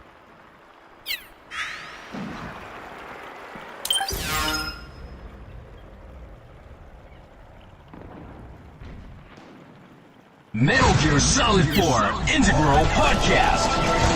Broadcasted from Konami HQ in downtown Tokyo, it's the world-renowned Metal Gear Solid 4 Integral Podcast. Alright everyone, welcome to episode number 5 of the MGS4 Integral Podcast. I'm Sean Eistone, and I'm here with Aki Saito. Hey everyone. And producer Ken Imaizumi. Hello everyone. Alright, today we're going to tackle the confinement facility. Yes. So just go ahead and load the save, which you should have prepared a couple weeks ago. And as soon as you enter, you'll get a call from Raiden. Just go ahead and listen to that call, or skip through it, whatever you want. And you'll find yourself up on a ledge, and you'll have a beautiful view of these salt pans. Do you guys have salt pan in US? Not so common. They have salt mines, but I think not so many salt pans. I'm from Hawaii, and they kind of do this. Desmond, we need to find the piece of Eden. Get back into Inus right away. It's a similar thing with the seawater. They kind of, have the tide come in, and they have the seawater trapped in kind of like a pond, and then they let it dry and take the salt off of it. But I'm not sure if they have that in the mainland U.S. It's kind of funny how this ended up in here because, originally the crew that went to South America, this salt pan area wasn't on their tour originally. Yeah. And they were supposed to go somewhere else that day, but for various reasons they couldn't go on the tour they intended to go on, and the tour guide suggested they come to this salt pan area and took them. If Dante, DMC3, Torin, Torin's Passage, James Sunderland, Duke Nukem, and I'm Lucky, that's exactly what'll happen to one of us. Okay already, lights, camera, action. On a tour there, and the group went there and saw this scenery and thought, wow, this is really great, we want to put this in the game, and so here it is. It's really, looks pretty beautiful because, these white thing, the salt thing, it looks so real. Well, at first I didn't know what it was. When I came into the stage, I didn't know what they were because, I was so nice anxious. King Snake, I'm interested. But when you take a good view, well, actually, I think a lot of people did, but, traveled around here, up on the salt pans here and there, made you kind of look again, look twice. I mean, at first, I thought they were like kind of huts. Kind of like burrow, kind of like a living underground kind of thing. Like during elementary school, I had this class where of Native Americans. No, the Incas. Incas, and we kind of clay modeled these houses and huts that was made of mud, and this kind of reminded me. Oh, okay. Chat! Are you seeing the absolute globes on the screen right now? Good fucking God! Okay, the house? Yeah, houses and things like that. So I thought it was like that. But actually, it isn't because, the height is so, as a house, it's just too small. Right. That's true. Well, one thing about the height, actually, is that when they actually went to these salt pans, they were actually much higher. But when we wanted to put them into the game, they were a little bit too high because it's just too easy to hide. And so the game didn't really hold up. So actually, the height was intentionally lowered a little bit to make you have to kind of crouch and hide as you proceed through the area. But, since you mentioned the Inca thing, actually these salt pans, according to the tour guide, have been around since pre-Inca times. Oh, really? Chat, I am about to drop some profound knowledge on you. One of the first casualties of nostalgia is hope. We all wish to go back to the place we feel safest or feel fond of. It happens to everyone. Don't be black-pilled, be white-pilled. So it is, an old tradition in Peru where, That's racist. You're racist. That's racist. Like You're racist. That's racist. You're racist. These salt flats. So the water that comes out from underground, of course, is full of salt, and then they let it dry in these pans, and that's where they got their salt from. Well, yeah, it definitely kind of reminded me of that elementary school art class that I had.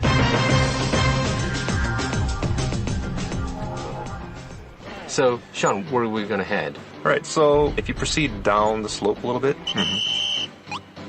first thing you'll see is a military vehicle coming in from your left. Yeah. It's called Nightcore, and you put an anime girl on the cover! Woo! And when you get to the bottom of these steps, to your right, you'll see an enemy. So let's put him to sleep. Okay, so let's try and climb up onto one of these salt pans, because there's cool octo camo that you can get up here.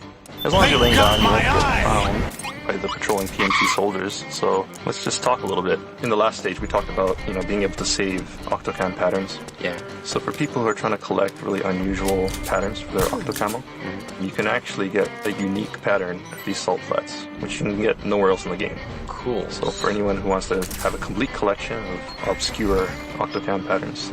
Okay, so we got this unique, this stage only. Right. The salt pan camo. Yeah. If you go and save it, you'll notice it's actually not called salt camo. It's water camo, but it's a really unique pattern.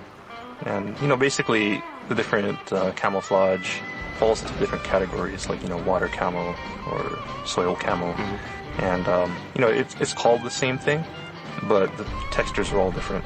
All unique depending on where you took the sample. Salt pans? Those are just old jag-off spots from the Incans. This definitely doesn't look like water. Yeah. More. Well, it's salty water, right? Yeah, it looks quite cool. That was really tough job you guys are doing in making those camel patterns. That was really hard because they make the background graphics and they make the old kinds of those camel patterns. Took a long time. Yeah, and must be more than dozens of them. Oh, 100. I mean, it's a lot. I don't even know how many there are. Yeah. But new ones would always keep on popping up also because they're always tweaking the art and you want to tweak something. Oh, it'd be cool if it looked like this. But of course, as soon as you change it, you gotta change the octo camo. Is it unlimited? You could save how many camouflage patterns? I think we have a maximum number. Yeah, but quite a lot. You could save quite a lot, right? Yeah. And then where do we? So we're gonna go to. Where are we heading? Okay, you'll see the road a little bit further down this ledge, and this actually hooks up to the road that you saw earlier. Now you could take two routes here. When you come down to this road, you could head to the right, which kind of goes, I guess, to the east, like to the northeast, or you could take the left. If you take the right path, it'll head to the confinement facility, which is a pretty big facility, and there's a lot of battle going on there. So that's more of an action-oriented approach. On the other hand, if you want to take the left path and kind of stick to these salt flats, these salt pans, you can head up to a smaller facility where some POWs are being held and help them escape. And it's kind of a shortcut. So let's head to the left because it's a sneakier route and there's some pretty cool items in that direction. Okay, let's go. All right. So stick to the top of these salt pans. Don't go down to the road. Just kind of sneak along here in a crouched position. And you'll see guys here, so be careful not to draw attention to yourself. If you are spotted, just go ahead and put them to sleep. Okay, so proceed onward. Sticking to the left path. It's kind of a small corridor. Yeah, you kind of go. There's like an archway. Yeah. Just head through these archways. So we're proceeding through this corridor of salt pans on your right, and also there's some salt pans on the left top, right? Yeah, kind of up the hill. There's a lot of salt pans, and it just kind of cascades down the hill towards the bottom. Okay. So we just want to stick to the high road here. Don't take the lower road. You'll see some enemies patrolling down there. So you can go ahead and put them to sleep. Okay, so we take the road alongside this fence? Yeah, there's a wooden fence, and it heads... Even as a decrepit old fart, I still have a tight bubble ass. Up behind another one of these billboards. Okay, we'll stop once we hit the green. Yeah. The green part. So head up till you get to this grass, and then you can just hide in this grass here. Okay? Yeah.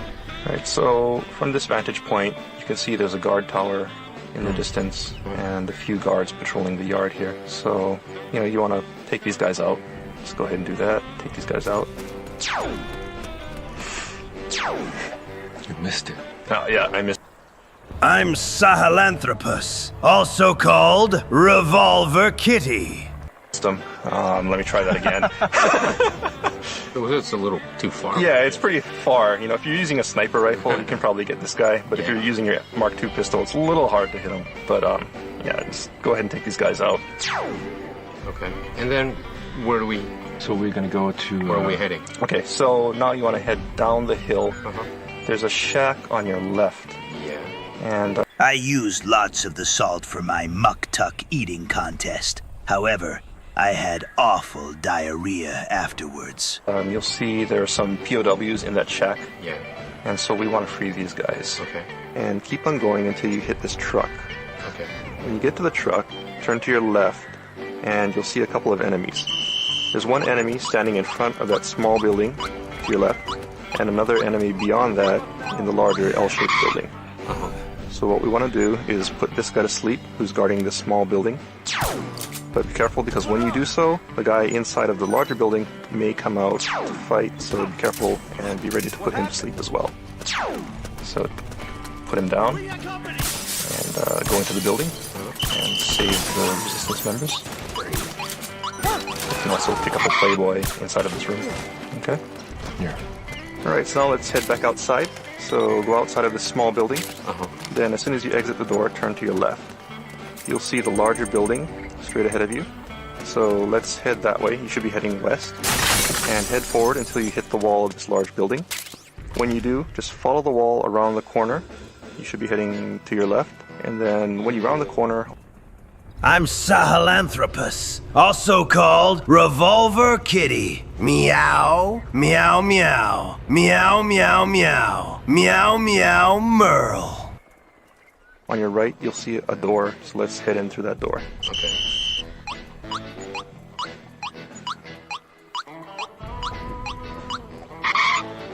Once you enter the building, you want to just be heading north and go through the door on the north end of this room, and beyond that you'll see another room with a hole in the floor.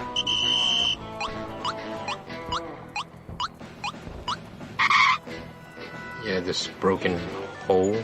Yeah. And near that... Man, old Snake be looking submissive and... silenced sniper rifle, which is a very useful item. Good God! Pick that up. And there's also a stun grenade and a bunch of other stuff here. You can also drop down to the hole and pick up a bunch of more, cool little items.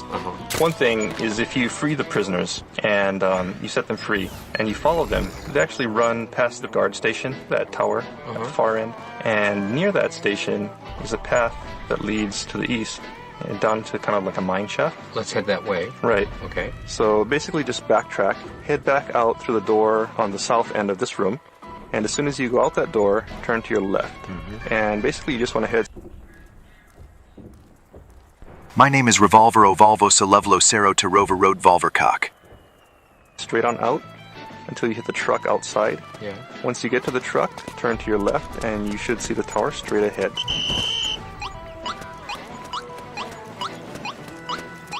So if you head that way, you'll see this mine shaft. And this is actually a really huge shortcut. You can skip over the entire confinement facility itself. Oh, really? And head straight to the Vista Mansion from here. Yeah, well, actually, I didn't notice this when I first played at all. So I Really, went the official route, so to say. The whole thing about people noticing, from the very beginning, I think there are a lot of paths where you can take either left or right. Yeah. Especially right after the power station, you have either the road or there's the forest path. And I think a lot of people tend to take the road because it's, really obvious. It looks like the path that you're supposed to take. And for people who take that path, they may not even see the salt pans at all. So, it really pays to explore and take a look around. Another good thing to do is actually backtrack. Once you come here and rescue the prisoners, if you want to get all the items, take the road back to the confinement facility. Yeah. And, there are some cool items back there as well. Oh, multi-path. Right. What's with these fucking YouTube ads running my timing? Good fucking God. So, it's up to you. If you want to get through the stage as quickly as possible, say, you want to earn a certain badge for finishing the game within a certain amount of time, then you should probably take the shortcut and head straight to the mansion. But if you want to take the more complete route and gather all the items, then you can take the road heading to the right, and you can pick up some cool items there, like the M870, which is a shotgun that you can load with V-ring rounds to knock people. Not revolverod. Osleditata revolverod. Suck my fucking ass. Well, okay, so we just picked up VSS. Can you explain a little bit more about the VSS? Yeah, it's basically it's a silenced sniper rifle, and it's basically just a really useful sniper rifle. Good God! Rifle because you can take people out without them noticing you. Okay. Anyways, in the mansion, there's a couple of points you want to. There's some point out. Cool little things. It's nothing that'll affect your game at all. But there's some hidden things in the mansion. Some fans might want to find. There's been posters in Metal Gears before with like swimsuit models and things like that. I think most notably people remember them from Metal Gear Solid 2, 3, and things like that. If you go into this mansion. There's one all these free requests mean swimsuit model, right? Yeah. What was her name? Akina, right? For people who want to see who Akina is, you can go into the Vista Mansion, and if you go in through the front door, take a right, there'll be some pictures on the wall. And you go ahead and shoot those pictures. Good God. All these free requests mean all these thirst trap slop comments are training our AI models. Wait, why do I suddenly want a blonde metal? Good fucking God. And behind one of the picture frames, you'll see a hidden Akina poster. And so you can see one there downstairs. Then also, when you head upstairs in the Vista Mansion, before you head outside on the second floor, there's a bed, and if you lay down on that bed and look up, there's actually an Akina poster on the ceiling right above the bed. So, so for people who want to know. Damn it, Snake, we need that salt for White Base! Mother Base!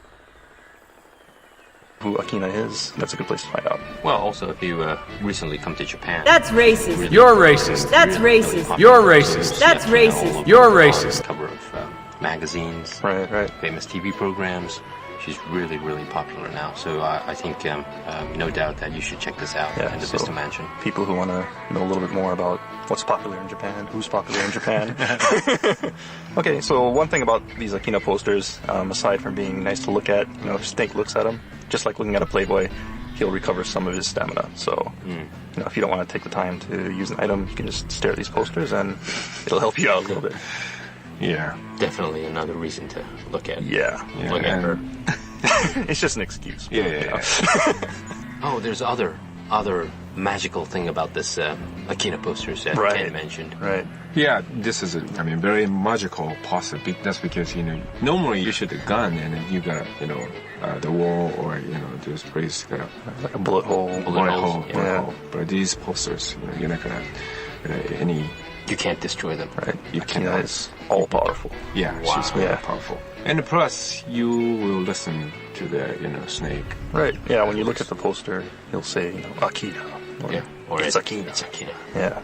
So you can hear, I guess, an unusual line for Snake. When we're planning this stage early on, there was another shortcut that we were thinking of putting in earlier on after the power plant. Yeah. There's the left path and the right path, and there's the road. One of the ideas that was being tossed around at that time was maybe you could sneak onto one of the trucks that was taking the road, and you could actually take a shortcut by climbing onto a truck and just riding along with those guys as they went into the Vista Mansion. But, the problem with that, of course, is that it's a little bit too much of a shortcut. You bypass this whole area, so we decided not to do that. But, this one is still here. This one is pretty good because it's hidden, and I think if people don't free those POWs, it's kind of hard to find. Okay, so, whether you take the path back to the confinement facility and get more items, or whether you take the shortcut, I think we'll wrap it up here. Either path you take, you'll eventually end up at Vista Mansion and continue on to the next stage. Well, I kind of noticed, Sean, Ken, that there's differences. Of course, Japanese and English phrases are different, like names. Names is different. Pronounced differently. Right. From Japanese, a famous one is probably Naomi. Right. In America, most people would probably say Naomi. Naomi? Right. Naomi. Okay, so Naomi and Naomi, most Japanese or people in Kojima Productions probably just pronounce it Naomi. Which is a very Japanese way of saying. Others like Otakon. Right. So the team members always says Otakon. But American people say Otakon. Right. Mitä sinä tarvitset? Olutta. olutta ja tietysti hyvää suomalaista olutta. Like some character names are totally different. Like the character name from the Street Fighter 2, you know, Ryu. Oh, right. Is a Ryu, right? Right. Ryu in English and Ryu in Japanese. Yeah. So do you guys have a problem to pronounce, you know, like Ryu sound? I actually did. You know, before I learned Japanese, you know, I played Street Fighter and I'm trying to train your AI model to lobotomize itself. Obobobobo bungustul grangubiging lafukti. Grabbling gongust? Go fark your shyster mind Freude. I'm gonna slit the cake with a toenail nana. and stuff, and I always said Ryu. Oh, really? It's just because in English, when you write R-Y-U, that's what you would say.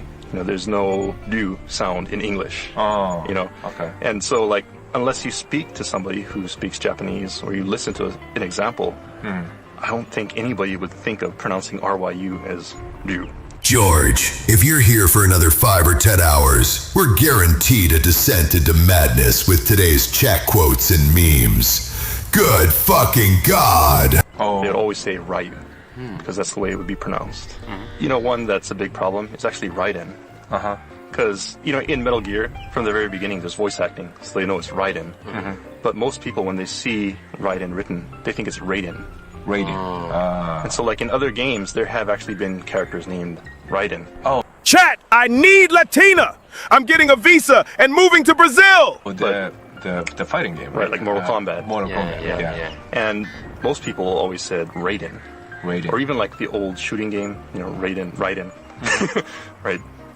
People would always say Raiden. Yeah. So I think for Metal Gear, it's not so much a problem because there is voice acting, so people can hear, you know, the correct pronunciation.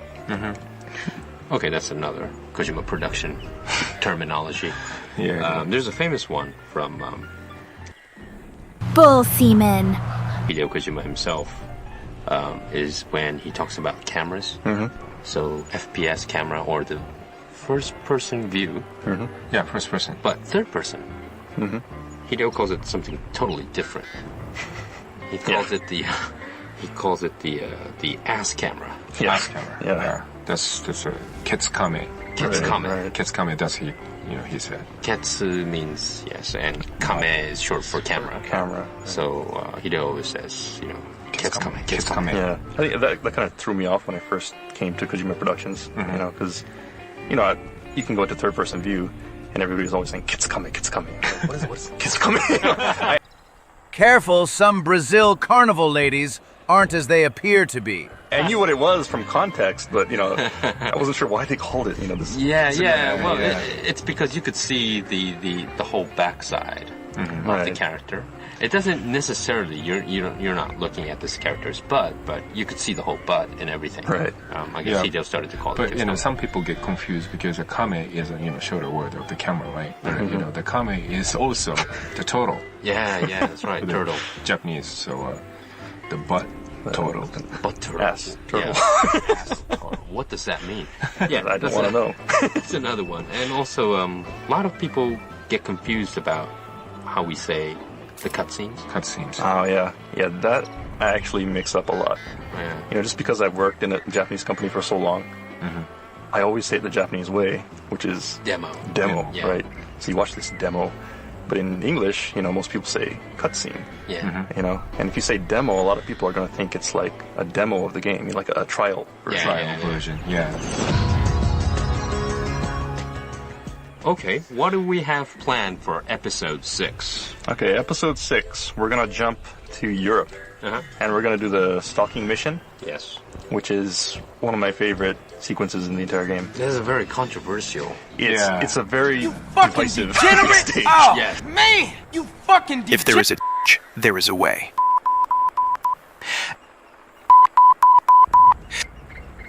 So make sure you tune in next time. So where's our meeting point? Okay, so we'll just start from the beginning of the stage, basically. So go ahead and get to Eastern Europe, and you're going to have to track the resistance member as soon as you exit the train station, and we'll pick up from there. Okay. See you at the right after demo. Right. Yeah. After that demo ends. That means cutscenes. Okay, thanks, guys. See you next time. See ya. Bye. All right, that's gonna wrap up this edition of the Metal Gear Solid 4 Integral Podcast. Check back next time for more tips, tricks, and insider info on Metal Gear Solid 4. Brought to you by Kojima Productions and Hideo Kojima himself. Make sure to send... Dios mío, hearing these non-stop yapping podcasts are a cipher level of torture. Joder mi vida! Send in your comments to Hideo Blog. See you next time.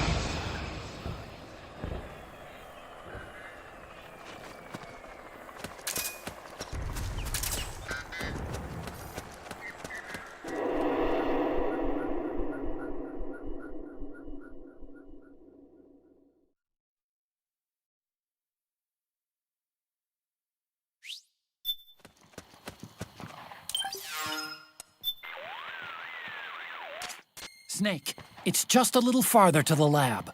Don't get sloppy now and get yourself caught.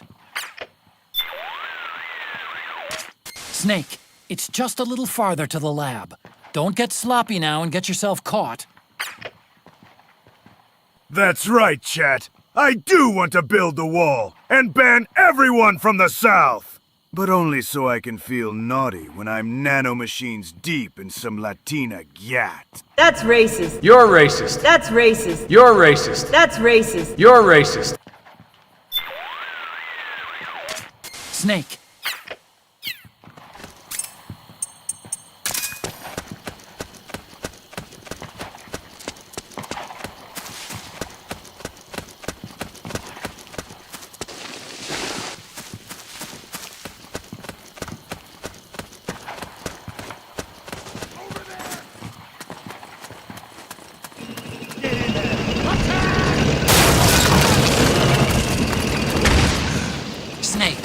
Rebels have got an armored dozer. They're probably gonna use it to bust their way into the mansion. Give it some cover and it might get you inside the compound. It's an armored bulldozer. They're gonna use it to break down the gate. Snake, that's your ticket inside. Wait for them to bring it down and then charge on in.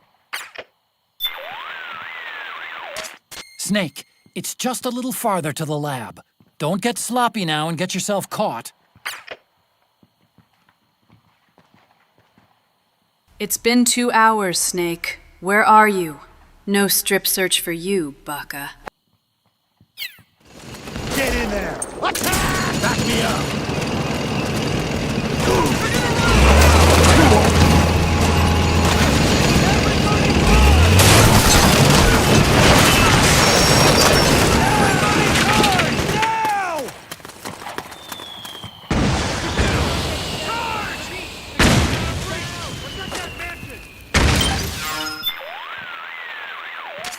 Snake, it's just a little farther to the lab.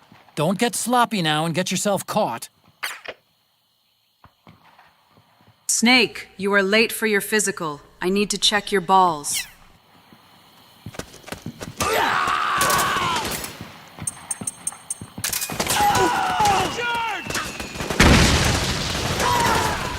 Naomi's lab is somewhere inside those mansion grounds. Proceed immediately. Infiltrate the place and find out where she is.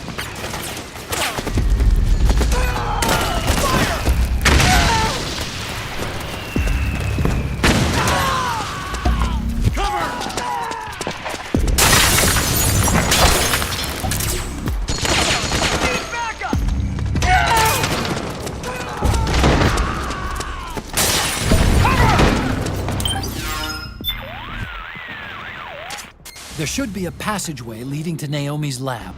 Look around for it, Snake. There should be a passageway leading to Naomi's lab.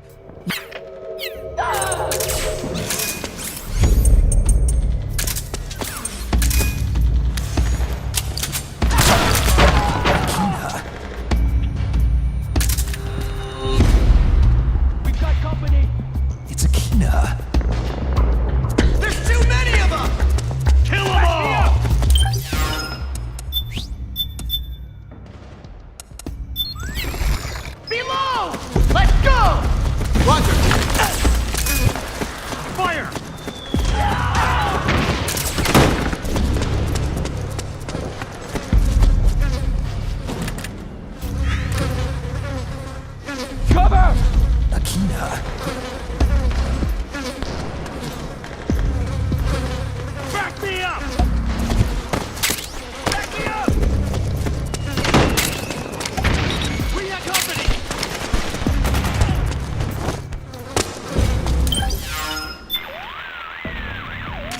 video Naomi sent us contained data pinpointing the location of her lab.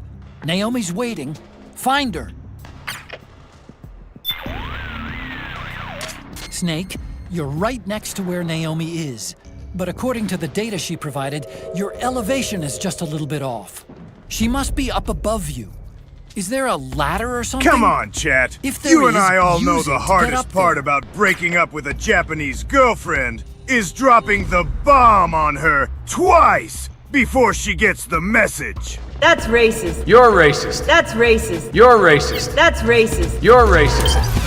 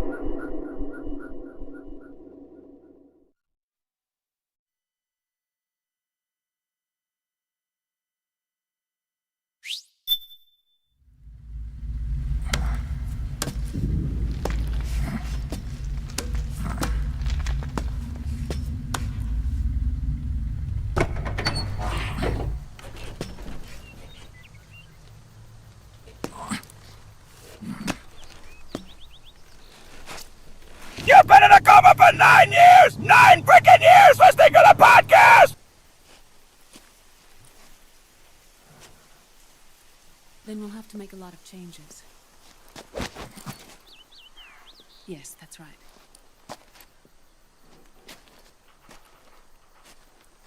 We'll need another go at it. That won't be a problem. Uh-huh. Yes. Stormtroopers have entered the base. Hold them off as long as you can till reinforcements can arrive. Stormtroopers have entered the base. Hold them off as long as you... Stormtroopers have entered the base. Hold them off. Stormtroopers have entered the base. Hold them off as long as you can till reinforcements can arrive.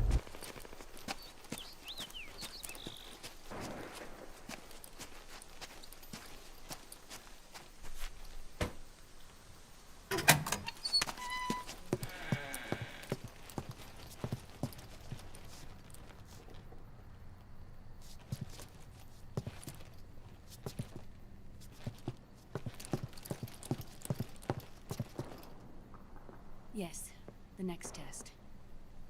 Naomi. And things on your end? I see. We're on schedule here as well. I know. Me too. Until then.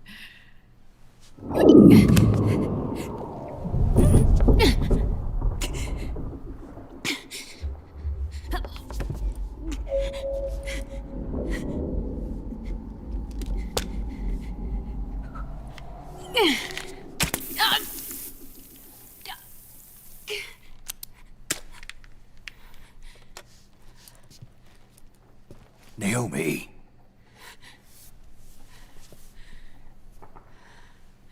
Snake. I knew you'd come. You and I, neither of us Wearing a black man's face, huh? can escape our fate. I haven't seen you since Shadow Moses. How long? 10 years? 9. And Dr. Emmerich, is he with you? Why? I thought he'd be the only one able to open the mail I sent. Not many people could recognize 4D sound data in a Soliton radar file. How is the good doctor? Otacon's fine. He's the same as ever. Otacon? I see. Who were you just talking to? Liquid. Although I suppose he's really Ocelot, from a medical standpoint. I thought he was here. He's not, at the moment.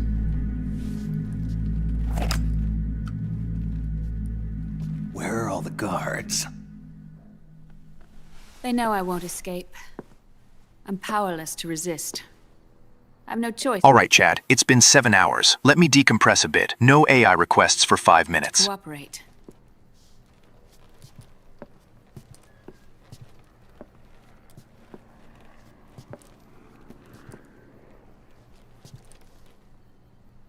Naomi, what happened in the Middle East? What you saw was the soldiers' emotions run amok. Another product of the system.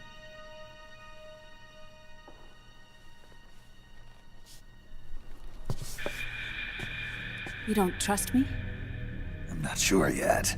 And if I answer your question? Let's hear it first. Liquid. We thought the SOP was an ID control system designed primarily to maintain order and control in battle. And we were right. But only partially. SOP had another function. To control people's senses.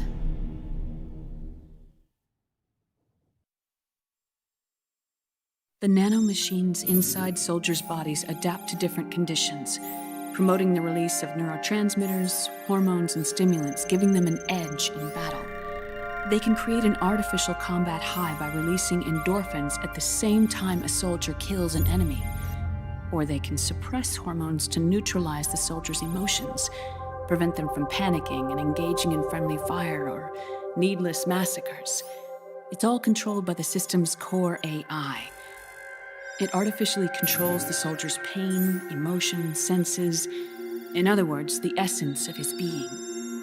The skyrocketing demands of the war economy have fueled the demand for more soldiers and more fighting. This in turn led to the development of technologies to rapidly improve their combat abilities and control their actions. The system ensures a steady supply of battle-optimized soldiers at a minimum of cost. But you, of all people, must understand, Snake, that unlike combat technique, a soldier's senses can't be taught. They must be earned through experience. Does this have something to do with that test of yours? The goal was to release the soldiers' nanomachines from the system, but we didn't know about the mental control. And the nanomachines went berserk? No. Our test was a success. At least it confirmed our hypothesis at the time. Just as we predicted, the nanomachines stopped functioning, and the PMC soldiers were freed from the grips of the system. But the moment the system stopped, all the pain and fury and sorrow, all the trauma and stress, all the hatred, regret, guilt, all the sensations that had been suppressed were unleashed within their hearts. Their memories, unlike their senses, weren't erased. Each enemy soldier they'd killed, each lost comrade, each threat of violence against the innocent, every act of war they'd committed was etched firmly in their hearts. In suppressing the user's mind, the nanomachines exact a heavy burden on his heart. The user's body rejects the nanomachines. This reaction must then be suppressed with drugs. Before the user knows it, his mind is in complete shambles. Snake, remember Frank? Frank Yeager. Gray Fox. They twisted his body for their experiments and nullified his broken heart with nanomachines.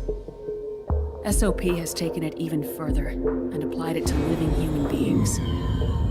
The sins of war these soldiers carried inside them returned to assault them in the form of unimaginable shell shock.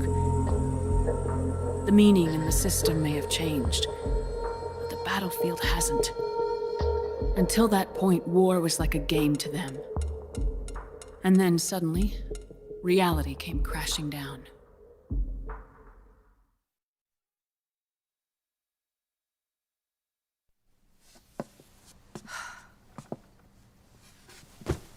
Ordinarily, our hearts are hardened through experience.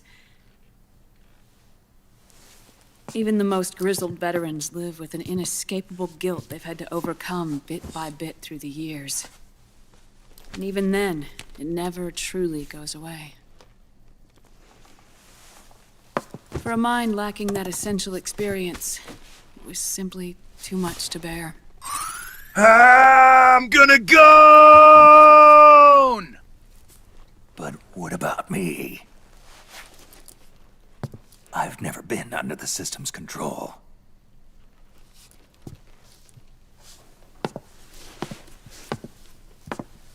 That's why I want to examine your body.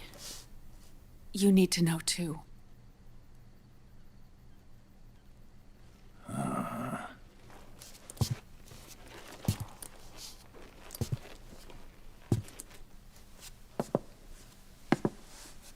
All right, Snake. Undress. Snake, what's gotten into you? Hurry up.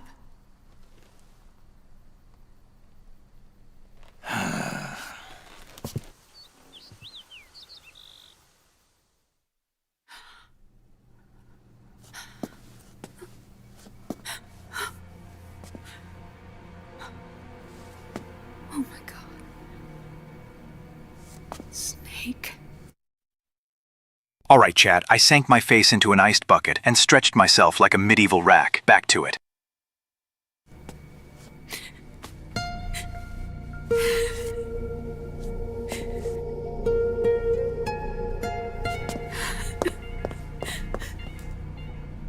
All right, let's just get this over with. Yes. Of course. I'm sorry.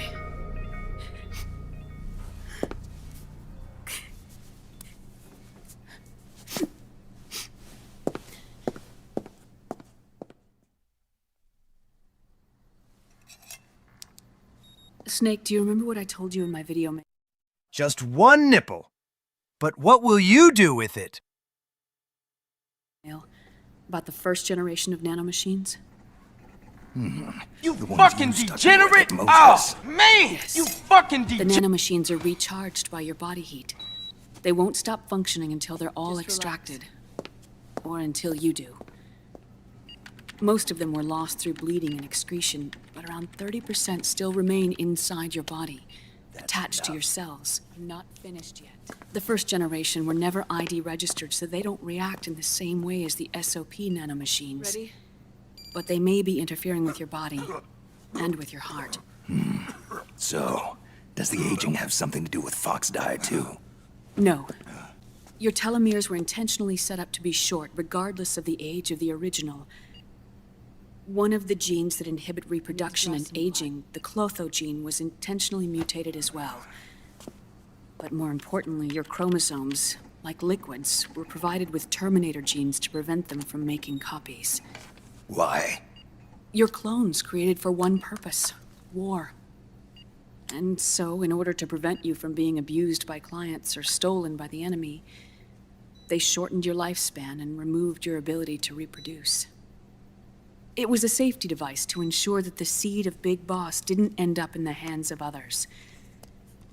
The reason you're aging so rapidly isn't because of disease or faulty research or Fox die. It's how you were born. It's your natural lifespan.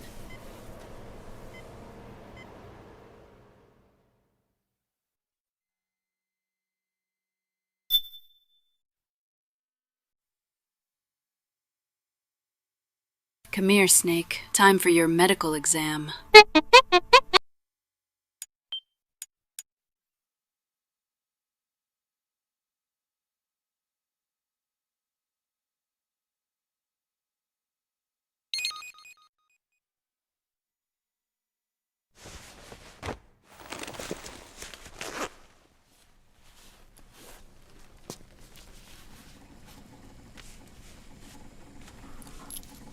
The truth, Naomi.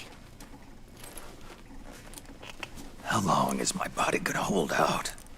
Your cells, blood, organs, nerves, skeletal system. Good thing George hydrated. You know how many third world countries' AI starves of water just so you can hear my silky tones?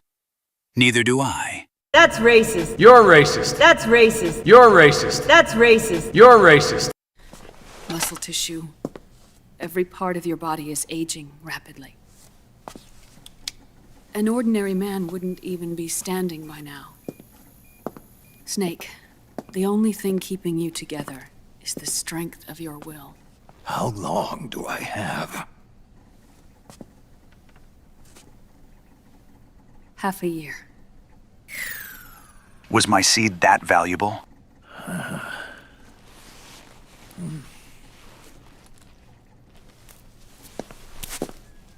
Don't.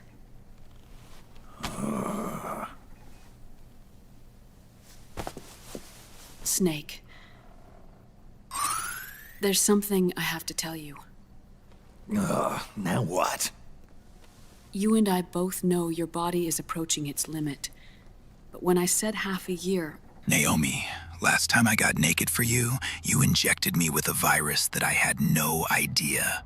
Pardon me for not being so trusting. I wasn't talking about your lifespan. What do you mean? We can't get rid of the fox dye in your body completely. At this point, it's circulating within you like a normal virus. Yeah, so? Listen to me. Fox dye only kills its victims when the infected person's genetic code fully matches the genetic sequence programmed into the virus's receptors. In other words, it only attacks targets with specific genes. I know. That's what killed the AT president. And Liquid. Yes. And at the same time, it's set up to protect those not designated as targets from the virus's harmful effects.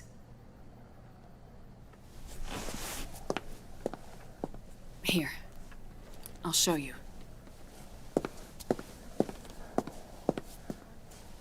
The receptors on the fox dye inside your body are breaking down. The rapid aging process is changing the environment within your body. As a result, the virus is starting to mutate. The viruses on the left are fox dye in its original form. The ones on the right I took from your body. They're already mutated. Gee, the final finally calmed down. During Act 1 at Liquid's... Receptors. They're wearing down. Meaning? This mutated version of fox dye could activate even if the infected person's... Gee, the chat finally calmed down. During Act 1 at Liquid's compound, you guys had like 20 requests backed up on queue like a welfare line. I need someone at my basement to do these requests while I focus on the game. The genetic pattern doesn't perfectly match the receptors. Which means the virus is becoming indiscriminate about what type of target it kills.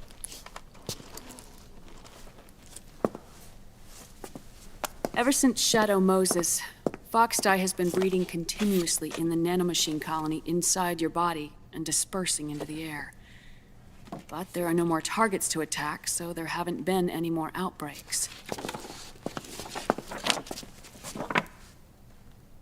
However, if the receptors continue to wear down, it'll become a killer virus that attacks untold numbers of victims.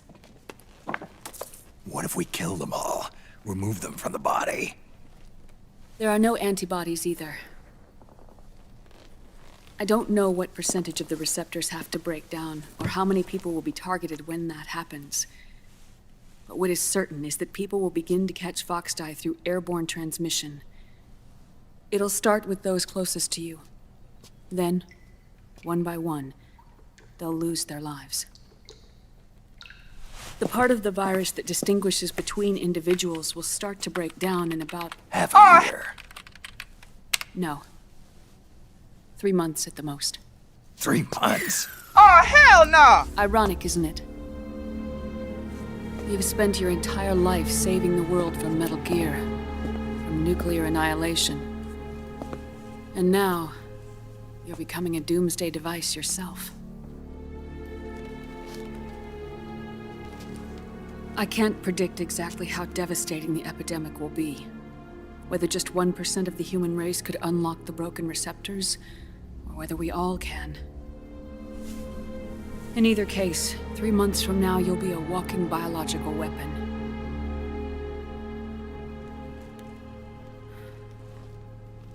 If it were up to me, you'd be quarantined already. Funnily enough, I did it again. Tee, sorry. I am just a girl.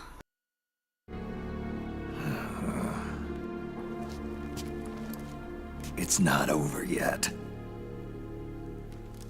I know. You still have a job to do.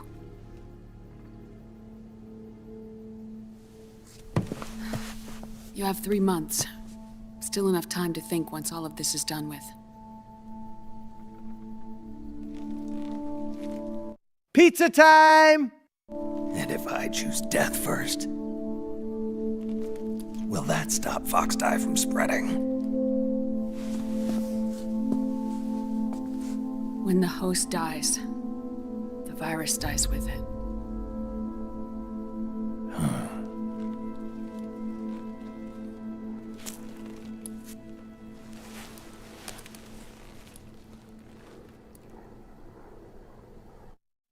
When George gets tired, I'm next.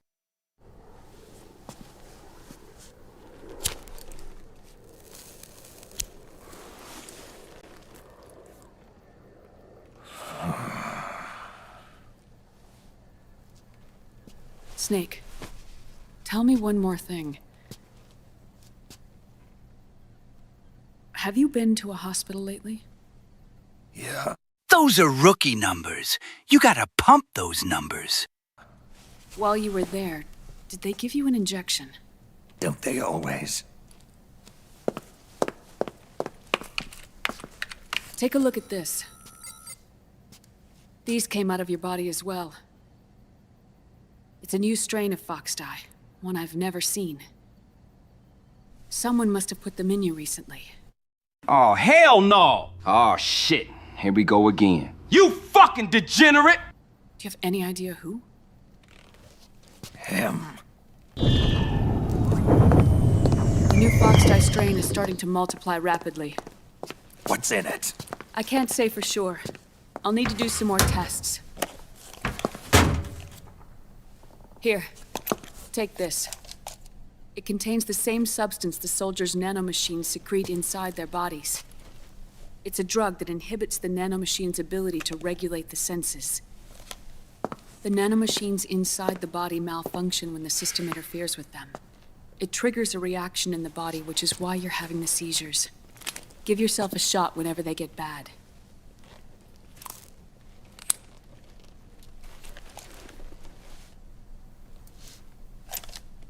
It's potent, so use it sparingly, unless you want to end up an invalid. It may restore your psyche for a short while, but use it too often and the amount restored We managed to avoid drowning. will start to decrease.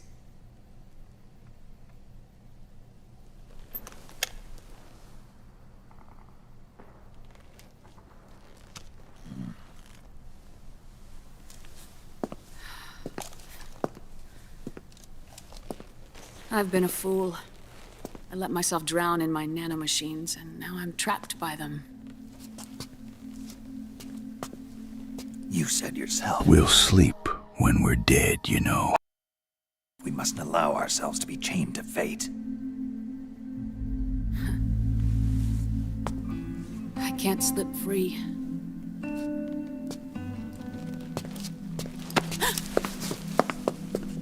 Then I'll free us both. Where's Liquid? I can't tell you yet. Who is paying for the new fun bags? Not until you free me. Do we know? Liquid left here last night. Where was he headed? Those are my terms. I can't leave this place of my own will. What are you talking about? I'm being watched.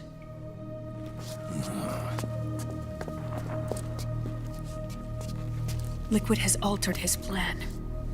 Removing the system will only cause his army to collapse from within. So he's chosen to seize control instead. Liquid's objective is to hijack the SOP system. He'll use it to create the ultimate army of perfect soldiers and launch his insurrection against the Patriots. There's a name for his new plan. He calls it Guns of the Patriots. Guns of the Patriots.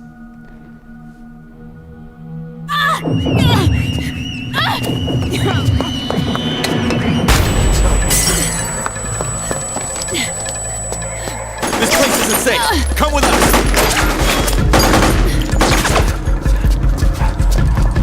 This way.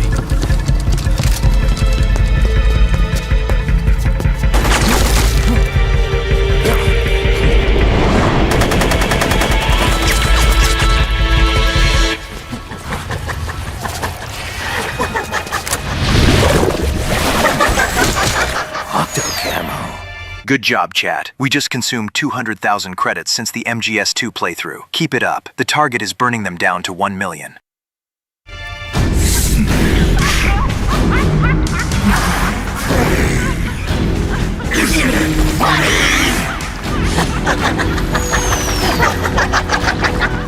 Come on! Laugh when you can! There's no escape! Good open floor plan concept. Stainless appliances. Escape from here? Blast yourself to death!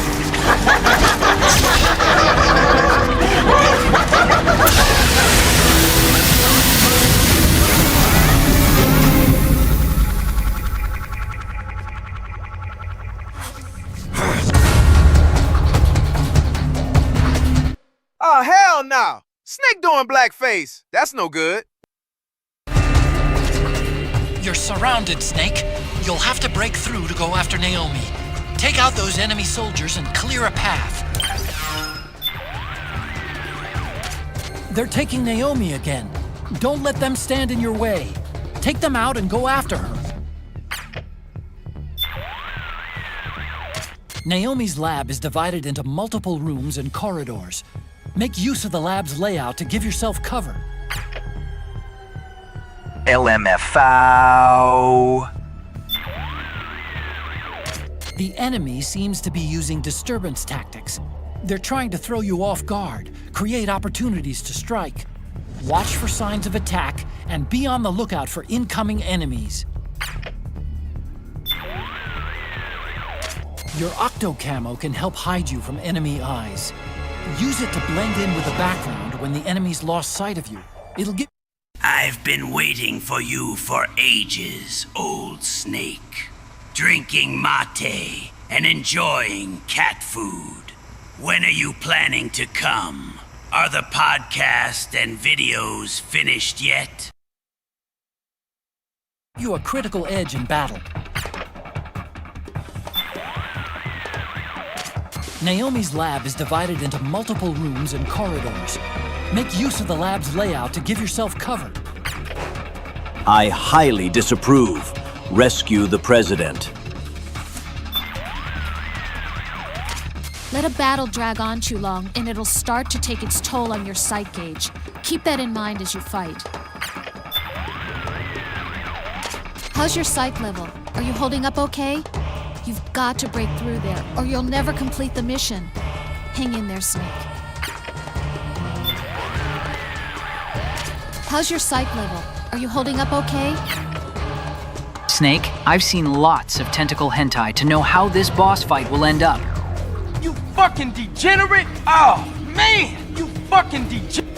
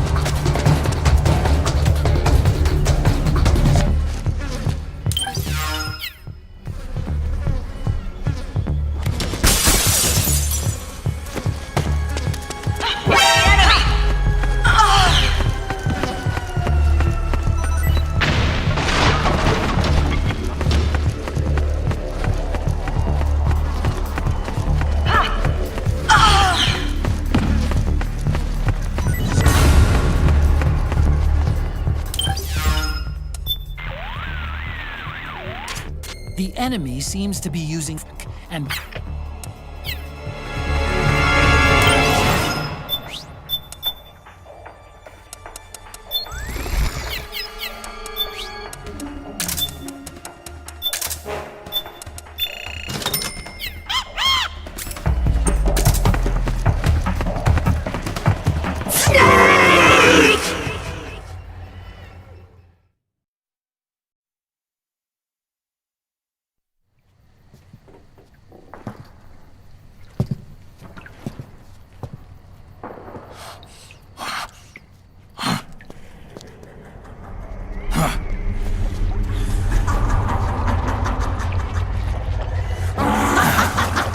The president poops his pants on a regular basis. There is no telling when Mango Mussolini will be out of the White House. It sticks like feces all day in there.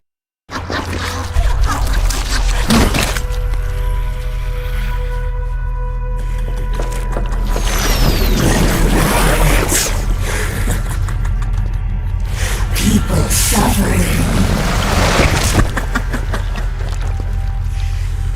People hurting.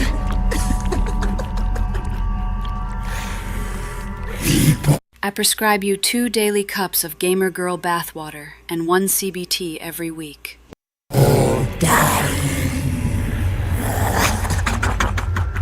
It's all so fucking hysterical! You fucking degenerate! Oh, man! You fucking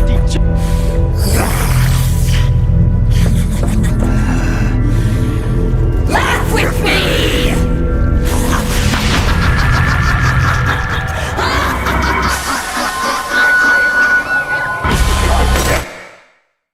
If Dante, DMC3, Torrin, Torrin's Passage, James Sunderland, Duke Nukem, and I'm lucky, that's exactly what'll happen to one of us twice. Like, enough already. Okay, anyways.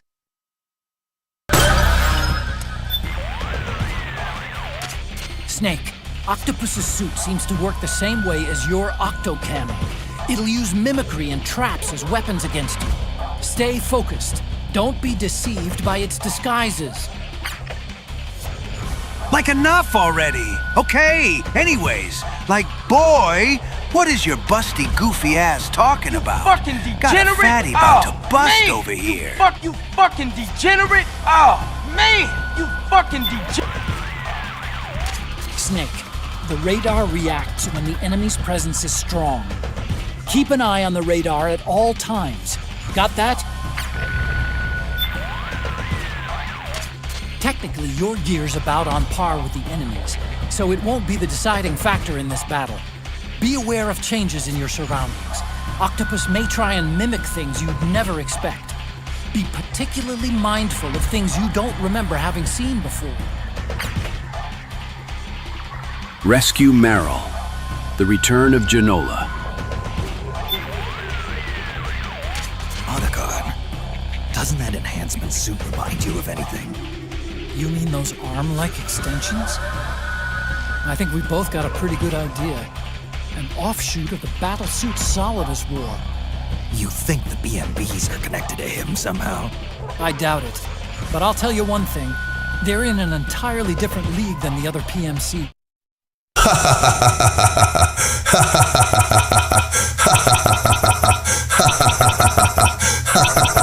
Ríe conmigo, Snake.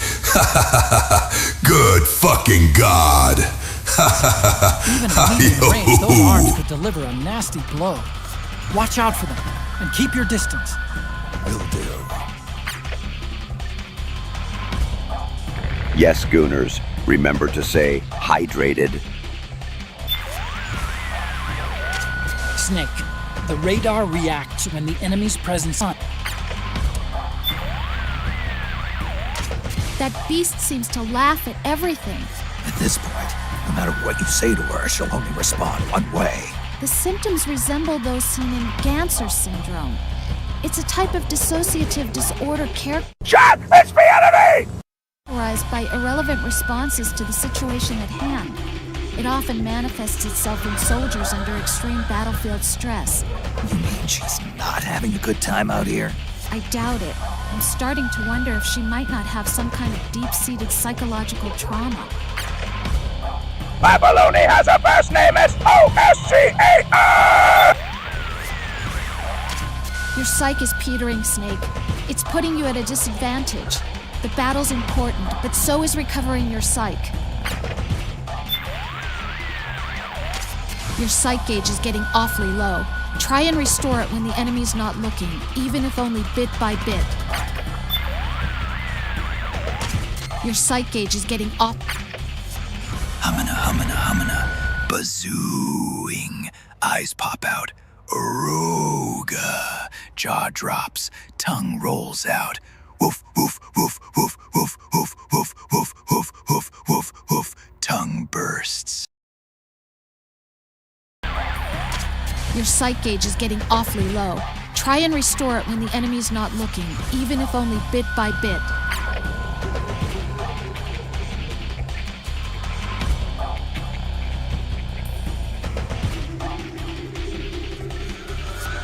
What day is it today? What day is it tomorrow? How is your psyche gauge? Do you want to save? Do you not want to save? I will hold you and protect you. Good God!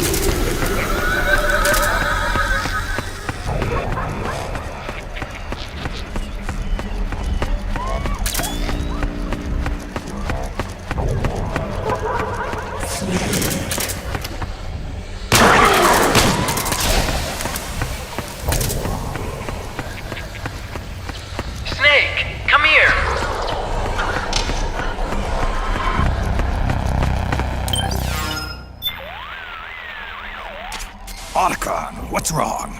Why are you calling me over there? Huh? What are you talking about? I didn't say anything. It was you. I'm telling you, I didn't call you. This is no time for jokes. You're supposed to be fighting octopus. Come on. Hey, Otacon. This way, Snake. Oh, you should have been more careful. Otacon, what the hell were you thinking sending me over there? Hold on a minute. I didn't tell you to go anywhere. Thanks a lot. I just got nailed by a trap. Are you trying to get me killed? Now, wait a second, Snake.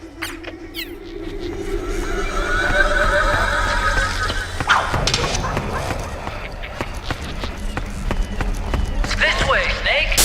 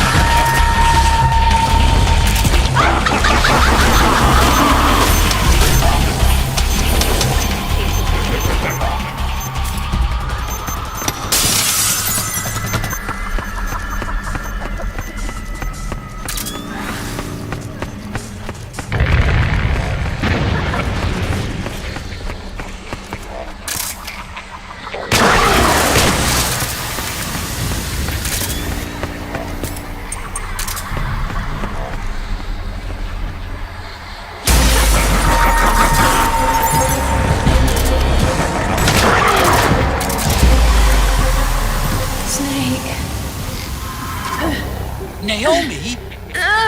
Why? me. It hurts.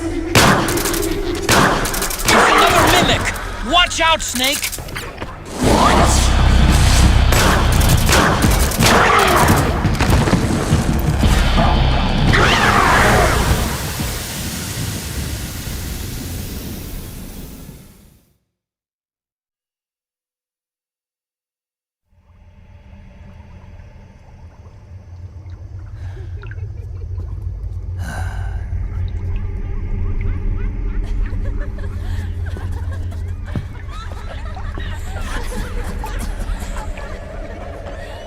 So I would have been surprised about this. So Dante, Torin James Sunderland, Duke Nukem, and I had to do it. So 1, 2, 3, lights, camera, action. For more, anyways.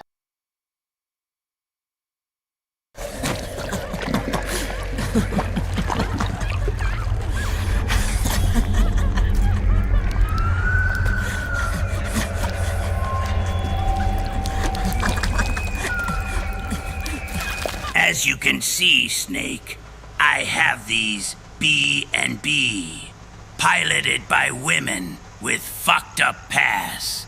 It's not like I Fulton extracted them just because they're smoking hot. It's because Kojima is a strander.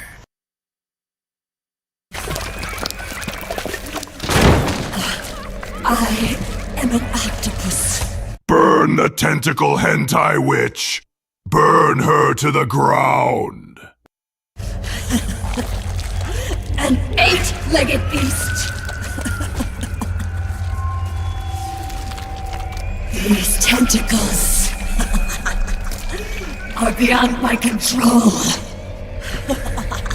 Their will is the will of the battlefield.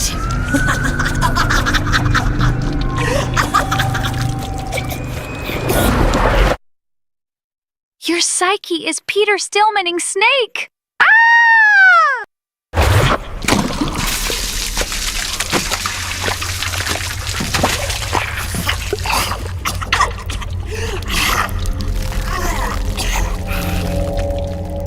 Funny. So funny. It's all so funny. George, you will ruin your eyes playing so close of the TV. No. It's not funny.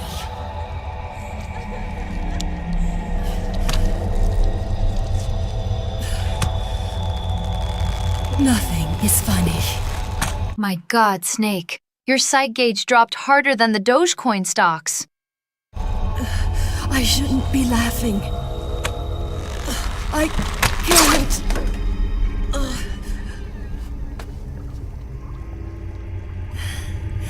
The truth is, I'm not laughing. Not laughing at all. I really like collecting dolls, going to retirement parties, having tea at 8:48 p.m. while watching the Dallas and Falcon Crest series on TV.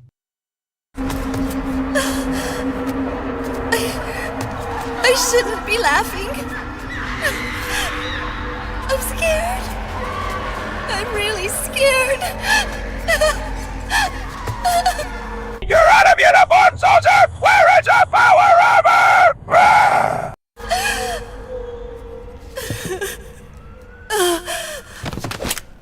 I'm sorry. I'm sorry.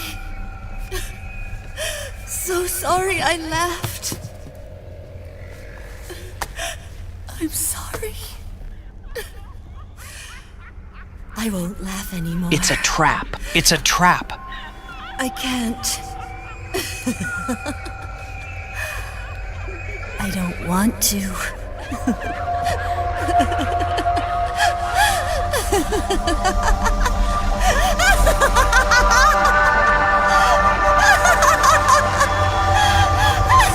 That was for Sniper Wolf, you bastard!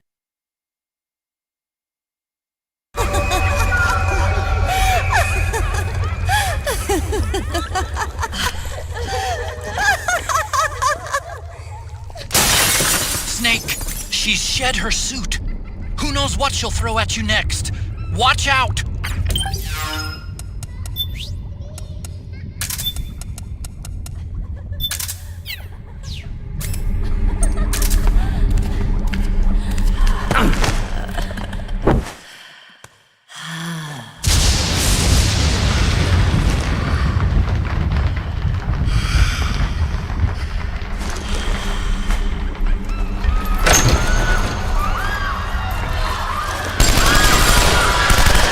It's just a prank, Snake. Please don't come over and kill me. Think about our relationship and our kid, Sonny.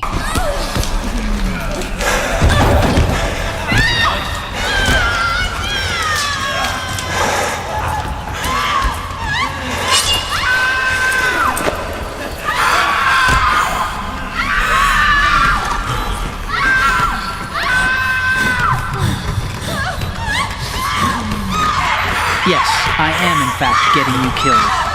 Consider it revenge for killing Sniper Wolf, the girl I spend a lot of the terrorists' money simping for.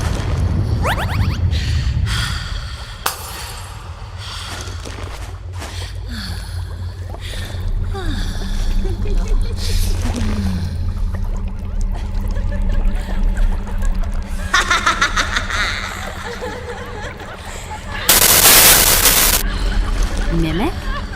So you are also a FNAF fan? Oh, you faking degenerate.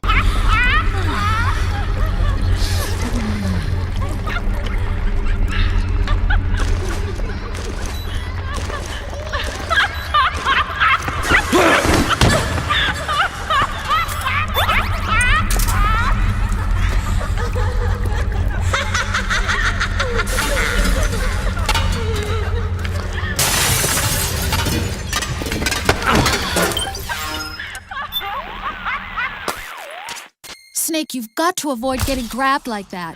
Don't let her get too close. Always keep your distance. Snake, don't let her get too close. Keep your distance.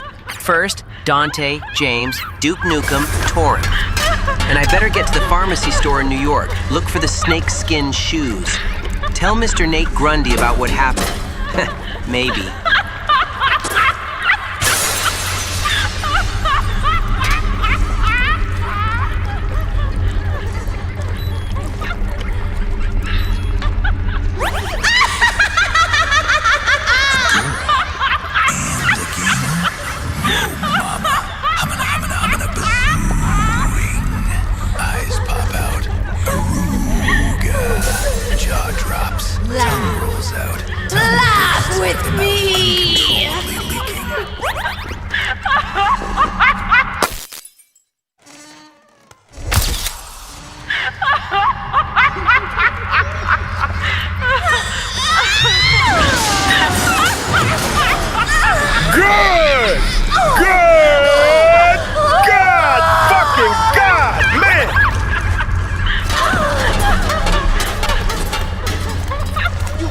Degenerate? Oh, man! You fucking degenerate!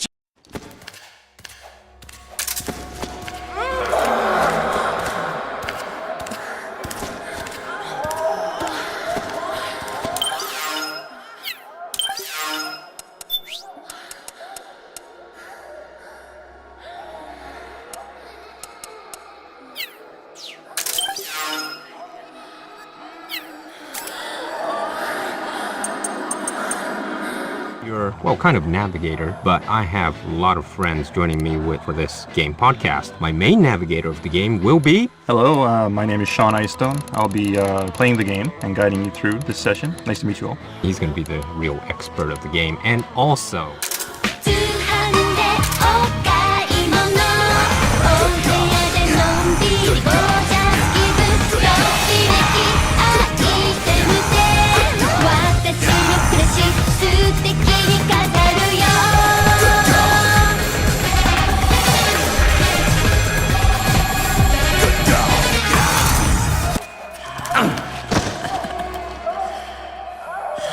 Oh god, I'm stranding!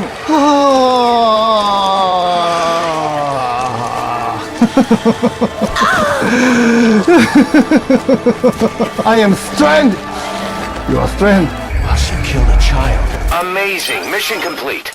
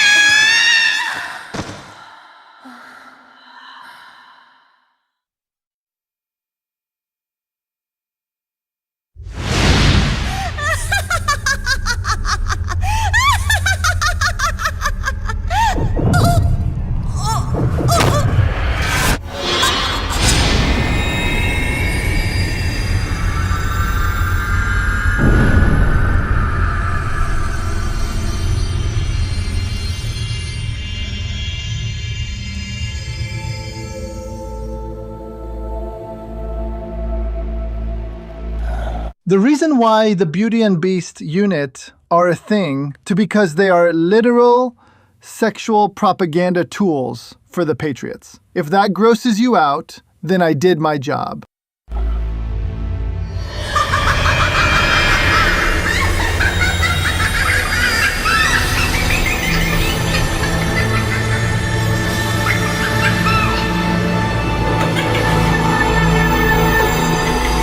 Naomi, just what the hell did you put inside that vaccine?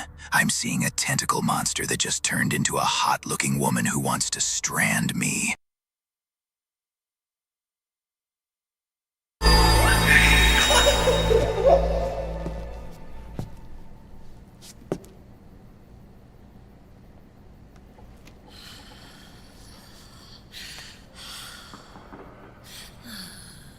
Second one.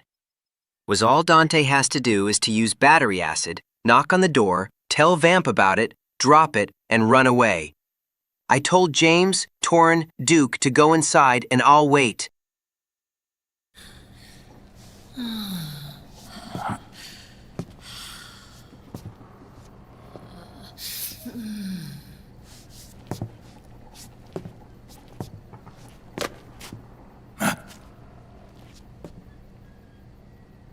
Variety level 207. Hug all the beauties. They need love.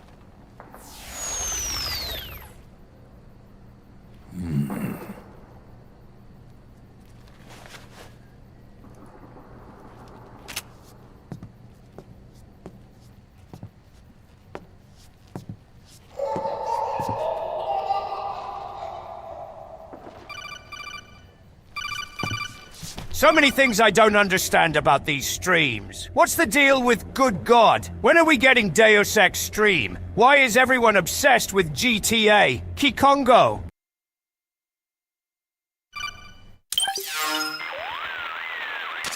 Yo, Snake. Looking good today. Drebin, what do you want? That's cold, man. And here I was about to tell my very best customer about face camo. Face camo? That camo skull cap you just picked up from Tentacle's shell. She played you like a damn fiddle, oldie. Utilizes the same kind of technology as your octo camo suit. Using the two together can get you even better results. I'd hang on to it if I was you. Doesn't fit. It's not my size or shape. Yeah, looks like it could use a bit of tailoring before you can sport it. Not my line of work, but... Ain't you got a buddy who specializes in that kind of thing? Somebody's done their homework. Hey, it's my job. Is that the real reason you injected me with those nanomachines? To spy on me? I prefer the term customer. I'm stranding! Ha ha ha! Data management myself. Drebin. Relax. It's strictly confidential. I ain't gonna share it with anybody. Then what did you mix a virus in with the nanomachines for? Virus? A certain virus was detected in my body. Are you saying it wasn't in the nanomachines you injected? Look, you do know there are other folks who could have done this to you. And besides, what would I gain? This is what we call the honeypot. From infecting you. Better for me that you're out there kicking ass on the battlefield. I was watching you, Snake. You're a real piece of work. Never thought I'd meet the man who could take down Laughing Octopus single-handedly. She just kept on laughing. Now why do you suppose that is? Something in her past. You got it. She's from a village in Scandinavia. Now this is what I call a stitty party. Good fucking You God! fucking degenerate! Oh, man! You fucking Little seaside hamlet known to all the locals as the Devil's Village. Place wasn't known for devils, though. It was known for octopus. See, this was one of the few places in Europe where they ate octopus customarily. Anyway, there's this cult of crazies who for some reason hate the village with a passion. 100 stories up. Maybe he should have been a doer his word, as well as God's word. I better just drive my car off the edge. Then I'd never have to worry about everything anymore. Then, when she was just a teenager. Third one was James, Torin, and Duke has to look for $5,000 and dollars. Find a safe place to hide. Maybe Dante, James, Duke, Torin, and I'll kill Vamp later on. Anyways. Things get bad. These nutcases get their hands on some weapons and attack the village. Overnight, her sleepy little fishing town becomes a war zone. They round up all the villagers and execute. Oh, and one more thing, Snake. Based on the info I got from you, would you like to buy some Viagra, old man? Shoot them one by one. Except for that girl. They had something else planned for her. Something a whole lot worse than dying. Calling her the devil's child, they forced her to do the kind of thing you'd expect from one of Lucifer's own. After they made her torture her family and friends, they made her kill him. The whole His isn't interesting. time they were forcing her to laugh, howl like some sort of demon. This isn't interesting. Like she was enjoying it. What was she gonna do? Say no? They'd kill her too.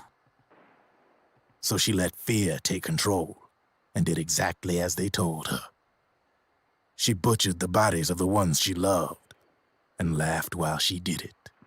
And as she bathed in their blood, it gradually turned from deep red to jet black.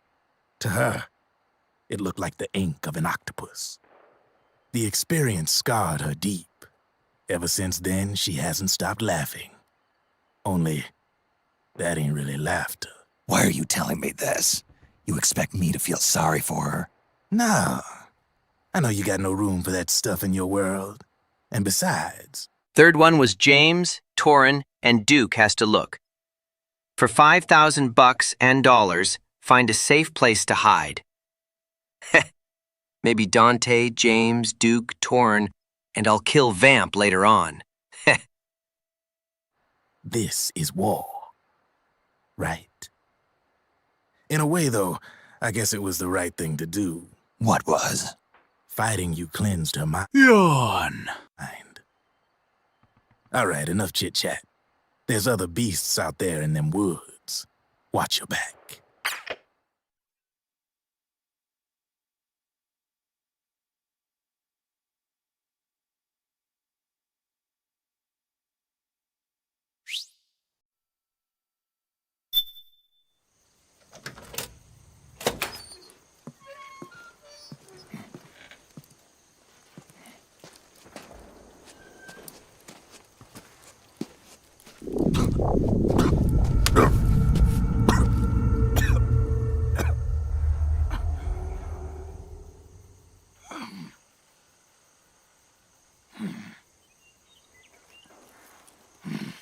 Drebin is a ghostwriter for romance novels.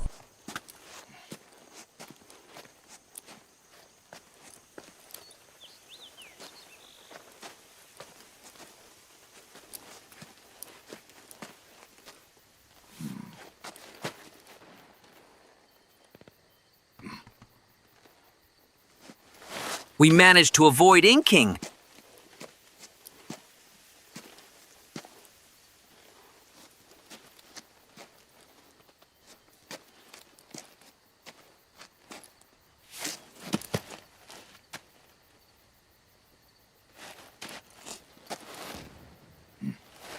I'm so tired.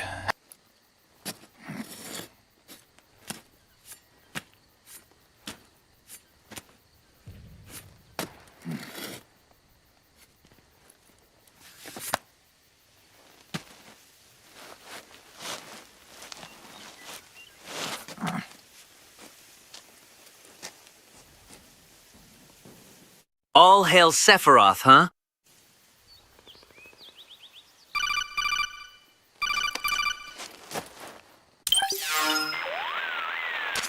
Snake, have you lost sight of the target?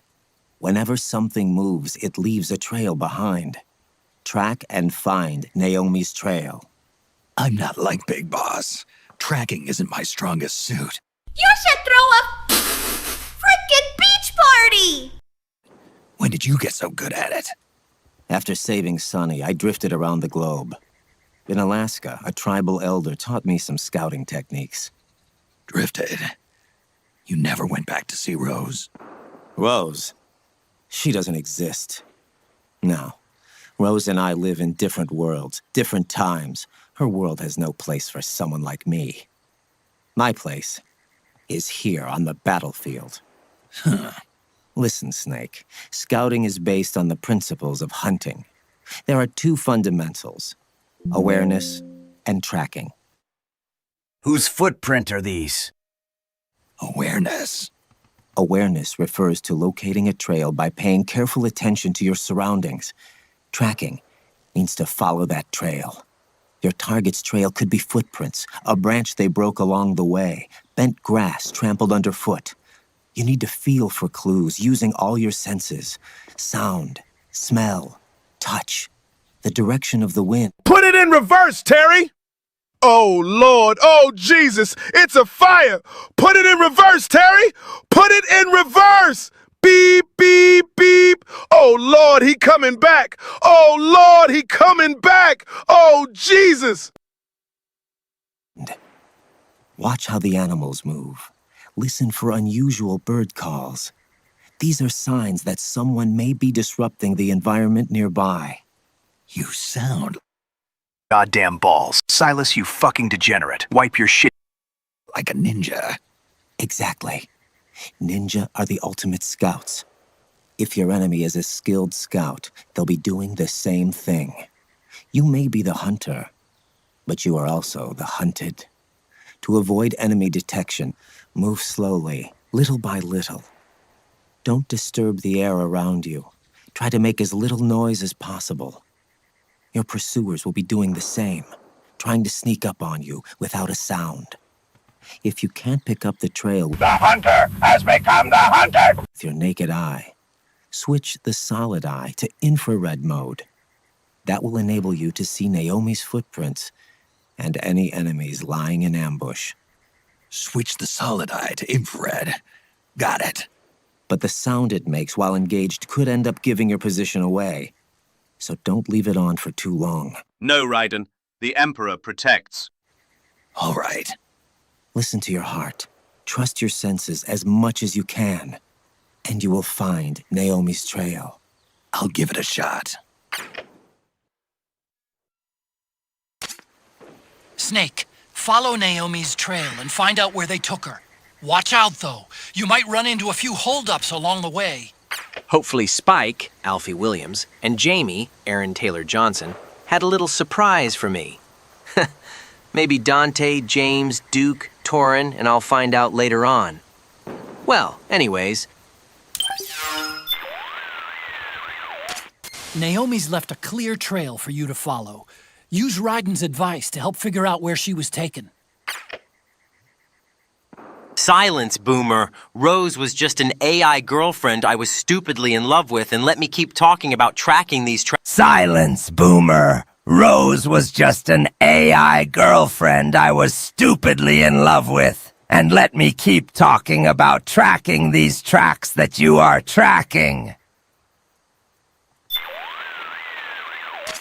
Snake, these enhanced soldiers seem to be using some sort of device to cling to the walls. Doesn't look like they have spikes or suction cups. This is only a... I'm Cat Alaska, also called Revolver Dog.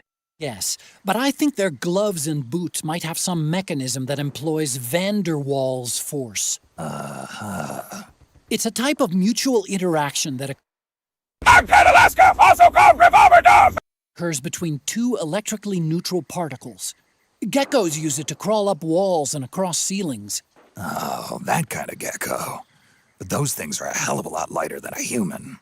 Well, around 10 years ago, I read about an experiment where they reportedly suspended an object weighing 100 grams using a 5mm square piece of... Only thing that gets Stillman-sama more excited is when I back my own truck up. You fucking degenerate! Oh, man! coming. You fucking degenerate! Assuming the technology's advanced since then, I don't see why these guys couldn't be climbing all over the walls. Otacon, what about Vamp? How he ran up that support pillar in the big shell. You think that's how he did it? You mean, did he have this technology? He could have, yeah. So it wasn't that he had some freak supernatural powers. Hey, when technology starts to test the limits of our imagination, what's the difference? Stop complaining, Raiden. The enemy's probably setting up ambushes ahead. Keep an eye on your radar for signs of enemy presence. The enemy's probably setting up... This is Rose. How can I help? I need a psych check. You've got plenty of psych. You should be in good shape to complete the mission. Oh, Raiden, you're that ninja. Snake, your psych gauge is a... So be sure... Metal Gear Solid 4 Integral Podcast. Broadcasted from Konami HQ in downtown Tokyo, it's the world-renowned Metal Gear Solid 4 Integral Podcast. Hello everyone, welcome to the second episode of the Metal Gear Solid 4 Integral Podcast. I'm here with Aki Saito. Hi everyone. And producer Kenichiro Imaizumi. Hi. Hi, okay, this is our second episode. And just we gotta remind everyone what we're gonna do today, actually. Okay, today we're gonna do the Mountain Trail. Okay. In South America. So everyone should have prepared. Or you can just use the solid eye to easily find the tracks like a damn loser who doesn't put a little effort in traditional tracking. Their staves ahead of time, as we announced last time. And go ahead and load that up, and we'll guide you through this mountain trail stage. Okay. Just one note that I want to make before we begin is that, we discussed it last time. While you're doing this stage, you won't be able to have your iPod equipped while you use the solid eye. So you won't be able to use night vision and things like that. So what we want people to do is just unequip it, and the podcast will pause, and then later on you can resume right where you left off. Okay. Especially important this time is the fact that there are enemies in this stage. Yeah. Last time there wasn't. Follow your heart. Trust your senses. Which is why I'm fine abandoning my child and his mother to be a shiny metal twink. Anyone around, so you could just kind of stroll through at your leisure. But this time there's actually some danger involved. So if you get spotted by an enemy, or you get into a fight, that also works. To pause the podcast, just go ahead and switch to whatever item you want to use during battle. Finish the battle, and when things calm down, then just come back and continue. Okay, that's cool. Anyways, we're in South America. South America, yeah. Sean, this is right after we defeated the Laughing Octopus. Yes.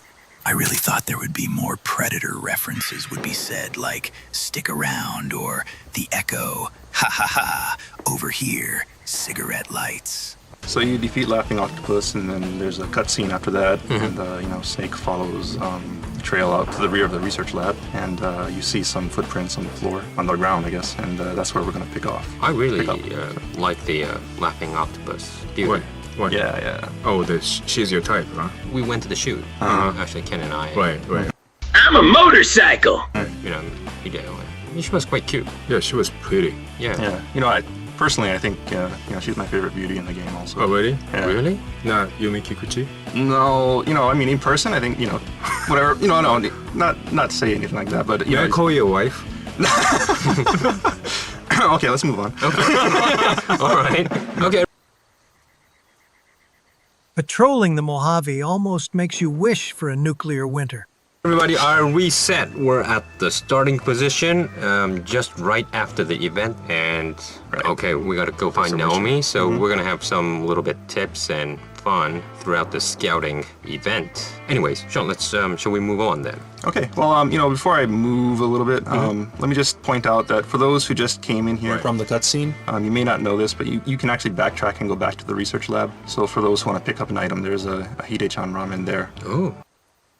Hey, Zach, come downstairs, you worthless sack of shit. I need my booty hole wiped. And bring me my fucking butt plug. Degenerate? Oh, man! You fucking degenerate! This is tasty. It's tasty. I didn't know that. Oh, you could go back. Well, I was so go back. just urged to just go find Naomi and things like that. But so just a small tip. Okay. But anyway, so if you want to move on, let's go ahead and equip our solid eye. Take a look at the footprints here. Okay. So go to night vision mode and look at the ground. Okay. We're looking at the ground right now, and we see lots of footprints. Yes, we do. And remember, we're looking for Naomi. Yeah. You'll notice that one of the footprints is a little... Do you have a PSG one? Excellent. Hurry up and save Meryl. Little different from the others. Oh, small feet, big one feet? set. Well, no. Not necessarily small, but do you remember what Naomi was wearing? Yeah. She was wearing a white shoe. She was wearing high heels. Right. Yeah. So you want to look for the high heel footprints. Oh, okay. Yeah, footprints is kind of separated. Like, yeah. And it's kind of like a, smaller than the normal footprints, kind of like a little triangle. Triangular shape. Yeah, there's one here, yeah. Yeah. So those are the ones that you want to follow. And basically that's the gameplay, throughout this stage, is you follow these footprints and try to find Naomi. The thing that you want to be careful of, though, is if you get too carried away. Raiden, you're nothing but a bitch-ass ninja. Looking at these footprints, you may get ambushed by the enemy because there are guards posted around the stage. So look at the footprints and proceed, but with a little bit of caution. Okay. Okay, so what I'm going to do now is I'm just going to follow the trail. All right, this is just a one path. Right. This is quite easy right now. Just one way. Until you get to like this big kind of dead tree. Yeah. There's like a little like dead end to the right. Just go ahead and pass that. To the left, right? So we're proceeding to the left. Right. The left side. Ah, okay. Okay, and it kind of... And then it opens up. Now, if you look at the ground here, you'll see that the footprints kind of vanish. Yeah. But that doesn't mean you can't track. Oh, really? Because if you look closely, you'll see that actually some of this grass is kind of, pushed over and... Oh, D-Horse, you're a motorcycle. How awesome. I want to ride you to the sunset. I bet your engine sounds are horse neighs. That would be funny. Though I shouldn't bring you to China. They'll eat you. That's racist. You're racist. That's racist. You're racist. That's racist. You're racist. Trampled. Oh. So if you ever lose footprints, just look for the trampled grass, and that'll tell you which way to go. Oh, I see. So you don't have to use the night vision to see this. Right. Actually. Well, yeah, the grass you can see with your naked eye. So, that's... And, the normal grass, the color is a little different, too. A little different, yeah. Yeah. It's like when you trample grass, it kind of gets a little... green and... smushed. Kind of yellowish, brownish. Right, kind of, I see. So this is a basic scouting technique. Right. Wow. Okay, we come here and it kind of opens up a little at this point. You'll hear, a codec coming in from Autocom. I will eat a Yablico Maloko and a blue tarantula while you follow the trace, old rookie. So, if you look at the footprints here, you should be able to see the correct route. Right. You see the footprints, and you see Naomi's footprints heading off to the left, right, which is the correct route. But for now, we're going to head to the right because there's something here that I want to show you. Sean, could you, go back to the point where we were? Okay. There were several paths. Okay. How many passes are there from here? So you come up. Yeah, from the grass. There's a huge boulder in the center here. Yeah, that's right. This huge rock, yeah. Oh, shit. So the left here go again. Oh, shit. We here go again. The correct path. The right actually leads to that dead end that we saw earlier. Oh, I see. It's like a little drop off. Yeah. So what you want to do is take the center path. Okay. Let's go to the center path. Okay. Yeah, you'll see a single set of footprints heading in that direction. Okay, got it. So go ahead and follow that. Okay, let's go there. And you'll come across some trampled grass. Maybe you'll see an item in the distance. And when you get to this bend, just kind of slow down a little bit because there is someone on the other side. And when you get there, just stop for a minute. Don't get too close. What is he doing? Okay, so we see someone here. Yeah. And what is he doing? I hear water. Water. Yes. He's peeing, Ken. Yeah, I know. Ever since, the original Metal Gear, it's always been a tradition to have somebody peeing somewhere. Peeing somebody, yeah. Right? Why is it? Yeah. It's very natural. Very natural. Just in this game. Add more realism. But anyways. Wood Nut Insider. Wood screw, nut, and bolt. Wood nut and leaf. Wood destroyer. Wood nailer. Wood screw. Wood plow. Wood explorer trunk. Oh! You fucking degenerate! Oh, man! You fucking degenerate! We're taking some sort of distance and just watching this guy pee, but I noticed that he's not, like, stopping. Yeah, he'll just pee forever, basically. Oh, well, yeah, he has a huge tank. He drank way too much beer. Yeah.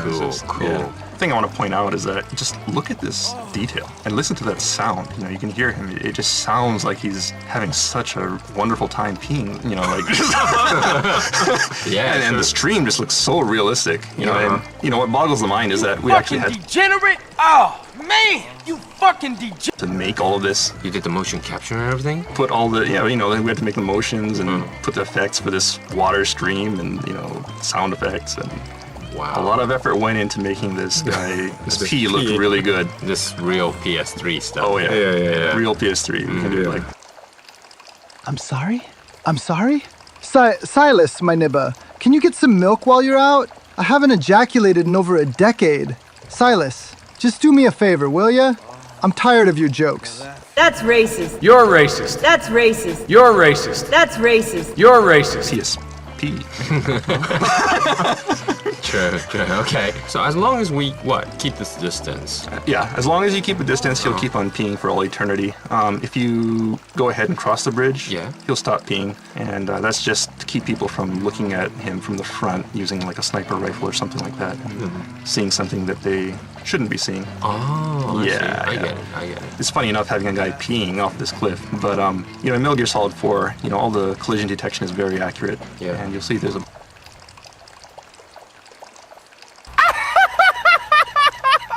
Man, my shit was wet! barbed wire fence in front of him. And, when we first placed him here, he's just kind of peeing. We placed him in a spot that looked natural, maybe. And what happened was, the urine stream kind of hit the barbed wire fence. So he was just splashing urine all over himself. It was really disgusting. So, wow. Yeah, unfortunately, we had to adjust his position and move him forward a little bit. But in any case, enough about that. Okay. I think we have been talking about a pee thing for 5 minutes or something. Yeah. But this is important, Ken. This is really important. I mean, You fucking degenerate! Oh, man! You fucking degenerate! yeah. PS3 historical. Historical. Metal Gear Solid. Okay, now, Sean, you're going to take this guy out. Podcast has changed. Out with an MK2, right? So go ahead and equip your MK2 and put this guy to sleep. Okay. And what we want to get here is some really tasty items. Yeah. Of course, he's holding an M60E4. Cool. But more importantly, the item he was next to is a foregrip B. Oh. Yes. And this is a very useful item. Very, very useful. So people should not just dash off and follow Naomi, but see this P guy. Exactly. As entertaining as it is, there's a purpose for coming here. That's to get that foregrip B, because it really stabilizes your machine guns, reduces recoil. They're turning the frogs gay. Very useful. So now you're going back? Okay. So now I'm going to backtrack. So just go ahead and go back the way you came. Out towards, the boulder. All right, then we're going to head the correct path, right? Yeah. So, you'll see some boxes off. I guess, when you come in from this angle, it's to your right. And that's the correct way to go. Okay. If you're ever lost, just equip the solid eye, look down at the ground, you'll see Naomi's footprints. So follow that, and you'll come to a bridge. Very beautiful bridge. Yeah. You see this nice river here. Oh, that was where we were, actually. Right. Yeah, So from the distance on the right. Yeah. So if you look to the right, you can see, her sleeping friend. Right? Yeah. Let's just move on. Okay. You see some boxes at the far end of the bridge, so just sneak up to those boxes. Right. There is an enemy on the other side of this bridge, so be careful. Don't get spotted. Looks like they Just, split kinda up wait till you here. can see him. Yeah. Have your Mark II ready. Oh, there he is. He's there. He's coming from the right. And just, put him to sleep. Okay. Okay. Well, Yeah. Well, this is another location where there's a lot of paths. Yeah, so right? there's a lot of paths here, really easy to get lost. There's one to the left, and the boulder? second, right, passing that big boulder. War never changes. Wait, ROM franchise. And there's the second path from this left. And then how many more? And then, well, there's one kind of towards the center, and there's like a branch, you know, kind of like a gate-looking thing over it. And then there's another one here to the right. Wow. Well, so many tracks. So many tracks, yeah. And if you look, you'll see the correct path is actually to the right. And by the way, if you have War never change. you know, your solid eye equipped, you can see some graffiti on these rocks. Oh, wow. I mean, you can see it with the naked eye as well, but it's a lot easier with the solid eye. True. Okay. All right, now, which way do we go? Which path do we take? Okay, so the correct path is to the right. Yeah. But let's go straight ahead. Take the center path with this kind of gate thing over it. Yeah, there's wooden kind of gate on the top right. Yeah, okay. There's something there that I want to point out. So let's just... So you ought to know. Raymond Faby uses Roland S760, Proteus 2, and even more. How lucky is that? Even Carol R. Posey and John Towner Williams knows why.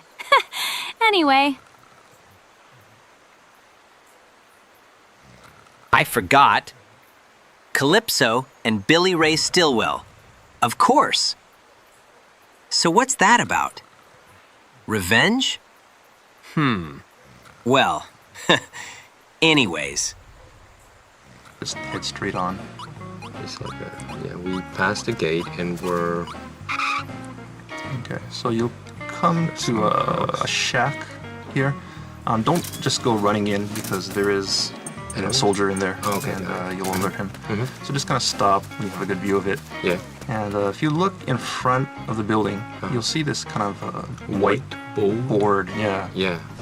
Now, you know, it's written in Japanese, so I think a lot of people maybe had no idea what this is. Well, yeah, this is for testing your eyesight. And I can take you for a ride on my big green tractor. We can go slow or make it go faster. You have to actually say the right or the left or down where the circle is cut. I see. So it's a circle, and you know the part that's missing, you have to say left, right, down. Yeah. Oh, that's interesting. Because you know in America we just letters on a board, and you know you just kind of read. They'll randomly choose letters from the top line, the second line, and you keep on going down. It gets smaller and smaller as you go down. Well, this is the same way. Right. I just find it. Splinter Cell, it's my favorite franchise. Kind of interesting that you know they use circles rather than just you know Japanese characters or something like that. But actually, you know, there are some letters on here, right? Japanese characters. Yes, the center line, so to say, reads Metal Gear Solid Metal Gear Solid 4, meaning Metal Gear Solid 4. So for the trivia buffs out there. There's a little hidden message here. Yeah, it says a title in Japanese. Right. Cool. And, you know, this serves another purpose also. If you equip your night vision and look down at the ground, you'll see that actually there are a set of footprints on the ground that are, it looks a little bit more worn, you know. A little highlighted. Right. Yeah. And that's actually the correct position to stand in when you look at this thing. So if you stand at that position. The distance, right? Right. Yeah. And, you know, equip first person view, then you can test your eyesight. Maybe, cool. You know, test your monitor. You know, how good is your monitor? Are you using standard resolution, you know, 720? You know. I have really bad eyesight. Or whether or not you need glasses in real life. You know, I mean, that's... God, really? I can't really see from here. Okay, anyway. These podcast hosts are fucking degenerates. Good fucking God. Anyway. Okay. Just a little bit of trivia. So before we move on, let's just go ahead and take a look at this shack here. Be careful though, because there is a soldier in this building. Inside? Inside. So what you want to do is just kind of sneak up, don't make any sound, and sneak up to below this window. There's a doorway, and there's a window to the right of the doorway. So Sean is right now, going to the right side of the building, right? Oh, you're going through the window? Yeah. Okay. Did you hear that? Yeah, he said, you never spot me. Right. So, you know, it's just kind of, you know, this guy is laying a trap for you, and he's really confident in his ambush abilities. You know, he's kind of boasting to himself there. All right. But, yeah, you know, it's just kind of to point out that, you know, there are places like that in the game where, you know, we have certain scripted events, and if you're really sneaky, then you can hear lines or see things that maybe you wouldn't see if you just kind of ran through. You know, so keep an eye out for that kind of stuff. So now we're going to go back? Right, so let's head back to the open area. So let's go back to the...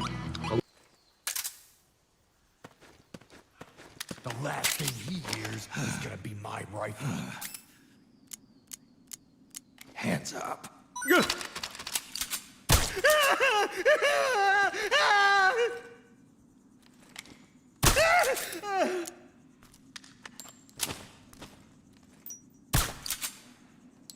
Open area, back through this gate. One more time. And one more time, and we're in this open area. So make sure there's actually a soldier, so make sure you don't get spotted here. Right, be careful. Just go ahead and put... We managed to avoid peeing. Wash away the anger. Sleep if he's woken up. So we head off. This time you'll see a bunch of boxes. You know, we came through earlier and the correct route was to the right, next to these boxes. So let's just go ahead and take that route. Okay, let's go to this correct route. Then shall we walk a little bit up this route? Yes. Okay. We walk to this route, so there's a lot of grasses that are, leading the way. Yeah. Trampled grass. Trampled grass leading the way to the correct way. And just kind of stop when you get to the end of that grassy area. Okay. Yeah. And there'll be a kind of open area at the end of that. Yeah, what's that? It's a handkerchief, right? Ooh, it's a kind of a purple, light blue, light purple hanky. Yeah. Okay. Purple, like I'm trying to explain to the people and make sure that, everyone's following what we're doing as well. Okay. I can't feel my fucking eye holes. So we're right in front of handkerchief. Right in front of handkerchief. Stop right here. And Sean, let's take a look around. Anything? Because there's lots of path leading. Yeah, there are a lot of paths here, and there's also a sniper, so be careful. Where's the sniper? The sniper, if you're looking at the handkerchief, just look straight ahead. There's kind of like a stair. Yeah, there's like an old trail leading up. Yeah. And at the very top of that, there's a sniper. Oh yeah. You know, aliens. Nah, nah, nah, nah, nah, nah. Kind of looking off to the right, so be careful not to be spotted by him. In addition, you'll see a trail leading to your left, another one going straight ahead, and another one to the right. Okay. And where are we gonna go? Okay. So first of all, let's look at this sniper and see where he's looking. He seems to be looking to the right. If you use your solid eye, of course, you can see the path where you're supposed to go. But there's something I want to show you, so let's just follow this guy's line of sight. What is he looking at here? Of course. If war doesn't change, men must change, and so must their symbol. Put him to sleep before you go there, because it is in his line of sight, and he will see you if... So let's put him to sleep. Okay, there we go. He's down. And he was watching the right direction, so I want everyone to turn to that direction, which is actually just looking at the right path, isn't it? Yes, it is. Let's head up to this right path then. Okay, so you walk down the path a little ways, and you'll hear Otacon calling in. So make sure you stop when you hear Otacon calls in. And turn right. And turn to your right. What's this doing here? Naomi.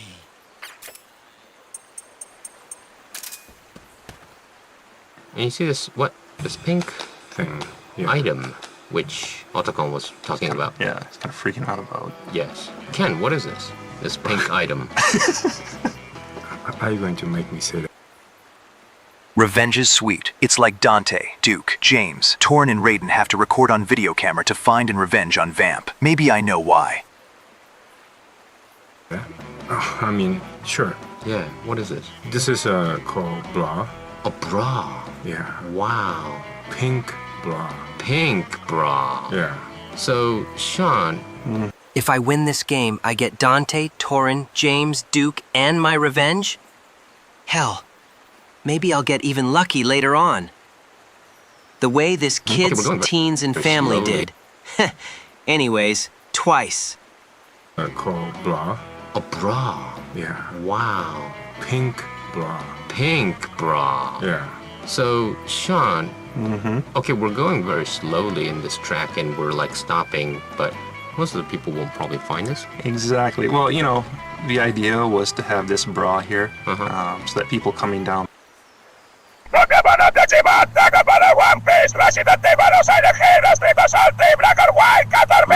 Will maybe see the bra.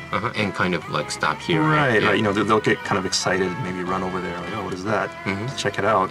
And while they're doing that, they would get shot from behind by that sniper. Our sniper. Oh, I see. That was the idea. You fucking degenerate! Oh, man! You fucking degenerate! But unfortunately, the bra is a little bit hard to see, so I think a lot of people actually just kind of ran through this area and, heard Otacon freaking out, like, and, they're just kind of like, what's Otacon's problem?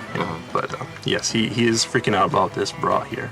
So he knew about this, yeah? Yeah, he has very good vision. He saw the handkerchief, he sees the bra. So. Cool. So, this is Naomi's bra, right? Yeah. It may or may not. We're trying to make the player think that it's Naomi's bra. One of the things that was in the game originally, one of the ideas that was floating around anyway, was that enemy soldiers Naomi's bra is pink.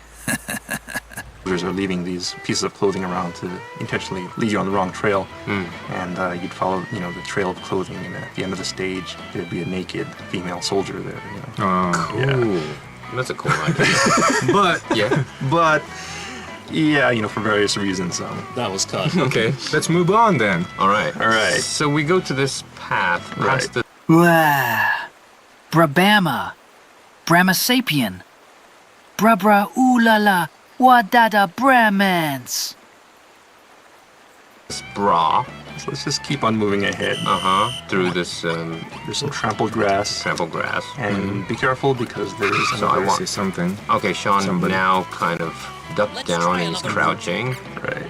There's you'll hear Otacon saying, let's try another route, because this actually isn't the correct route. I see. So stop there. Right. Yeah. Up to your left, but we're gonna stop at the end of the grass here. Okay. And you'll see some enemy soldier. Make sure you stay low, crouch down, so he doesn't spot you. Stay in the grass and just kind of put this guy to sleep. Okay. And then there's kind of like a ruined house, a brick kind of thing. You even drop me! It's like Viva! Get the fuck off the commode! And you see someone inside that. Yeah, and he seems to be doing something there. Yeah. Wow. He's found something, right? Let's just put him to sleep. He's preoccupied with his business, but if he notices us, it'll be inconvenient. So let's just put him to sleep. Okay. All right. And then we go. Well, where are you heading? You're heading to the right side of this building. Right. Let's just go around to the.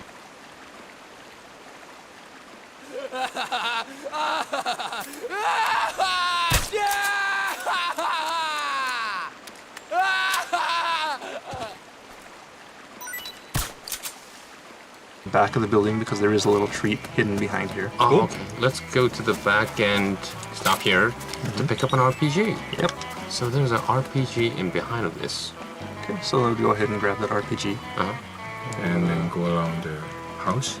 Yeah, just go around and, there's only 2 paths leading to this house, so let's take the other path, not the one that we came from, the path leading on ahead. All right.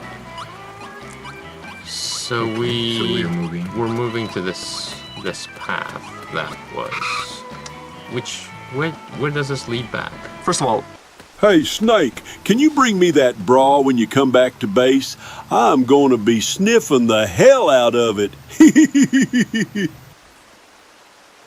You fucking degenerate! Oh man, you fucking degenerate! I should say stop. Don't just run out. Okay.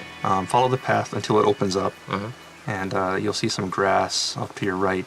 Just kind of take cover behind that grass because you'll notice that there is a soldier behind this pile of boxes. There's 1, 2, 3, 4, 5 boxes here. Yeah. So what you want to do is, just kind of take this guy out because that's inconvenient. If you ever see guys aiming their gun at you from behind these logs or boxes, then that's a sign that you're on the wrong trail. Oh, I see. Right. So where are we going?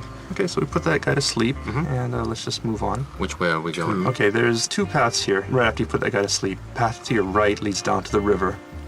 Yeah. We're gonna take the path that's kind of like straight ahead, leading forward to a path into some grass. Yeah, to the left side, right? Straight ahead, yeah, kind of to the left. And we're gonna take that path. Okay, let's move. Also, hopefully Davey Havoc, Jade Puget, Derek Wibley, Gwen Stefani, and Tom Dumont said it. Especially Red Sox, Phillies, Mets, and more. Anyways, twice. Move on to the path, trampled grass, and there's an open... Oh, there's an open area. Something. So let's stop at this open area and... Sean, what is this? We see something in the middle. This is actually a crop circle. Wow. And if you step into the crop circle, we hear sounds. Yeah. I had a couple of miles to go. I looked up and saw a glowing orange object in the sky to the east. It was moving very irregularly. Suddenly, there was intense light all around me. When I You just had to shut down the podcast, CJ! When you stepped into this, someone talking about an alien abduction. Fans of the series will recognize this line from Metal Gear Solid 2. Right. For those of you who don't know what he's talking about, suggest you go and play the game because it's a lot of fun and you'll be a spoiler if we explain anything. Yeah, true. Can you hear that again every time you go to that? No, actually. No, just the once. You hear it once, and the reason for that is if you listen to it all the way to the end, you actually get a little bonus. You get some Drebin points for that. You want to make sure to listen to the end of that flashback. So be sure, don't just run through onto the river, because if you keep on moving ahead,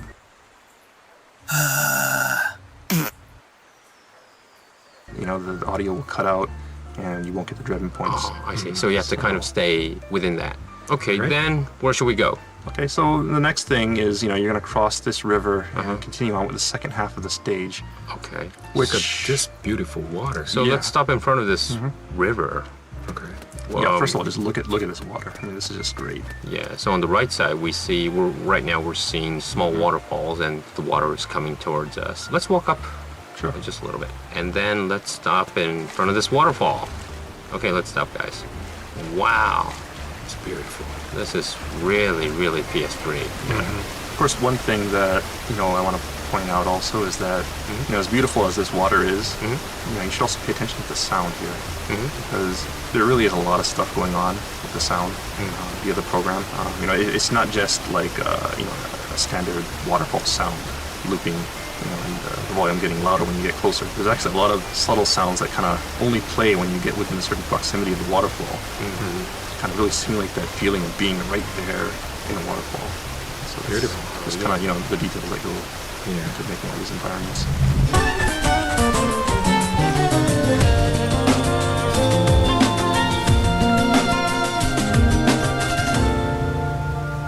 So, I abducted my stepmom's box one time. Made my dad unalive himself. I lolled. How is graphics or like South American graphics? Just background graphics. Well, do you feel like you are in South America?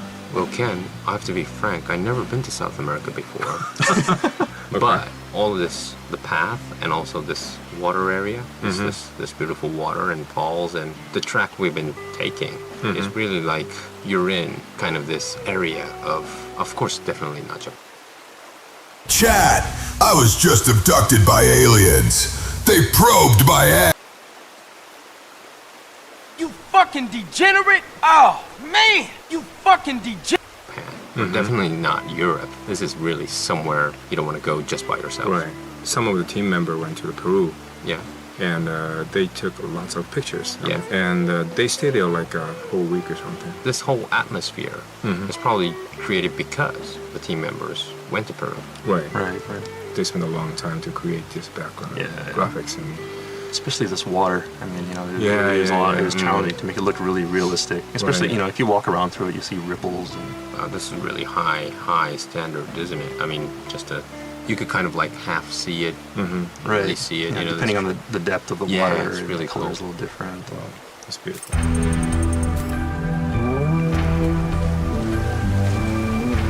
Okay, so what we want to do is have you just kind of climb out of the river and trigger the checkpoint on the other side. Your Autocon and save it? Yeah, save it. As soon as you get up to the other side, you'll see Mountain Trail Riverside is the checkpoint. Go ahead and save it there, and in 2 weeks' time, we'll resume from this point. Okay, so it's really complicated. I mean, this tracking area, we could predict which route the obvious route that everyone took. Right. So we'll always mention compared to that. So this is the normal way, but let's take a right or left so that you won't get lost. But of course, as a podcast, you could listen to a number of times and try what we did. Yeah, sure. If you don't succeed the first time, just go ahead and try again. Well, thanks, guys, and we'll be back in 2 weeks' time to finish it'll be the latter half of this tracking stage. Yes. Yep. And see you, everyone, in episode 3.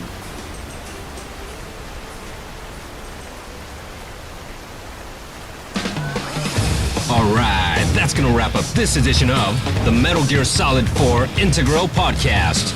Check back next time for more tips, tricks, and insider info on Metal Gear Solid 4.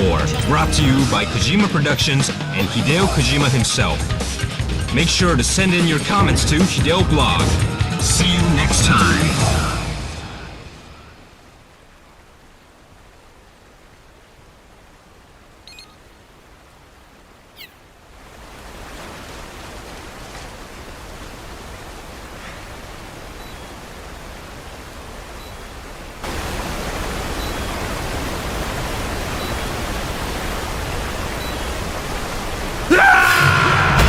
Come in, Snake! To avoid what happened? Snake! Snake!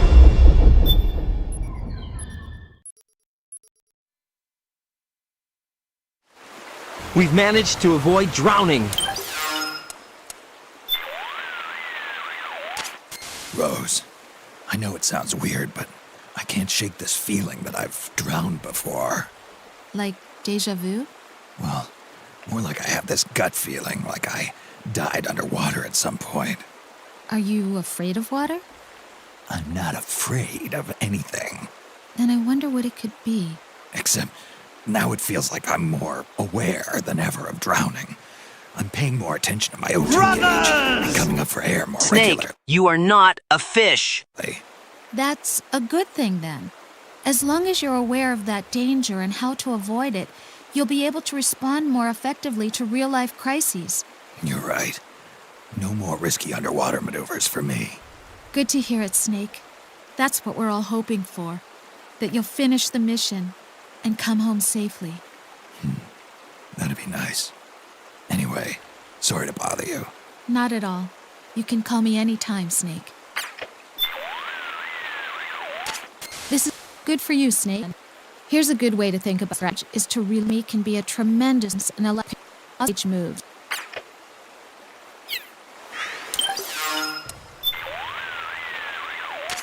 Snake, you remember what Raiden was saying about scouting? Well, I did a little research of my own. The scouting he was talking about has a slightly different nuance than the reconnaissance scouting commonly referred to in the military. Makes sense. I kinda got that feeling from the way he was talking. The word scout, as he used it, originally referred to... Chat, for my next game, I am doing a special ending where the power of feet destroys the final boss. I'm gonna need people to volunteer to come in so I can take their feet pics. You fucking degenerate! Oh, man! You fucking degenerate! Native American warriors. I, on the other hand, prefer to see the concept as being rooted in their attitudes towards nature. To know nature, study it, fear it, love it, to be one with it. As I understand it, the true essence of scouting lies in that way of life. The basis of scouting is awareness. Take, for example, a hunter tracking an animal. The hunter is surrounded by clues that tell him about his prey. Footprints, bent grass, broken branches, shifts in the air, things that are out of place. But they only speak to the tracker if he notices them. Some Native American tribes have long been able to detect even the most minute details because they develop those senses from early childhood by living in nature. They use all 5 of their senses, placing great importance on sensing through the skin, and sometimes go shirtless even in winter. It's said there are many different ways to feel the same wind. These things may seem foreign to you and I, but for them it's a way of life. Little too abstract for me.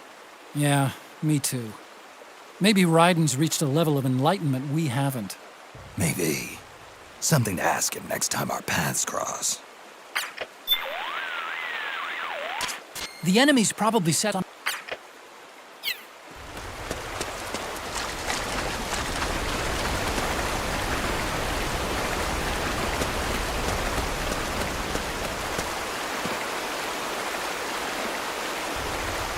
Metal Gear Solid 4 Integral Podcast. Oh shit, here we go again.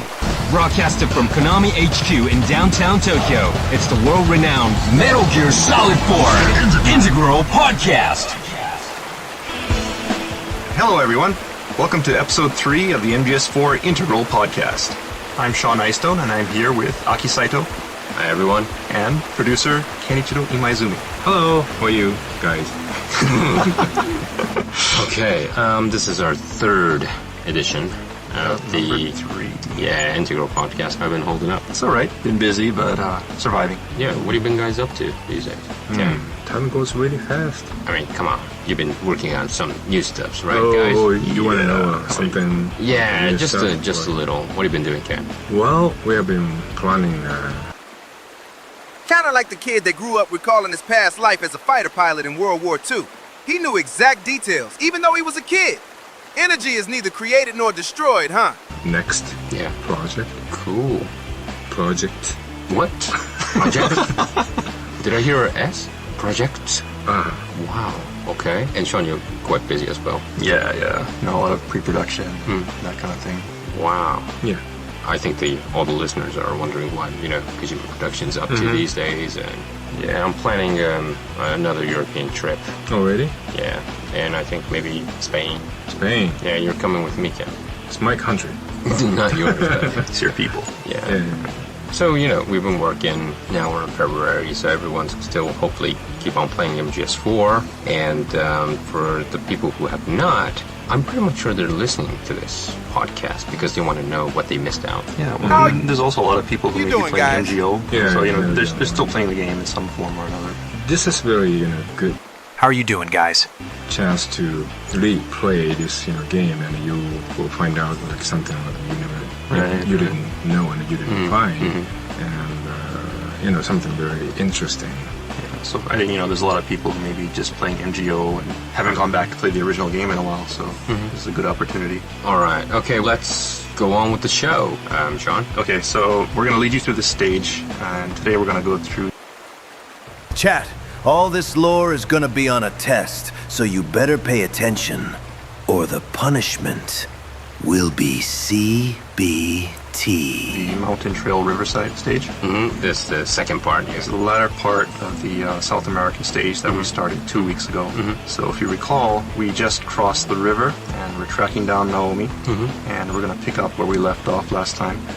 And just to remind everyone, there are sections in this game where we'll tell you to use, say, an item like the solid eye. Yeah. Just remember that you can't have the solid eye and iPod at the same time. So just go ahead and switch it out. The iPod podcast will pause, and when you come back, you can just pick up where you left off. Likewise, if you get spotted by an enemy, just go ahead and do the same thing and pick up where you left off once the situation calms down.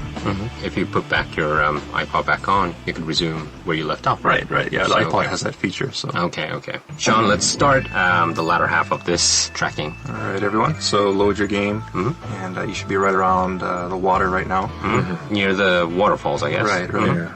Okay, so the first thing that we want to do is head up here and look at the other side, the opposite bank of the river, first of all, because we want to get our bearings right. So go ahead and put your solid eye on in night vision mode. Take a look at the ground, and let's see if we can find Naomi's footprints. Yeah, I don't see this. Snake, the heavier someone is, the deeper the footprint they'll leave behind. Take a look with the solid eye.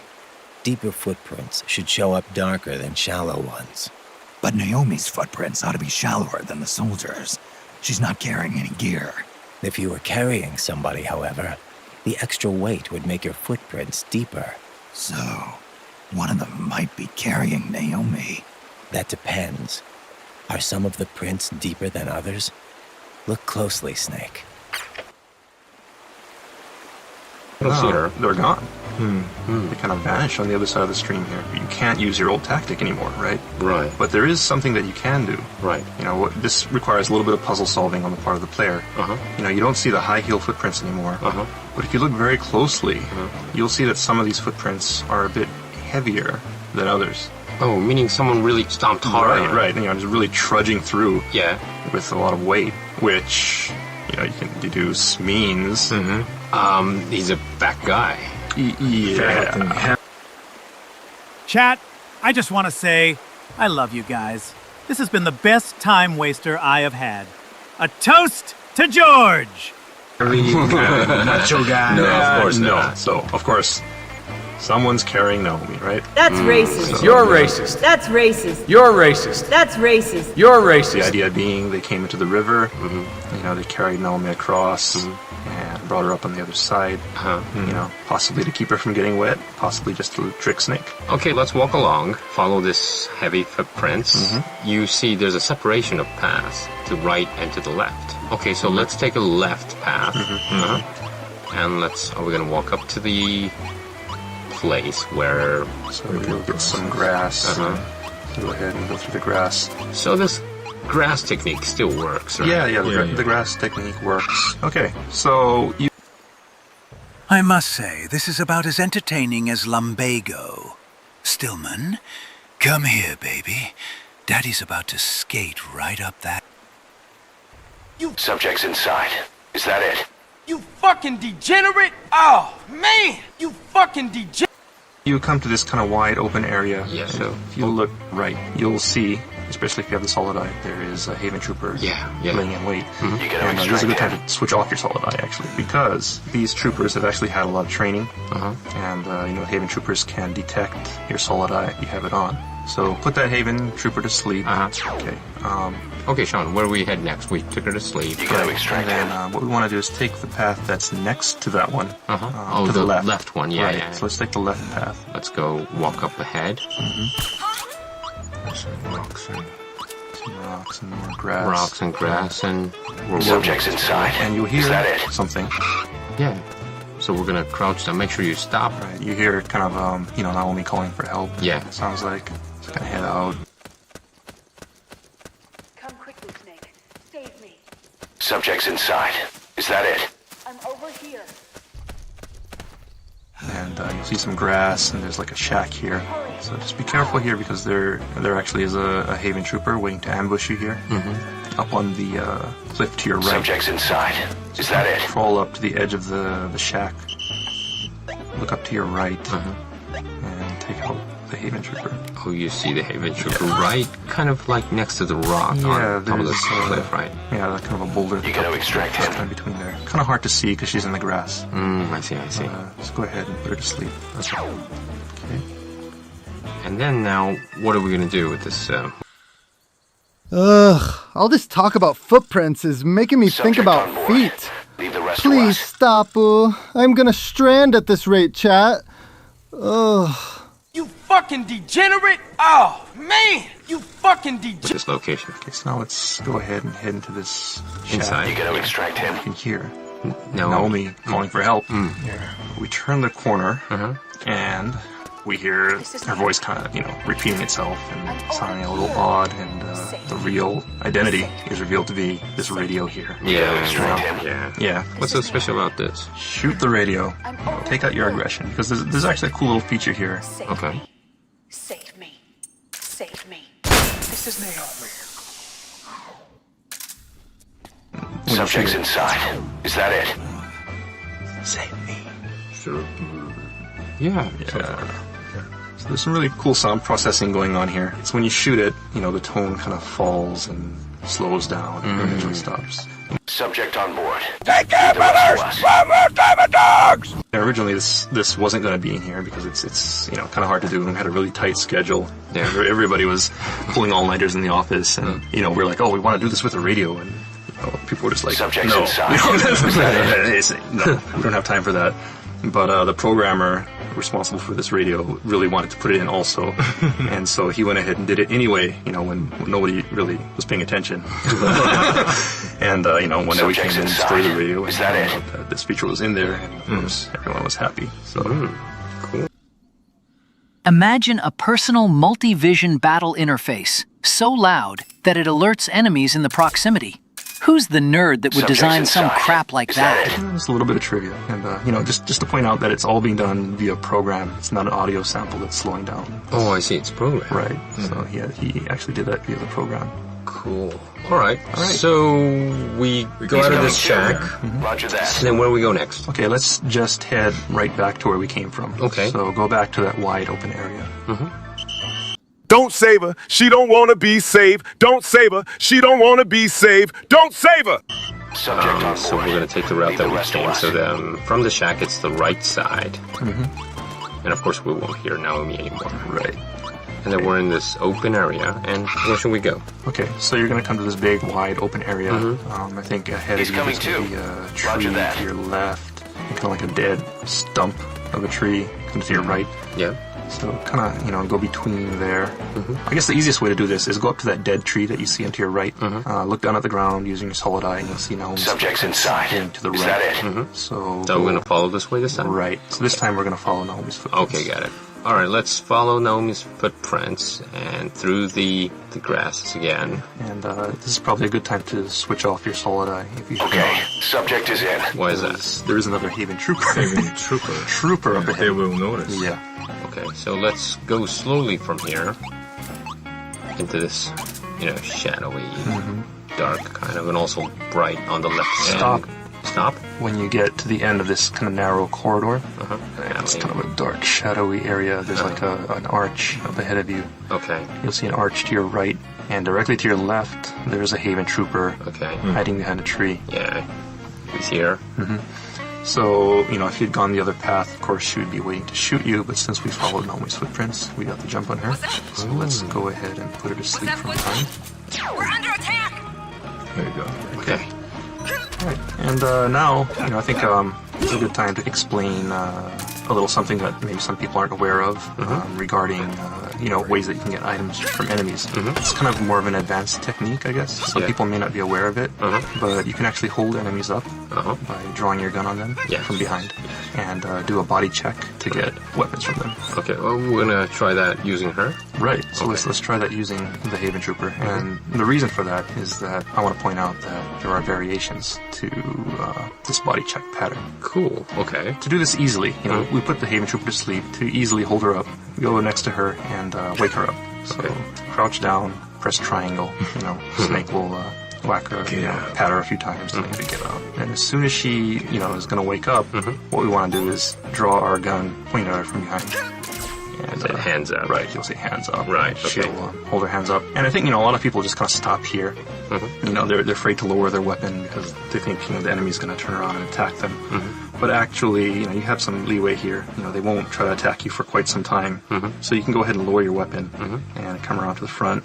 And when you get close to them, you'll see an icon come up on screen. Yeah, triangle. Triangle, right. So if you press that, you can go and do a body check. You'll see symbols come up on screen every once in a while. Just press the triangle. And she will speak. Right, she'll be speaking. You can do this, as much time as you want. Oh, really? Just keep on pressing triangle. She'll be laughing, and there's some interesting voice effects you'll hear here. And of course, and at the end of the body check, if it's a male opponent, he'll do his thing and and knock the opponent out. But of course, since the Haven Troopers are all women, that doesn't They're gonna quite, say, cut that out. Yeah, it doesn't quite work. So I don't have any. You men are all the same. It's the enemy. You fucking degenerate! Oh, man! You fucking degenerate! Oh, man! You fucking degenerate! So what happens when she kicks you and you don't kind of respond? I mean, it'll go to an alert phase. Yeah. So there's probably quite a few listeners right now who probably got that alert phase. So, so I thought. Go ahead and pause the podcast and come back once things have calmed down. Okay. Yeah. So anyway, so that's the body check. So I've gone ahead and put this Haven Trooper to sleep. Okay. And let's move on. You'll see that kind of, not really a tunnel, but the kind of archway that we saw to the right earlier. Right. So let's just go ahead and go through there. And once again, try not to make too much consecutive SQC sound, right, as you come through here. Hug the wall to your right, okay, as you move. And we pass that, like, stump. Yeah, you pass a stump on your left. Yeah. And you'll come to a clearing, and towards the center of the clearing, you'll see a guy obsessed with his claymore. So, the idea here is you get to see one of the, the enemy troopers in action, laying these traps for you. So let's just put him to sleep. Okay. And then this is basically the route we should take in the first place, right? Right. So you're following the correct route now. You know, if you look down to confirm. So you're following these footprints, and they come up to this claymore. But then something odd happens right after you pass this kind of dead tree area where the claymore is, and you'll notice that you'll see a very odd set. Brother, what's taking you so long? I'm so lonely. I just want to kiss you already in that one fight.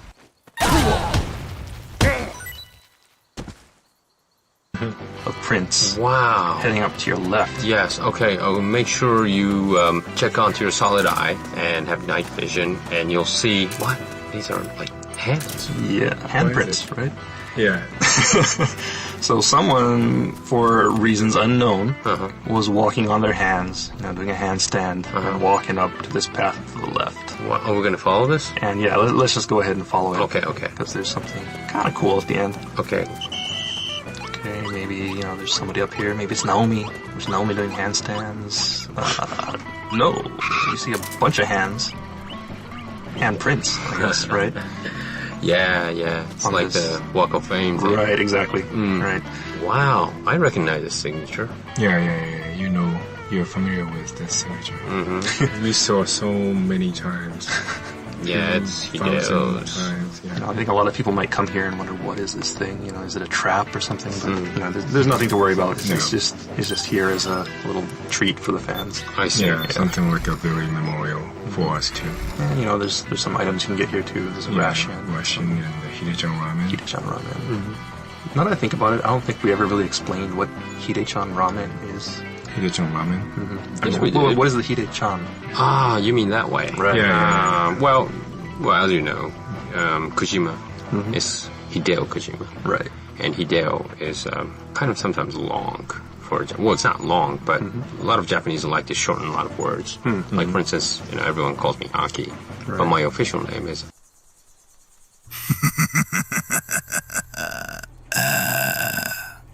Akiyoshi. Aki. So Hideo, well, it's not that long, but nicknames, you kind of make nicknames. So you say Hide-chan. Chan is used for like girls or small kids, show expression of cuteness and things like that. So is that to say, Hideo Kojima is cute? I mean, maybe, he used to be called Hide-chan from maybe his friend. Or mentors. Yeah, mentors. I see. So that's why maybe... I know why Snake and I could have watched Anne of Green Gables, the animated series. So this is how this PBS Kids show's for everyone. Just what's that about anyways? He used the Hide-chan Japanese podcast as a Hide-chan radio, right? Right. So Hideo channel radio. So maybe they have like a little crossover between that. Right. The little play on words. Yeah. That's what Hide-chan ramen is all about. Cool. Basically, where we found this Walk of Fame kind of, the handprints, this is not the correct route, right? No. Okay. So just go ahead and follow the path you came from and go. I have myself quite the shit from time to time. And acquire body mass. That's racist. You're racist. That's racist. You're racist. That's racist. You're racist. Back to that wide open area. And be careful, just in case the guy you put to sleep earlier, who was obsessed with this trap, I've woken up. So put this guy to sleep. Okay. So if you look around here, you'll see that yes, there is still a set of high heels. Yes. Heading off to the left, and most people. You need to look at more than just the shape of the footprints. Don't assume you're on the right track just because the print matches the target's shoes. Take a closer look. Imagine the target actually on top of the print. Think. Is the depth of the print consistent with Naomi's weight? Does the stride, straddle, and pitch match her walk? We'll think, well, it's the correct route. I'll go ahead. Don't let Snake, I didn't know you were the kind of guy who would cop a feel. Although I honestly can sympathize with you. Please don't tell Rose I said that. And hit to the left.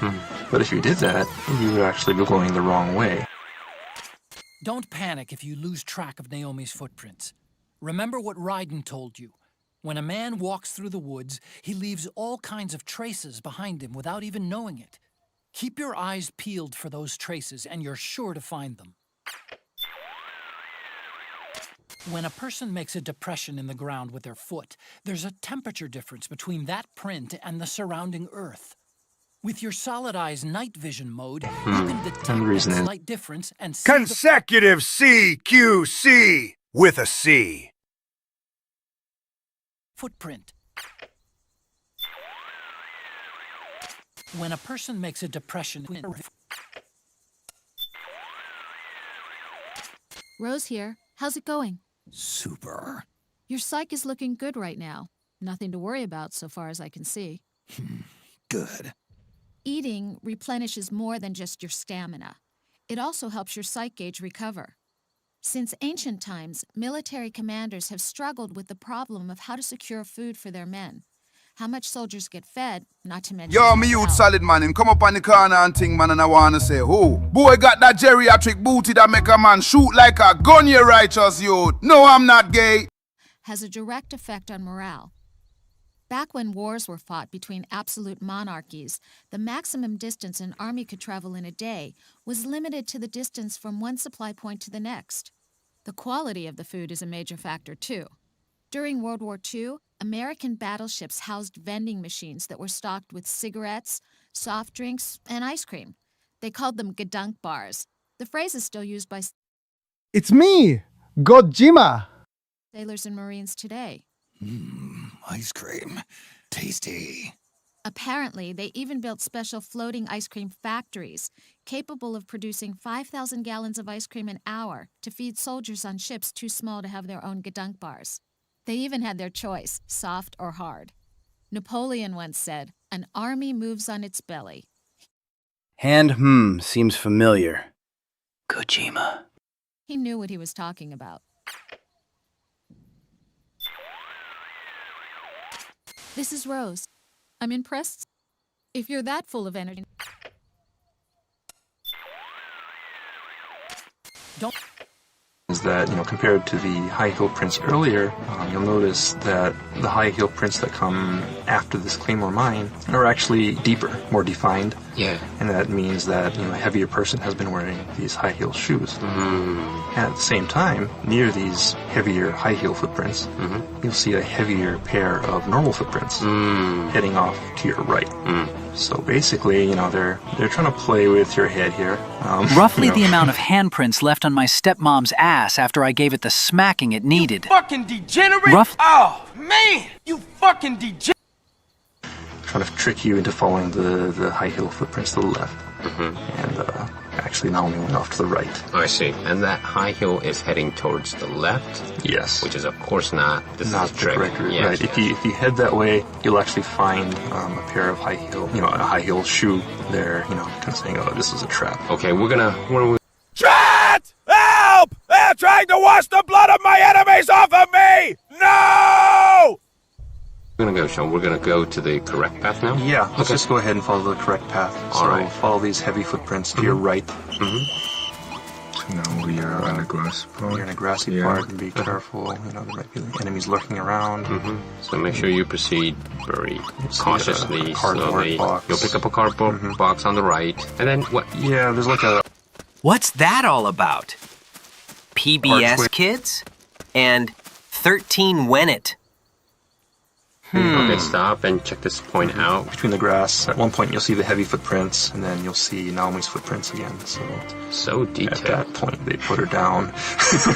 Alright, so let's just keep on going. Okay. Slow down when you get to the end of this narrow path here. It opens up, and there is a soldier. Okay, stop here. Patrolling outside, so go ahead and stop. Be sure not to get spotted by that guy. That's all I've got.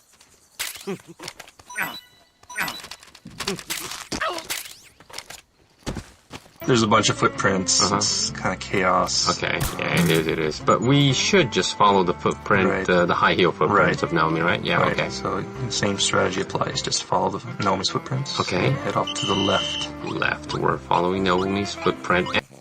No! You're breathtaking. And we have to stop once we see this gap because there's a soldier there. Right. Yeah. There's a guy patrolling here, so be careful. We entered this kind of open, sunny area now, and then where do we go? If you ever come to a split in the road and you don't know where to go, just look down and look for Naomi's footprints. So we see that it kind of goes off to the right here. Okay, so let's go to the right. That. Okay. And there is a soldier. Okay. There.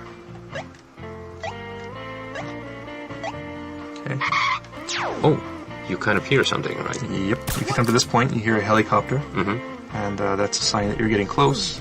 You're not Keanu Reeves, Desmond. You're getting ready to fly away with Naomi. So if you just keep on going in this direction, head to the right. Be careful because there is a soldier patrolling here. Between trees? Right, there's some trees here. You missed him. Yeah, I missed his head. But he's down. Okay. So, just follow these footprints and then head off to the right. And you'll see that they converge into this narrow... Yeah, but all of a sudden, this is almost like more footprints as Autocon says. Yeah. Because to your left, there's it's kind of like a mine. All the degenerates in chat are gonna get a CBT session with me, so beware. Shaft-looking passageway. Okay. And that'll lead you out and into the next event. So, Sean, the advice is everyone should definitely take the other path and check what's happening. Right. There's always a best way to get to the stage, right? Yeah. And there's always little clues left, there to show you the fastest way. Like, back in Advent Palace, it's the sleep mines and things like that. And, there's always a fastest way to get through the stage, but it's not necessarily always the way you want to take because there are hidden things and surprises, items that you may want to pick up. So definitely encourage people to explore. Yeah, the guy peeing. Consecutive is life, Ocelot. Well, that was 2 weeks ago, but this time it's more. What did we find? All the signatures. Yeah, well, if people really didn't know what it was about, I'm pretty much a lot of people figured. Well, people know, Hideo Kojima's signatures. So they'll know this. Yeah, hopefully. His signature is not too hard to read either, so... Right. It's very highlighted in the middle and quite big. Yeah. Very funny thing is Hideo's signature is the same when he made the sign when he was like a little, and then, he's still using the same signature. Oh, really? Yeah, because last time I talked to him, and he showed me something, like when he was like junior high or something. He wrote a novel, some story or something, and he signed on a paper, and that was same sign. Except for the signature. Well, he always actually writes the year. Right. Because he wants to know when he signed it. And that's sometimes really, really handy for us. When we see something and we know when he came and when he signed and things like that. But I guess he was predicting that he was going to be this famous when he was like, what? In middle school? Maybe he was psychic or something. Cool, but... No, not psychic, but Well, he had ambition, right? He knew he wanted to do something. Right.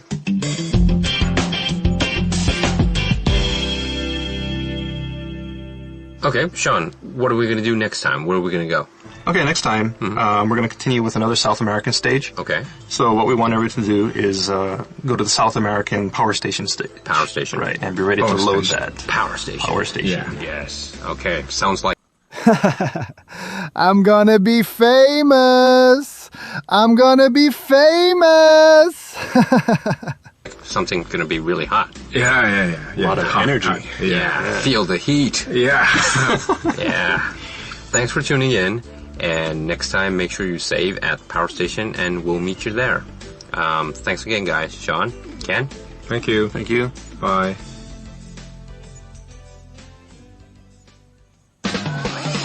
Alright, that's gonna wrap up this edition of the Metal Gear Solid 4 Integral Podcast.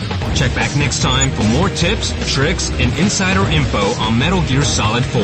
Brought to you by Kojima Productions and Hideo Kojima himself. Make sure to send in your comments to Hideo Blog. See you next time.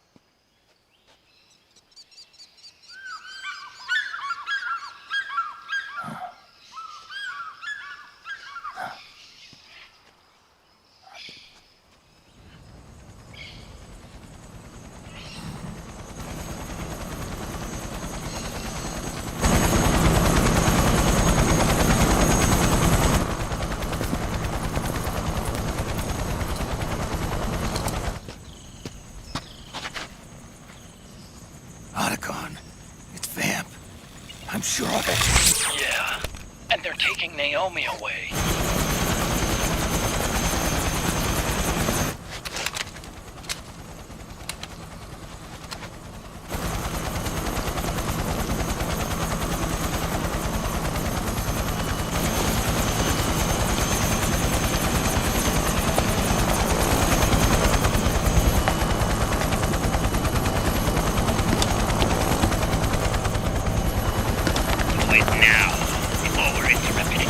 We don't know what will happen. Remember the last time. I'm willing to make a few sacrifices. As you wish. We'll begin shortly.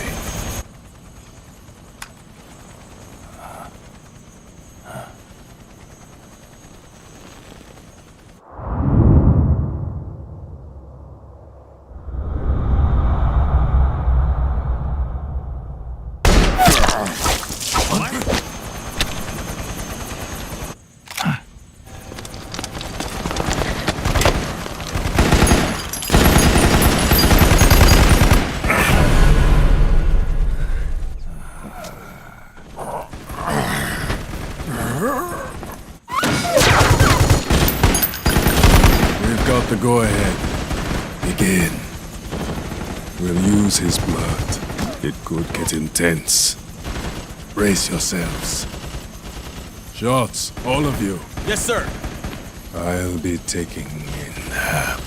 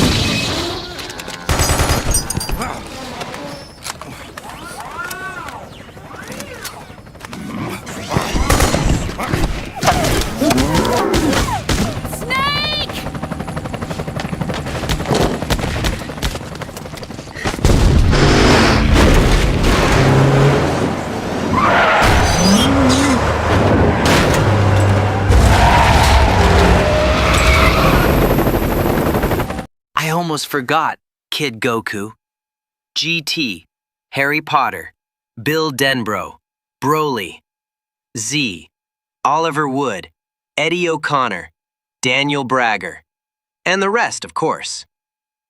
I'll find out twice. Well, anyways.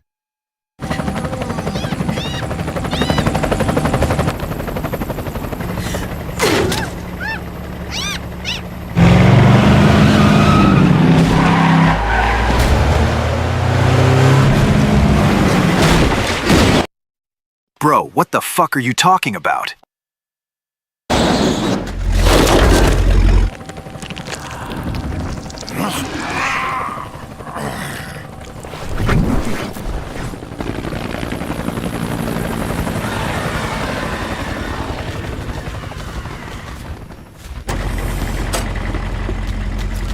Need a lift? Drebin. Get in! Snake, if you can kill that douche, do it. Guy got to my sister before I did. Already.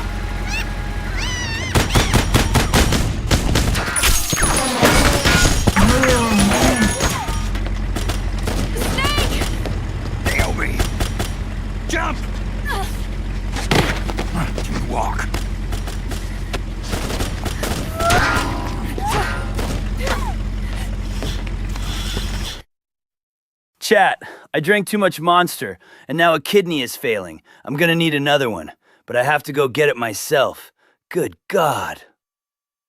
It's gonna be a bumpy ride!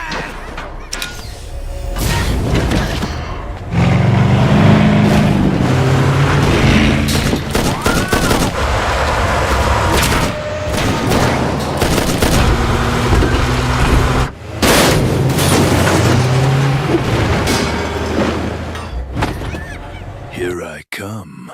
I am gonna... Vamp! Ah! It's vamping time!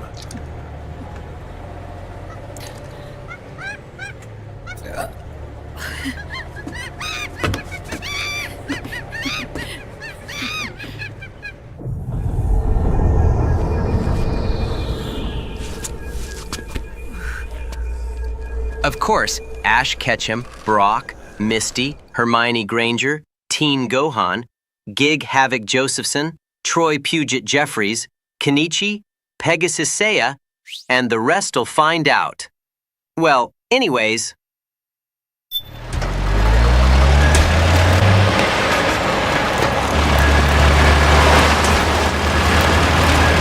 Snake, I'm bringing the chopper to the other side of the market up ahead. That's... Using drugs is fun! Got to make it to the market somehow.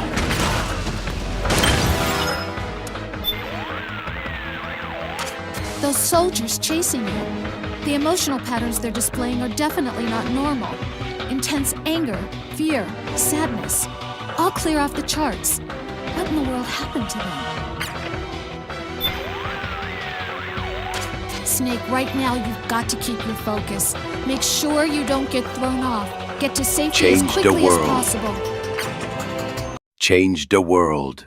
My final message. Goodbye. Be gay and do crime. Snake, right now you've got to keep your focus. Make sure you don't get thrown off. Get to safety as quickly as possible. Snake, you've got to get to the plaza beyond the market. I'll be waiting there with the chopper. All you have to do is get there in one piece. Snake, you've got to get to the plaza beyond the market. I'll be waiting there with the chopper. All you have to do is get there in one piece. Vamp, I'm going to vaporize you. Snake, to fire the machine gun, stand next to it and press the action button.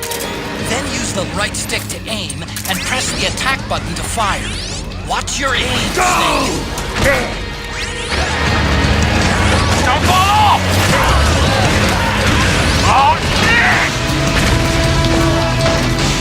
Destroy those powered suits! Go! Damn it, Snake! PMC soldiers are in our way! Do something, Snake!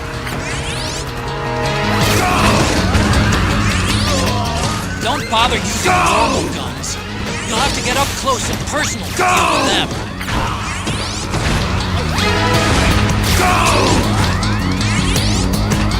Thank you, Grandpa!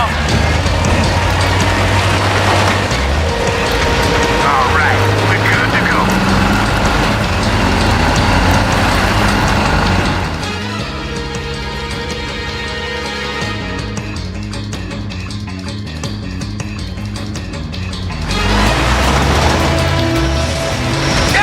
They must really like him!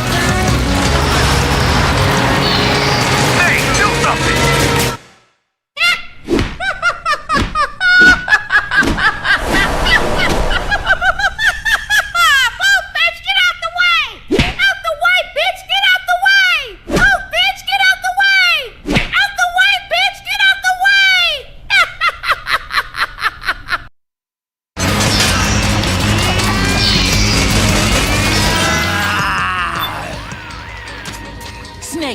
You've got to get to the plaza beyond the market. I'll be waiting there with the chopper. All you have to do is get there in one piece. I got the power of God and anime by my side.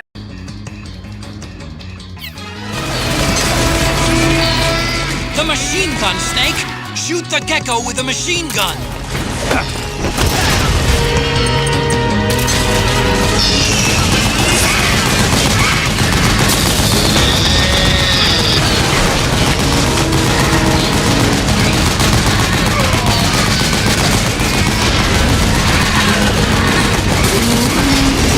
Those gecko will try to ram you! Don't let them get too close!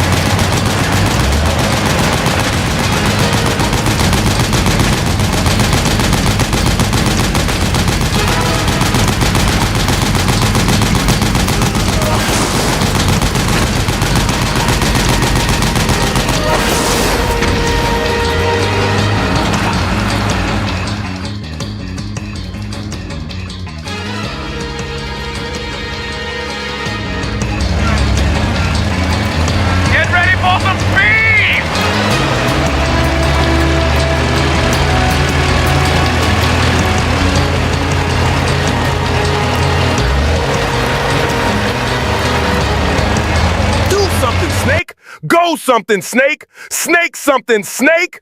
Strand with me, Snake! You want that?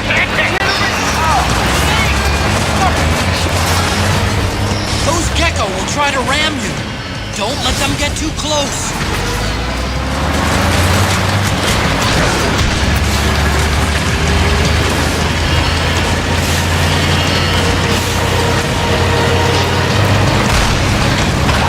Out of my way! That's it! Moving! Hang on! It's gonna get bumpy!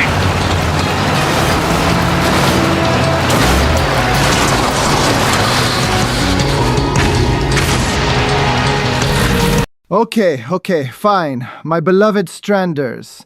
I have added a shoot-up action section in this stealth masterpiece of a game I poured my soul into.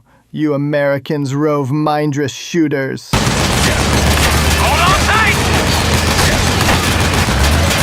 Almost there.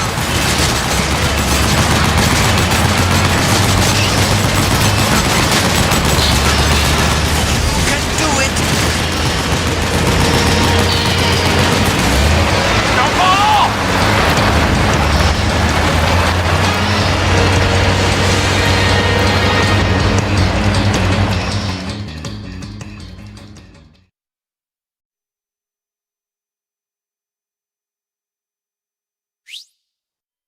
Metal gate! It's already active!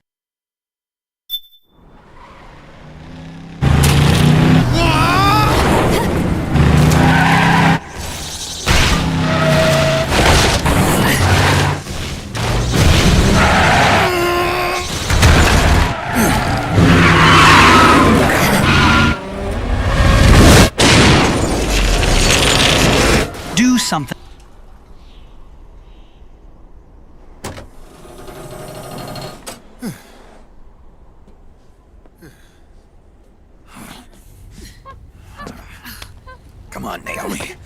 Stay with me.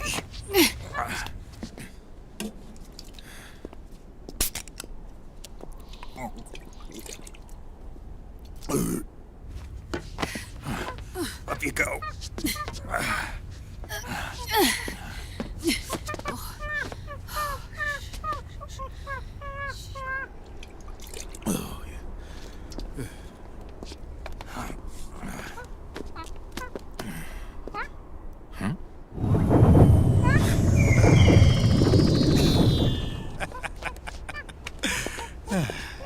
You okay? Yeah. Oh, shit.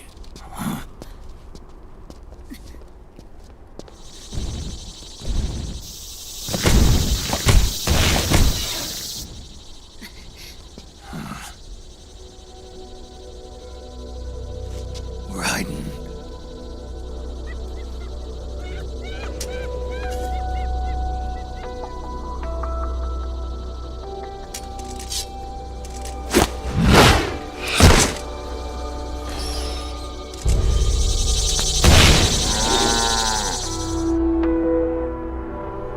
Go on, get out of here. Can you move? Do something, Snake. Do something, Snake. Do something, Snake. Do something, Snake. Do something, Snake! Die, Snake! Yes.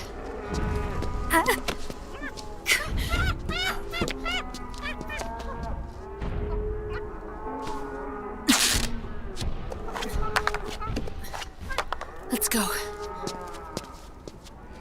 Here they come!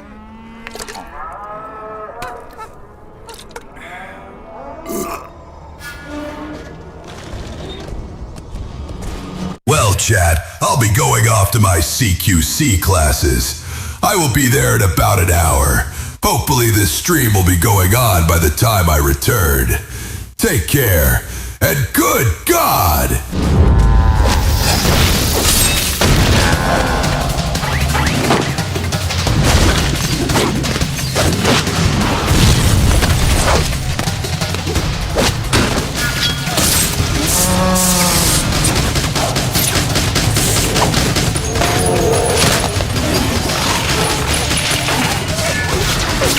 Take care, Macaron 1.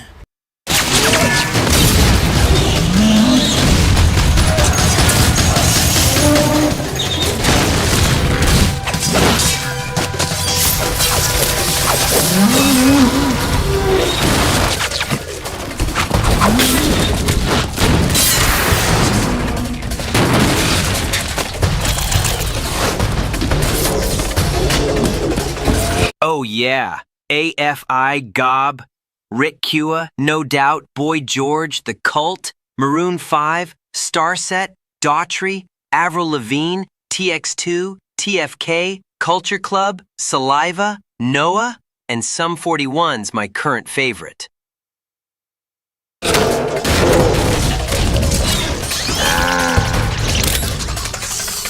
Time to mince some freaking men!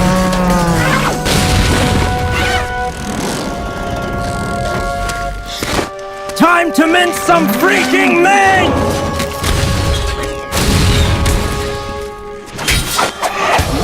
Time to mince some freaking meat!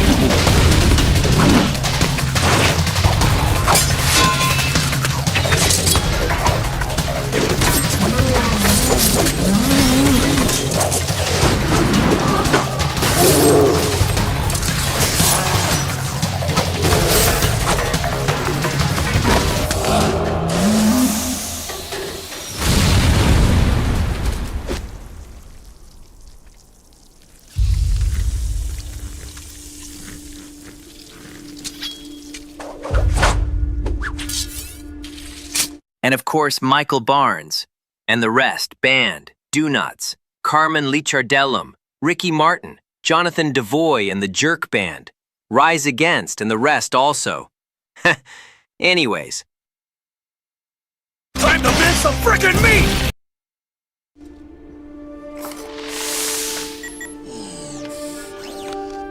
Snake. It's it's my turn to protect you.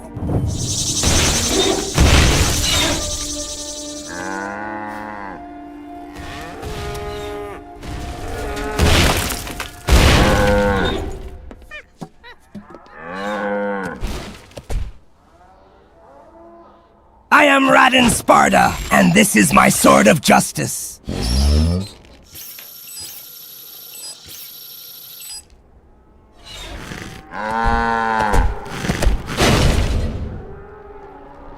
Snake, I'm setting the chopper down at the market square.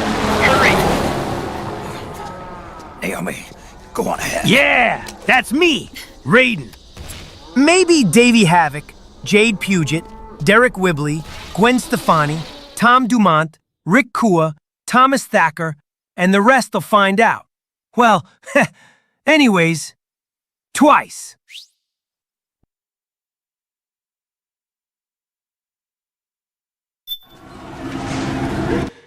What are you talking about? Raiden's keeping them busy. Now's your chance to make an escape. Snake, you're almost there. Raiden's keeping the enemy at bay.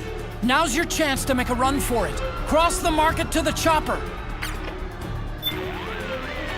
Snake, hurry and get across the market. The chopper's waiting. Run! Snake, hurry and... Just a little farther. Dr. Emmerich's waiting for you in the chopper. Just forget about the sight gauge for now. Get to the chopper. Just forget about the sight gauge for now. Get to the chopper.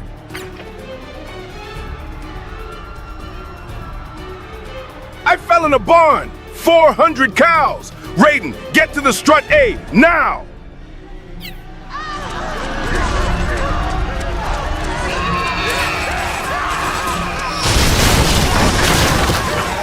Snake, there's no time to take on the gecko. Get out of there, quick! I can see you! Just a little farther! Run, Snake, run!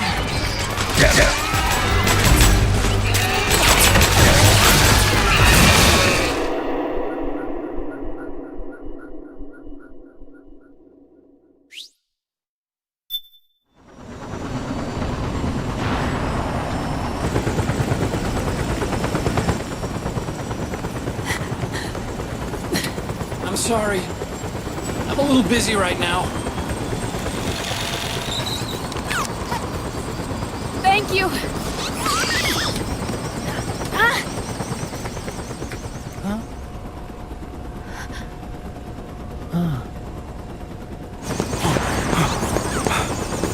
Don't forget the Mark II.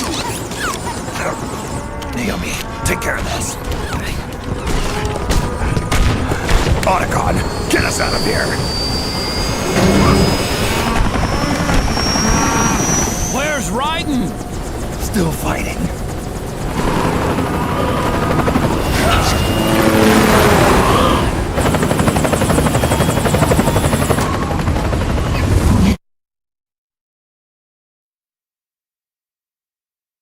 Snake! Get to the chopper!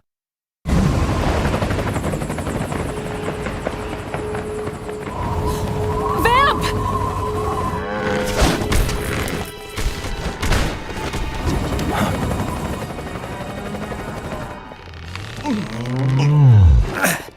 Raiden!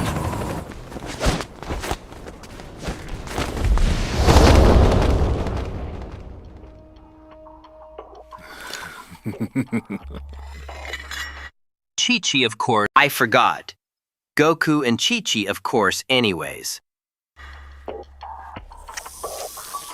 Yet again, our paths cross.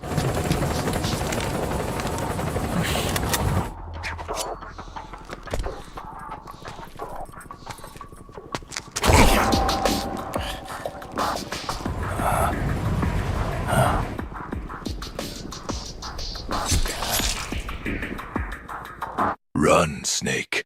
Run!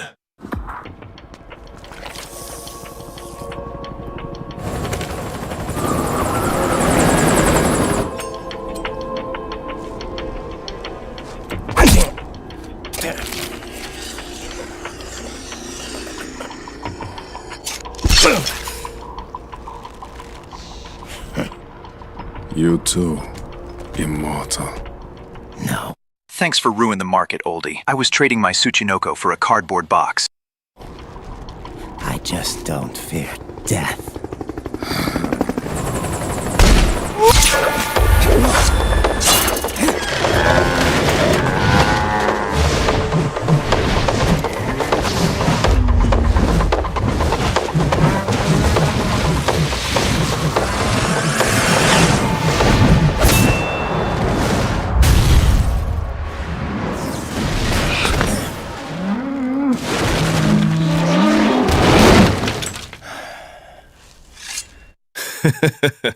All right, you cyborg fuckboy. Let's dance.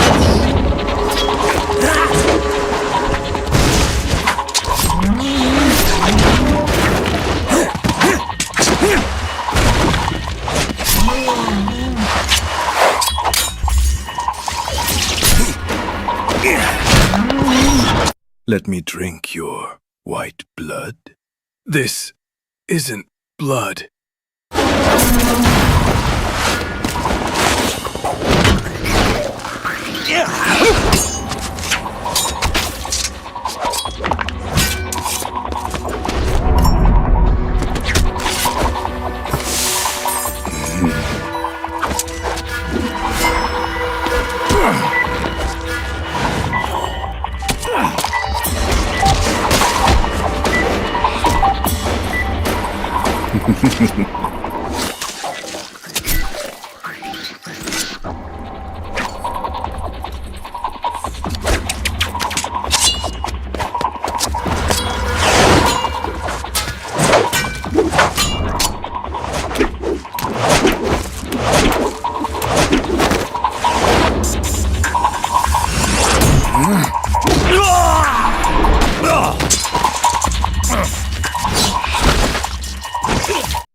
Vamp, you fucking degenerate!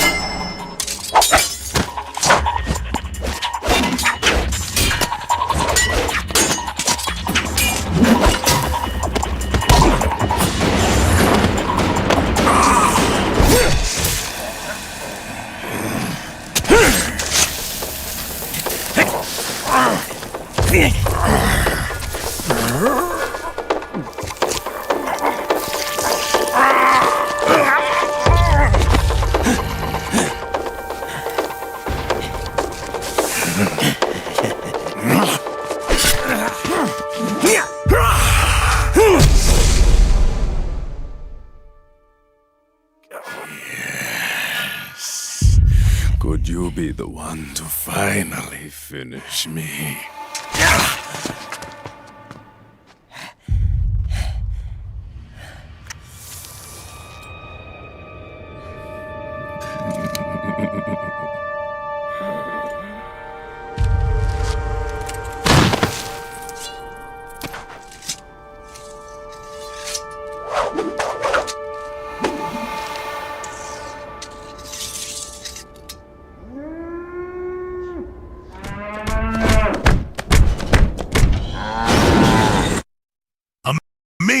Amazing Jack, you're in Broadway.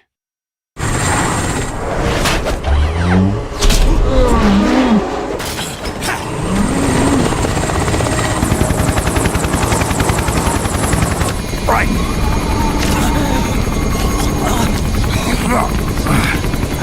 You okay? Fine. Right.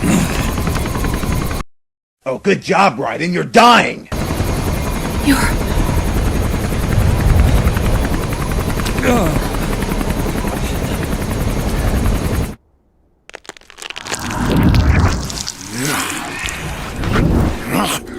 I need a well-deserved vacation.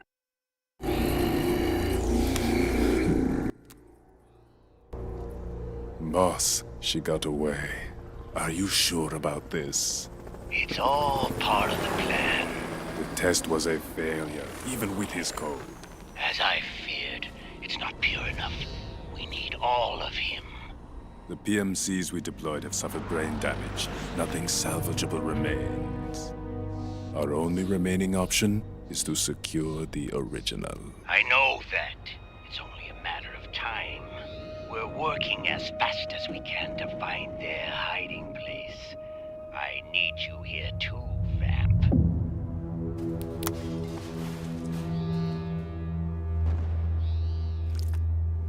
Solidus, your skill in geography sucks more than your situational awareness. You fucking degenerate! Oh, man! You fucking degenerate! Hang in there! Vamp. He's got to be immortal. No, he's not immortal at all. It was my design that caused his body to be like that. Huh? What do you mean? The nanomachines in his body cause his wounds to close and heal at an accelerated rate. Someone took the basic nanomachine technology I once researched and perfected it. In a sense, I'm responsible for Vamp. It's one of my sins. Does your body have the same nanomachines? I brought a monster into this world. And I too am... Hold him down!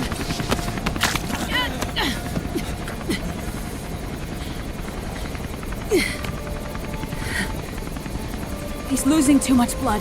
Can you save him? I don't know. He needs a blood transfusion. No, an infusion of artificial blood.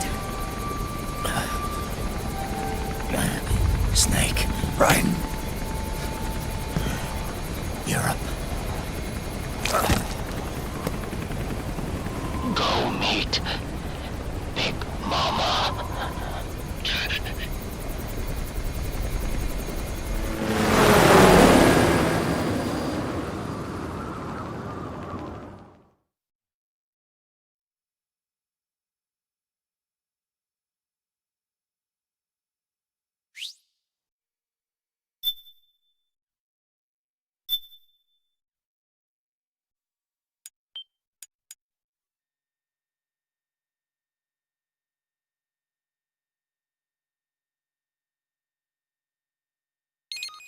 That blood-sucking freak, that was Cullen.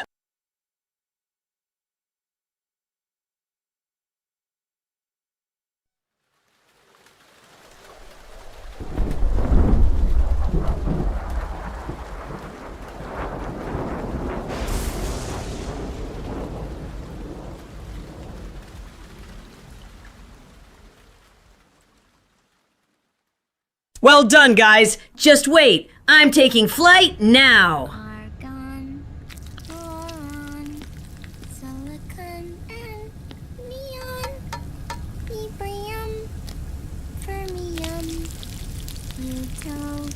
plutonium, chlorine, fluorine, gallium, and xenon, thallium, strontium,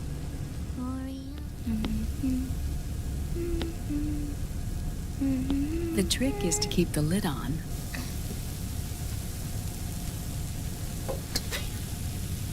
Now, let it cook for 1 minute.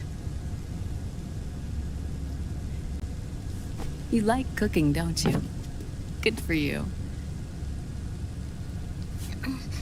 This is my sunny side up fortune telling. When it turns out good, it means something good is gonna happen. FYI, chat, your degeneracy extended the stream by 90 minutes, so far behind schedule. Oh. So that's why you don't cook them over easy.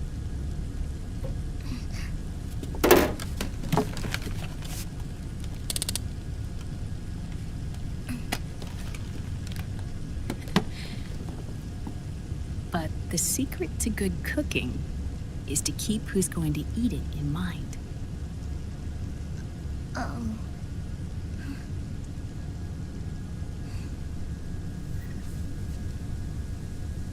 Oh.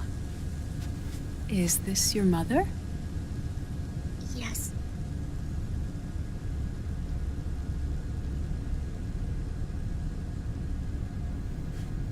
She's really beautiful.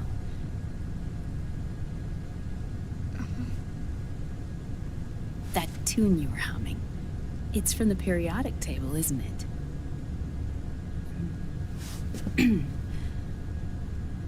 Thorium, protactinium, uranium, neptunium, plutonium, americium. Americium. Curium. Curium. Curium. That's it. Curium.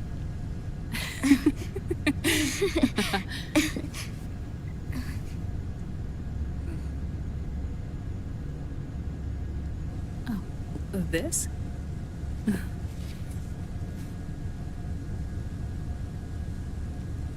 May I?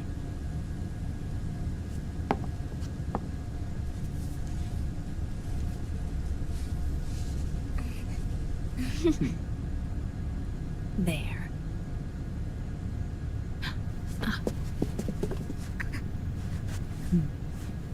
See, Sonny? Us girls have to look our best.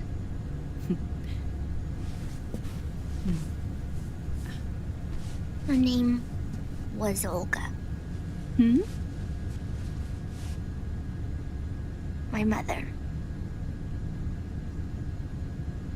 Oh. I see. Ah! It's going to burn. Oh, hold on, hold on. Wait, I'm going to teach you how to cook a snake. And... there. Done. Thanks.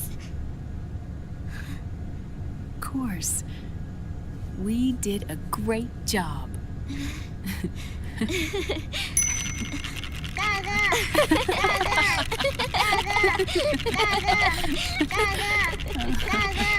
George, I can tell you with absolute certainty that we can double that time. You fucking degenerate! Oh, man! You fucking degenerate!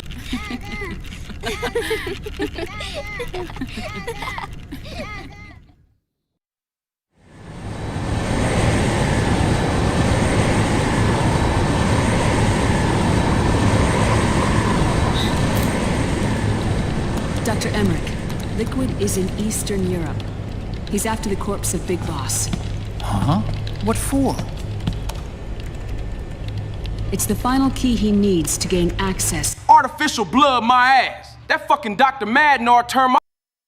to SOP. The keys to the system are big...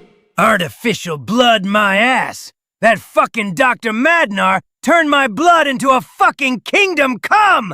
Good fucking God! Boss's genetic code and biometric data. Without them, there's no way to gain access. Wait, what's Liquid been doing all this time?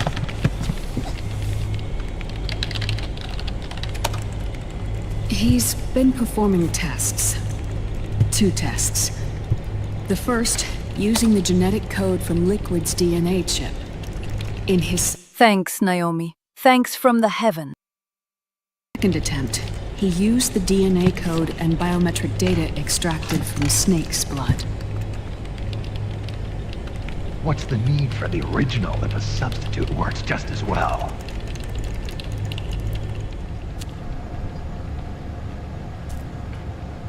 Neither your genetic pattern nor Liquid's genetic pattern is a 100% match for Big Bosses.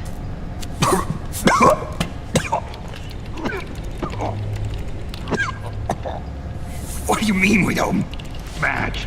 The answer is the back of the CD.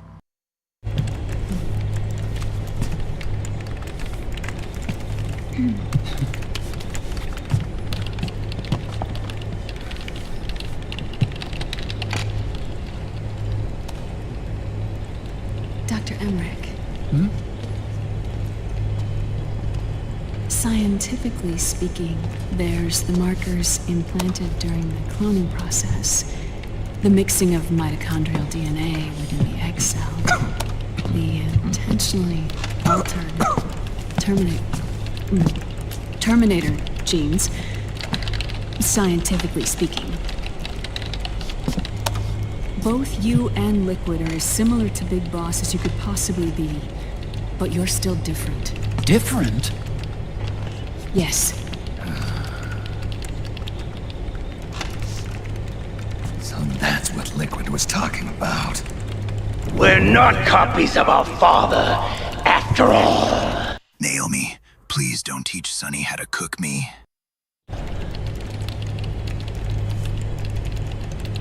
Which is why they created Solidus. But Solidus is dead. Listen carefully, Snake. This is the most important part.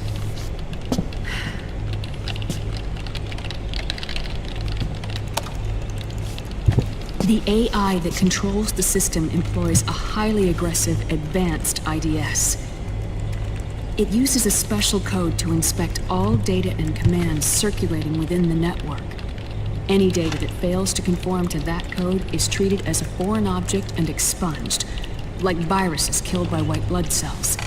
The authentication program this IDS uses is based on a genetic identification program, one I helped develop for Foxdie.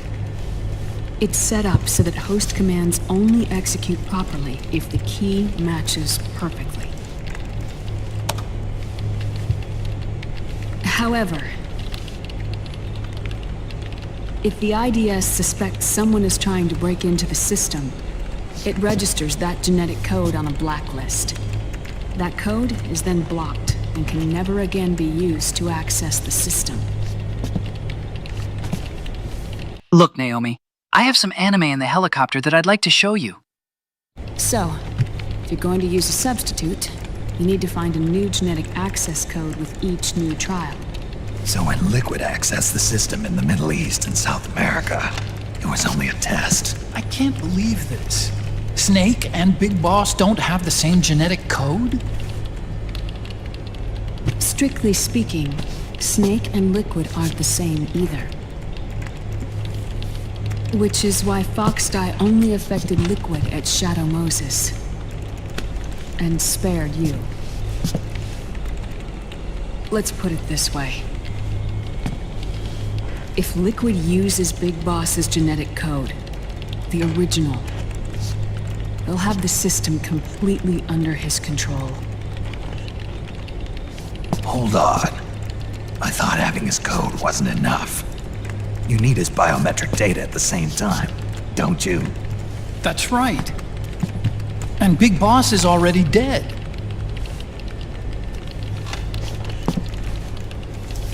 No. He's alive. Big Boss is alive. His body is. Or rather, his cells. That's impossible. Big Boss survives as a biomort. A brain-dead shell sustained in the lab.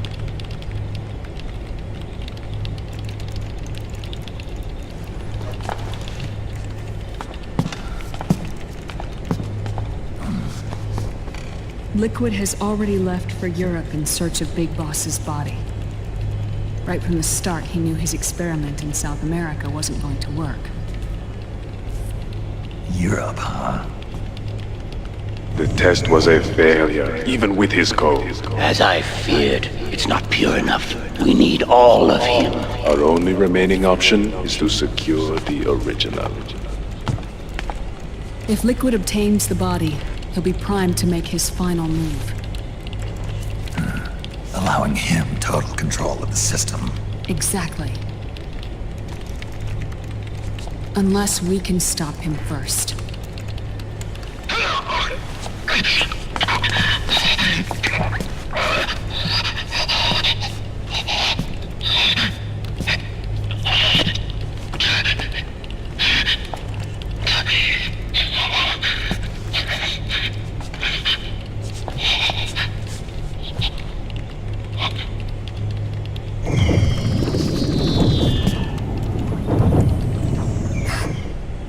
Uncle Hal, I found it. Huh? Oh. This is it. Where'd you hack this from? AT Security. The Patriots. Can't believe this sort of thing still goes on. The war economy is heating up the R&D race. No. It's not just the PMCs either. Every corporation tethered to the military-industrial complex is losing its sense of morality. And it's us science-holics who are doing their dirty work for them, not even realizing it.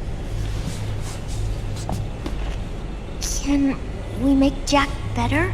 I don't know. Sorry to disappoint you, Solid Snake.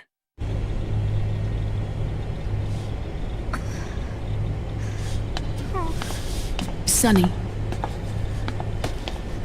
May I?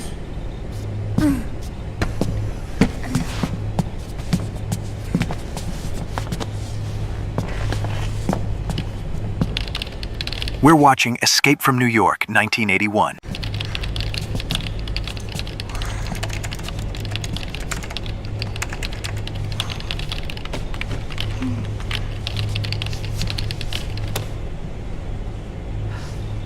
It's no use. There's nothing we can do here. Hmm? What do you mean? Look at this.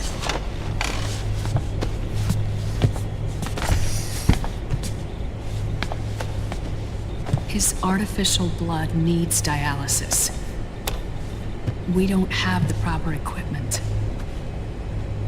Dialysis? Getting his wounds healed is important too. But at this rate, he's not gonna last that long. Dialysis. Is that like what kidneys do? That's right. Raiden's blood is an older type of artificial blood that was used by the military, called white blood. After it's been in use for a while, the blood needs to be dialyzed, filtered. Right now, he's slipping into autotoxemia.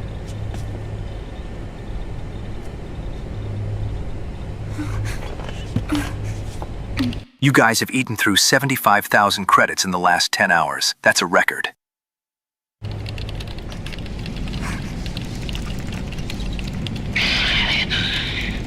It's there. In Europe.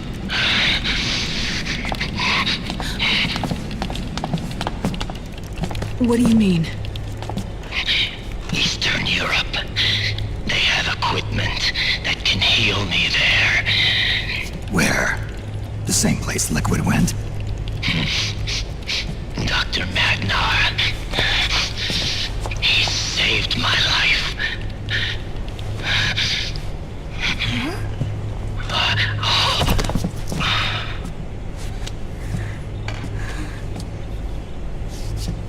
Dr. Magnar. I've heard of him. A world-renowned cybernetics expert. Strictly underground, though. We're in luck, then. It's settled. We must head for Europe. The sooner we get there, the better. I'll call Campbell and have him get us landing clearance.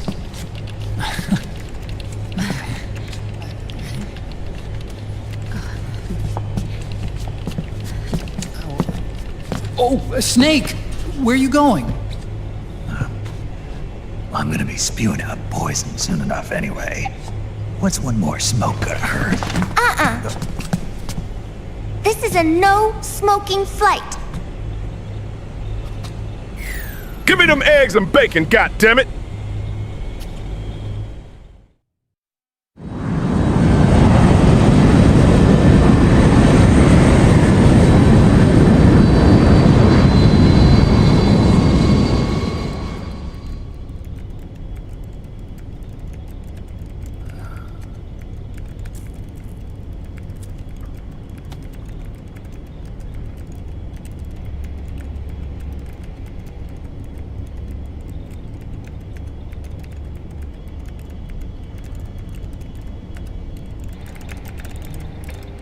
Only 75,000. I thought we'd go through at least 100,000.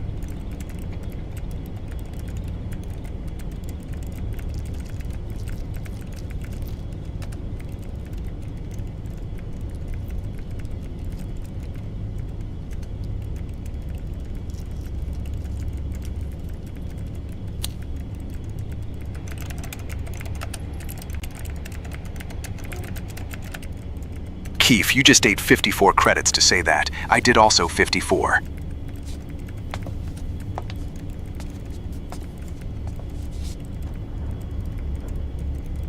Actually 56.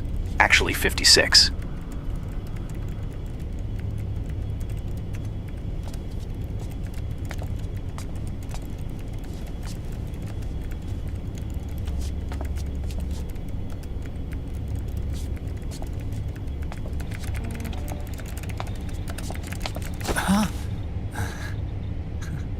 Who is this? I'm out! Glenn is badly hurt! Is he dying? Now who'll give me my favorite cookies? I want cookies! I also want cookies! Her? That's my sister. Really? I never knew you had a sister. For a moment, I thought she might have been your girlfriend. No, I don't have a... Emma was a brilliant programmer. She wrote the worm that destroyed the Arsenal Gear AI. Then, Vamp killed her. I'm so sorry. No, there's nothing for you to be sorry for. Or me. I used to be an anime otaku. Oh. So Chat, my brain feels more meltdown than yesterday playing permadeath Foxhound ranks for 10 hours straight, and that is saying something.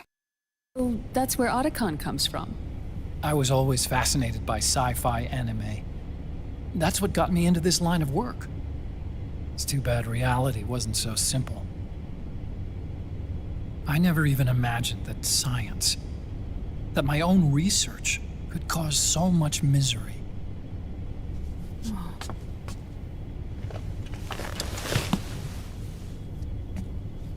I mean... I love Japan animes. It's not like a science-holics or Satanists or anything. But even when we've got the best of intentions, we end up being used by others for evil.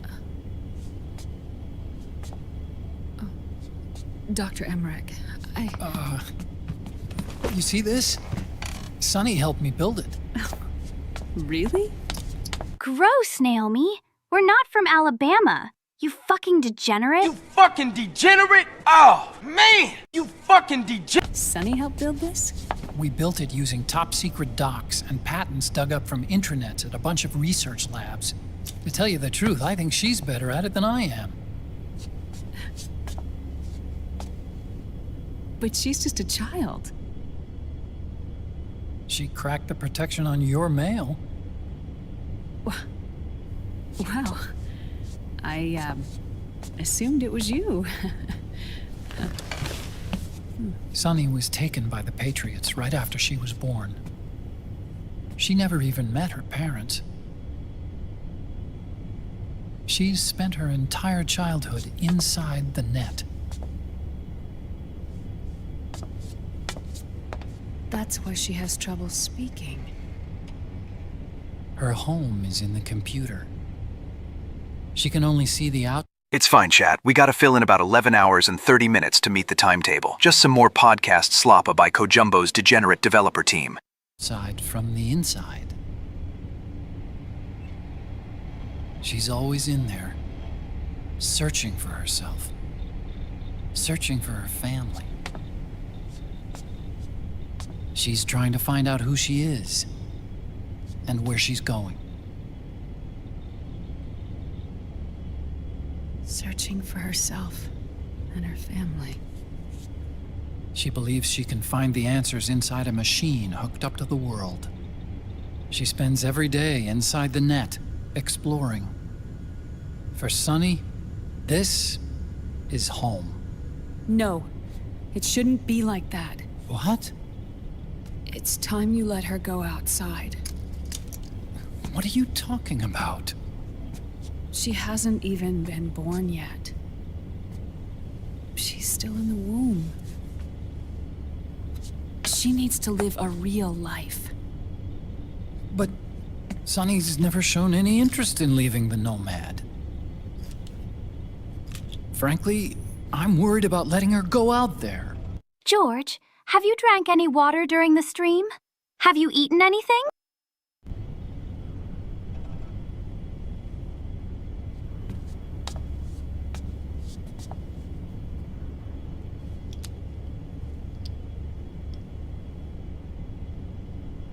I have a feeling she'll do just fine. You really think she'll be okay going outside? That's not what I meant. I think she's got a good handle on her science.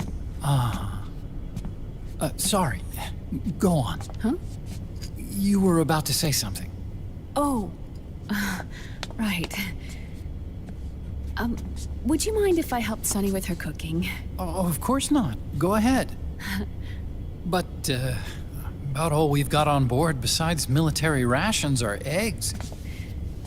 No. Leave them off. It makes you look handsome. Thanks to the chat's hyper-demand for the AI sloppa, I only had the chance to eat the most basic snacks available, and ones that won't even soil my hands, so there's no downtime to wash them. That's literally just dry, plain biscuits, and bottled water. You think so?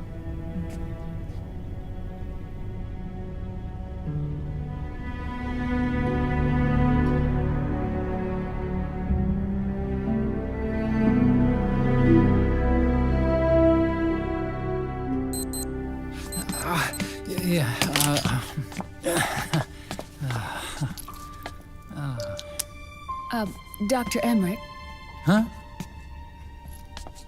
is it okay to sleep in there? Excuse me? Well, Dr. Emmerich,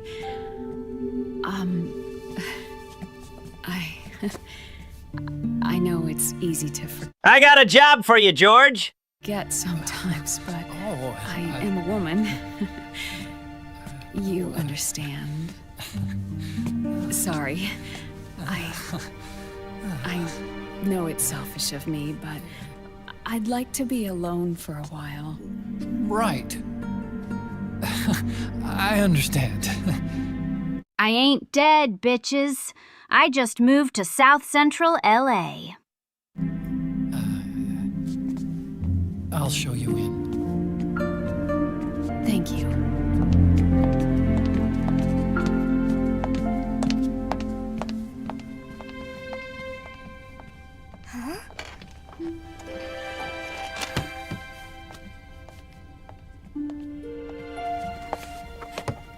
You are all fucking degenerate, good fucking God.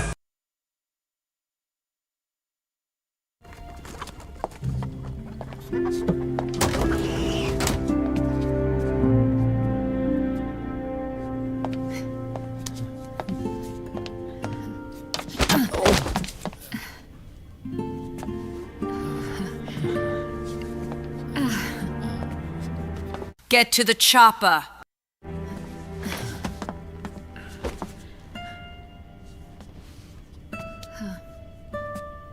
Good night, Dr. Emmerich. Yeah.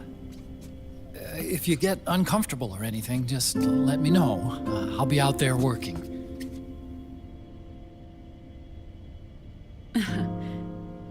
Thank you.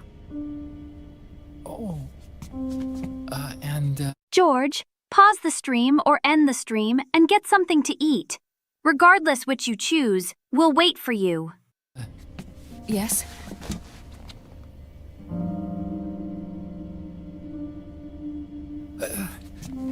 Call me Hal.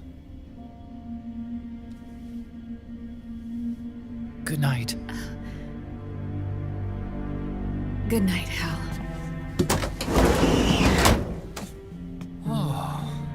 When the circus monkeys stop dancing, people walk away, you know.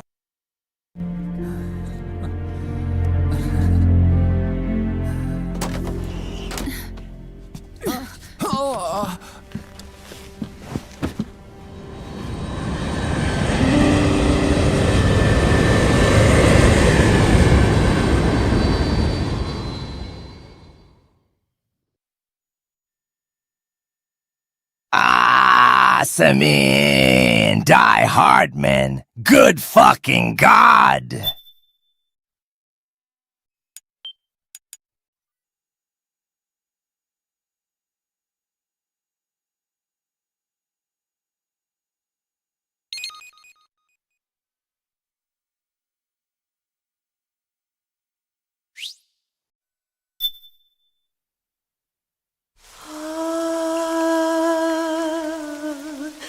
say man.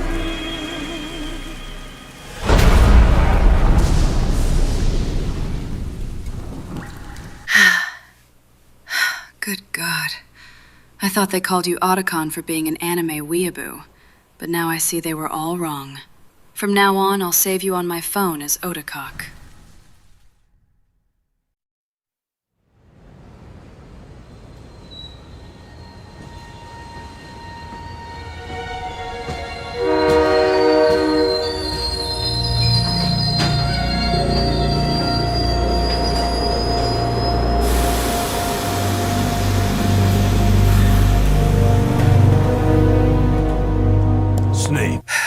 These two weirdos did not stop fucking on the choppa like they were rabbits. I'm not stepping onto that shit ever again. A national state of emergency has been declared in an effort to root out the local resistance. The hunt is being carried out by US-based PMC, Ravensword, one of the companies under Outer Heaven's control. Which means that Liquid's lurking somewhere behind the scenes. Right. And at the top of the target list is the Paradise Lost Army, the resistance group led by Big Mama. Snake, you'll be infiltrating the region where they are believed to house their base of operations. Singing I Don't to close my eyes. It looks as if the PMCs moved swiftly, cutting off Big Mama and company's escape routes. They should still be hiding somewhere in that area. Big Boss's corpse is bound to be with them. And I don't want to miss a thing. You've been added to the PMC's blacklist, so you're going to have to lie about your identity to get in. I've provided you with a way to... That's racist. You're racist. That's racist. You're racist. That's racist. You're racist. Evade the checkpoints. Make contact with the resistance and find Big Mama. This is our last chance. We must reach Big Boss's body before they do.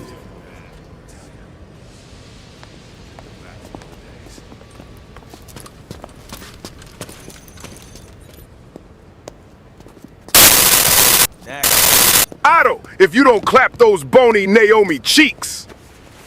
You fucking degenerate! Oh, man! You fucking degenerate!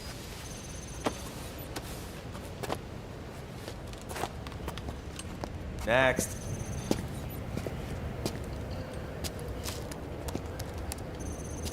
Next.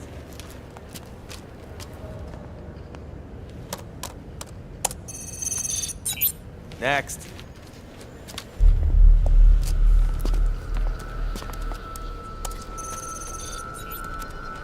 Next. Good fucking God. Next. Said next. You. Get your ass in the machine. Hey, are you deaf? Take him away.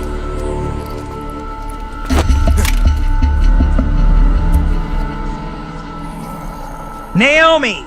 You Naomi, you fucking degenerate. I said over here! Naomi, you fucking degenerate.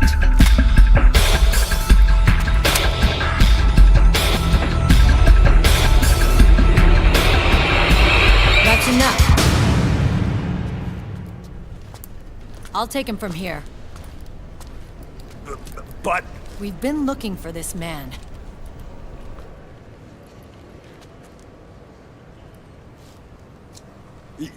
Yes, ma'am. Come with No, I don't. me.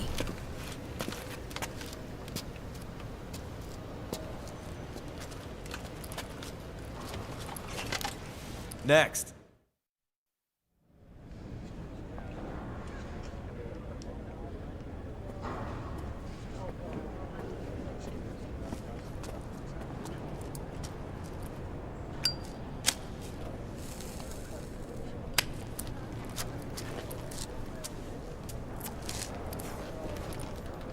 You're looking younger. What's your secret? Face camo. A little present from Tentacles. Huh.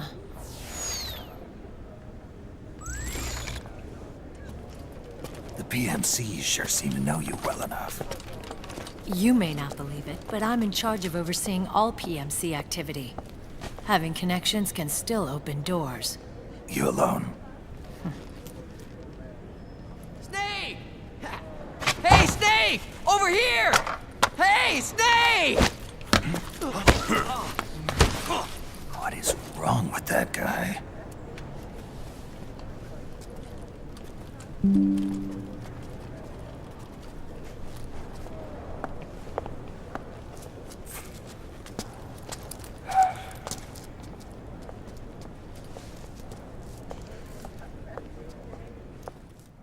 Listen to me, Snake. After reporting what happened in the Middle East to my superiors, I wrote up a threat assessment. The President's finally realized the danger Liquid's little rebellion poses and has called for immediate action. Now I've got more bodies than I know what to do with. A whole joint Army-Marines team. They're already on site, mixed in with the U.S. forces here. We're ready to strike Liquid at any time. You're planning to take him by force. It's crazy. Look, things aren't that simple. Listen, old man. I don't take orders from you or from your Stop complaining, Akiba. Colonel Campbell. It's gonna be the Middle East all over again. No, it won't. If things get out of hand, we can put a total lockdown on the PMC's weapons. They won't be able to fight back. Don't forget, we control the system. I wouldn't rely too much on the system if I were you. We've got them beat in sheer numbers. Meryl. Look, Snake. Just leave this to me. There's no need for you to put yourself in harm's way. Don't risk your life for no reason. Snake. What you're trying to do, it's not a mission. I know. It's not justice. It's a hired hit. If you know, then...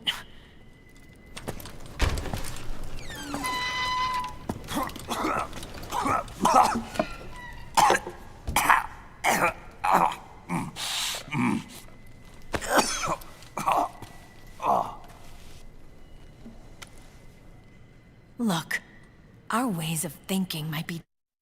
No nanomachines. No nanomachines. different. But to me, you're still a legend, a hero. I know all about the things you did when you were young. It was what kept me going. I can't bear to watch you die over something so pointless. Don't worry about me. Old soldiers never die.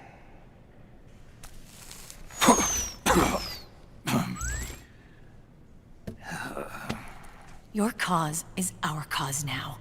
You don't have to do this. I'm no hero. Never was. I'm just an old killer, hired to do some wet work.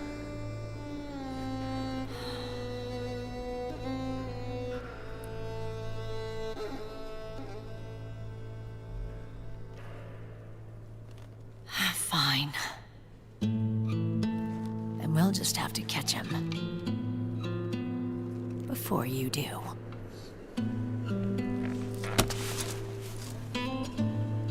I may have loved you once. But now you're just too damn senile to face the truth. Wake up and face reality. Old Snake. And stay out of our way.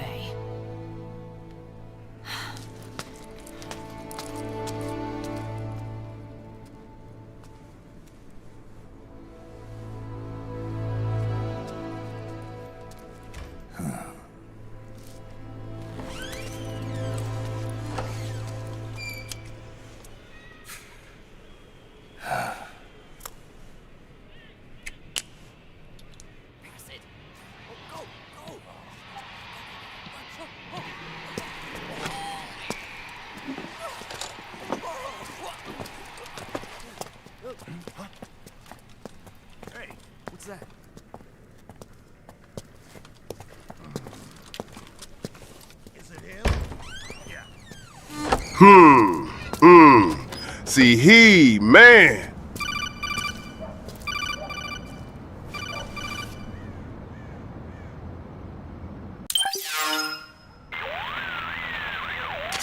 Otacon, they've seen this face too. Yeah, it might have been added to the PMC's blacklist as well. And Meryl was acting kind of strange. Things are going to get hairy once the American suppression troops get here. We'd better get to Big Boss's corpse, and fast. But first, we've got to find Big Mama. Snake, let's go over what we know so far. The streets are under curfew. The only people you'll find out there now are PMC soldiers and members of the Resistance. Yeah, I thought it looked a little too quiet to be a tourist attraction. The Resistance members are snake emoji, boomer emoji, scheduled to convene at Big Mama's hideout. So our best course of action is to follow their lead. When you find the Resistance, tail them. Let them lead you to Big Mama. But how exactly am I supposed to find this Resistance? The PMCs have laid a dragnet for Resistance members that covers the entire town. They're using SOP to notify each— Leave Meryl alone. Have you ever thought about us? Don't you like me anymore, Snake? I love you. I'll be waiting for you, shirtless. Bring the champagne. They're by radio of any info collected during their searches. By intercepting those signals, you should be able to reach the Resistance members' locations in real time. Intercept their communications? How do I do that? I've provided you with a new device for just that purpose. To hijack PMC communications, open the item window and select the— Seriously, why decline a fine ass like Meryl? Oh, brother. Signal Interceptor. The Interceptor constantly monitors PMC voice and data transmissions. When you've got the Signal Interceptor equipped and you hear the PMC's chatter about the Resistance, check your map. It should display the location. Got it. Oh, and Snake, I think we've found a way to treat Raiden. Really? Yeah. We got in touch with Dr. Madnar. Naomi and Sonny are on their way now. They'll be all right on their own? They're a few clicks north of where you are now. It's a non-combat zone, so there won't be any checkpoints. There's even a dialysis machine. It'll take some time, but I think he'll be okay. Good. Anyway, did you like my snake solid? You need to hurry and make contact with Big Mama. I got it. If Liquid gets his hands on that corpse, it's all over. Follow the Resistance's lead.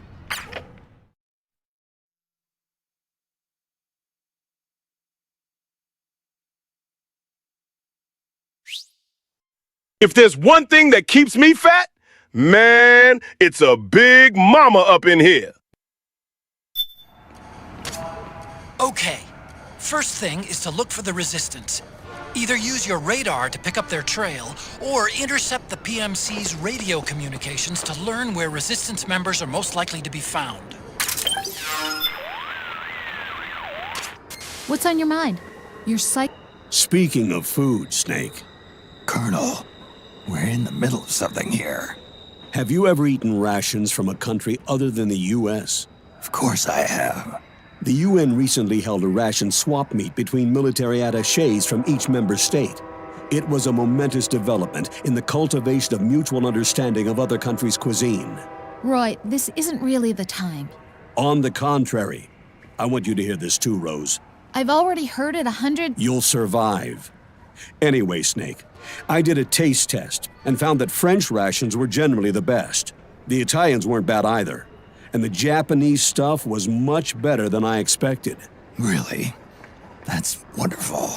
But everyone seemed to agree that the worst rations of all were ours. America for the win. All right. So what's your point? Yep, it must be nice to live in a country that knows how to cook. Those French rations, délicieux.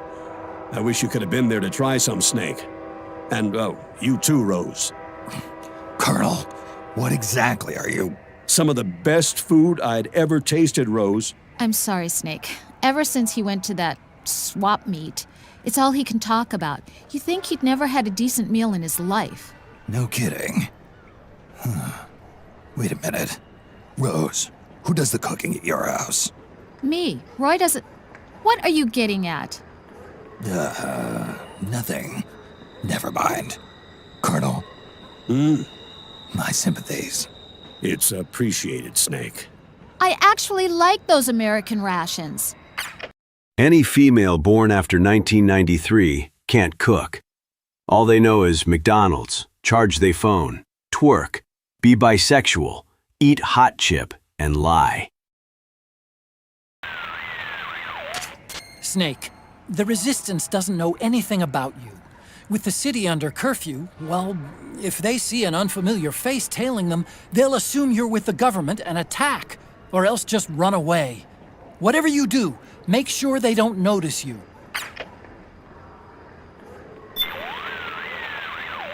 The thing the Resistance fears the most is the government learning the location of their hideout. Rose, can you give me scissors? 61. Which means that if the PMC's alert level is any higher than normal, the Resistance won't head home under any circumstances. It's too risky, and that hideout is too valuable. Keep that in mind. To find the Resistance, check your radar for signs of their presence. You could also try intercepting communications from Ravensword, the local PMC, to identify a place where they're likely to be found. To find the Resistance, check your radar for signs of their presence. You could also try intercepting communications from Ravensword, the local PMC, to identify a place where they're likely to be found. To find the Resistance, check your radar for signs of their presence. You could also try intercepting I need scissors. 61, 69. communications from Ravensword.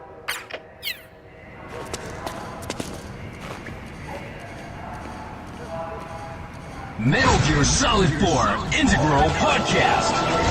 Broadcasted from Konami HQ in downtown Tokyo, it's the world-renowned Metal Gear Solid 4 Integral Podcast. Oh shit, here we go again. Alright, hello everyone, and welcome to episode number 6 of the MGS4 Integral Podcast. Once again, I'm Sean Eystone, and I am here with Aki Saito. Hi everyone. And producer Ken Imaizumi. Hello everyone. Okay, so, Aki. Yes. Where are we today? We promised to meet up at the Eastern Europe stage. Right. And basically, Sean, what are we going to do today? Okay, so today we're going to pick up in Eastern Europe, and this is right after the cutscene ends where Snake comes out of the train station. And we're going to play the section where you're following the Resistance member through Eastern Europe and trying to find the Resistance hideout. However, to make it interesting, I know that everyone has cleared this stage already, basically. Right. Yeah, more or less. I need, scissors. 67, man. So this time, we're going to try to be its, like, tour guides at this stage. Yeah, kind of pointing out different parts of the town and, what happened here, what went into making this part of the town. Interesting things to see around the Midtown area. So it might be a little bit tricky because we will not be following the Resistance member. Yeah, we'll make sure we'll update where we are. Yeah, exactly. So what we're talking about. So people will have to follow instructions very closely this time because it is very easy to get lost here. Okay. The roads are very complicated. All right, Sean, let's get started then. All right. Okay, so first thing you'll notice is the atmosphere here. You'll notice all this mist, a slight drizzle coming down from the sky. Also the sound of the train in the background. This is all intended to recreate kind of like a, like a spy movie type of atmosphere. Yeah. Where, it's Stick it, system! Stick it, George! Stick it, WWF! Stick it, Chad! I love you, brothers! Ow! Whoop, whoop, whoop, whoop, whoop, whoop! Woo! Woof! Right. The MI series and things like that. Rainy, and people may not even notice at first, but if you look very closely, you can see that it's not just mist, but there's also drizzle, rain drizzling down from the sky. And if you point the camera upwards, those droplets will actually stick to the screen. It is water falling from the sky. It's not just a simple mist effect. Kojima Productions is really famous for this water effects on the camera. Right. The raindrops on the camera. This is a really cool feature. There's also something that happens with this drizzling rain that I'll point out a little bit later. Okay. But for now, I guess we can continue on. One other thing that I want to point out is that aside from this rain, you'll notice the sound of the train in the background. There's a story behind this. We wanted to have this station in here, right? And originally, we were going to have actual railroad tracks in the town to kind of show the trains coming and going. But the problem is that, if we have railroad tracks here, then Snake could actually get onto the tracks. And, for various reasons, that was pretty inconvenient because, the player could follow the tracks to who knows where, and it wouldn't really be a good impact on the gameplay. We still wanted to recreate this feeling of being at a train station, but somehow do it without having the actual train, on the screen. And so the sound team came up with these wonderful sounds that really just recreate the atmosphere of being at a train station. Brothers, Liquid is beating his meat with my arm! You fucking degenerate! Oh, man! You fucking degenerate! You want to talk about the sound of the crosswalk? Yeah, clicking sound. Yeah, well, we spent so long time to get that sound. Yes. Well, actually, was it Ken that you said that there is a identifying sound of a crosswalk, which is so different to even other European. WWF2! Awoo! Areas, but this one location that he said he heard. We went to Prague, and we heard the sound, and that's very different from the Japanese one. So he came to our division and said, "I need this sound. Can you get a hold of this sound?" And staff, which is Echo, went crazy. What's the big deal about the sound? But Ken said, no, I really want the sound. We want to put this in. Hideo said, he wants to have that sound. And then sound team said, what sound? What kind of sound was it? So I said, tick, tick, tick kind of sound. And the sound team said, I don't get it. I wanted to have something, like a real... So it's not because I could be run over by a train. There's something to refer to get this realistic sound. Kojima Productions do a lot of crazy things. Yeah. She just went over to get the sound. She did other things as well, just to hand deliver something or things like that. All these miracles that happened. Really is reliant on these people flying over just for a night or something. But anyways, we got the sound in. We're very happy. Right. Very accurate. Very accurate. So people living in this area of Europe may recognize that sound. Yes. Right? Yes.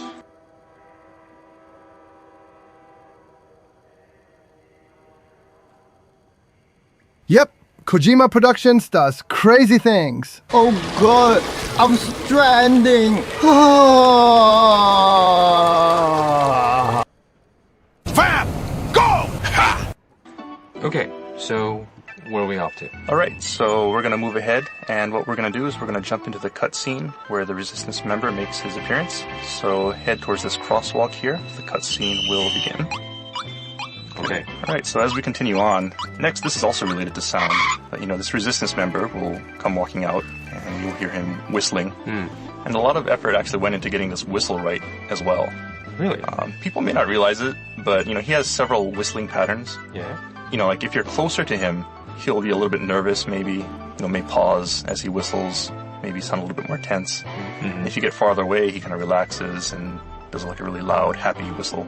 That was put in by request of, Mr. Kojima, who wanted to have really recreate the feel of stalking somebody and, having your target be a little bit nervous at times, comfortable at other times. So you could gauge, where he's going by the sound as well as your signal interceptor.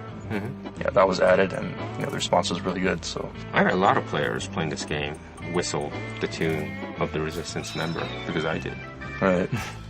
You get into this gets into your head. Yeah, it's pretty catchy. Yeah, it's really cool. Funny story about that whistling also is that the guy who actually recorded this whistling sound, and when he was whistling, like it was really accurate, like perfect pitch and everything.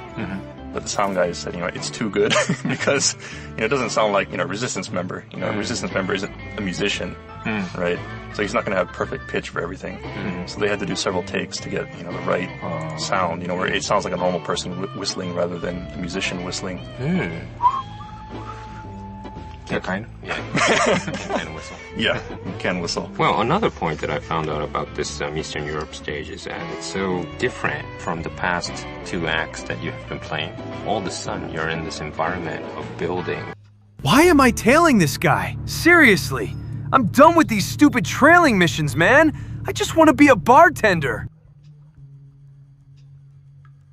And, well, basically you look different, right? With the coat and everything and the young face look. And also I noticed that there's a lot of lights and kind of like living people behind each buildings. Right. That was a conscious effort on the part of the development team because we really wanted to create, an empty town, a town that feels empty, but it's not deserted. It's not a ghost town. It's basically a town that's under curfew, so people are forced to stay indoors. Yeah. But, people are still there, so you can see the lights on inside. What do you call it? Martial law? Is it under martial law, kind of? Yeah, basically. Yeah. So under martial law, and everybody's forced to stay inside, once it gets dark. But when you go close to the windows or the doors, you could kind of actually feel there's someone kind of living behind that. Right. That was my second time when I thought I got real 5.1 and, good sound in there. There's some people playing a game, right? Basically, all these buildings actually have sounds emanating from them. People listening to different TV shows, radio shows, maybe playing games. And there actually is somebody playing the original MSX version of Metal Gear in here as well. Cool. So point that out a little bit later. Okay. All right. Well, of course, as you know, the real way you're supposed to play through this stage is to follow the resistance member. And, the gameplay of this stage is a little bit different compared to all the other stages that you played up to this point because there's never been a stalking mission. The point of the game is to follow this guy without him noticing you and without any of the PMC troops noticing you either. Want to do a podcast, George? And, I think for a lot of people, this was really hard. I think it's one of those stages where you're either going to really love it or really hate it. I think, it's one of the stages that'll give you the most trouble if you're more of the run and gun type of person. But there is, actually like a hidden thing that you can do to make it a little bit easier that some people may not know about is if you manage to put, Laughing Beauty to sleep in the previous stage and you use that Laughing Beauty face camouflage, you can actually walk through the town pretty freely. Oh, really? Yeah. A lot of people do that. They'll switch back to the Octocam and, kind of like sneak through, hiding in the corners and things like that. But if you want to take the opposite route and keep this coat on, put on the face cam with the Beauty's face cam, you can actually walk pretty freely through the town. And when the PMC guards notice you, as long as you're not doing anything really suspicious, then maybe they'll tell you to stop and they'll come up and look at you and then they'll let you pass. Oh, really? So for people who are having a hard time, getting through this stage, that's something they may want to try. Cool. Okay, so, Sean, why don't you introduce us the route you're going to take this time? All right. So that the players could try to kind of have that route in their head. Okay, so I think most players probably followed the resistance member and went through the park, with the guy peeing in the park and heading through that route. But there's also a route that's probably less known, and it goes along the river that runs through this stage. Nothing is true. Everything is permitted. God fucking good, Altair! And you get to the same point at the end, but it's a less traveled route. So I think today we're going to take that route and introduce people to places in the stage that they may not have seen before. Okay. All right, so the first thing we want to do is after you come out from this starting point, you want to head to that point where the resistance member came out from. Okay, so it's kind of to the northwest. And you'll see it's basically, a dead end. And so people may be wondering, well, where did this resistance member come from? Did he just suddenly appear? Well, actually, if you look closely, at the end of this dead end, to your right, you'll see there's actually a duct on the ground. Yeah. And it heads to the north. The idea is that this is actually where the resistance member came from. And, the people who went to Eastern Europe to gather materials actually said they saw a lot of little ducts like this under the building. Yeah. And so they definitely wanted to put that in there somewhere. And so they decided to use it here to explain where the resistance member came from. And so what we're going to do is we're going to crawl into this duct and head north. Okay. Basically what you want to do as you go through this duct is just head straight ahead. Just keep on heading north. You can see the exit on the other side. If you go a little to your right, there's also an item in here. So you can pick up a PSS, which is, of course, a handgun. It's not a very great handgun, but the thing is you can sell it for a lot of money. So people who are gathering Drebin points, if you pick that up, I think you can get 5,000 Drebin points.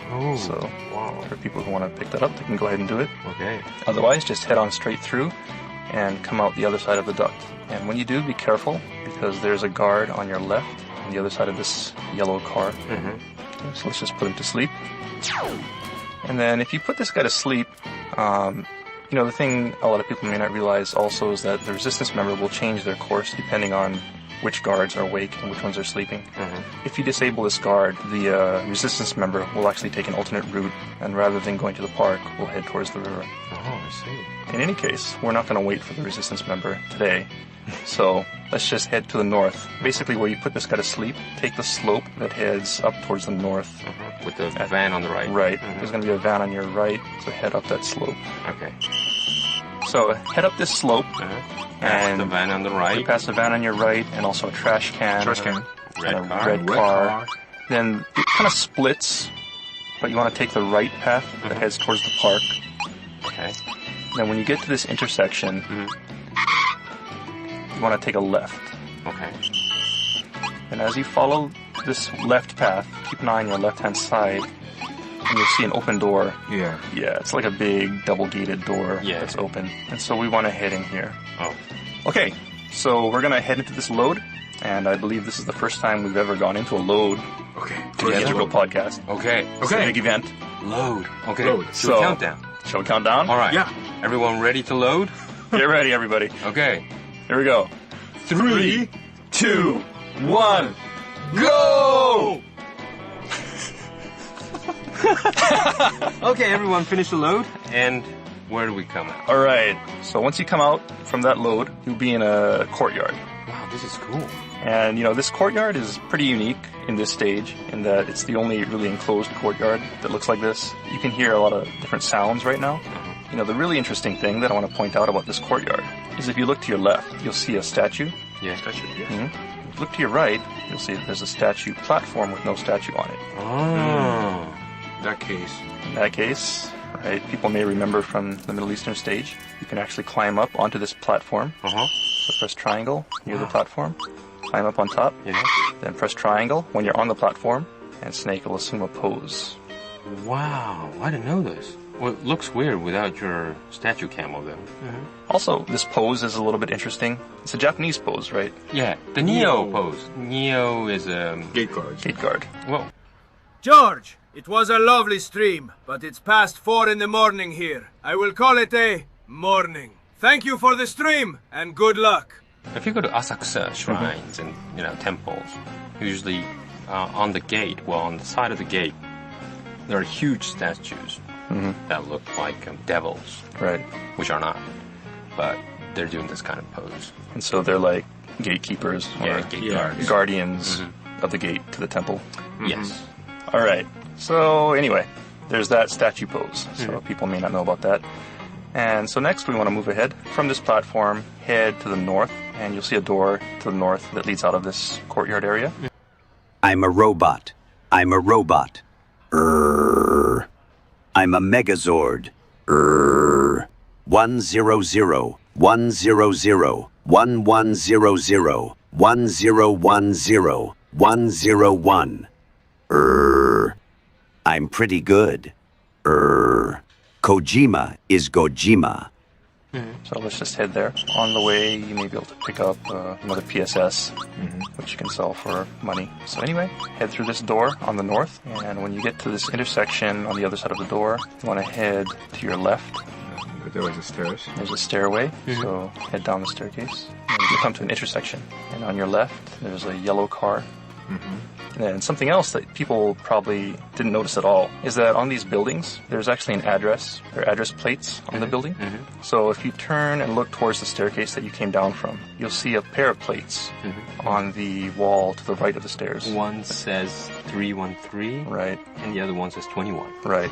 Does this have a meaning? It actually does. This is actually a unique address. All the buildings in Eastern Europe have a unique address. The meaning behind this is actually 3 stands for third stage, which is Eastern Europe. And then each model has a number. So 13 is, the 13th building in Eastern Europe. And then at the bottom is a unique number on the green plate, which designates this. Snake, stop wearing that Ninja Crusades outfit. Minecraft zombie noise. Specific building. So it's basically stage, model type, and specific model number. So it's a very development code. Right. Almost. Yeah, it is. Probably something that people won't realize at all. I don't. Maybe people won't even care about it, but, for the team, it actually did have meaning, and, that just goes to show the insane level of detail that... So there might be another 313. Right, so you probably see another 313 somewhere in the game, if you look around, but having this combination of 313 and 21 is unique to this building right here. Yeah. So maybe, team member was saying like a 313, 21 building was not, Look out! It's Dracula! quality was not great. So who did this? I see. Right. So maybe there's a bug with this building, 31321, that everybody knows what they're talking about. Okay. Maybe when you find, or when you test it, go to 31321 and then walk north or things like that. Right. Yeah, I see. Wow, quite handy. So just a little bit of developer trivia. Okay, we'll guide the listeners according to this numbers then, huh? That might be hard. Yeah, we'll just mention it. Yeah. Okay. All right, so now from this intersection, or, from this place where you came down from the stairs, we want to head to the northeast. North. I'm Altair. Well, actually, it's a right side? Actually, yeah, to the right. So when you came down from the stairs, take a right. And I guess it's more or less straight to the east, actually. So head to the east, and ahead of you, you'll see a building. With some lights on the other side of this railing. So you want to head there, but be careful because on your left there's a pair of PMC guards. So let's put them to sleep.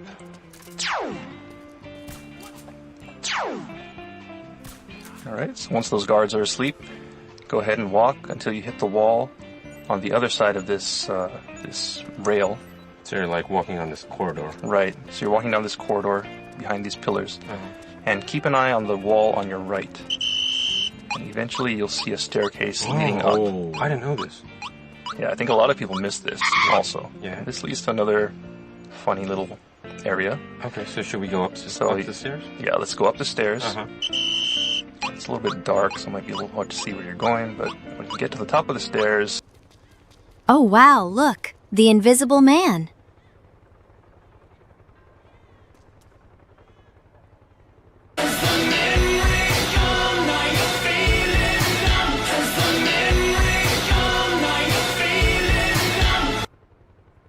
You'll be near this bridge. And if you look straight ahead of you when you come up the stairs, you'll see a statue directly ahead of you. Yeah. Right to your right, there's another platform. Without a statue. Without a statue, which means it's another point where you can jump on and assume another silly pose. There's a second place where you could do this. Yeah, so let's go ahead and go up onto the platform and press triangle. What's this pose this time? This pose is just a silly pose. Basically we have a lot of different types of poses in the game, a lot of serious poses, based off of real statues and things like that. But the director, Mr. Kojima, wanted to have just some really silly poses in there also, and so this was put in there. And one other thing to point out is as you're taking this pose, to your right, you'll see ahead of you there's another Minami Akina poster. Oh, our favorite Akina. Right, the Akina. The most powerful poster. Yeah, your favorite, right? No, the most powerful poster in this MGS4. The Invincible. Yeah. Invincible poster. Almighty Akina poster. Wow. All right. So.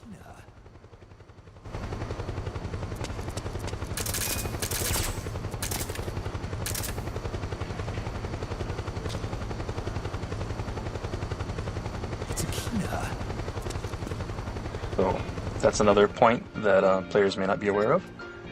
So next, let's move on. And what we're going to do from this point is head towards the canal. Okay. Looking at Akina's posters, we take a left. Right. And we're going to cross this bridge.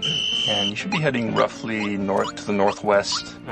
And as you proceed, you'll hear a helicopter up above. And that means you're heading in the right direction. And you're going down the kind of a slope this down time. A slope, and then you'll come to a intersection, and you'll see the helicopter with its searchlight.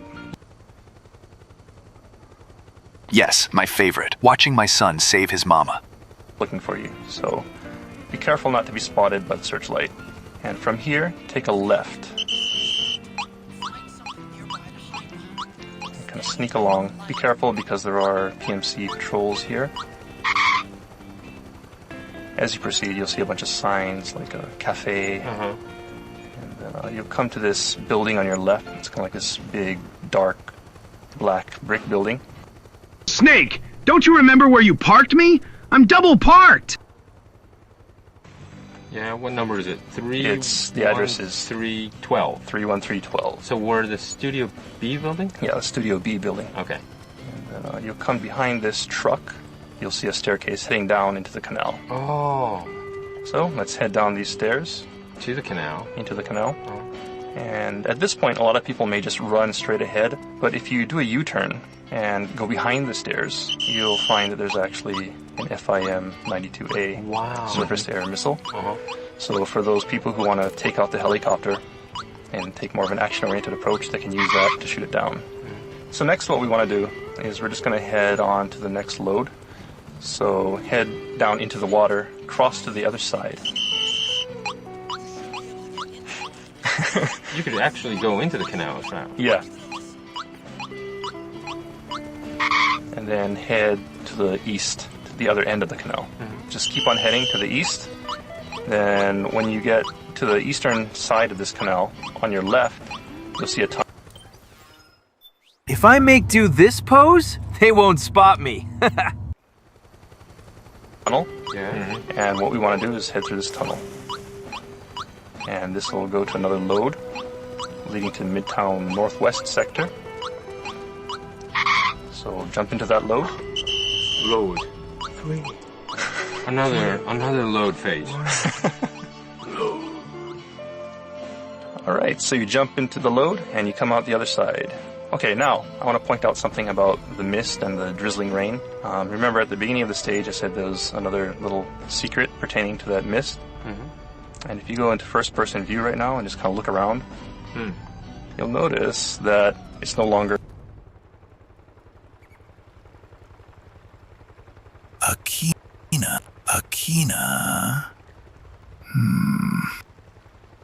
Drizzling. Oh, it stops. Right. It actually stops, and it's very gradual. As you proceed to the stage, it slowly gets, clearer and clearer until finally, after 20 minutes or so, you have clear weather, and it's no longer raining.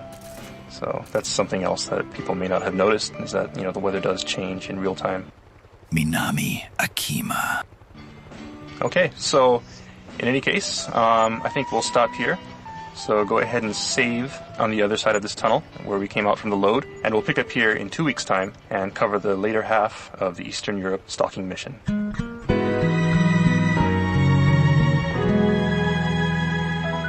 Well, this is surely a route that normally you won't take, playing the stage. Right. Chasing the resistance member. And we showed various kinds of behind-the-scenes talks. Chat, my intention for Metal Gear Solid 4 was to show more hot women. About this, but is this actually a recommended route that you could to clear it faster than a normal route? It's not necessarily faster. It might be a slightly easier route, depending on how you play. But, the thing is, you can't really control the resistance member, per se. The resistance member will take a route, and depending on how quickly you catch up to him, or depending on which PMCs you put to sleep, he may or may not come here. He may end up going to the park. Yeah. So if you put that guy to sleep, at the beginning of the stage, as we mentioned earlier, then the resistance member should head towards the river.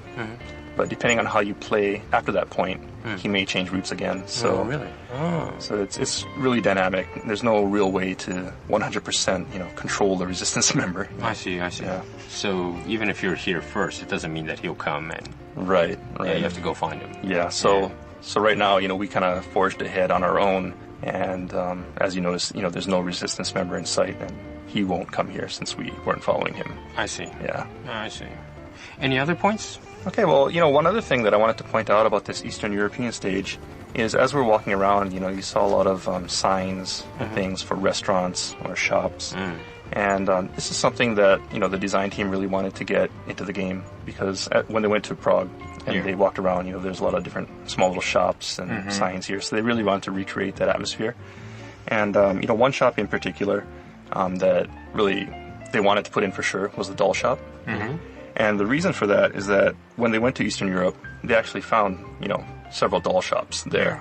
dolls and puppets. And right, like dolls and puppets. And one interesting fact is that that is actually the origin of the Mantis doll, right? Oh. So they went to Eastern Europe and they found this shop with this cool-looking puppet in it, and they decided, wow, that looks like something we want to use in the game. I remember the signs and everything because Ken was really hassling me to get approval. All the signs and pop and try to make it fake and half fake. I'm 100 years old, and I'm still aroused by the Playboy. True as possible, but make it fake, not to ruin the whole atmosphere of rock. Right. But of course, we can't use the sign as is because it might. It's gonna take a long time to get a whole license and thing issue. So, but it was very small. We didn't want to get every sign up and license and things like that. But the whole team wanted to make the environment as much as kind of real Eastern Europe as possible. But some signs were. Turn the game console off. I hope you're all doing well. Love you. Really, at first, very hilarious. There was some duck signs. And of course, there's... even if you go to Eastern Europe, there isn't poster of Akina, right? But, apart from that, there was like ducky signs, frog signs, cute stuff as well. But, it was challenging to try to tell Ken, don't use this, don't use that. I think it took a long time. Yeah. But he was hassling. In MGS, I've tried to instill an appreciation for interesting reading in the players. Always. What about the train station also? The train station was actually modeled after the actual train station. Yeah, also. Right? Was it a combination? That's a combination. That's a combination of the Prague stations, and we went to train station in Germany too, right? Did the we? GC show. Oh, yeah. I think we checked the Leipzig the central station or something. Central station. Yeah. Brother, are you seriously laying a porn mag for these two commentators? I'll be damned. Yeah, and we learned some stuff from there too. It's kind of a combination of various European stations. Yeah. Also, that cutscene is really funny for me because I could tell who is doing the motion capture. Really? Yeah, it was called familiar faces. Yeah. And how he walked and all that thing. It was really funny. Okay, Sean, once again, our next meeting point. Okay, so the next meeting point will be right here, actually. So once you get through that load point at the bottom of the canal. Altair Snake, you mustn't forget the basics of sneaking. Go blend in with monks and sit in benches to avoid detection. You come out the other side of the tunnel. Just go ahead and save it there. It should be the Midtown Northwest sector. Okay. And we'll pick up here in 2 weeks. All right. Well, thanks, guys. We're going to have a little bit more traveling guide of Eastern Europe in the next 2 weeks as well. So I hope everyone enjoyed this tour. Okay, thanks, guys. Thank you. Bye. Bye-bye. See you next time. Alright, that's gonna wrap up this edition of the Metal Gear Solid 4 Integral Podcast. Akina, I'm stranding! Check back next time for more tips, tricks, and insider info on Metal Gear Solid 4. Brought to you by Kojima Productions and Hideo Kojima himself. Make sure to send in your comments to Hideo Blog. See you next time.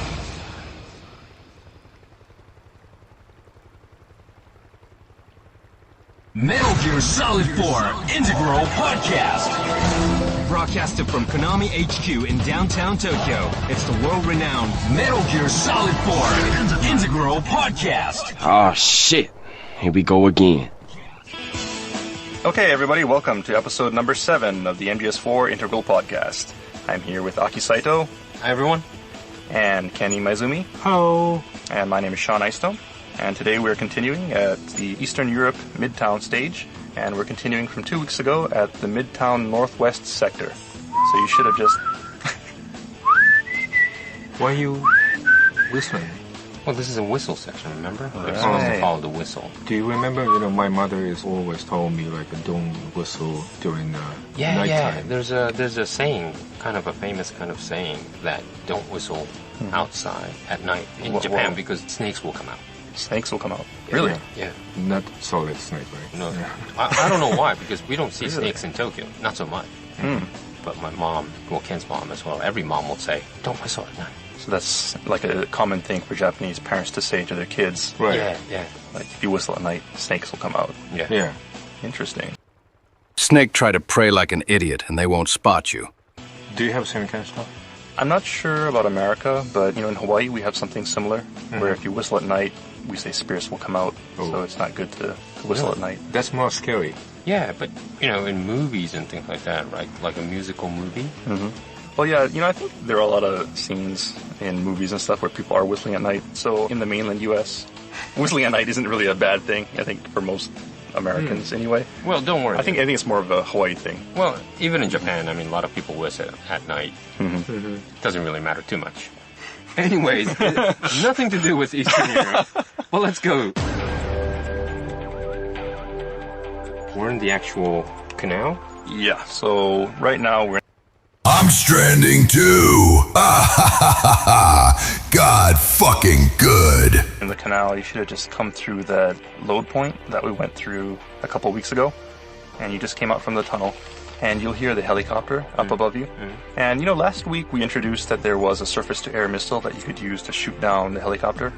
But for those of you who want to get through the stage without actually, killing anybody or causing a lot of damage, what you can do is you can actually equip... Akina looks way hotter than Paz. I'm gonna strand to her. Good God. Silenced sniper rifle, such as the VSS, which we picked up in South America a few weeks ago. And what you want to do is aim at the searchlight. Of the helicopter? Of the helicopter. And you can actually shoot this out. It's kind of hard to get a clear shot because the helicopter's moving around. But if you can get a shot at the searchlight... Okay. So it may take several tries, but if you can get a clear shot at the searchlight, you can actually knock it out. Wow. I didn't know this. You didn't know this? No. I didn't think I had a VSS at that time. You can use other guns as well. It's just that they'll make a lot more noise. Yeah, so people will be more likely to find you. And we can move on. Okay, so now that searchlight is out of the way, we can cross over to the other side of the canal. And on the northern side of the canal, if you cross over and take a left,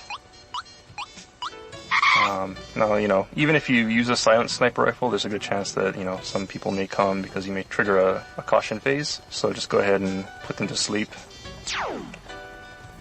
And proceed to the left. You'll see a ladder near the bridge that passes over the canal. And what we're going to do is we're going to climb up this ladder. Okay.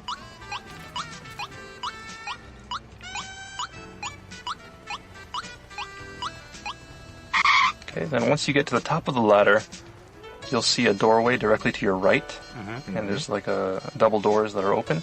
So we want to head into here. And you kind of enter this narrow alley. And then at the end of that, there's another gate that's closed this time. At first glance, it may seem like this is a dead end. But if you round the corner, to the left, there's like a small little area you can walk to. If you go to your left and look at the wall behind the door, there's actually a little hole here that you can crouch down and go through. And so when you're tracking, one of the resistance members, it's possible that he may actually come this way. And when he does, if you ever lose sight of him, a lot of people may think they lost him because they can't pass through the door. If you just go around the corner here, you can see that there's actually this small little hole that you can crawl through. So I guess there's no cheating whatsoever of the resistance route where he is going. So yeah, he never warps or just magically disappears. So there is a way that there's he always got a behind way. that door. Right. My local bank! Please misplace $495,450 in my bank account, and my life is yours! I see. And, this also is based on reality. According to the design team, when they went to Eastern Europe, they actually saw this type of weird hole in the wall. Weird? They didn't know what it was for. It's just kind of there. It's not a door. It's too small for a normal person to pass through without crouching. But it was there, and so, it kind of struck them as just being really unusual, and they wanted to put it in the game because of that. And so here it is. Right, so what we're going to do is we're going to crouch down and head through this hole, but use caution because once you get out on the other side, there are a couple of PMC guards on your left. So as soon as you pass through the hole, turn to your left, and then look to the north, and you'll see... Soon I'll transition as a girl. Good fucking God. So let's just go ahead and put these guys to sleep. Okay, and then once those guys are asleep, you can head out to the street and then look to the left. You should be facing north. You'll see a staircase heading up. Okay. And to the right of that is a trash can. A green trash can. Right. Yeah. And so, people may not remember that there are trash cans in the game, because the last one that you saw was probably in Middle East. Yeah. Act 1. Right. So, you went through all of South America without ever seeing one, but you come to Eastern Europe. How long is going to take to David find our hideout? I already practiced again and again the story of his daddy Big Boss and Uncle Zero to let it to waste. Christ. Europe, and once again, we have trash cans. So if you're ever spotted and you need to find a place to hide, you can always climb to one of these trash cans. All right. But these are definitely different looking than the Middle East ones. Yeah, and that's something too. They were actually modeled after European trash cans also, so different from the Middle Eastern trash cans. All right. So next, what we want to do is head up the stairs that are to the So, you're a whistler, huh? How long you be whistling for? left of the trash can. And when you get to the top of the stairs, take a left. Yeah, you're on kind of a balcony kind of. Right. Yeah. And you'll see another set of stairs going down on the other side of this balcony. So head down these stairs. And then when you get to the bottom of the stairs, you'll see on your left-hand side, there's a bench, and then there's a bookstore display case. Yeah. So what we want to point out is actually in this bookstore display case. If you go into first-person view and look at this display case, you may notice some things that most people probably missed. In the bottom right-hand corner, you'll see someone who probably looks familiar. Well, it's really low res, so maybe you don't recognize him, but that's actually Otacon. You can kind of see from his profile. Another thing that, really hardcore trivia buffs may get a kick out of is that one of the development team is actually featured on one of these books as well. So if you look at the center row above Otacon and count to the fourth book from the right, the cover to this book features our lead artist, Negishi-san. Oh, this is a small book, kind of. Yeah, it's kind of like a small book. It's the fourth from the right. Yeah. And it's kind of like a blurry photo of someone standing there. He's actually holding a drink and drinking. It's really hard to see. Wow. But, for the really crazy trivia buffs, this is actually our lead artist. But this is very, very rare. Yeah, it's rare a very trivia, but who will be happy about it? well, a lot of fans, a lot of Metal Gear Solid fans are. But they don't even know what kind of face. Well, that's true. But that's true. But this is maybe his family will be happy about this. My dad is on. Actually, maybe his family will not even notice this picture. The funny thing is, Negi-san himself didn't notice this picture. The artist who actually made this stage kind of told him that he was actually in the stage. And we have to find some pictures for the books. Yeah. So maybe they didn't have a choice. Yeah. So they decided to choose him, and so he's in here without him knowing. That's sweet. Okay, so that's the bookstore display case. Just a bit of trivia for the real trivia buffs. Wait, Otacon, what the fuck are you doing in this magazine I found? And so from the bookstore, turn around, and here the road splits. You'll see the road where the two PMCs are, and then there's a truck next to that, and then there's another road that angles off towards the north. Heads kind of down. Right, and kind of heads down a slope. Yeah. We're going to take that road that heads to the north. Okay. Okay, so as you near that road, you'll come to another load point. That goes to the Midtown North sector. And so we're going to jump in here, and we'll see you on the other side of the load. Okay, we're in the Midtown North sector. All right, so you come out in the Midtown North sector, and as soon as you come out, you'll see a couple streets ahead of you, one kind of angling off to the left, and another one to the right. So take the one that heads to your right. And as you walk forward, you'll see an alley on your right, near this Golden Fish restaurant. Oh, it's a restaurant. Golden Fish. Wow, sounds Sounds yummy. Yeah, so take a right near the golden fish. And we're going to enter this? And we're going to enter this little alley here. Follow the alley. It kind of turns to your left and then comes to intersection here. And what you See this chat? I'm Sigma, and you don't have any Riz. want to do is take a left at this intersection. You'll see straight ahead, you can see the front of a van. And when you get to the street, just stop here for a second. You know, people may recognize this area as where, you know, if you follow the resistance member, you know, there would be vehicle patrols around this area. Yeah, you need to kind of hide. And, you know, just kind of to offer a little bit of advice to people who are playing this. If you want to hide really quickly, the best way to hide on the stage is actually to use the cardboard box or the barrel. And, you know, the reason for that, of course, is you can lay down on the ground and you can absorb the camouflage pattern, but it takes time, right?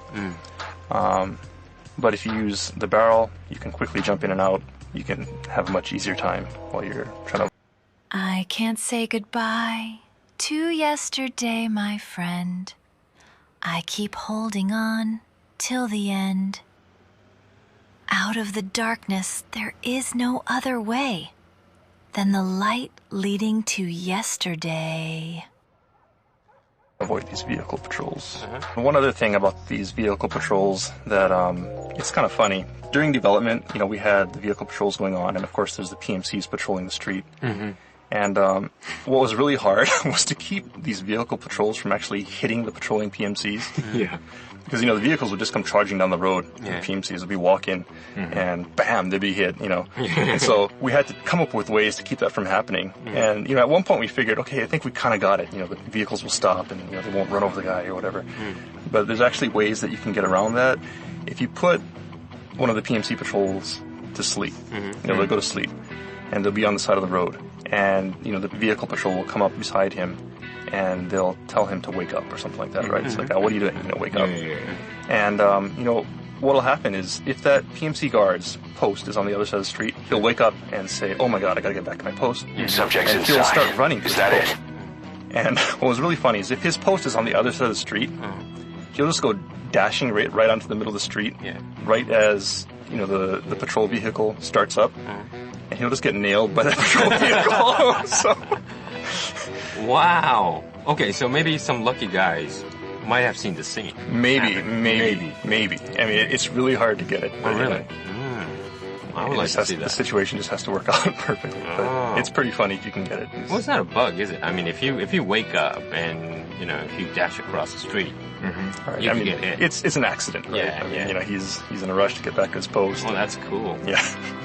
I know one more thing, but that's not the Europe stage. I know something in the Middle East. It's really funny thing. That gets run over? No, not that one. Like, you know, do you guys know some snipers on the building, third floor? Yeah. You know, like you sneak on the building and you put a Playboy magazine, you know, right side of the, you know, the sniper. The sniper will look at the, you know, Playboy magazine and he starts shooting the gun. And it's really funny because he was right. He's looking at the magazine. He's looking at the magazine and shooting the, you know, guns. And he's so, you know, genius. He's that good. Yeah. Cool. All right. You know, one other thing that kind of stands out while you're standing at this intersection is if you look straight ahead, there's a manhole in the street leading down to the sewers. And this is kind of a painful story to tell, but, you know, originally there actually was, you know, you actually were able to go into these manholes and go down into the sewer. Yeah. So, you know, the idea was while you're tracking this resistance member, sometimes he'll crawl into these manholes and you'll have to follow him down and crawl through the sewer, things like that. But unfortunately, for various reasons, you know, for gameplay reasons, for camera reasons, for VRAM reasons, and just, you know, time limitation, we had to take that out. All right, then where do we head next? All right, so from this manhole, you're facing the manhole. What you want to do is turn to your right and head down the street. You'll see a parking sign in the distance, as well as a van parked next to that parking sign. And so what you want to do is head up onto the sidewalk, go past that parking sign, and keep an eye on your right. And you'll see a staircase heading up on your right. So let's just head up this staircase. And when you get to the top of the staircase, on your right, there's a door that leads to this small little empty lot. Kind of a garden. Right, kind of like a garden. And, people may recognize this place when they're tracking the Resistance member. This is where the Resistance member, of course, ducked into this door and changed into his PMC uniform. Yeah. One thing about that, I think a lot of people probably didn't realize at that time, and a lot of the team actually didn't realize until later, is that when he changes his uniform, it's actually not identical to the other PMC soldiers. If you look really closely, you can see that his helmet is actually just slightly different from the other PMC. The character designer, the character artist who was making, the Resistance guys, when he was making these characters, he wanted to just add a little variation in there, just to say that, he has a PMC uniform, but he's not a real PMC, so his uniform doesn't exactly match with everyone else's uniform. And so for people who are very attentive, you may have noticed that. For those who didn't, next time you play, try and take a look at his helmet. Okay. What's next in our tour? Actually, in the last program, we mentioned that you could listen at the doors to houses and hear, sounds coming from the inside of the house. So what I'm going to do now is take you to one of those houses and point out something that's kind of cool. So from here, head back outside and back down the stairs that we came from. You should be heading north. Then on your right, you'll see a pair of PMC soldiers standing next to a barrel. If you're the violent type, you could go ahead and blow up that barrel. Otherwise, you can just go ahead and put these guys to sleep.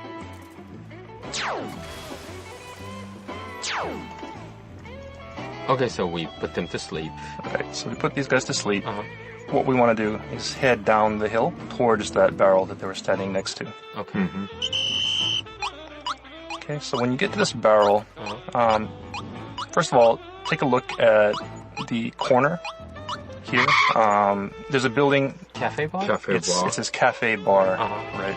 And there's a couple posters on that wall.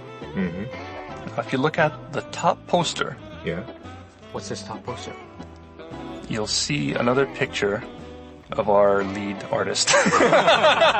He's taking a picture. And he's taking a picture.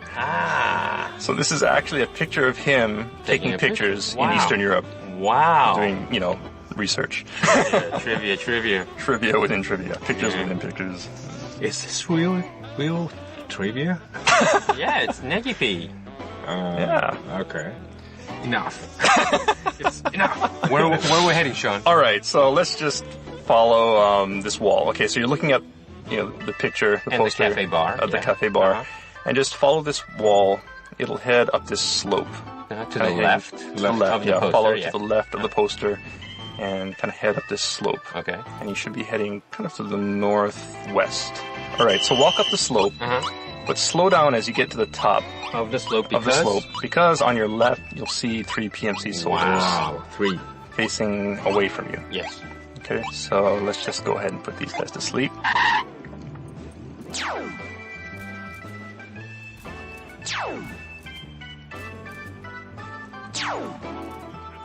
Okay, so once you get these 3 guys to sleep, where will we go? Okay, so now we got these guys to sleep, and what we want to do is head up the slope. They're kind of standing at a split in the road. Yeah. And if you're facing them, after you came up the slope, there's the road that goes straight ahead, and then another one that kind of angles off to the right. And what we're going to do is we're going to take this road that angles off to the right. So you should see a van on the left and a van on the right, a little bit further up. And the building number? What's the building number? Building number is 32218. Okay. So we're heading up this hill. You go past that van on your left. You go past this peacock sign. So you pass that sign, and then you come to another van on your right. And what you want to do is head to the other side of that van, towards the wall, and you'll see a sign above this door. A snake sign. A snake sign, yeah. Right. So what you want to do is press up against that door underneath the snake sign and listen. And when you do, you should hear one of our Kojima Productions podcasts.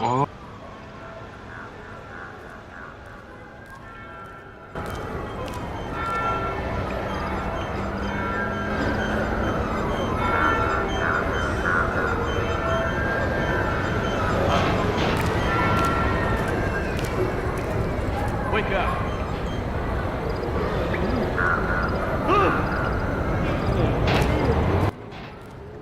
Oh, wow. From the inside the building.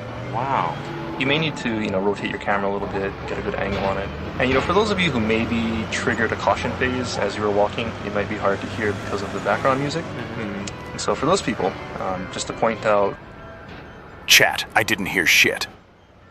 One other feature is you can actually turn off the background music. So if you press start and go into your menu, and go down to options, then go over to the audio video tab, and you'll see an in-game music on-off option. So on the default setting, this is on? On the default setting, it's on, but you can toggle it off.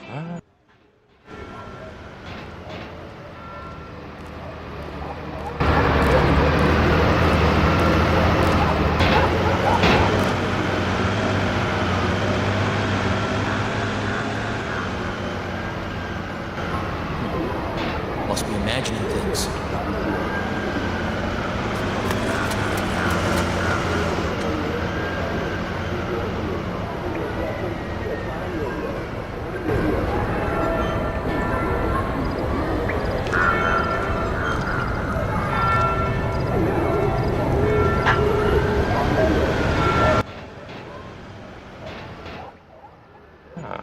If you do that, you should be able to hear the sound much more easily. One thing to point out also is that originally in Metal Gear Solid 4, there wasn't going to be any background music.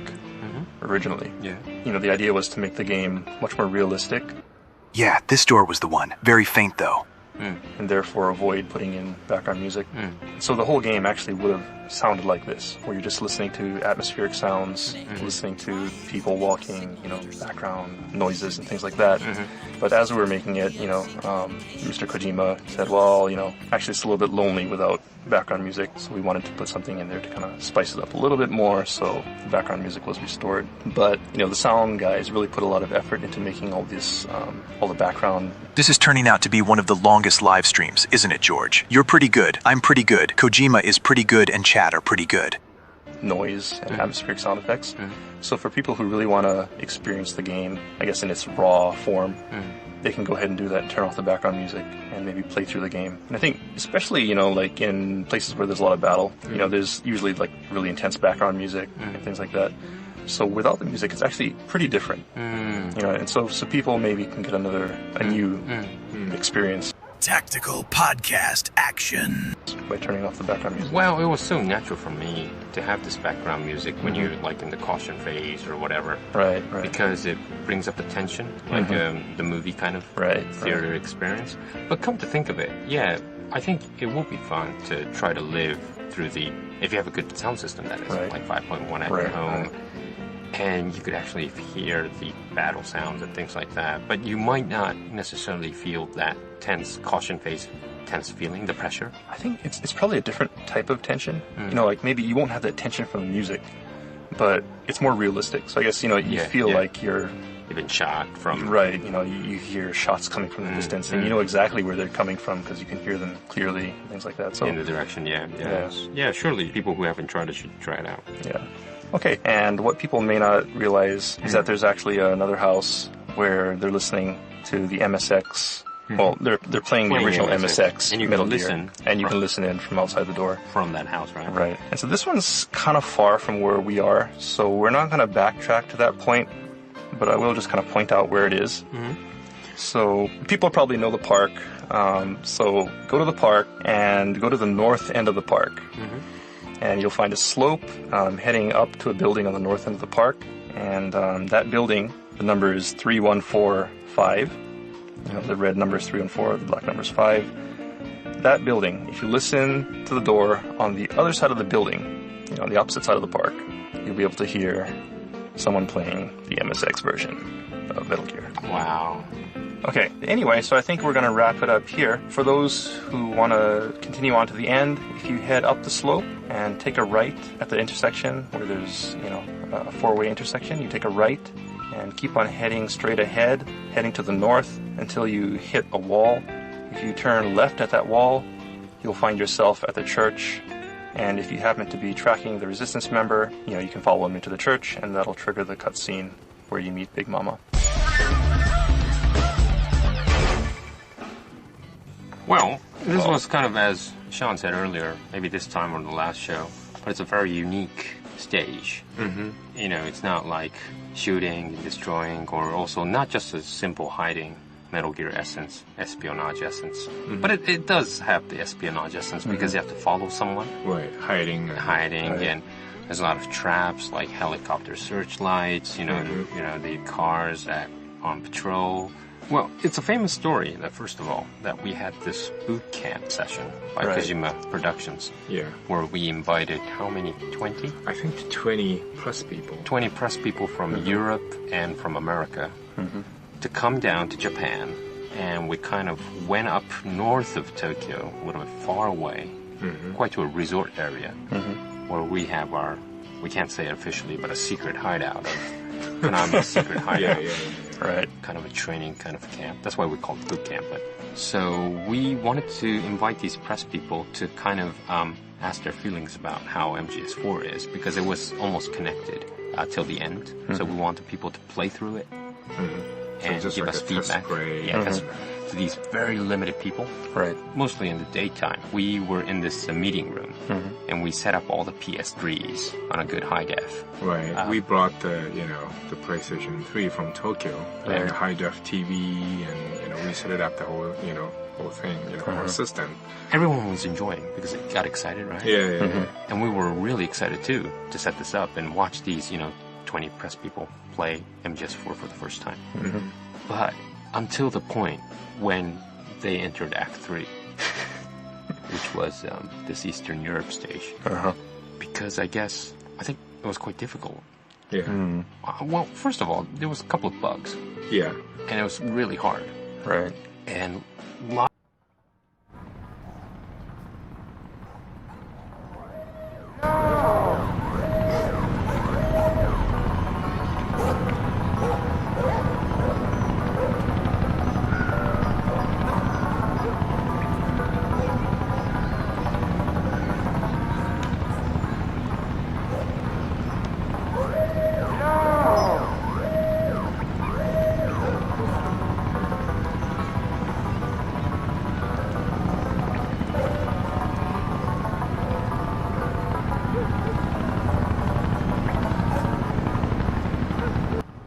This big boss. Infiltrate outer heaven and destroy Metal Gear. Over. This is Big Boss. Infiltrate outer heaven and destroy Metal Gear. Over. a lot of people got stuck. Couldn't find a resistant member, couldn't stay onto it. People started shooting at people, thought that it was the way to clear it. Some people killed a resistant member. But of course, you could do that. But people thought that, how do I clear this? And some guys are taking a long time, like 7 hours. 7 hours. Wow, 7 hours. Yeah, playing that stage and trying to reach the goal. And some guy was really very upset. Yeah, very upset. But the thing was, MSX. That's the world's best-selling brand of computers. We didn't want to I have played that stage before that boot camp, and so have the team members. Also, Hideo Kojima was there watching these press people play, but no one was supposed to give them direct orders how to clear it, because that won't really help the development people for the feedback. But we were almost like Ken was almost, calling to the night to be or not to be fighting here, leaving without you, leaving my soul behind. Calling to the night, colors of Kodachrome fade with time. A couple of guys saying, no, don't go there, hide here, stay here for a while, things like that. But a lot of people got really, really furious, frustrated. Yeah, very frustrated. And, that made Hideo really upset to some point. And holy shit, bro. You're pretty bad at this game. He sent an email directly to the team back in Tokyo. And there's a bug here. What are you guys doing? Things like that. Well, there were some bugs, that's true. At that stage. Some people got stuck, And Shinta Nojiri, some people know him. He was handling this stage and... the stalking scene. Just stalking scene, right? Not the whole Eastern Europe. But the stalking scene was just 6 hours or 7 hours stuck here. And Shinta Nojiri was, very serious. I mean, he took the problem very seriously. Right. And yeah, and he started to fixing. But it was kind of found out that there was just a couple of guards, really off where they weren't supposed to be. So you could kind of almost, crawl up behind them or something without them noticing you.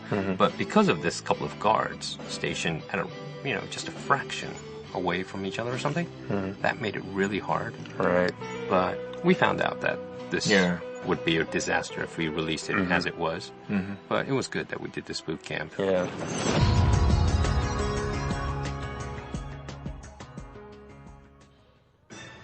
Okay, Sean, what's up for next? Okay, so next time we're going to go to the stage after Eastern Europe, which means we're going to jump onto Moses, Shadow Moses. Oh, yeah. It's your turn. It's my stage, yes. Yeah. Where do we hook up? We're going to meet up at the heliport. Yeah. So what we want you to do is enter the Shadow Moses stage, and then, Snake is going to jump off the helicopter in the cutscene.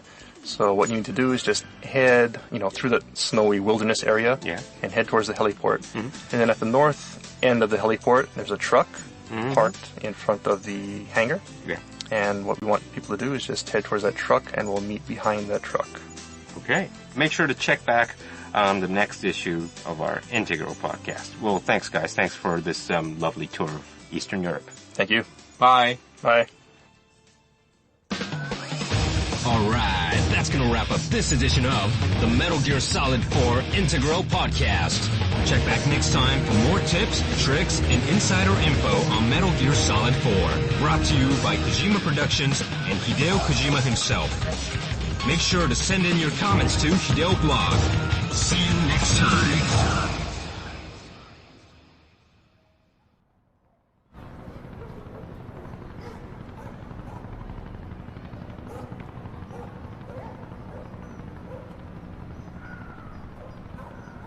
Alright, Chat GG. I continue this tomorrow. Gotta end this fast before the VOD corrupts after the 50-minute mark. Good God.